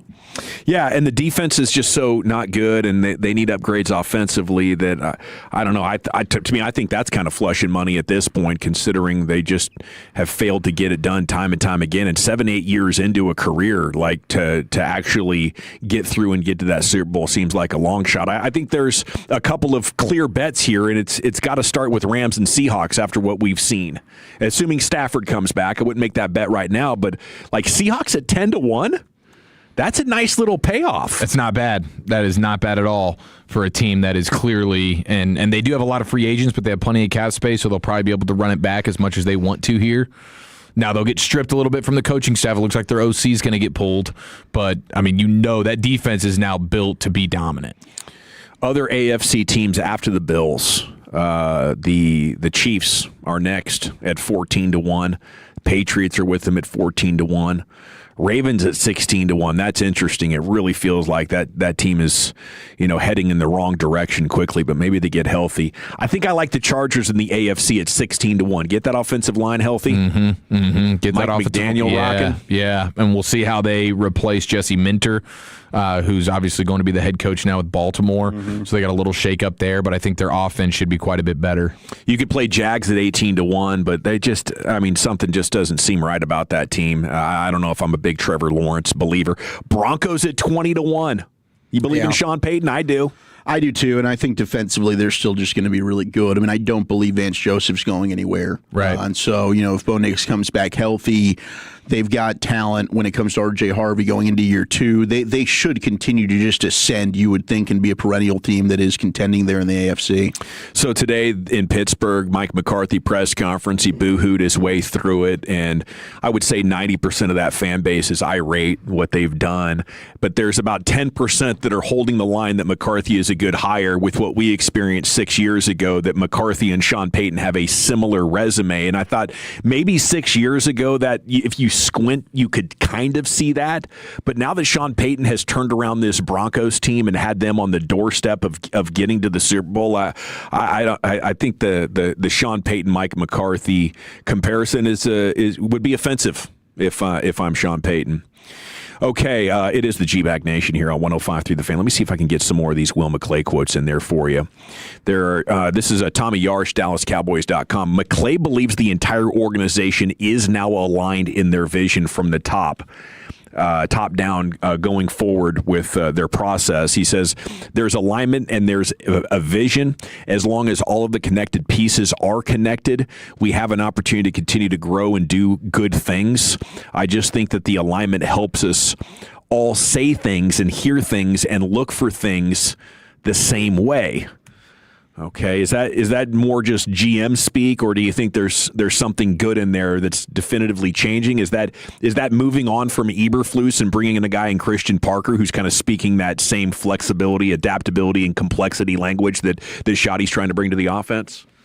Yeah, I think so. I think now because now you have Shoddy who's really spearheading things in a big way when it comes to just the way the staff is going to be and the type of team that he wants to build. He had that offensively this past year, but now he gets his guy handpicked at defensive coordinator, and everything that you see falling underneath that will be through Shoddy's vision. So is that the correct vision? I guess it remains to be seen, but at least you know everybody's on the same page, and it's not Shoddy doing his thing offensively, and then he's got some type of disagreement with, he didn't even maybe want Eberflus, and Eberflus wants different things, and now Eberflus is influencing the scouts when it comes to drafting players, and now everything is just sort of discombobulated. At least you know everything from the top down now is through Shoddy's vision, and we'll see if it pays off for him. Yeah, forcing the opposition to make post-snap adjustments, trying to play with the quarterback's eyes, and then, doing the opposite of that offensively. I think if you're not doing that as an NFL team today, you can still win, but you better dominate one-on-one matchups. And it's incredibly tough to imagine the Cowboys building a roster good enough to do that. I think you need a significant game day advantage that your coaches are giving you. Yeah, and I don't think that they've had that, quite frankly. I mean, maybe since Dan Quinn, you got a little bit of a schematic edge at times on defense, but this, at least, it seems like there's alignment and maybe a plan moving forward. And that has been one of my biggest issues with the Cowboys is I feel like every offseason, year to year, you're kind of just flying by the seat of your pants. We'll address certain issues based on a year-to-year basis that pop up. We need this, we need that. There's never really a foundation and a plan in place. I think Will McClay might have a vision for how things are. Now, finally, he's got a guy in Brian Schottenheimer whom he appreciates, likes to work with, and Schotty's being able to put his staff together. The other thing is, like Christian Parker being able to put his own staff together is also very evident here based on the guys that he's going and interviewing. Yeah, Will says we knew what we were looking for. We found that, and now we're excited to get the rest of the staff together. And this is an impressive hire. You mentioned Dan Quinn there. I'm very impressed that he brought Durante Jones in. Could you imagine being a defensive coordinator that's been a head coach? But I think Dan Quinn is one of the few coaches that's getting up there in age and can actually walk the walk as far as researching what the trends are and trying to get aligned with it. Like, you're bringing in a guy off the Flores tree as a defensive specialist to update you. Like, you want to talk about being an egoless leader? I mean, Dan Quinn just continues to impress, and it's unfortunate that he found his home inside the division.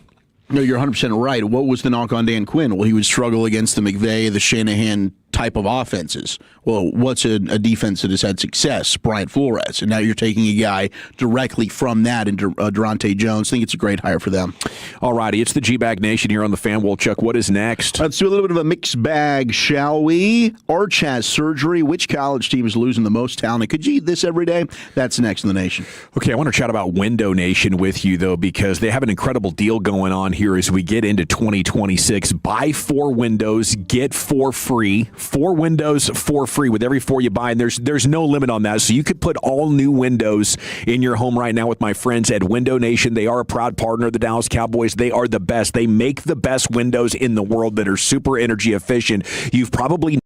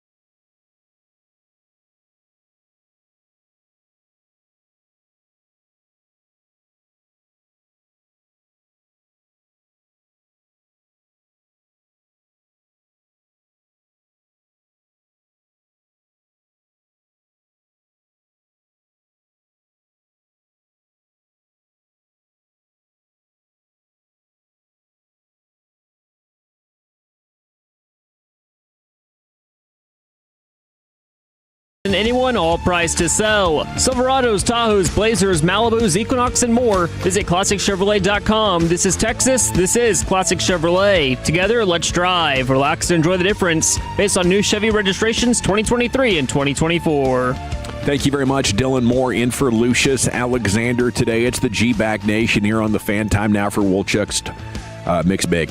All right, let's mix it up here. Eric, mix it, dude. Eric, you alerted us to something like, is this a ball sack? Did Bill Belichick not get a first-time ballot induction into the Hall of Fame? That is true, Wolchuk. Don Van Natta and Seth Wickersham. Those are professional journalists. They are not ball sackers. Wow. So this is real. This is true. That's and crazy. This is a crime. 8-time Super Bowl winning head coach. Not a first ballot Hall of Famer. Bill Belichick.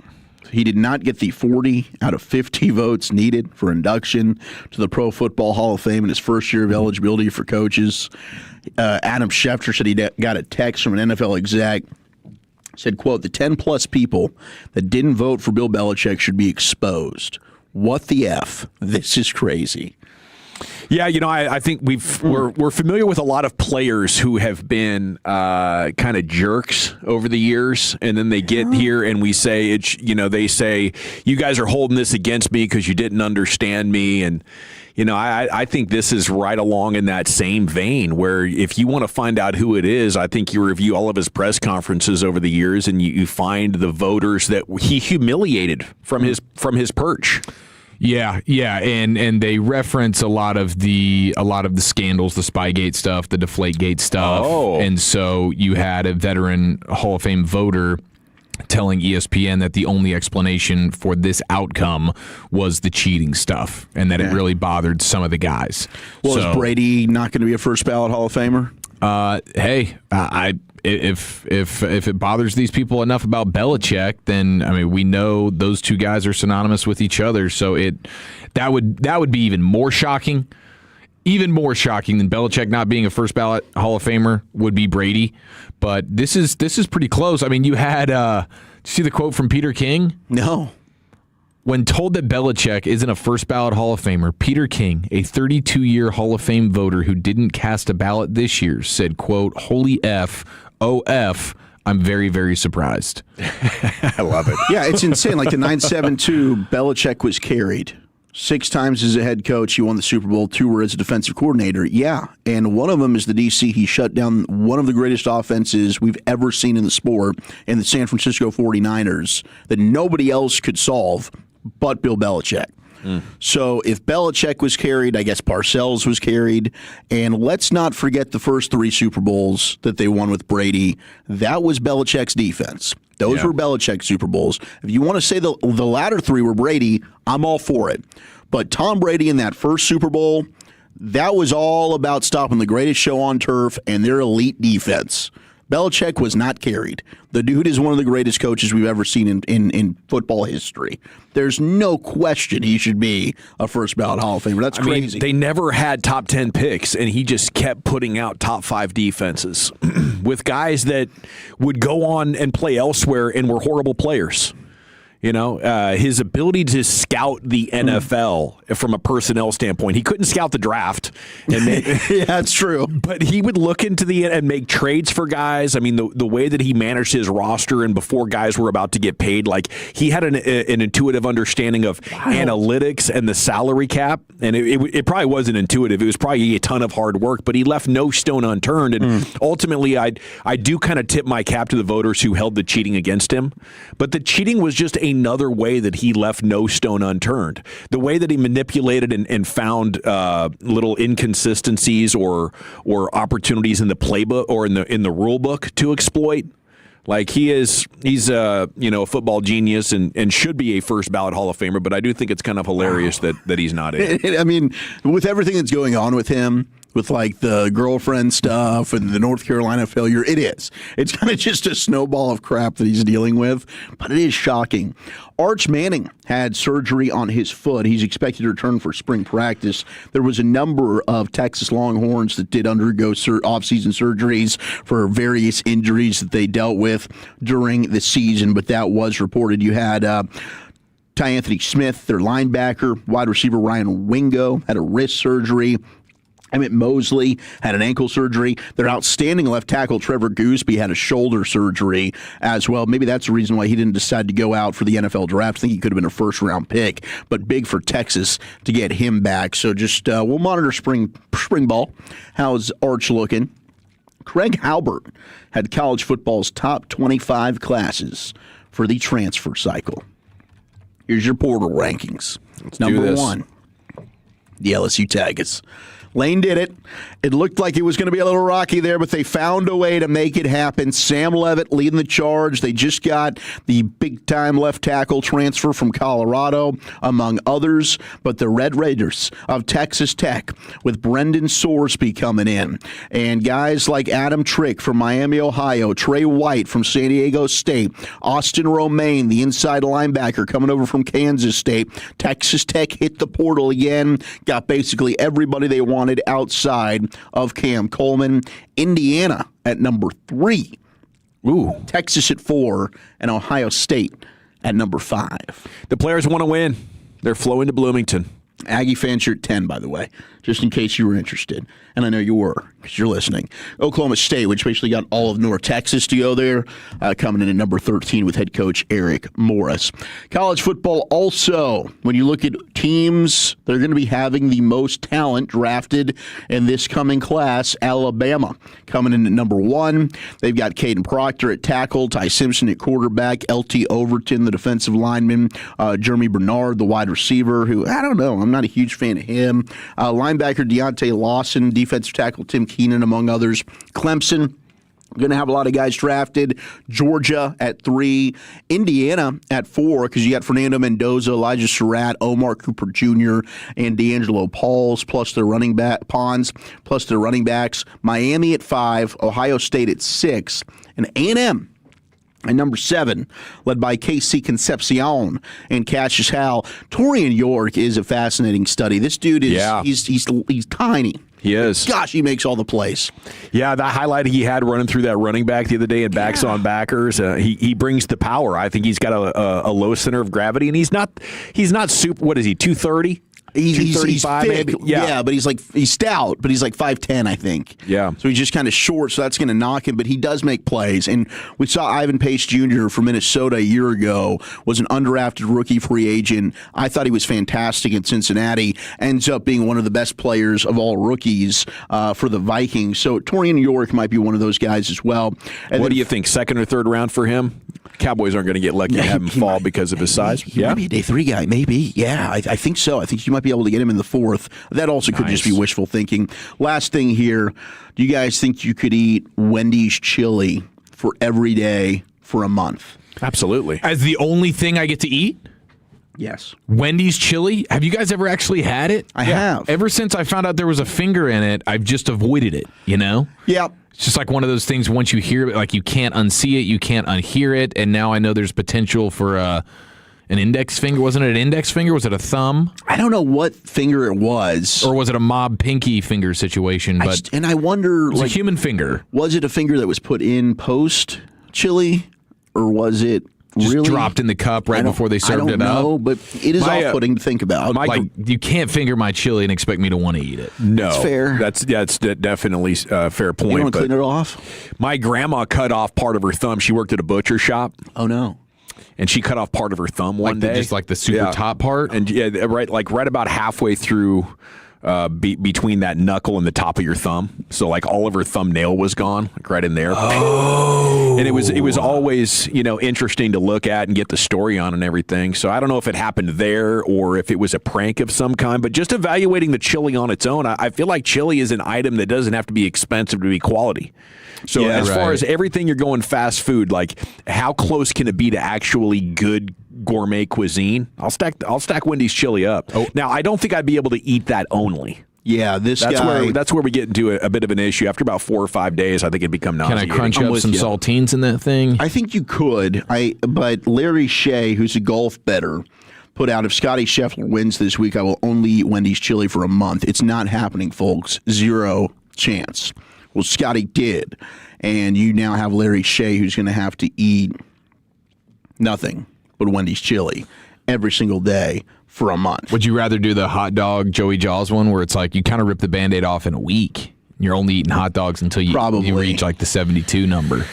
Man, it's tough to say because I think you could also look at this as kind of like a health opportunity. Like I'm going to fast for a day, have a bowl of chili. I'm not going to wear it out and have like 4 meals of chili a day. I'm going to cut my calories down to like 800. I'm going to come out of this thing looking lean and mean. Should I do this? Yeah, that's a good point. Should I just dive into the Wendy's chili diet? Nothing but a bowl of Wendy's chili a day and see like what it really does physically to you? Yeah, and document it and put it on your TikTok that you got that thing going. And trying to get the TikTok on. Maybe you can get all the Ruben Bain fans to get back in your good graces. And Am I a coward? I deleted that video. You deleted it? I did.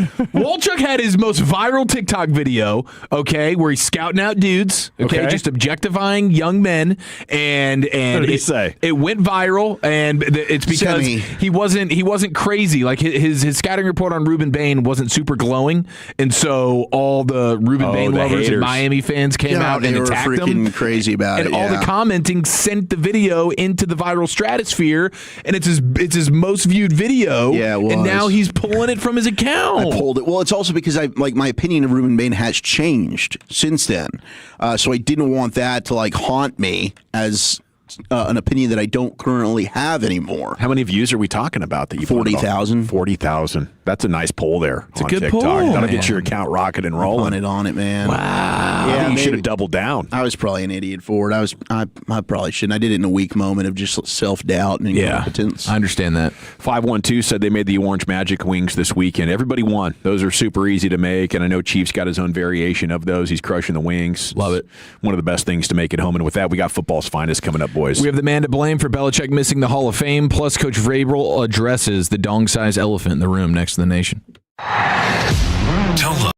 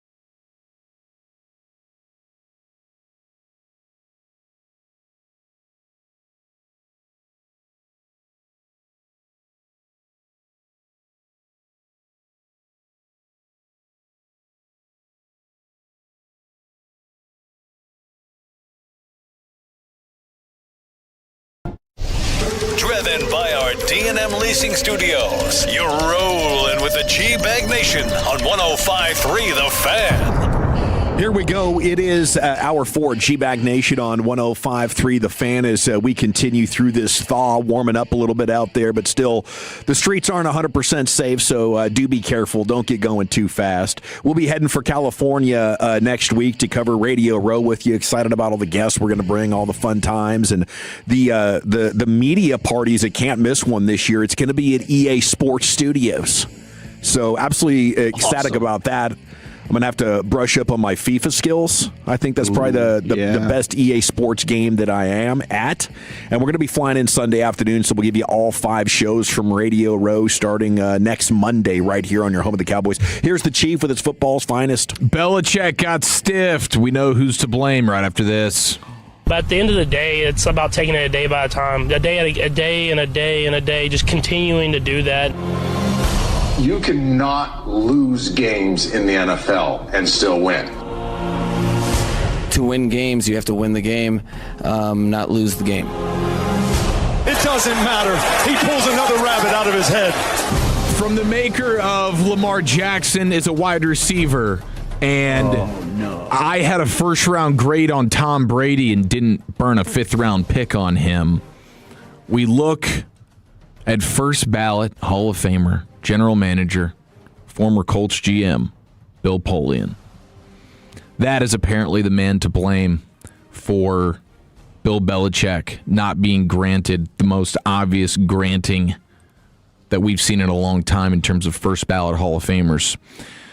When you look at the story here from Van Natta and Wickersham, it says multiple sources say that the Spygate and Deflategate, the twin cheating scandals during the Patriots championship run, came up in deliberations among voters. A voter who spoke on condition of anonymity said that Bill Polian, an ardent Kraft supporter, okay, so he's good buddies with Kraft. We know about the friction now between Robert Kraft and Bill Belichick. So ardent Kraft supporter and former general manager of the Buffalo Bills and Indianapolis Colts, a chief Patriots rival during their dynasty, told some voters he believed that Belichick should, quote, wait a year before induction as a penance for Spygate, the 2007 cheating scandal that cost the team a first-round draft pick.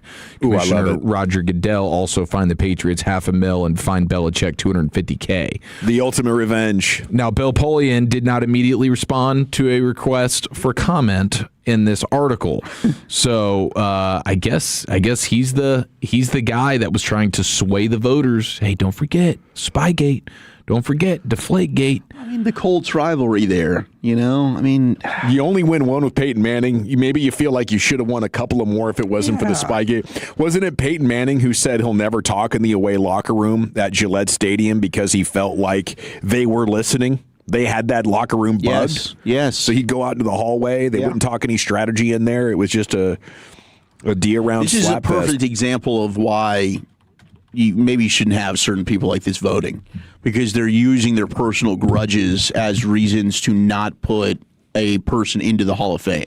Well, it's not a personal grudge. I mean, the Patriots were punished for this. No, they were, but he also... This is valued perspective on what he deserves. He was on the other end of this with them beating him in conference championship games. To me, he does have a grudge against them. Because he's thinking, like, obviously, yes, I should have had more rings. They were our rival. He doesn't like the Patriots, and he doesn't like Bill Belichick. So that's kind of making it, you're blurring the lines there between, like, I'm trying to be an unbiased voter, who deserves it, who doesn't, and now I'm letting my emotions come into what I'm doing here and trying to block Bill Belichick for deservedly being in the Hall of Fame. So the Hall of Fame committee should have these people who were active rivals during the career sort of recuse themselves from the proceedings? Maybe in certain situations like that. Like, should you have San Francisco and Dallas was a heated rivalry.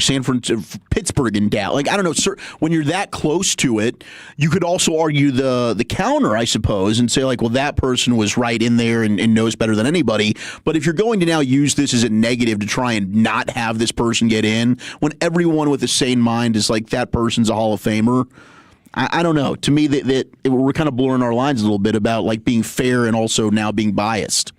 Yeah, I think you could argue the opposite and say if it wasn't for a guy who was competing and felt like he was robbed of his glory, then maybe, the other people wouldn't remember it as strongly as it should be. Even without the cheating, he should be a first ballot Hall of Famer. Absolutely. I could see it both ways. I'm really enjoying it, and I think there's a price to be paid for not treating people the right way on your way up. There should be a price to be paid with cheating. Like in this sports world that once, would hand out lifetime bans and strip you of a World Series title if you're caught cheating, we have allowed cheating to just be okay now. Go ahead, cheat, gamble on the games, do whatever you want. Maybe you'll get a little slap on the wrist, but I'm just I guess enjoying the drama of this story a lot. I do like the drama of it. I do. And Bill Belichick is a bit of a bleep hole, so I don't have any personal dissatisfaction with it, but just in a general, trying to be as objective as possible, this is insane. Terrell Owens having to wait a long time. I think this is even worse than that. And we'll see how long Belichick actually has to wait here, but I mean, heck, the T.O. one was crazy. Even DeMarcus Ware being a second ballot Hall of Famer, even that is egregious, dude. They have so many blind spots. You have the Darren Woodson stuff. There's a lot of this is a joke, and I don't want the Hall of Fame to be a joke like the Pro Bowl is right now, where it's you just don't even care about it anymore. And that's the direction the Hall of Fame's headed with crap like this. It's pretty embarrassing.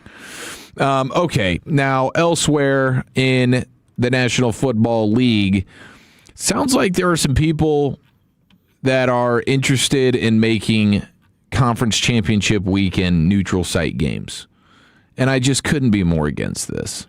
Hopefully this doesn't actually come to fruition, but Florio and Pro Football Talk today had an article about how, there was push from some in the league office a few years ago about getting the neutral site conference championship games, and then seeing the bad weather in Denver is kind of exacerbating it and bringing it back to the surface of okay, is this something that we really want to consider here? Do we want to make sure we're trying to find better sites to play these very important games for who's going to go to the Super Bowl? And I just could not be more against it. I agree. What are we talking about, dude? That game in beautiful sunshine conditions the other day was going to be an ugly game. Let's not sit here and act like that was going to be a 30-27 game. Right. And only the snow derailed things. That game was going to somewhat suck from an offensive and a point standpoint. You saw it through 3 quarters. When did it get really nasty? Fourth quarter of that game. Mm-hmm. Okay, and nobody could do anything with the ball offensively, even when the sun was shining and the snow was still up in the sky. So what are we talking about? Yeah, couldn't agree more. And Brian could speak to this. He's obviously on the way to cold call the Shrine Bowl there in Frisco. But my grandparents told me, because they had the opportunity when they were season ticket holders with the Cowboys, they saw the NFC Championship game in '93 as season ticket holders, but they had gone the year before. They won the raffle to get to go to Pasadena to go to that Cowboys-Bills Super Bowl, and the Cowboys won 52-17. And them experiencing both, obviously incredible, but it is winning the conference championship game at home that they said, and I've heard a lot of other fans say the same thing, like Brian talked about winning it at Lambeau Field. That is something that you cherish and take with you forever. There's something special about that. To move that to a neutral site would be a crime.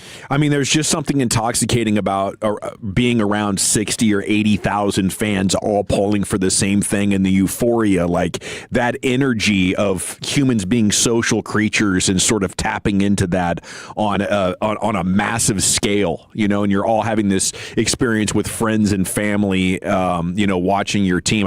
I wouldn't want to rob fans of it. I think the more interesting thing might be, and Kavanaugh used to talk about this, was we need all stadiums to be dome stadiums. We should not be leaving things up to the elements like this. So if there is bad weather, you can close the roof.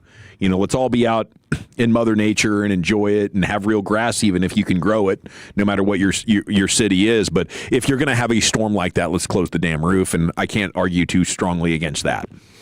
Yeah, I mean, I would be against it, but I certainly get that more than just like having a neutral site and splitting the fan base and everything like that. But it's costing so much money for me to go watch my team now. It's like it's kind of trending in that direction. Most of all these teams are kind of building retractables, or other than Buffalo, who still will have the fans covered, but I guess the stadium can still be hit by the elements. Yeah, I mean, even the Chicago Bears. Yeah, Chicago Bears are going to build a dome. I think aren't the Chiefs doing the same thing? I think so. Like it does suck, and that is where things are moving here. But to take away the home field advantage for the team that earned it, like that waters down the regular season as well. Like now I don't really have to worry about getting the 1 seed or getting the 2 seed to make sure I have home field advantage. Because like I could punt on a regular season game late in the season, like the Rams Seahawks played a few weeks ago late in the regular season. That was an amazing game. That game determined that the NFC Championship was going to be played in Seattle and not in Los Angeles or in a neutral site or whatever.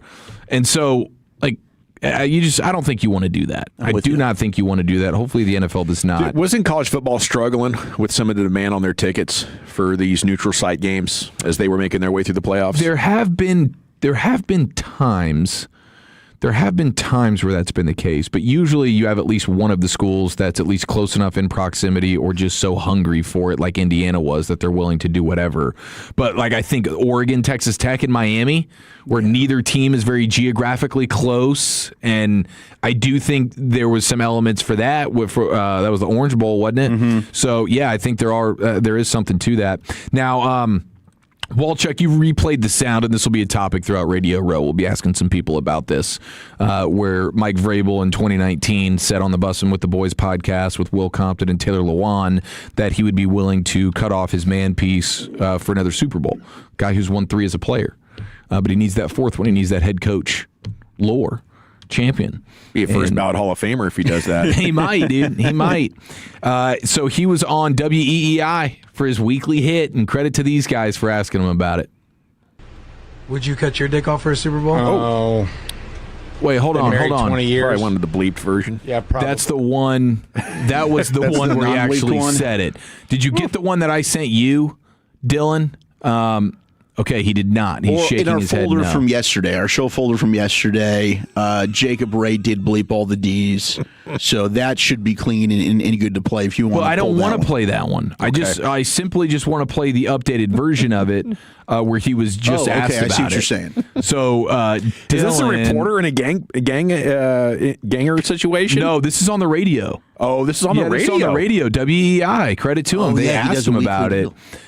So I won't reveal what he said. I'll wait until we get the official audio so we can hear from Vrabel's mouth what he's going to do. So hold on. You can refer to a man piece as the DI word? Oh, the clip he just played was from the podcast. Okay. So that's a fair game situation. Okay. But the updated audio that we will play later, probably in the hodgepodge, is Vrabel on WEEI radio in Boston, and they asked him about it today to follow up. Oh, okay. We're getting the thumbs up. We're getting the thumbs up. Here we go, Dylan. Here we go. Well, 2019 on Bussin' with the Boys, you said you would be willing to cut off the most important male appendage to win a Super Bowl. Is that? I mean, maybe I'll cut it in half, but I ain't cut the whole thing off.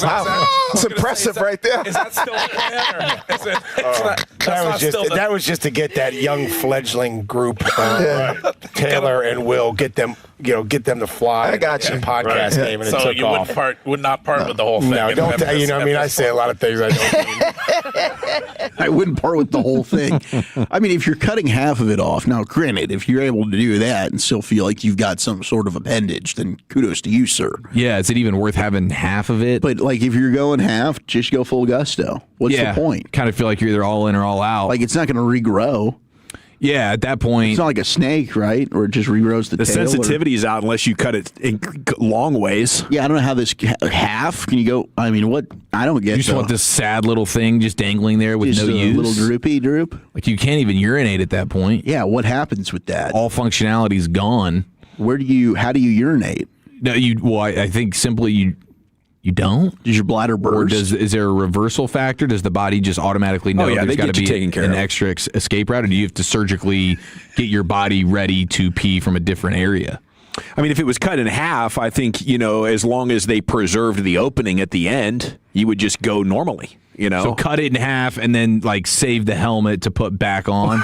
Okay. Is that what you're thinking, maybe? All right. I so see you just that. reduce a certain portion of it, but then you keep the helmet intact. Yeah, you just hold it so you can sew it back. I was under the impression it would still work without the helmet, but intimacy wouldn't.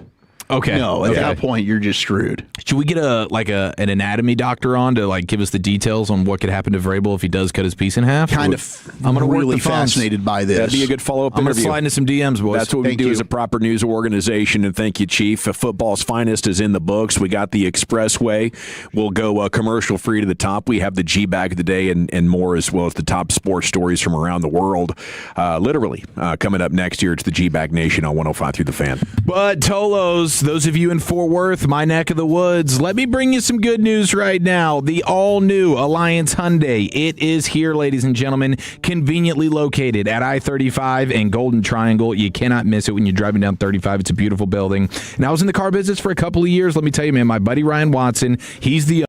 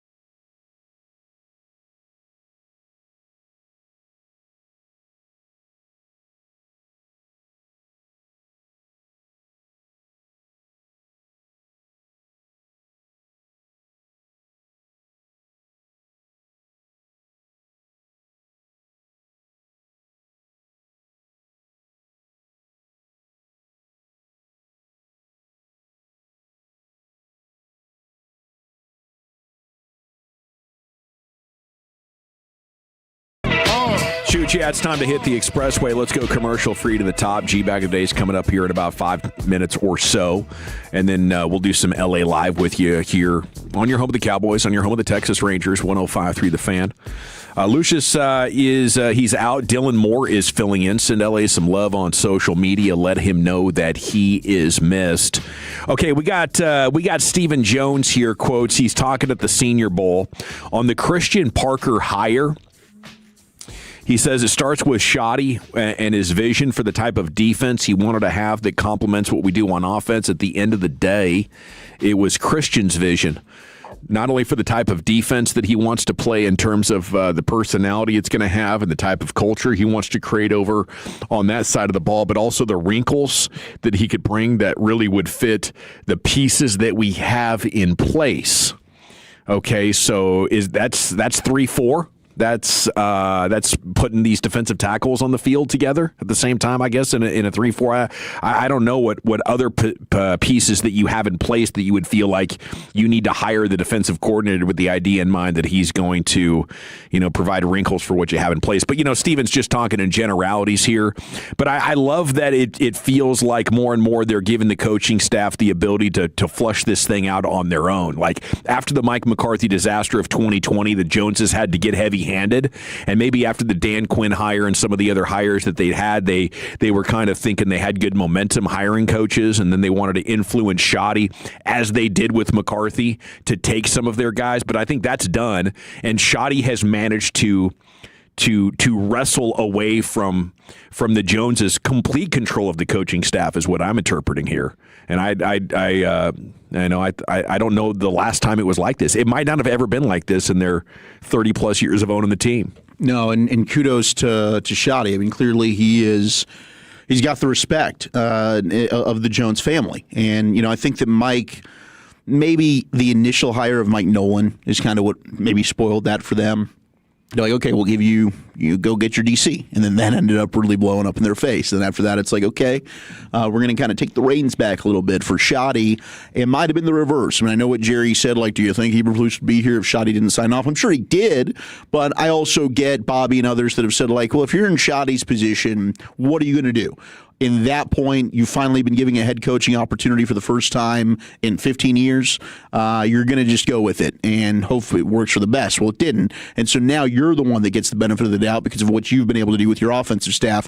Sorensen would be the one that you're looking at and saying, this one might not have been great. Is there anything else that you would like to see Shoddy get more control over? Or are we at the end of that? Like, this is about it. I think everything else they do, I'm comfortable with. If he could sway them and convince them to just be more aggressive in free agency. Oh, salary cap management? Like that kind of thing. Like, fellas, here's a list of players I would really like for you to go get. Yeah, because these bad years, these down years are coming for you like twice a decade. And, sometimes 3 times in a half decade, what we've experienced in 20 and now 2024, 2025. That's half of the last 6 years have been bad. So what exactly are we managing conservatively for?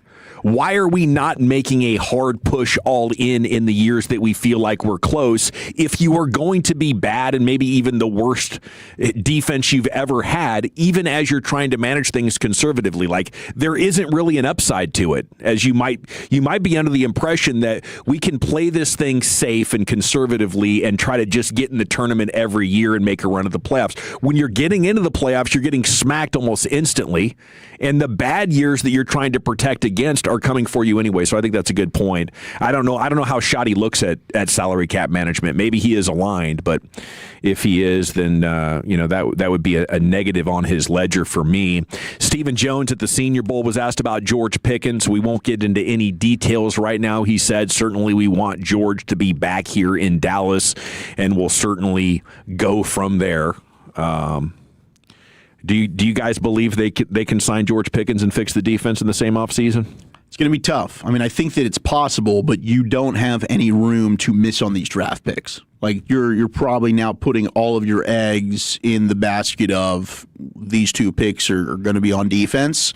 But yeah, I think they can. I think that they've got with all of the salary cap space by some of the restructures with Dak, with CD. they can't open up enough space to make this happen, specifically because you did not sign Micah.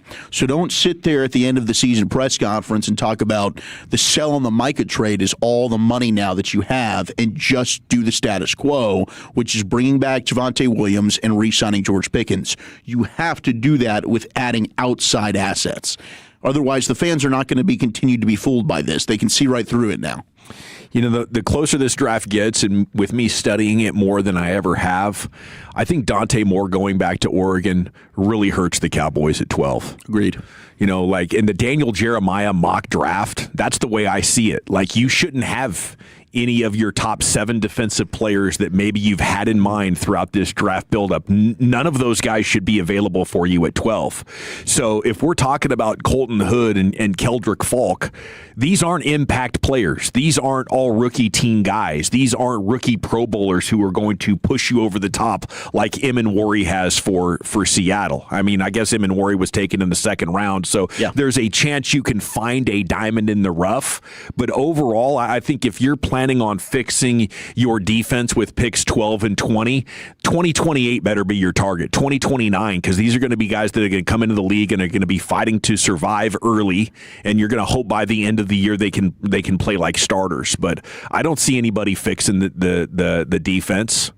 Well, Chuck, would you agree or disagree with that? I don't think 12 is going to be an impact player on defense if the draft falls the way it should.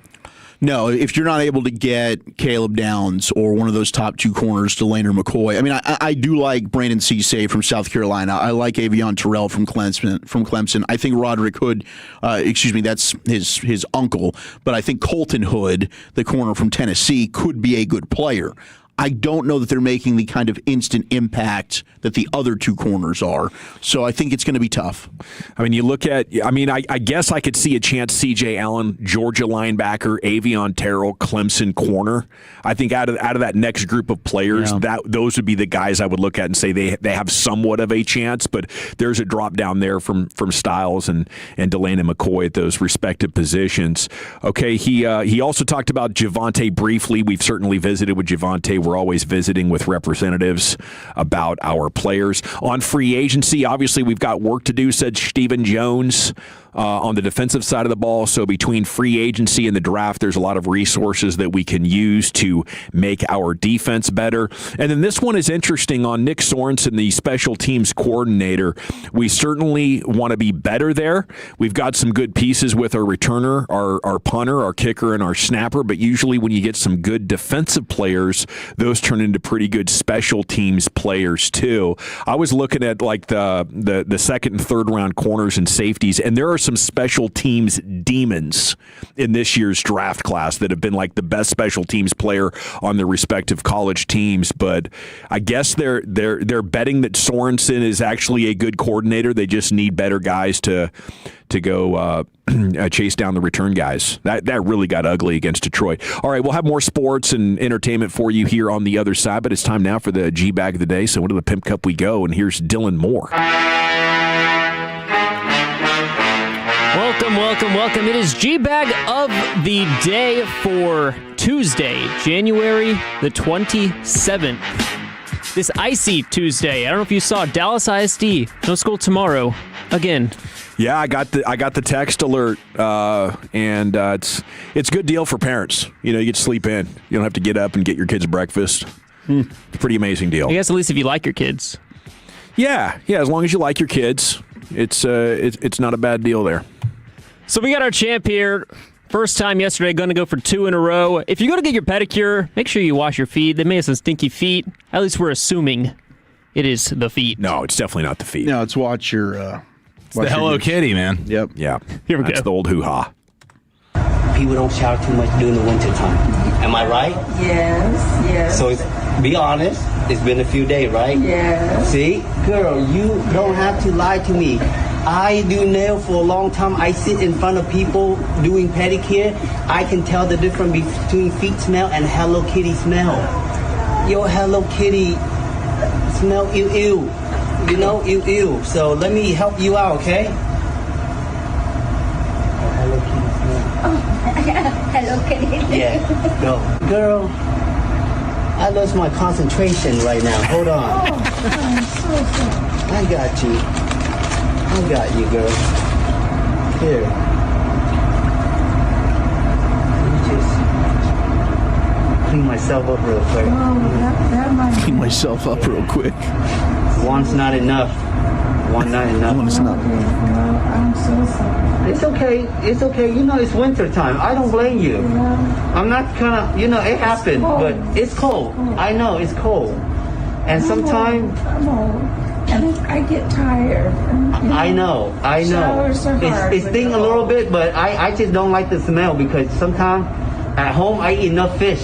I don't want to eat fish at the nail salon. Don't want to eat fish at the nail salon. That's. I don't know how showers are like that hard when you're tired. It's not that hard. It's not that. I don't understand what you're saying. I understand it's winter. We're not like bears. We're like hibernate and like not shower. Just take 10 minutes, 5 minutes. Get in there, clean yourself. It's okay. Even take like a wet wipe to do something. One is not enough. I think that's what he was handing her. Yeah. Oh, well, he was just putting on extra. Oh, that was the mask. Masks. One is not enough of the mask. Yeah. No, she needs a doctor visit, probably a prescription. I got 3 competitors. One of them Wolchuk sent me, so appreciate you, Wolchuk. This is nice work, Wolchuk. Tracy Morgan was checking in on an old friend who was homeless, and the conversation didn't really go too well. The audio's a little hard to hear. Hopefully it comes across okay. You're always on my ass about taxes. Taxes, then. Let's do it. William, what's up? Listen, I remember you. Don't talk to me like I owe you something. I didn't say that. Hey, boy, can I get something, please? No. When we was younger. Yeah, but I think I forgot. I'm homeless, boy. So what that got to do with me? I ain't do that. Oh. Can I get a picture of my sister? Dang. What's going on there? His old friend who used to bully him is now coming up to him, and he's homeless, and he's asking Tracy Morgan for a handout. And Tracy's like, "Nah, bro." Yeah, the quote was, "You used to bully me when we were younger. Don't think I forgot." Dang, put him in his place. That's tough. That is tough. I wonder what type of bullying went down here. Swirlies. Yeah, probably. I don't know about swirlies. Little pantsing. But I mean, the majority of your bullies are just handing it down because their dad's whooping their ass. Right. You know, you get like a middle school bully. He's trying to cope with it however he knows how, and that's how he resolves disputes. He's still looking at this man like he's the 13-year-old version of himself, and he's holding it against him. Yeah. I absolutely would too. I don't blame Tracy Morgan one bit for that. I think that's the right play. You know, you traumatize somebody 12, 13, 14 years old, 7, 8 years old, it's going to come full circle on you. That's Tracy Morgan standing there like he's never done anything wrong. He's never wronged anybody. That's what. Are you turning the other cheek here? You helping? Well, I think it depends on what level of bullying we're talking about here. Okay. I think the details would help. How traumatic was it? What if this was Micah Parsons' Penn State hazing? Yeah, he's probably getting punched in the face. I'm probably putting my security team on him, going eye for an eye here, brown eye for a brown eye. Whew. Yeah, that was pretty graphic. Yeah, that was rough. Brown eye for a brown eye. Back to you, Dylan. Take it away. Live in studio. So all the freezing rain, the ice, the sleet, the snow, people kind of get all crazy. This man, he ran out of weed at home. So he decides to go out and has to shovel his car out of the snow just so he can go get some more. Wow. Oh, look at him over there shoveling. Oh, he ran out of weed. So he's like, oh, I ain't got no weed, so now he has to go to the dispensary to get some. He got on a whole snowsuit. You ran out of some smoke, you're gonna shovel. It's cold out here, babe. Oh my God, that wind. You ran out of smoke. Gotta go get my weed. I know. Make the back hurt. Okay, it's for the back pain.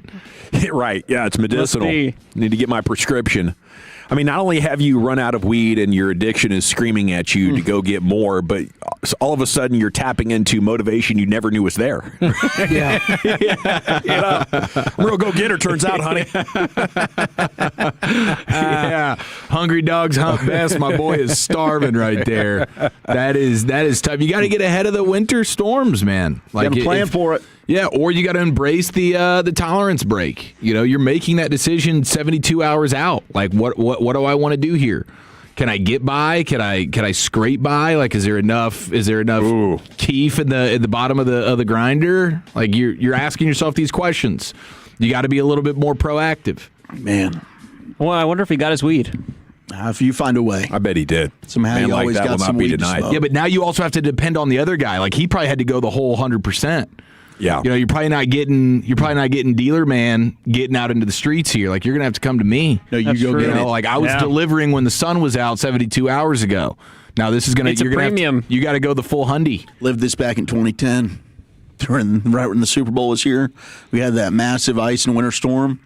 We might have made a lengthy pickup to go get. Did you? Might have weathered the storm. You and your college buddies. An old shaggin' wagon. Buddy's old Suburban. We didn't know if it was going to make it, but we said, screw it, this is going to be an adventure. And you went the full 100, didn't you? Damn right we did. Yep. You got to go right up to the doorstep. We went the extra mile. We did what we had to do. And the package was secured. Any other nominees, Dylan? Yeah, we got one more. It's another one. This lady was driving in the snow/ice and crashes, unfortunately. So the officer comes and he ends up giving her a ticket. And she kind of doesn't really appreciate that. Here's the court number. I'm not touching that ticket that you're illegally issuing me. You weren't even here to assess the crash, yet you trying to tell me that I gotta have a ticket. Look at your car. I don't give a what you talking about. Don't touch me. If you want, we touch your me. Sterling Heights Don't warrants. touch me. Go ask, cause the bitches is paid. Go ask. They wouldn't even issue me a new license. You see them tickets on there? Don't touch me. No, I'm not. No, I'm not. No, I'm not, because I was not speeding. It's in the system. So That is ice. All of this is ice. If I stopped my car, I still would have slid. the ticket says too Are fast you for serious? conditions. It Get says the out my conditions. face. It Get says the conditions. out my face. You're the Get one- the you're pushing us out my here. face. Get the out Officer my Burton face. is Away gonna- from my car.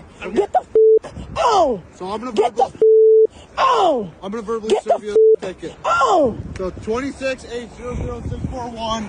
There's an A. Clark. You're being You're not giving me formal notice of driving. I can't hear you. For condition. I can't hear you. La la la la. La, la, la. Oh, that's rough. Oh, man. But I think that's the voice of a lady that's got mouths to feed, bills to pay, and she's already been doing the math on what her car repairs are going to cost. And then she gets a $200-$300 ticket on top of that. It's full-blown panic time. But I think as well, maybe the officer could use a little bit of discretion. Like, this lady's day is obviously completely ruined. I don't know if the ticket's the most appropriate thing there, but I wasn't at the scene to assess the accident either. Yeah. I mean, there's always that internal debate, right, with yourself after the cop comes to your window, takes your driver's license, goes back, and you try to see whether or not I don't know, this cop's definitely giving me a ticket, or no, this cop, I don't know. You kind of get that vibe, and you're always trying to figure out, like, is he going to give you the ticket? Yeah, what's he doing back there? And then you're almost always wrong. Just act like you can't hear him. La la la la, and then it'll fix. I think that nullifies the ticket. That's the move. Okay, it is at the nail salon. Hello Kitty, our one-time champ, looking for two here. Is it Tracy Morgan? Is it the man who ran out of weed, or is it the lady driving in snow and crashed and got a ticket, hit the ice? I guess it was too fast for the conditions. Some of those you can't help. Like, I saw some people driving around in the hills. I think it was the Oak Cliff area. You go up in the hills by the golf course and everything. There's nothing you can do. In this level of ice, you're you can be as toast. careful as you want, and you'd be at a full stop. If you're sitting on that ice at that angle, you're sliding. Okay, I don't know who to vote for here, Chief. Do you? Yeah, I'm going to go with the champ. All right, Dylan Moore? I'm just going to we'll go with the crash hour after the crash. Okay, Wolchuk? I'll take Hello Kitty. All righty, and I'll go with the man who was digging this car out by a score of 2-1 and still your G-Bag of the Day champion. It is the Nail Salon Manager. We do have TD Tuesday coming up at 6 o'clock. We got some baseball stuff to start getting you ready for Rangers spring training that we're going to be off to before too long here. Just at the end of February, we're going to be in Surprise talking about this baseball team. Pitchers and catchers report, I think, February 10th. I think we're now inside 2 weeks of pitchers and catchers here, so Rangers baseball is right around the corner. But before we get there, it's time to stay in the Pimp Cup. Get you some LA Live. Well, all right, you squares. Fire up this funk and let's have a toke. It'll make you dance to some of everything. Everybody get high. LA Live for January the 27th, 2026. Yeah, Dylan. Get it, Dylan. So I didn't have a lot of time to figure this out, but we're going to do well. Let's go. Hey, man, you only got about like 8 minutes you got to do. Yeah, I only got like 8 minutes. Let it loose. Let it loose. We're going to make it work. So here we go. I mean, ice. How was y'all's ice? How much ice did y'all have at your houses? The fridge is full. A buttload. I actually cleaned off the trampoline today, right? Because it had a bunch of snow and ice sitting on it. And Remy was like, I really need to jump. We need to jump. I need to get this thing done. And so we were in there for probably 20 minutes or so. And there was this giant, maybe 4x6 ice chunk in the middle of it. And at the most narrow 2 inches, but at the deepest 4 inches. This thing probably weighed 90 pounds. Dang. I had to get underneath the trampoline and sort of push it towards the exit, then rotate it sideways. It was over 100 pounds. Oh, wow. And I got it out. Here we go. I got it out. It was 90, but then at the end, it was 90 or 100. Over 100. I should have waited. But you got it out. Did you have gloves on? Because the fingers, yes. the fingers there. Yeah, that'll get chilly. I did. But I got it out, and I got it completely dried. And the trampoline is now back in service. But yes, all across the yard on any concrete, I would say on average 3 inches of ice. Yeah, absolutely. I mean, 3 to 5 inches probably just in the driveway alone. That was the most treacherous area. But everything's covered, front and back. And we'll see when I get back there. I thought we were thawing out a little bit. So I don't know what it's looking like now. But, I mean, even driving, like nobody clearly had driven on my street as I was leaving today. Mm-hmm. I mean, the driveway didn't have a single tire mark. The streets were totally still snowed and iced over. Nobody was going out and about. I saw some people walking and trying to not slip and fall on their ass. I was hoping somebody would eat it. They didn't. They were very cautious. But yeah, it was an abundance of ice, Dylan. What about yourself? Yeah, quite a bit. It was all over the roads, especially yesterday. Kind of had that black ice where you kind of slip and slide, but I don't. Y'all probably remember I was. I'm gonna age myself. I don't want to make y'all feel old, but I was. How old are you? Are you I'm like 22. You're 22. So I was 7 years old in 2010, where we set the record snowfall at 12.5 inches. Wow. And I was just taking over DFW trying to find some ganja. And where were you, Dylan? You were here? I mean, I was still living here, yeah. Okay. So this is in DFW. We had 12 inches of snow in 2010, we had 12.5 inches of snow. Was that your first year here? Yeah. Yeah, it was. That was fun, dude. I didn't think it was that much. No, we actually really got snow, and the ice was